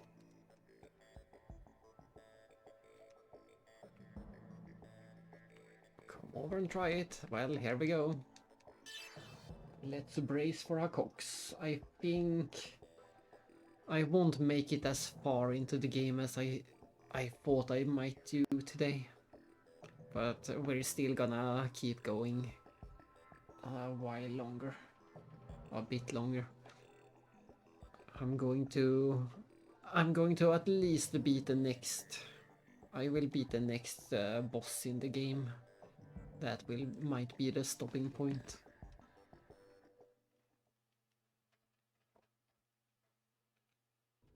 That will bring us probably to 10 hours. We'll see. Bing, bing. That was easy. Wonderful. I'll put on a show for you. Okay, here we go. Here we go. Challenge. Medium puzzling. So there is 6 different levels and there is 10 stages each time. So in total we need to do 60 of these. And they will get very tricky. Once we get maybe to expert or extreme. Look at that, extreme neural damage. Neural damage. But once we get to somewhere around these parts, things are going to get tricky. This should still be easy. And this should also be some kind of tutorial.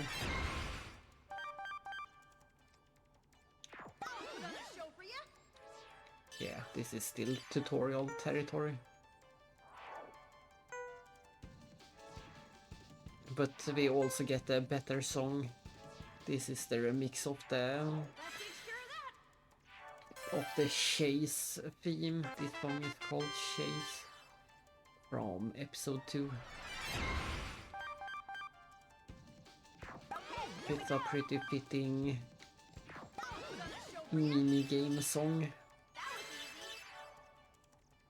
And now this is the tutorial that each character have a different color. Momo is green, Siggy is purple, and everyone has to go into the correct goal. So everyone has to go to the corresponding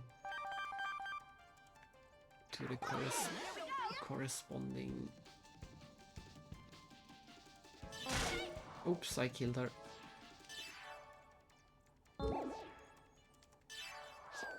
And that's the tutorial for jumping. And this is the tutorial for pushing. And this is the tutorial for moving. And there we go. We only needed to save. I don't think there was any way to save Xion. She was doomed from the start. But it doesn't matter, we didn't need her.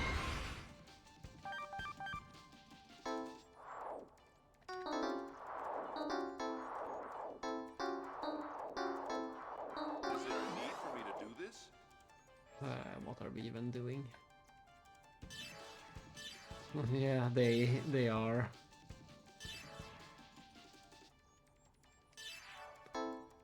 They are giving the tutorial for the camera. In case you haven't used the camera yet.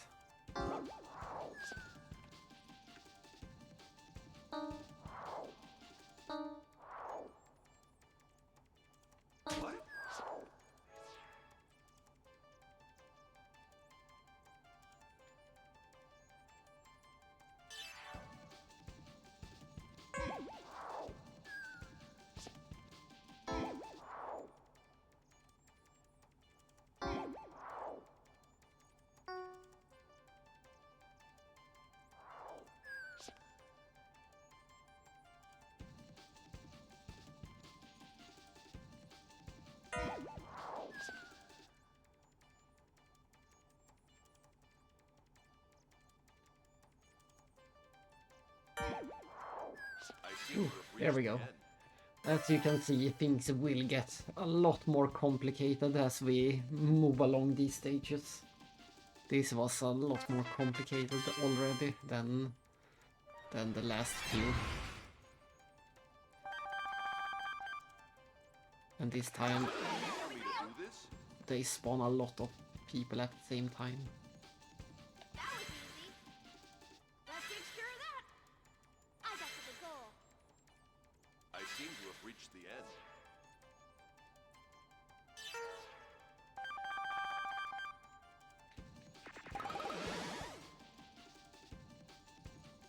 And this is the tutorial. This is pretty... We are getting to the advanced... if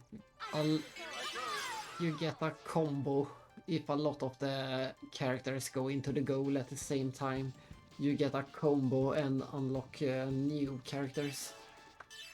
So even when it might look impossible, it usually means that you have to do a combo to gain more characters.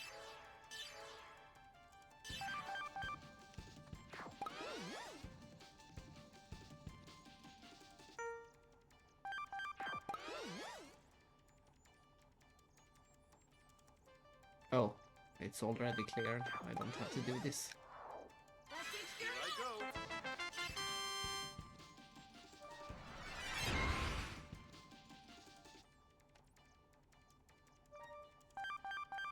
This stage is a mess, but luckily everyone don't have to survive. I already messed one up. So for Shion you want to do this. And for Junior you want to do this.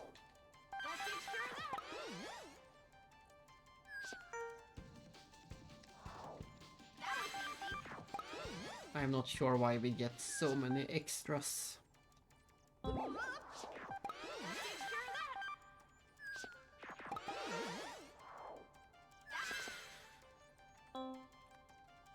There goes Junior.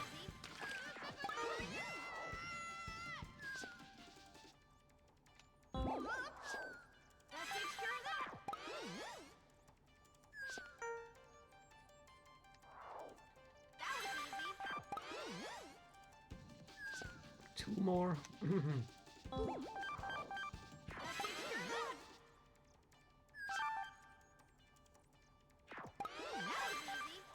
Clear.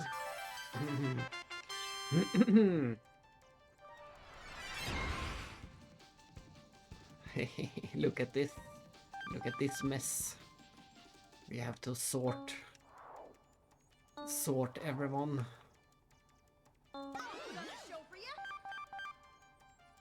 He goes to blue. He goes to green. She goes to red. That was... I almost messed up.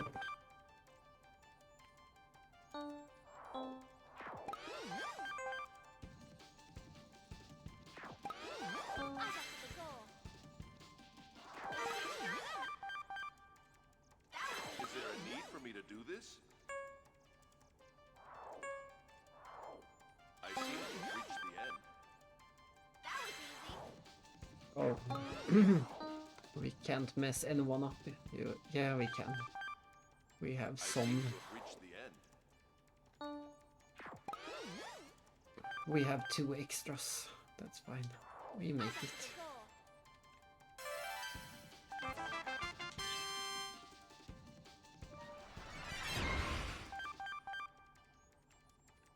What are we looking at? Ah, we need to... This time we need to make some... We need to make some combos. Let's see how we do that.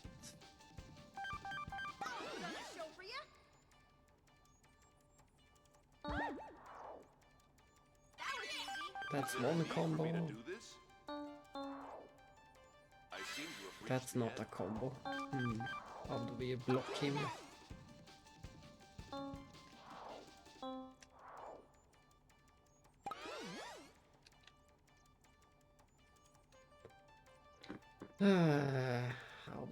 this. They need to enter at the same time.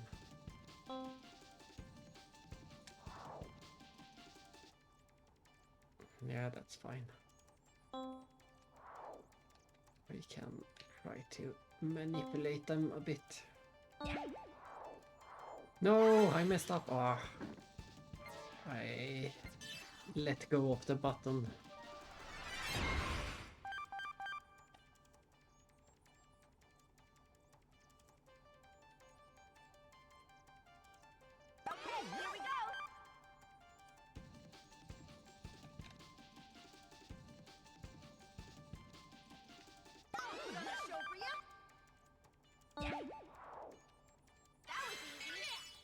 One combo.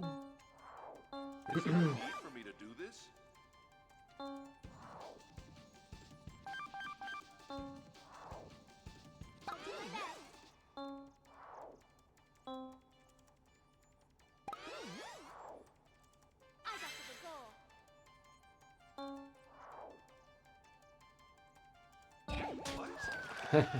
That was quite a failure.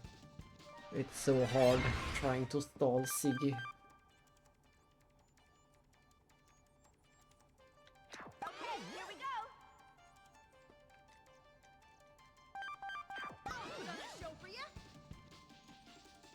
And this might not be great. Yeah, it worked. Is there a need for me to do this?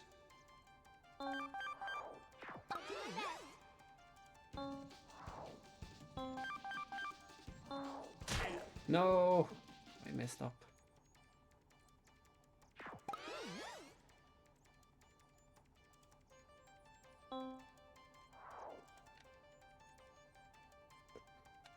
Yeah, I just have to retry. Can't win. Why is it so hard to stall Siggy?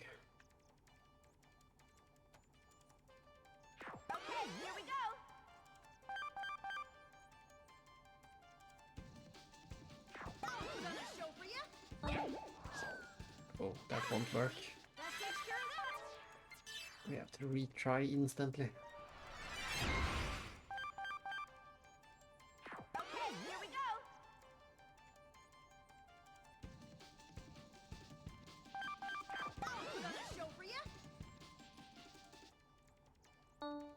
Ah.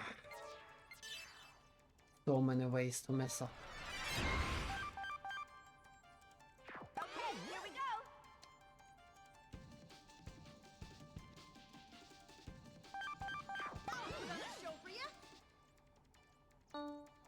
How do I keep messing up that?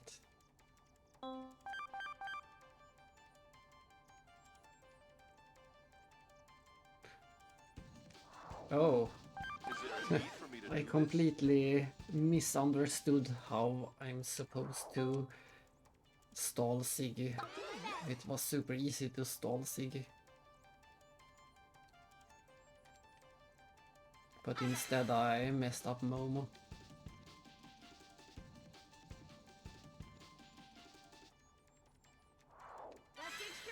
Yeah, but at least I know what to do now. I just misunderstood how I was supposed to stall Siggy.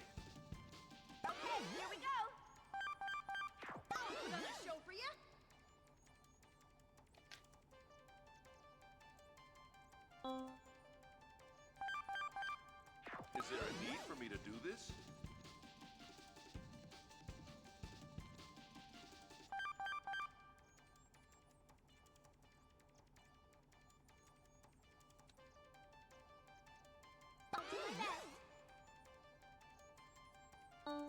No, I keep messing up. Why? That's one combo at least. Can we get a double Xion Fangs? There we go. No, it's not great.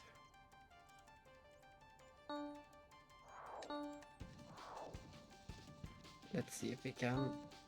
There we go. That's what I want.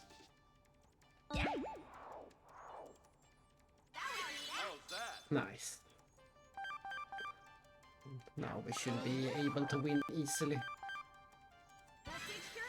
That took much longer than it needed to, but we got there.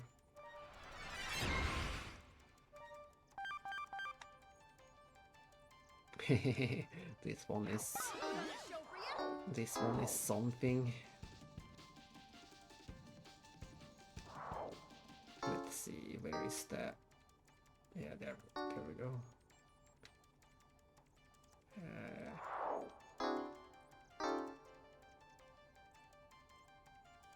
We need to get him.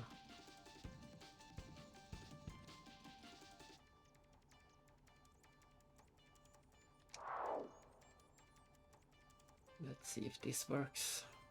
No, this won't work.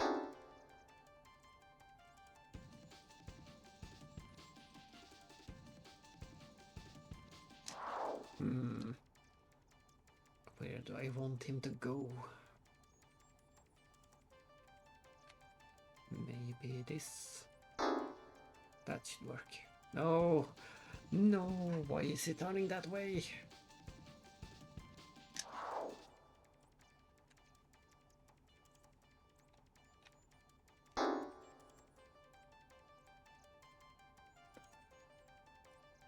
What am I not seeing?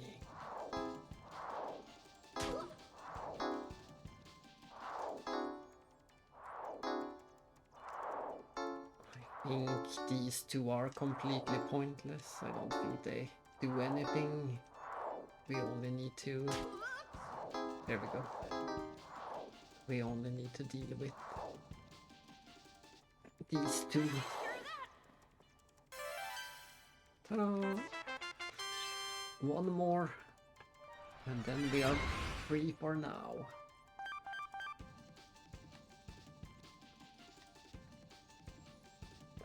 How does this look? We're gonna fall down. This is...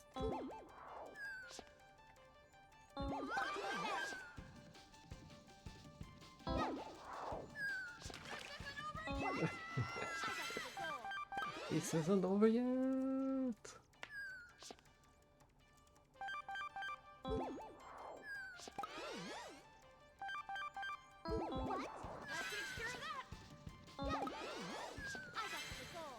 I think I have things under control now.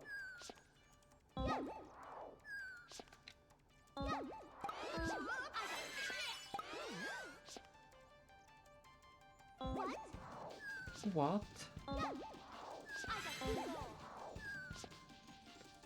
Yeah, I think we got it.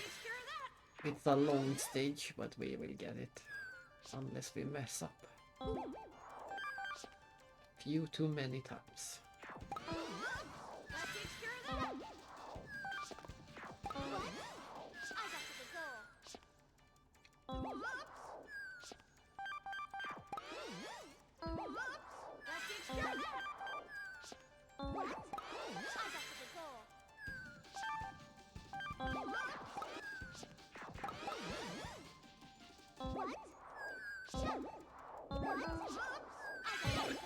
Look at this mess, look at this mess. This is the game. But we did get some combos thanks to all that mess.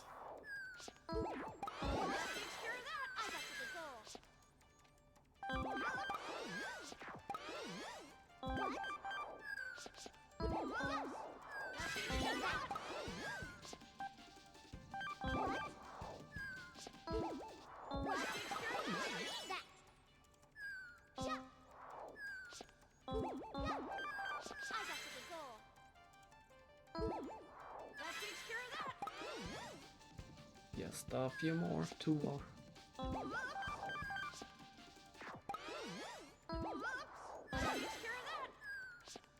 And there we go. Phew.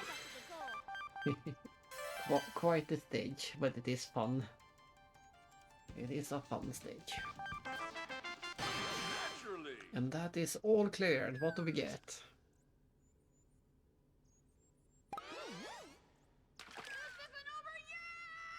Play Xenosaga 3. I'm doing it. I'm doing it.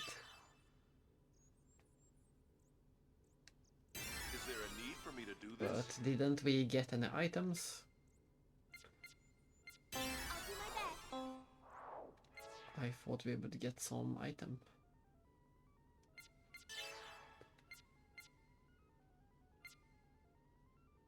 I didn't see. If we got any item, I didn't see what it was.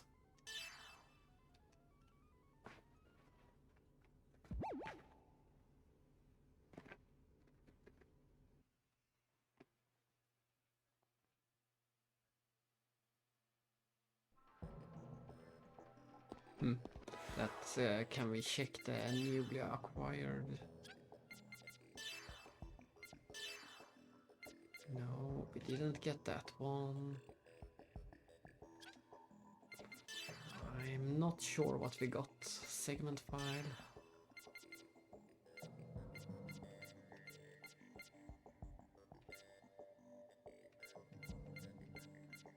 We didn't get any decoders.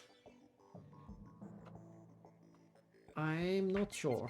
If we got anything, I don't know what it was.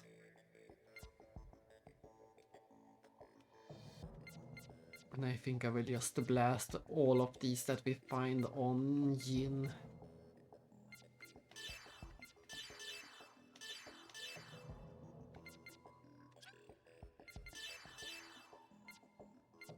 So that we can hurry up and get to the good stuff.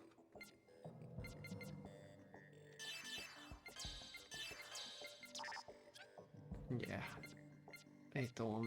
It was just enough for 2 skills. They are not the best items. But if we can get 70, 130, then we have our first good skill, the Twin Dragon.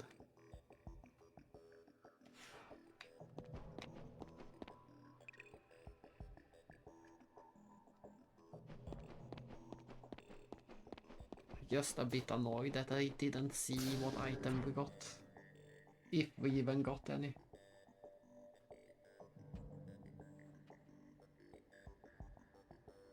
If we even got anything. Now we go down the elevator and explore. Because they have once again completely remodeled the lower decks. They have completely remodeled everything again. And as we saw in that cutscene when I was eating cake, the professor and Scott is part of the crew now. They have somehow made their way into the story. And I still have no idea why they made this thing. Why you can turn the entire room into a space hologram.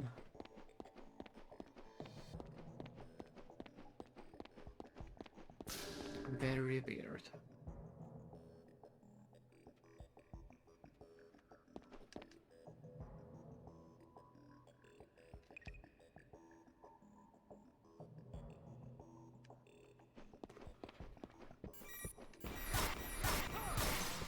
Kapion, kapion, kapion.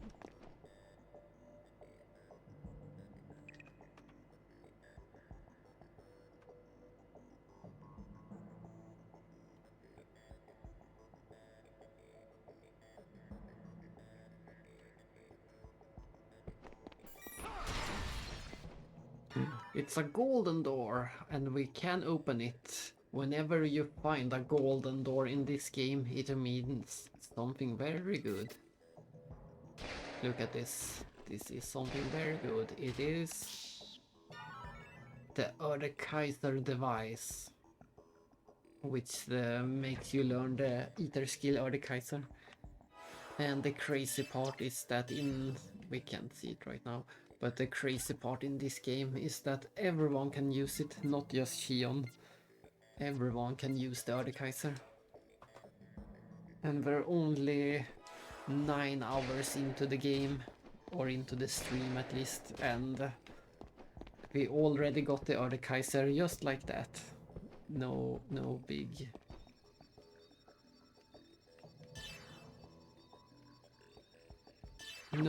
fanfare or anything. We didn't need to put it together, and here we can read about the Erdekaiser. The design concept is love, courage, friendship, justice, and everything else. A heretofore unheard of ambition, and unlikely to be heard of again. But it is a phenomenal machine. There we go. Now we know everything about the Erdekaiser.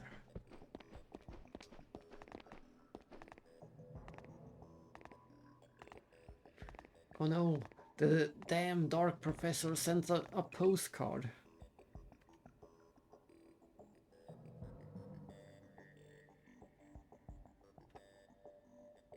He has finally completed the ultimate Erdekaiser. Its absolute power far exceeds that of your Erdekaiser Fury.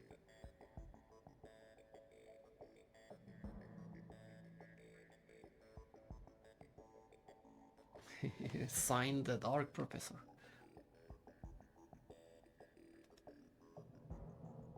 What? The address? It's Second Miltia, Vertex Archipelago, Pedea Island. We know that place. Look at that monkey and those palm trees. He's enjoying a vacation on a tropical island. And he had a pet monkey called Coconut Monkey.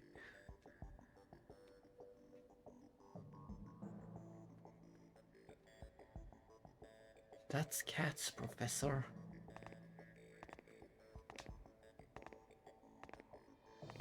Erdekaiser, he says. Erdekaiser! Erdekaiser! I own the patent on that.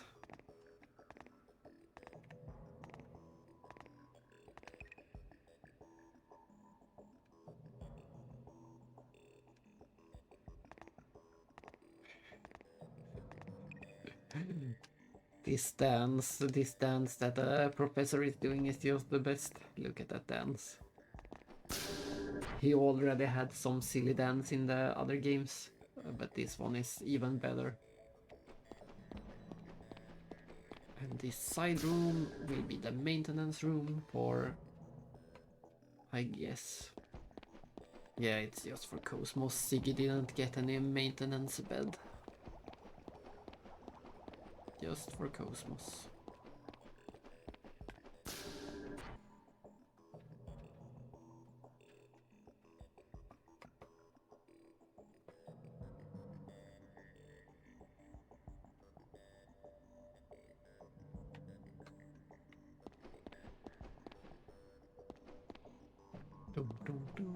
And of course, this is my favorite part, because look at this.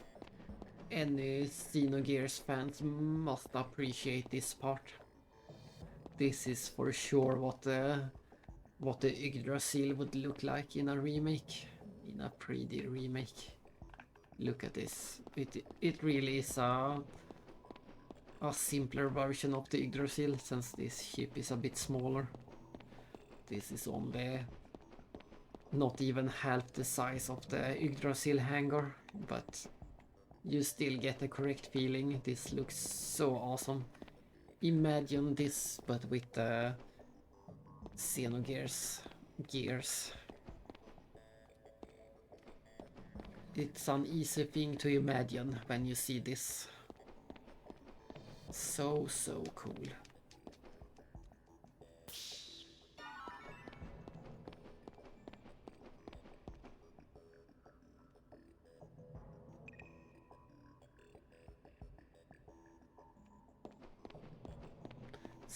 So cool. And there will be a decoder door at the end of this.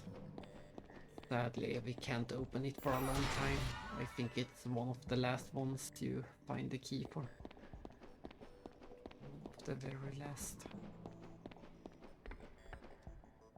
Launch.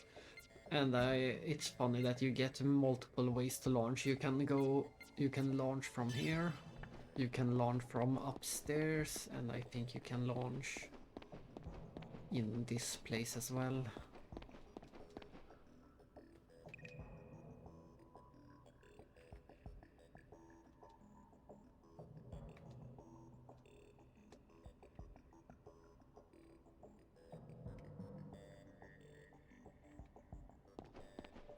I think you can launch from this spot as well.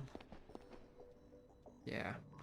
So there are 3 different spots you can launch.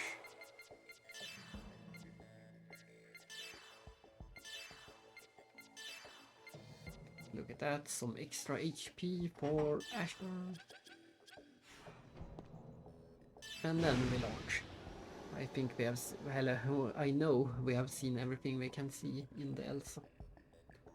There is nothing left to do but to launch into one of my favorite dungeons. Every dungeon is one of my favorites. But this one has the prettiest music. And one of my favorite level designs.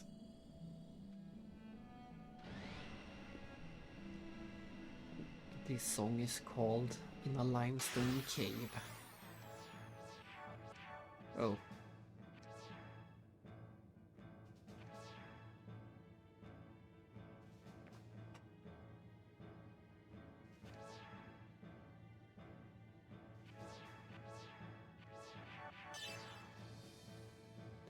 And now, thanks to the fact that we upgraded our ESS, now we have enough energy to actually use 2 different attacks at once. So we chose them in order. Opening with a laser is usually a good idea, because that will increase the accuracy of the next attack.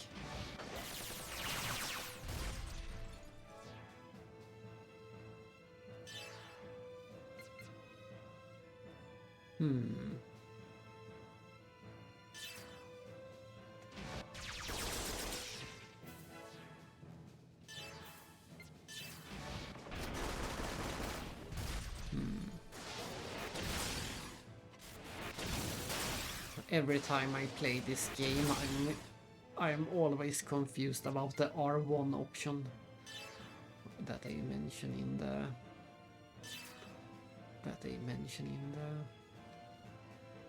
tutorial. Why would I ever want to use the R1 attack? The R1 button. It instantly...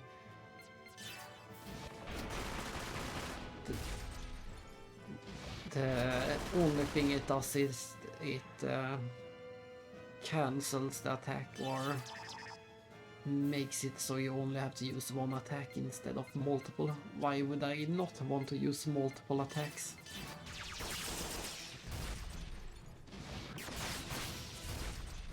It would be very few cases where you don't want to use all of the attacks.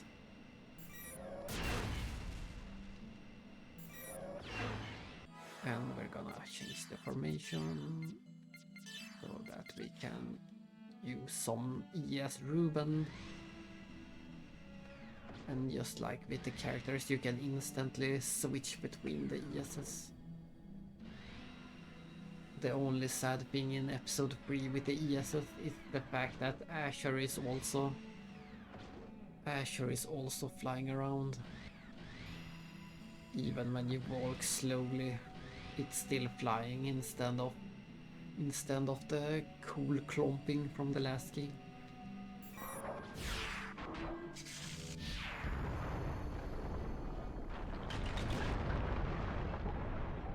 Phew.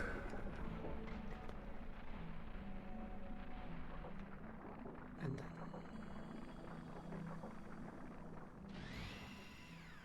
but we go with some Ruben. In this game you can't switch around.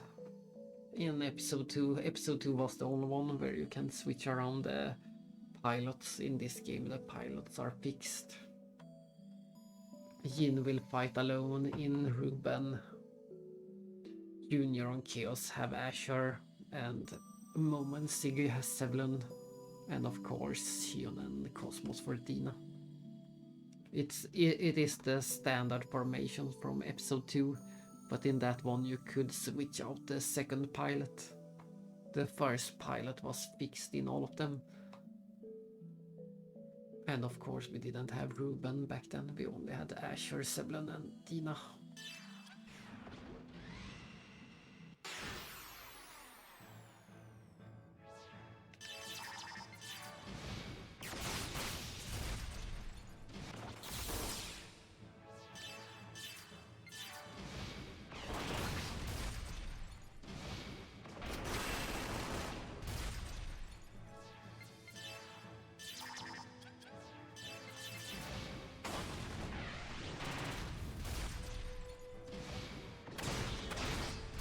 Type 2 Ghost. Yeah, I feel it. I'm feeling it. I am getting tired. I could play the game forever, but we won't push it. I'm going to, like I said, I will do the next boss and then we call it a stream for today. That will be enough.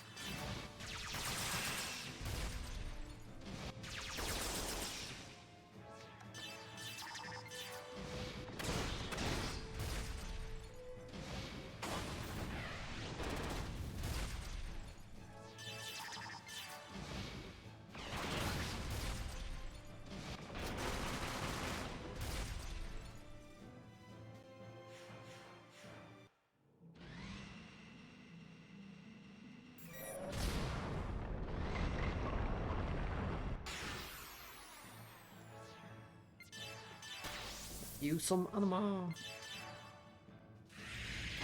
It is super overkill, but let's just do it because it is cool and because we get the extra experience.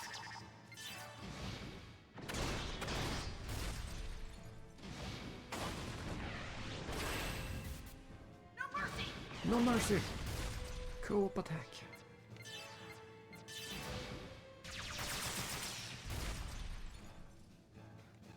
Even the laser was enough to take those out. They are super weak. Ah, look at this play. And that, let's see, can we trigger it? No, we have to go back and forth. There is that cool dust, I guess it is dust effect when you ride past. It is a geocrystal. Even with the power of the ESS, we can't destroy it. And that is the material that Cosmos is made out of. Cosmos is made out of geocrystal.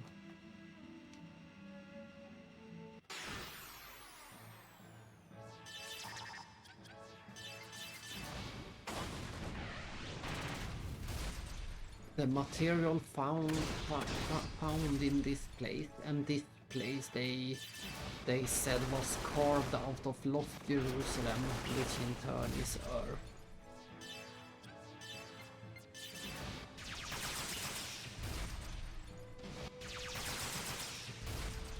So that is pretty interesting.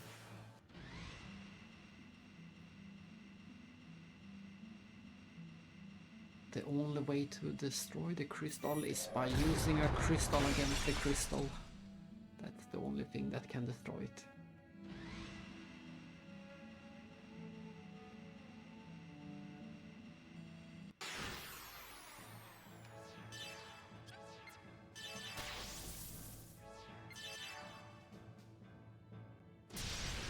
Iron Blade!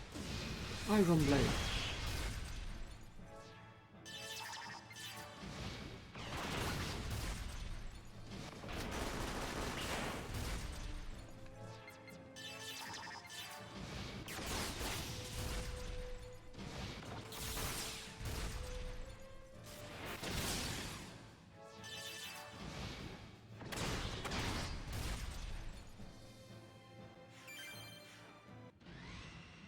This is another example of the cool camera when we go up this way and it's the enemies are in the way.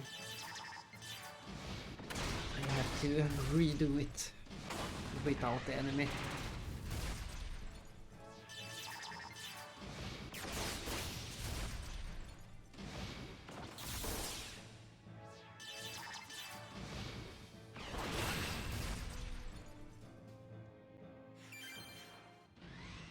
Let's redo it without enemy.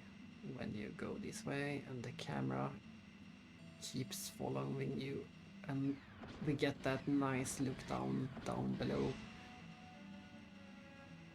It's just the best. And then the camera pans up and around.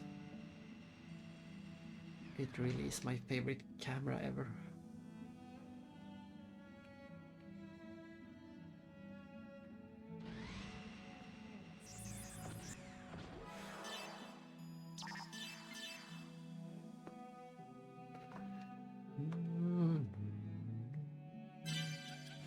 This song is so good.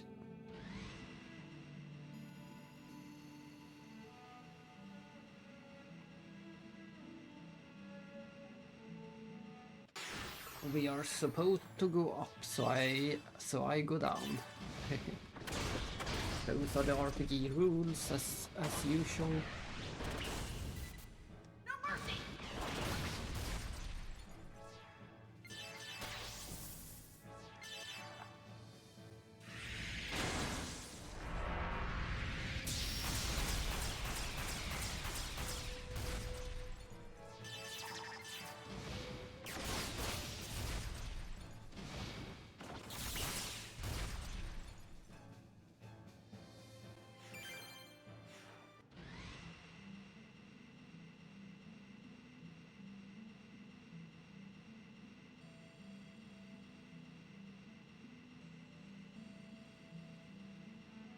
Oh, there is so many ways in this place.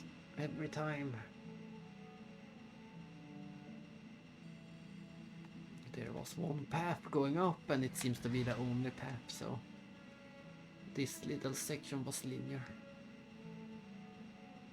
And also this is another good example of things you didn't see in PS2 games. There is so much modeling going on. So many variations and different variants in the terrain. It's not just a flat wall with a simple texture. The texture is pretty simple in this place, but they have done so much modeling work for such that other games wouldn't do. In other games it would just be flat walls, all of this. But you can see even in this wall that might look pretty flat, even this one has a lot of variation to it. You can see the different parts sticking in and sticking out, in and out. It's not just flat walls, they did so much modeling.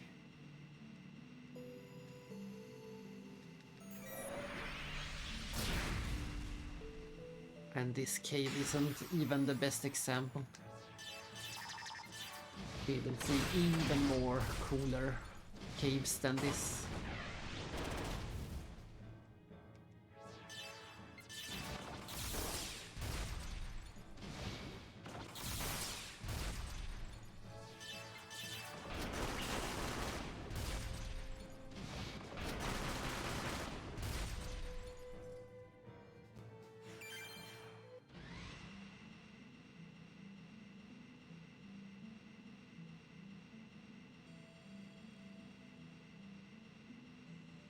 So many paths.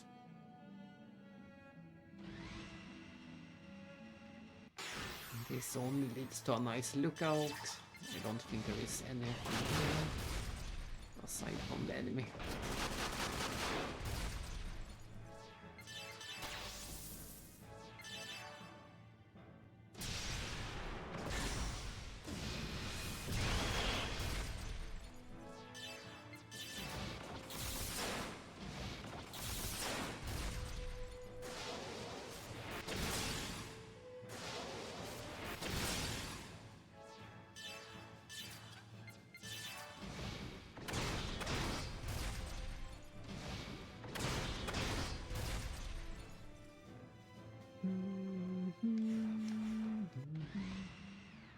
get a nice view. That's the place we want to go up to. And this was just a nice little balcony for the view.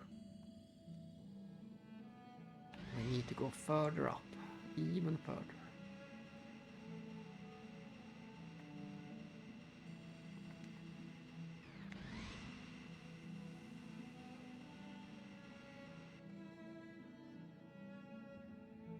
Let's switch.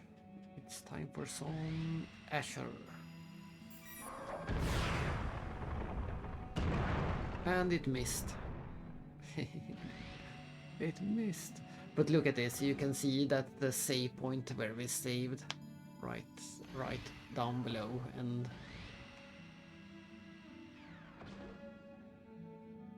it's the best, all of this.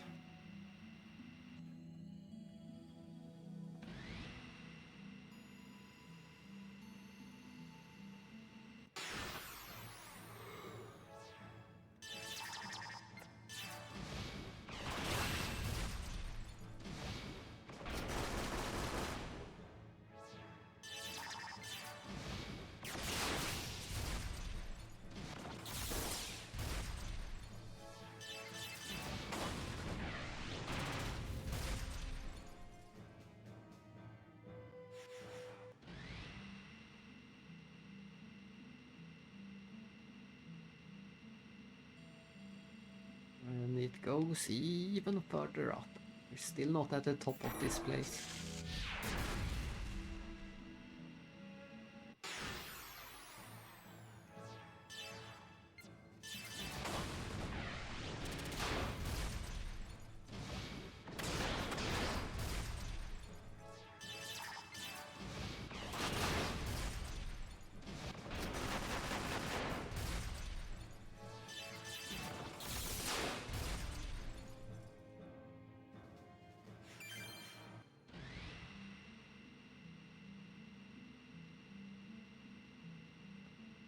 Boom.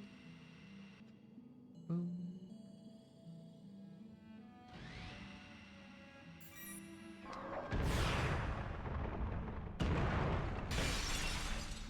Ooh, that one hit. Now we can... Oh, that's right. I always forget that they're going to teleport us. They're going to teleport us. And we get health repair. But I'm going right back in to check the different paths that we didn't take. We went straight down there, but we never checked up here. And we never checked up here.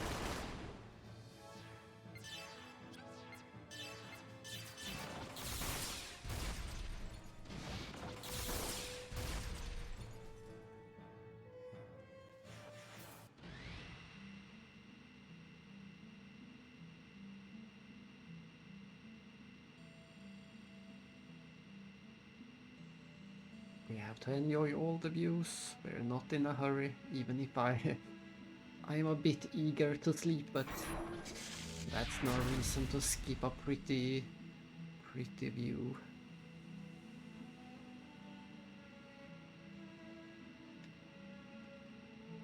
We won't be skipping anything. We shall enjoy the game to the fullest. Which include getting this chest. That should be better armor for Dina. Yes. An extra 3000 HP. The only way to heal that HP is by touching a save for now. Or maybe using an item. Yeah, we have some items, but we don't have any skills or anything like that to heal the HP. for the ESS.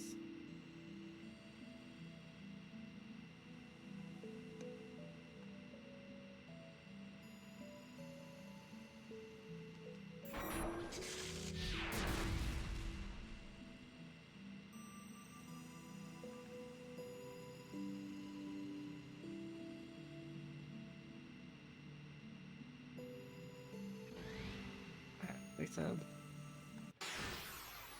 we shall enjoy them all.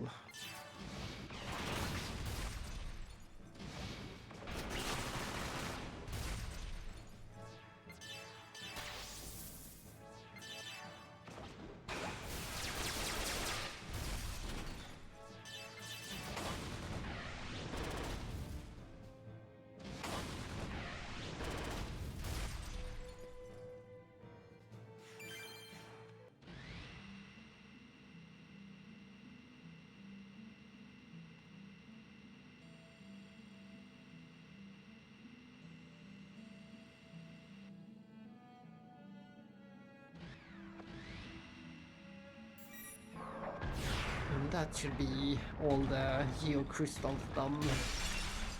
And ta-da! It revealed. It was maybe hard to see, but it revealed a decoder door down below. Just for a short while I also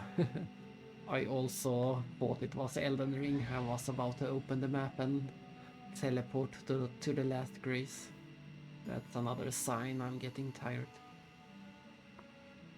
There's no teleporting. This is a good game where you need to explore and look at the pretty views.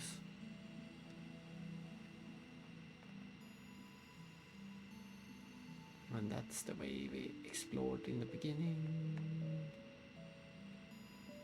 Yeah, that's everything explored in this place. We touch the save and then go back this way.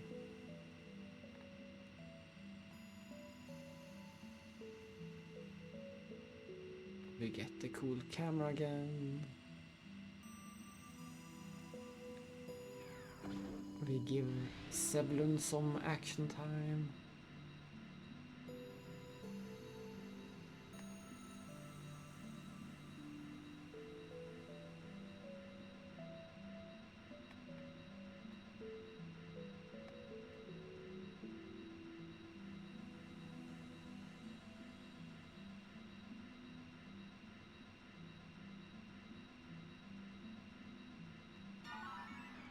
And there we go, we get a rough geocrystal, but the droid on the Elsa said he could refine it.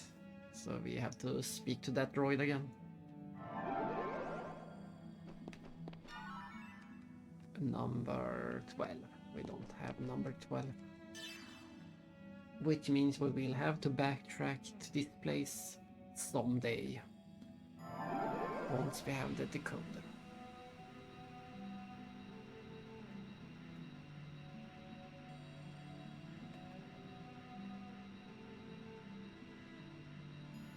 And once again the plot hole of we had to do all of this to get past the geocrystal, while in the story we can clearly fly around freely, but for some reason we can't just fly around the geocrystal.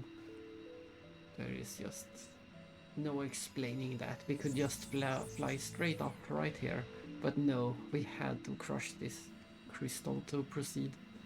It was the only way. I will save.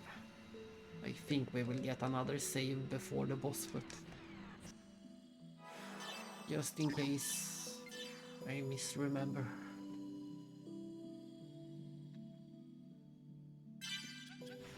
Just in case.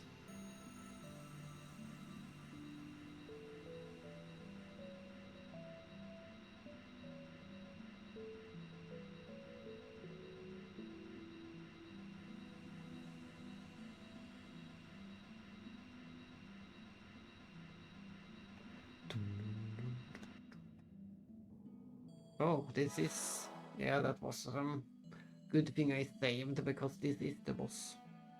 This is the boss.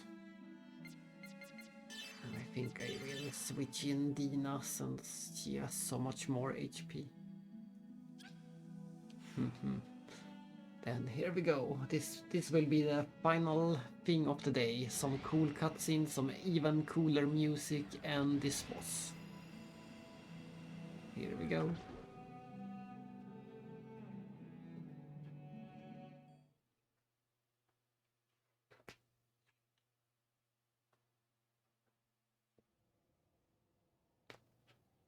Whoa, where are we? It looks like a cave. A very wide one. Is that Hebrew? No, maybe it's ancient Aramaic. Behold the great... I don't know, I can't read it. And behold, there was a great earthquake, for the angel of the Lord descended from heaven and came and rolled back the stone from the door and sat upon it. Wow, you can read it? No, I recognize it. They're exactly the same words that I've seen before. It was recorded and stored in Daddy's Y data. Mizrahi's? Look out! Hey, what do you think you're doing? Don't you know it's rude to come into someone's home uninvited? Testament? You were in the Song of Nephilim. Oh, so you remember me. Oh, here it Well, comes. isn't that nice? I find that rather interesting. You see, I remember you too. I remember that you let me die. But... Lieutenant Virgil... How? Now don't get all sentimental on me. It's not like I've been hiding out here in this dump all this time just so the two of us can talk about old memories. Hardly. No, I've got business to attend to with your crap.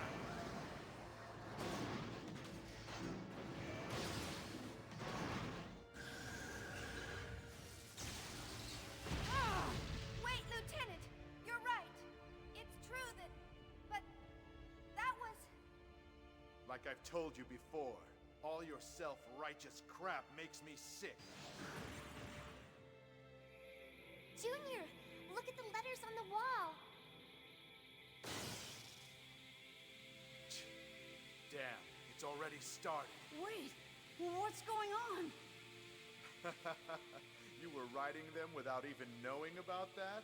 Oh, whoops. And you're still compelled to write them now, huh? Now that really is funny. What are you talking about? It's quite simple. That is the kind of place this is to those vessels of anima that you're using. To the vessels of Anima? What the hell are you talking about? Come on. You're not very bright now, are you? Why don't you just try using your heads a little for once?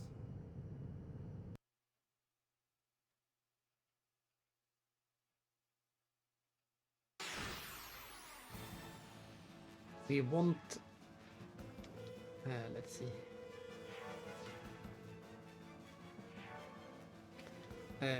We won't get to hear the song just yet. We will hear the song. We heard the start of the song, but we will get to hear more of the song after the fight. The song that is called Testament. This is still just a more normal boss battle song.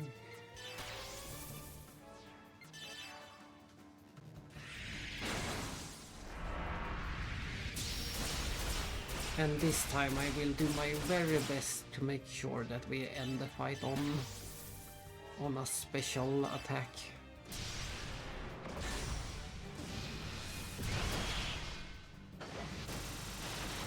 We have already missed it for 2 bosses, so we can't do it again. But like the text said, there is a gimmick to this fight. In this fight, the amount increases and decreases at random at every turn. So it's a bit hard to plan.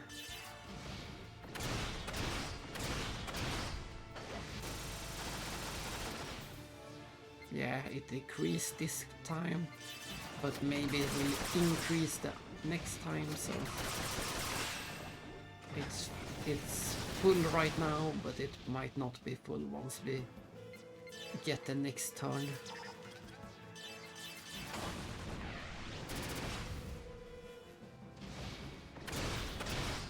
Co-op.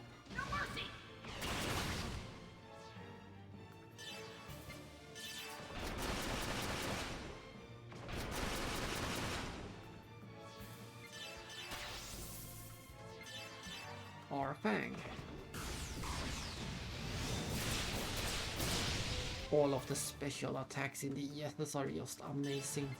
They look so good, all of them.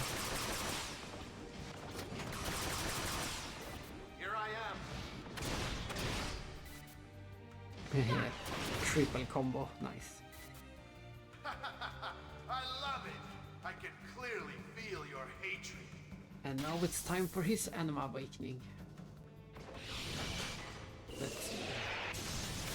Yeah, that's what I feared. It's strong enough to kill. It wasn't enough. Strong enough to instant kill.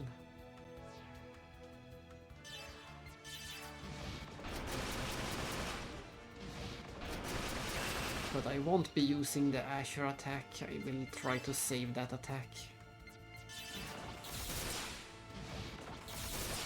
I will try to save up.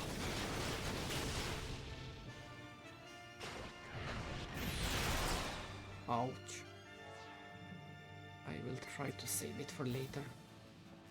Ah, that's right. I forgot that charge restores HP in this one. I said we had no way of healing, but the normal charge is enough. And it also works as a guard.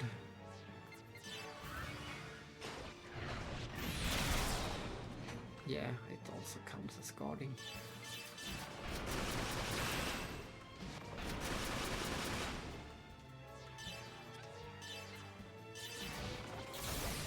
Miss. Card.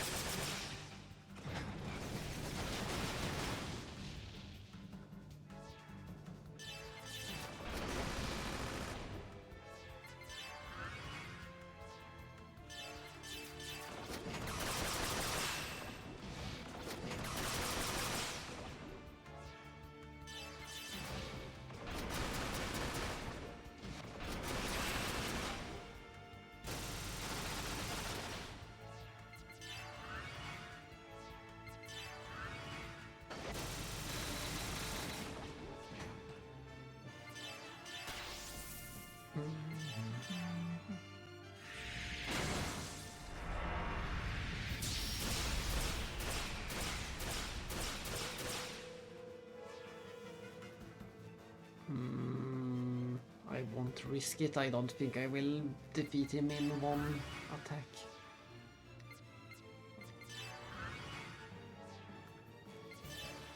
Now we can risk it since we have two of them. Yeah, we will need another one. This is boring. Let's be a little more passionate. Uh-oh, he will do it again. The Anima Awakening. Don't kill anyone. Don't kill anyone. Nice. It was the guarding. I was guarding.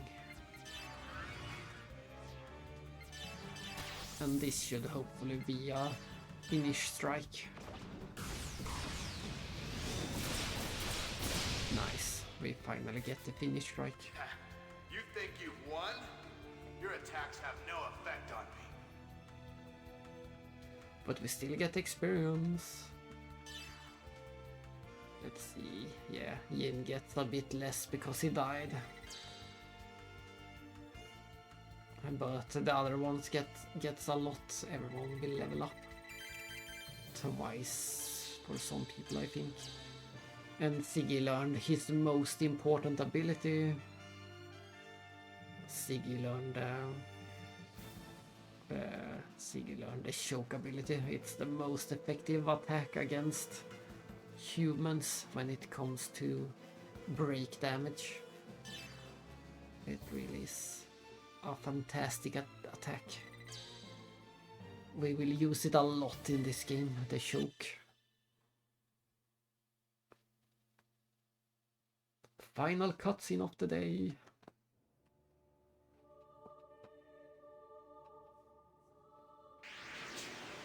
Well, this is interesting. I guess there's just too many of you. Lieutenant, you died. You're supposed to be dead. So how? How did I get here? Is that your question? Am I alive or am I dead? It doesn't really matter. That isn't even important. Then again, it's not something that I would expect you to be able to understand. Oh, please. Enough babbling nonsense, partner. And here comes the song. The best part of the song. What's this? Is the new kid coming to crash the party? The time has come. Or what? Were you planning on staying here forever? That voice! Albino? Hey, wait a minute! Albino! It's you, isn't it? Did you forget about me?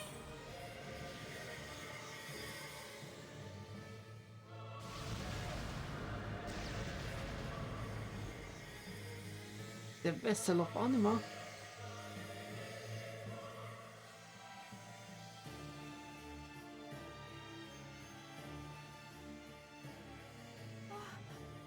Vessel of Anima.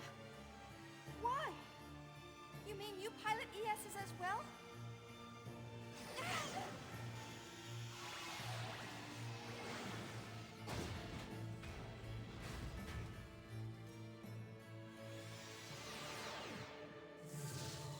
No! Wait, Albino!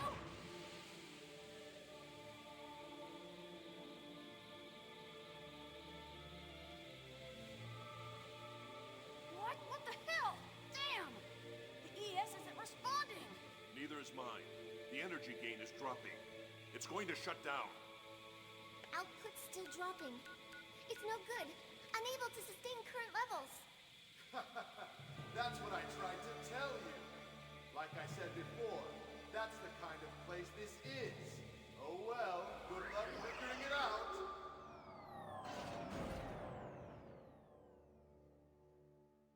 No more ESS for this dungeon. We have to walk the rest of the way.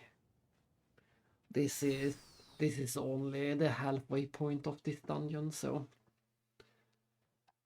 we will have to do the other half on foot tomorrow, as when I have woken up and eaten my breakfast, and Damn it! We'll have to walk the rest of the way. that's what I said.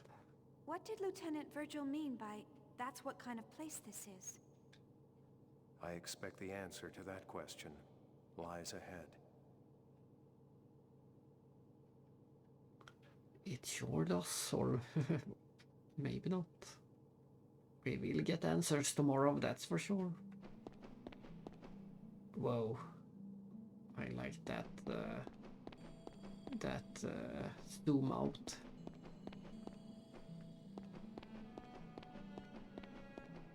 Oh, and I forgot to mention, I should have done it. It's too late now. We can do it later in the game in the simulated version, but I was going to point out the similarities between this cave and the cave we had in episode 2 in the bonus dungeon, the desert. And this is another one of the amazing songs of the game.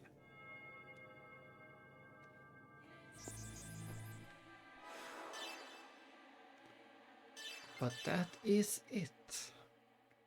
We almost made it to 10 hours. At least 9. If this clock was working, I think it would have shown 9.5 or a 9 or something like that. We did some talking at the beginning of the stream, so That didn't count. But yes, I will go to sleep, then I will wake up and go right back to this game. I think it was a great start to the 20th anniversary. I think it was a great start. We beat about 2.5 chapters.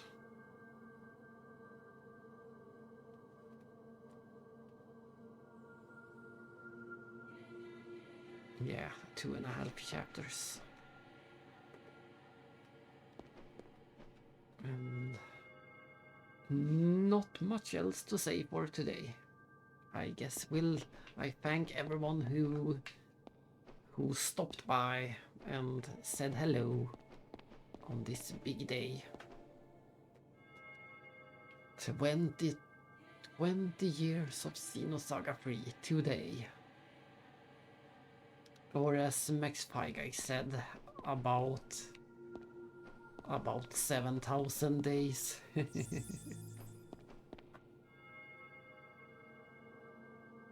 Almost.